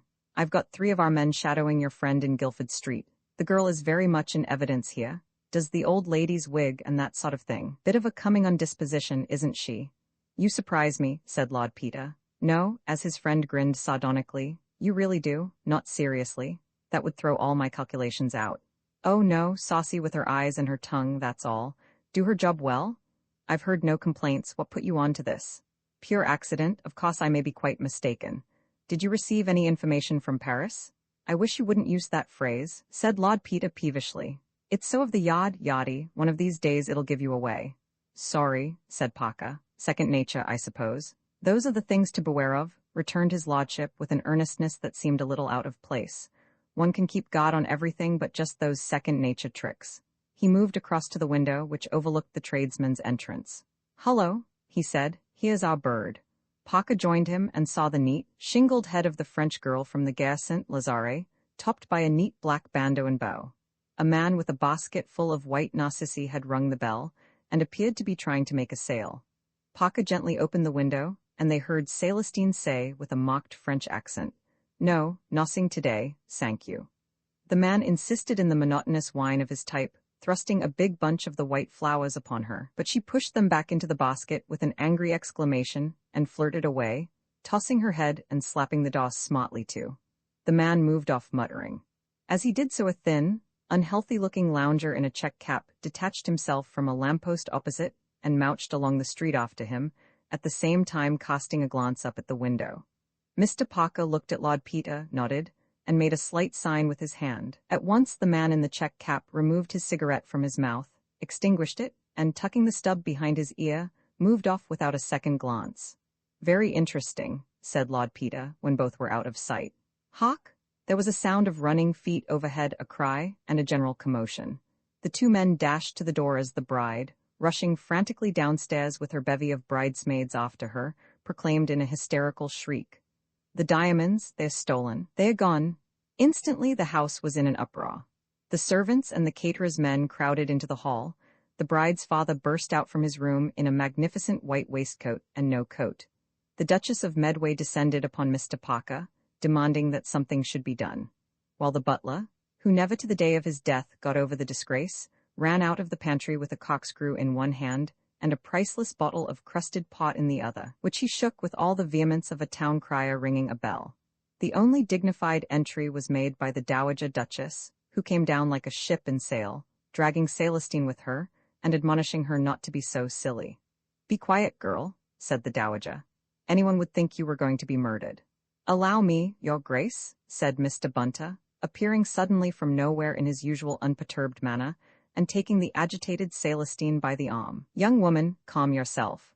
"But what is to be done?" cried the bride's mother. "How did it happen?" It was at this moment that Detective Inspector Parker took the floor. It was the most impressive and dramatic moment in his whole career. His magnificent calm rebuked the clamorous nobility surrounding him. "Your Grace," he said, "there is no cause for alarm. Our measures have been taken. We have the criminals and the gems, thanks to Lord Peter Wimsey, from whom we received Charles," said Lord Peter in an awful voice, warning of the attempt. "One of our men is just bringing in the male criminal at the front door, taken red-handed with your Grace's diamonds in his possession." All gazed round, and perceived indeed the check-capped lounger and a uniformed constable entering with the flower seller between them. "The female criminal, who picked the lock of your Grace's safe, is here? No, you don't," he added, as Celestine, amid a torrent of Apache language which nobody, fortunately, had French enough to understand, attempted to whip out a revolver from the bosom of her demure black dress. "Celestine Berger," he continued, pocketing the weapon, "I arrest you in the name of the law, and I warn you that anything you say will be taken down and used as evidence against you." "Heaven help us," said Lord Peter. "The roof would fly off the cot, and you've got the name wrong, Charles. Ladies and gentlemen, allow me to introduce to you Jacques Lerouge, known as Sansculotte, the youngest and cleverest thief, safe-breaker, and female impersonator that ever occupied a dossier in the Palais de Justice." There was a gasp. Jacques Sansculotte gave vent to a low oath and cocked a gammon grimace at Peter. "C'est parfait," said he. "Touts mes felicitations, my lord, what you call a fair cop hein? And now I know him," he added, grinning at Bunter, "the so-patient Englishmen who stand behind us in the queue at St. Lazare. But tell me, please, how you know me, that I may correct it next time." "I have mentioned to you before, Charles," said Lord Peter, "the unwisdom of falling into habits of speech. They give you away. Now, in France, every male child is brought up to use masculine adjectives about himself. He says, "Que je suis beau," but a little girl has it rammed home to her that she is female. She must say, "Que je suis belle." It must make it beastly hard to be a female impersonator. When I am at a station and I hear an excited young woman say to her companion, "Me prends tu pour un imbécile," the masculine article arouses curiosity. And that's that, he concluded briskly. The rest was merely a matter of getting Bunter to take a photograph and communicating with our friends of the Sûreté and Scotland Yard. Jacques Sansculotte bowed again. "Once more, I congratulate my lord. He is the only Englishman I have ever met who is capable of appreciating our beautiful language. I will pay great attention in future to the article in question." With an awful look, the Dowager Duchess of Medway advanced upon Lord Peter. "Peter," she said, "do you mean to say you knew about this, and that for the last 3 weeks you have allowed me to be dressed and undressed and put to bed by a young man?" His lordship had the grace to blush. "Duchess," he said humbly, On my honor, I didn't know absolutely for certain till this morning, and the police were so anxious to have these people caught red-handed. What can I do to show my penitence? Shall I cut the privileged beast in pieces? The grim old mouth relaxed a little.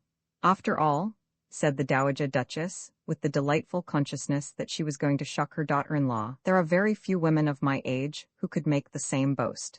It seems that we die as we have lived, my dear. For indeed the Dowager Duchess of Medway had been notable in her day. The fantastic horror of the cat in the bag, the Great North Road wound away like a flat, steel-gray ribbon. Up it, with the sun and wind behind them, two black specks moved swiftly. To the yokel in charge of the hay wagon, they were only two of they dratted motorcyclists, as they balked and zoomed past him in rapid succession.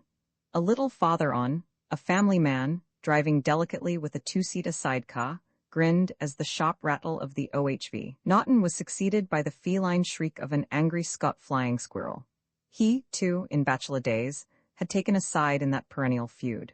He sighed regretfully as he watched the racing machines dwindle away northwards. At that abominable and unexpected S-bend across the bridge above Hatfield, the Naughton man, in the pride of his heart, turned to wave a defiant hand at his pursuer. In that second, the enormous bulk of a loaded charabanc loomed down upon him from the bridgehead. He wrenched himself away from it in a fierce wobble, and the Scot, cornering melodramatically, with left and right footrests alternately skimming the tarmac, gained a few triumphant yards. The Naughton leapt forward with wide-open throttle. A party of children, seized with sudden panic, rushed helter-skelter across the road. The Scot lurched through them in drunken swerves. The road was clear, and the chase settled down once more. It is not known why motorists, who sing the joys of the open road, spend so much petrol every weekend grinding their way to Southend and Brighton and Margate, in the stench of each other's exhausts, one hand on the horn and one foot on the brake, their eyes starting from their orbits in the nerve-wracking search for cops, corners, blind turnings, and crossroad suicides. They ride in a baffled fury, hating each other. They arrive with shattered nerves and fight for parking places. They return, blinded by the headlights of fresh arrivals, whom they hate even worse than they hate each other. And all the time the Great North Road winds away like a long, flat, steel-gray ribbon, a surface like a racetrack, without traps, without hedges, without side roads, and without traffic. True, it leads to nowhere in particular, but after all, one pub is very much like another. The tarmac reeled away, mile after mile. The shop turned to the right at Baldock. The involute intricacies of Biggleswade, with its multiplication of signposts, gave temporary check, but brought the pursuer no nearer. Through Tempsford at full speed, with bellowing horn and exhaust, then, screaming like a hurricane past the RSC post where the road forks in from Bedford. The Naughton rider again glanced back. The Scot rider again sounded his horn ferociously. Flat as a chessboard, dyke and field revolved about the horizon. The constable at Eton Socken was by no means an antimotive fiend. In fact, he had just alighted from his push-bike to pass the time of day with the AA man on point duty at the crossroads. But he was just and God-fearing. The sight of two maniacs careering at 70 miles an hour into his protectorate was more than he could be expected to countenance. The more that the local magistrate happened to be passing at that very moment in a pony trap. He advanced to the middle of the road, spreading his arms in a majestic manner. The Naughton rider looked, saw the road beyond complicated by the pony trap and a traction engine, and resigned himself to the inevitable. He flung the throttle lever back, stamped on his squealing brakes, and skidded to a standstill. The Scot, having had notice, came up mincingly, with a voice like a pleased kitten. "Now then," said the constable, in a tone of reproof, "ain't you got no more sense than to come driven into the town at a 100 mile an hour? This ain't Brooklands, you know. I never see anything like it. Ave to take your names and numbers, if you please.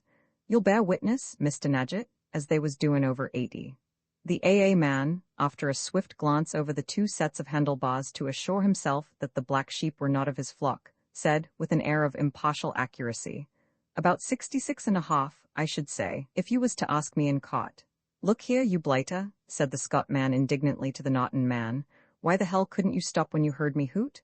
I've been chasing you with your beastly bag nearly 30 miles. Why can't you look after your own rotten luggage?"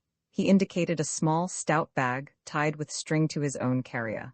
"That," said the Naughton man with scorn. "What do you mean? It's not mine, never saw it in my life." This barefaced denial threatened to render the Scot rider speechless. "Of all the—" he gasped. Why, you crimson idiot, I saw it fall off, just the other side of Hatfield. I yelled and blew like fury. I suppose that overhead gear of yours makes so much noise you can't hear anything else. I take the trouble to pick the thing up and go after you, and all you do is to race off like a lunatic and run me into a cop. Fat lot of thanks one gets for trying to be decent to fools on the road. That ain't neither here nor there, said the policeman. Your license, please, sir. Here you are, said the Scot man, ferociously flapping out his pocketbook. My name's Walters, and it's the last time I'll try to do anybody a good turn. You can lay your shirt. Walters, said the constable, entering the particulars laboriously in his notebook, and Simpkins, you'll ave your summonses in due course. It'll be for about a week in sir, on Monday or thereabouts, I shouldn't wonder. Another 40 bob gone west, growled Mr. Simpkins, toying with his throttle. Oh well, can't be helped, I suppose. 40 bob? Snorted the constable. What do you think? Furious driving to the common danger, that's what it is. You'll be lucky to get off with 5 quid apiece. Oh blast, said the other, stamping furiously on the kickstarter. The engine roared into life, but Mr. Walters dexterously swung his machine across the Norton's path. Oh no, you don't, he said viciously. You jolly well take your bleeding bag, and no nonsense, I tell you, I saw it fall off. Now, no language, began the constable, when he suddenly became aware that the AA man was staring in a very odd manner at the bag, and making signs to him. "Ullo," he demanded, "what's the matter with the bleedin' bag, did you say?" I'd like to ave a look at that bag, sir, if you don't mind." "It's nothing to do with me," said Mr. Walters, handing it over. "I saw it fall off and—" His voice died away in his throat, and his eyes became fixed upon one corner of the bag, where something damp and horrible was seeping darkly through. "Did you notice this corner when you picked it up?" asked the constable. He prodded it gingerly and looked at his fingers. "I don't know, no, not particularly," stammered Walters. "I didn't notice anything. I expect it burst when it hit the road." The constable probed the split seam in silence and then turned hurriedly round to wave away a couple of young women who had stopped to stare. The AA man peered curiously and then started back with a sensation of sickness. "Oh, God," he gasped. "It's Curly, it's a woman's." "It's not me," screamed Simpkins. "I swear to heaven it's not mine. This man's trying to put it across me." "Me?" gasped Walters. "Me? Why, you filthy, murdering brute, I tell you I saw it fall off your carrier. No wonder you blinded off when you saw me coming. Arrest him, constable. Take him away to prison?" "Hullo, officer," said a voice behind them. "What's all the excitement? You haven't seen a motorcyclist go by with a little bag on his carrier, I suppose." A big open car with an unnaturally long bonnet had slipped up to them, silent as an owl. The whole agitated party with one accord turned upon the driver. "Would this be it, sir?" The motorist pushed off his goggles, disclosing a long, narrow nose and a pair of rather cynical-looking gray eyes. "It looks rather," he began, and then, catching sight of the horrid relic protruding from one corner, "In God's name," he inquired, "what's that?" "That's what we'd like to know, sir," said the constable grimly. Said the motorist. "I seem to have chosen an uncommonly suitable moment for inquiring after my bag. Tactless. To say now that it is not my bag is simple, though in no way convincing. As a matter of fact, it is not mine, and I may say that, if it had been, I should not have been at any pains to pursue it." The constable scratched his head. "Both these gentlemen," he began. The two cyclists burst into simultaneous and heated disclaimers. By this time a small crowd had collected, which the AA scout helpfully tried to shoo away. "You'll all ave to come with me to the station," said the harassed constable. "Can't stand oldin' up the traffic. No tricks now, you wheel them bikes and I'll come in the car with you, sir." "But supposing I was to let her rip and kidnap you," said the motorist with a grin. "Where'd you be?" "Here," he added, turning to the AA man. "Can you handle this outfit?" "You bet," said the scout, his eye running lovingly over the long sweep of the exhaust and the rakish lines of the car. "Right. Hop in. Now, officer, you can toddle along with the other suspects and keep an eye on them. Wonderful head I've got for detail. By the way, that foot brake's on the fierce side. Don't bully it, or you'll surprise yourself."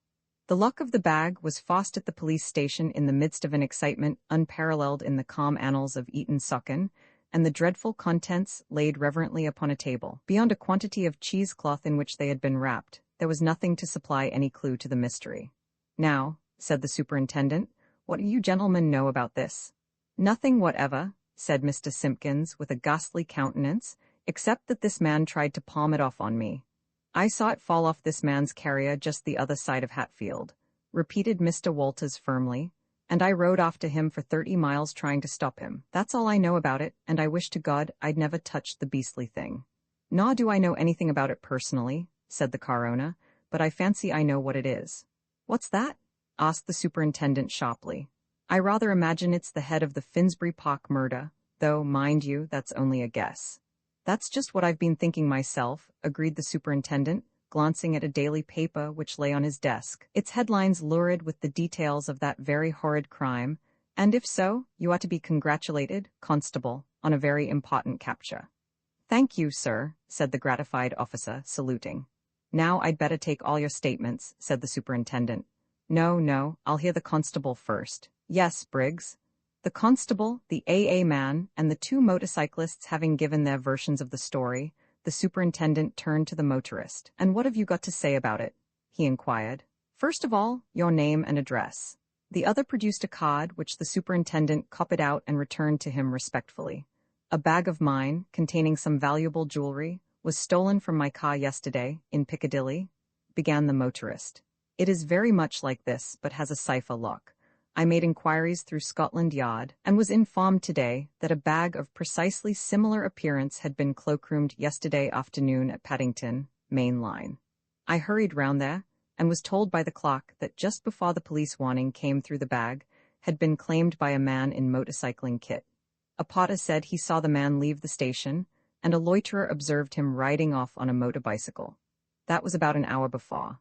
It seemed pretty hopeless, as, of course, nobody had noticed even the make of the bike, let alone the number. Fortunately, however, there was a smart little girl. The smart little girl had been dawdling round outside the station, and had heard a motorcyclist ask a taxi driver the quickest route to Finchley. I left the police hunting for the taxi driver, and started off, and in Finchley I found an intelligent Boy Scout. He had seen a motorcyclist with a bag on the carrier, and had waved and shouted to him that the strap was loose. The cyclist had got off and tightened the strap, and gone straight on up the road towards Chipping Bonnet. The boy hadn't been near enough to identify the machine. The only thing he knew for certain was that it wasn't a Douglas, his brother having one of that sort. At Bonnet, I got an odd little story of a man in a motorcoat who had staggered into a pub with a ghastly white face and drunk 2 double brandies, and gone out and ridden off furiously. Number? Of course not, the barmaid told me. She didn't notice the number. After that it was a tale of furious driving all along the road. After Hatfield, I got the story of a road race, and here we are. It seems to me, my lord, said the superintendent, that the furious driving can't have been all on one side. I admit it, said the other, though I do plead in extenuation that I spared the women and children and hit up the miles in the wide, open spaces. The point at the moment is, well, my lord, said the superintendent, I've got your story, and if it's all right, it can be verified by inquiry at Paddington and Finchley and so on.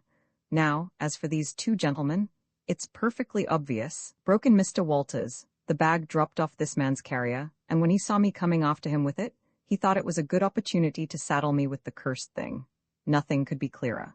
It's a lie, said Mr. Simpkins. Here's this fellow has got hold of the bag, I don't say how, but I can guess, and he has the bright idea of shoving the blame on me. It's easy enough to say a thing's fallen off a man's carrier. Where's the proof? Where's the strap? If his story's true, you'd find the broken strap on my bus. The bag was on his machine, tied on tight. Yes, with string, retorted the other. If I'd gone and murdered someone and run off with their head, do you think I'd be such an ass as to tie it on with a bit of twopenny twine? The strap's worked loose and fallen off on the road somewhere. That's what's happened to that. Well, look here, said the man addressed as my lord, I've got an idea for what it's worth. Suppose, superintendent, you turn out as many of your men as you think adequate to keep an eye on 3 desperate criminals, and we all tool down to Hatfield together. I can take 2 in my bus at a pinch, and no doubt you have a police car. If this thing did fall off the carrier, somebody beside Mr. Walters may have seen it fall. They didn't, said Mr. Simpkins. There wasn't a soul, said Mr. Walters. But how do you know there wasn't, eh? I thought you didn't know anything about it. I mean, it didn't fall off, so nobody could have seen it, gasped the other. Well, my lord, said the superintendent, I'm inclined to accept your suggestion, as it gives us a chance of inquiring into your story at the same time. Mind you, I'm not saying I doubt it, you being who you are. I've read about some of your detective work, my lord, and very smart I considered it. But still, it wouldn't be my duty not to get corroborative evidence if possible. Good egg, quite right, said his lordship. Forward the light brigade, we can do it easily in, that is to say, at the legal rate of progress it needn't take us much over an hour and a half. About 3/4 of an hour later, the racing car and the police car loped quietly side by side into Hatfield. Henceforward, the far-seater, in which Walters and Simpkins sat glaring at each other, took the lead, and presently Walters waved his hand and both cars came to a stop. It was just about here, as near as I can remember, that it fell off, he said. Of course there's no trace of it now. You're quite sure as there wasn't a strap fell off with it? Suggested the superintendent, because you see, there must have been something holding it on. Of course there wasn't a strap, said Simpkins, white with passion. You haven't any business to ask him leading questions like that. Wait a minute, said Walters slowly. No, there was no strap, but I've got a sort of recollection of seeing something on the road about 1/4 of a mile farther up. It's a lie, screamed Simpkins. He's inventing it. Just about where we passed that man with the sidecar a minute or two ago, said his lordship. I told you we ought to have stopped and asked if we could help him, superintendent, courtesy of the road, you know, and all that. He couldn't have told us anything, said the superintendent. He'd probably only just stopped. I'm not so sure, said the other. Didn't you notice what he was doing? Oh dear dear, where were your eyes? Hullo, here he comes. He sprang out into the road and waved to the rider, who, seeing 4 policemen, thought it better to pull up. Excuse me, said his lordship. Thought we'd just like to stop you and ask if you were all right and all that sort of thing, you know. Wanted to stop in passing, throttle jammed open, couldn't shut the confounded thing. Little trouble what? Oh yes, perfectly all right, thanks, except that I would be glad if you could spare a gallon of petrol. Tank came adrift, beastly nuisance. Had a bit of a struggle. Happily, Providence placed a broken strap in my way and I've fixed it. Spilt a bit, though, where that bolt came off. Lucky not to have an explosion, but there's a special cherub for motorcyclists. Strap, eh? Said the superintendent. Afraid I'll have to trouble you to let me have a look at that. What? Said the other. And just as I've got the damned thing fixed. What? All right, dear, all right, to his passenger. Is it something serious, officer? Afraid so, sir, sorry to trouble you. Hi, yelled one of the policemen, neatly fielding Mr. Simpkins as he was taking a dive over the back of the car. No use doing that, you're for it, my lad. No doubt about it, said the superintendent triumphantly, snatching at the strap which the sidecar rider held out to him. Here's his name on it, Joe Simpkins, written on an ink as large as life. Very much obliged to you, sir, I'm sure. You've helped us effect a very important capture. No, who is it? Cried the girl in the sidecar. How frightfully thrilling, is it a murder? Look in your paper tomorrow, miss, said the superintendent, and you may see something. Here, Briggs, better put the handcuffs on him. And how about my tank? Said the man mournfully. It's all right for you to be excited, Babs, but you'll have to get out and help push. Oh no, said his lordship. Here's a strap, a much nicer strap, a really superior strap, and petrol, and a pocket flask. Everything a young man ought to know, and when you're in town, mind you both look me up. Lord Peter Wimsey, 110A Piccadilly, delighted to see you any time. Chin, chin? Cheerio, said the other, wiping his lips and much mollified. Only too charmed to be of use. Remember it in my favor, officer, next time you catch me speeding. Very fortunate we spotted him, said the superintendent complacently, as they continued their way into Hatfield. Quite providential, as you might say. I'll come across with it, said the wretched Simpkins, sitting handcuffed in the Hatfield police station. I swear to God I know nothing whatever about it, about the murder, I mean. There's a man I know who has a jewelry business in Birmingham. I don't know him very well. In fact, I only met him at Southend last Easter, and we got pally. His name's Owen, Thomas Owen. He wrote me yesterday and said he'd accidentally left a bag in the cloakroom at Paddington and asked if I'd take it out. He enclosed the ticket, and bring it up next time I came that way. I'm in transport service, you see, you've got my card, and I'm always up and down the country. As it happened, I was just going up in that direction with this Naughton, so I fetched the thing out at lunchtime and started off with it. I didn't notice the date on the cloakroom ticket. I know there wasn't anything to pay on it, so it can't have been there long. Well, it all went just as you said up to Finchley, and there that boy told me my strap was loose and I went to tighten it up. And then I noticed that the corner of the bag was split, and it was damp, and, well, I saw what you saw. That sort of turned me over, and I lost my head. The only thing I could think of was to get rid of it, quick. I remembered there were a lot of lonely stretches on the Great North Road, so I cut the strap nearly through. That was when I stopped for that drink at Bonnet. And then, when I thought there wasn't anybody in sight, I just reached back and gave it a tug, and it went, strap and all. I hadn't put it through the slots. It fell off, just like a great weight dropping off my mind. I suppose Walters must just have come round into sight as it fell. I had to slow down a mile or two farther on for some sheep going into a field, and then I heard him hooting at me, and, oh my God, he groaned and buried his head in his hands. I see, said the Eton Socken superintendent. Well, that's your statement. Now about this Thomas Owen? Oh, cried Lord Peter Wimsey. Never mind Thomas Owen. He's not the man you want. You can't suppose that a bloke who'd committed a murder would want a fellow tailin after him to Birmingham with the head. It stands to reason that was intended to stay in Paddington cloakroom till the ingenious perpetrator had skipped, or till it was unrecognizable, or both.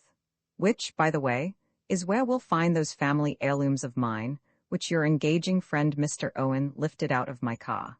Now, Mr. Simpkins, just pull yourself together and tell us who was standing next to you at the cloakroom when you took out that bag.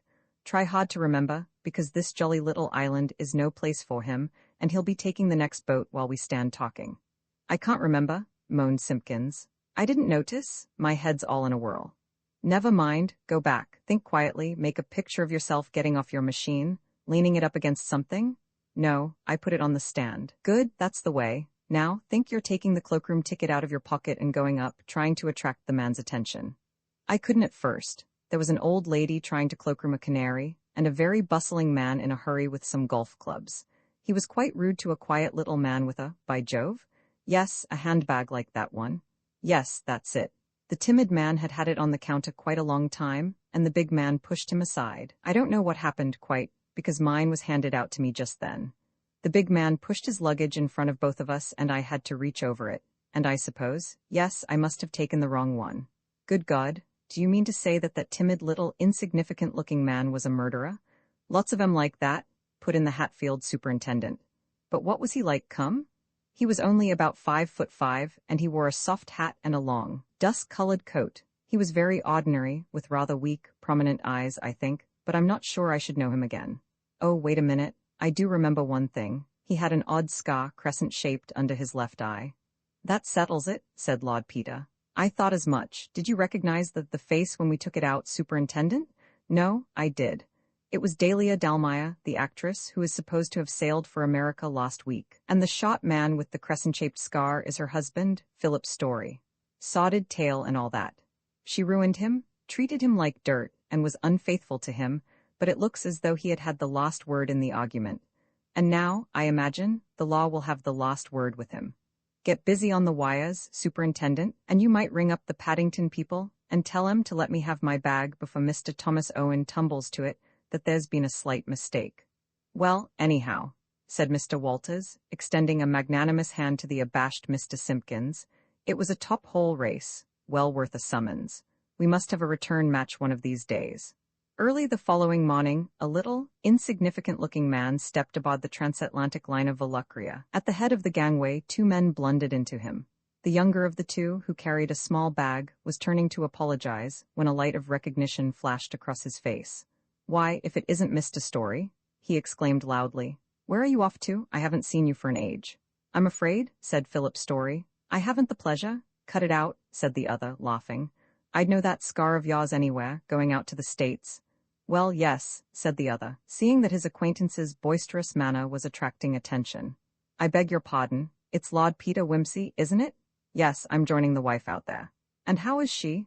Inquired Wimsey, steering the way into the bar and sitting down at a table. Left last week, didn't she? I saw it in the papers. Yes, she's just cabled me to join her. We're taking a holiday in the lakes, very pleasant there in summer. Cabled you, did she? And so here we are on the same boat. Odd how things turn out, what? I only got my sailing orders at the last minute. Chasing criminals, my hobby, you know. Oh, really? Mr. Story licked his lips. Yes, this is Detective Inspector Parker of Scotland Yard, great pal of mine. Yes, very unpleasant matter, annoying and all that. Bag that ought to have been reposing peacefully at Paddington Station turns up at Eton Socken. No business there, what? He smacked the bag on the table so violently that the lock sprang open. Story leapt to his feet with a shriek, flinging his arms across the opening of the bag as though to hide its contents. How did you get that? He screamed. Eton Socken? It's mine, said Wimsey quietly, as the wretched man sank back, realizing that he had betrayed himself. Some jewelry of my mother's. What did you think it was? Detective Parker touched his charge gently on the shoulder. You needn't answer that, he said. I arrest you, Philip Story, for the murder of your wife. Anything that you say may be used against you.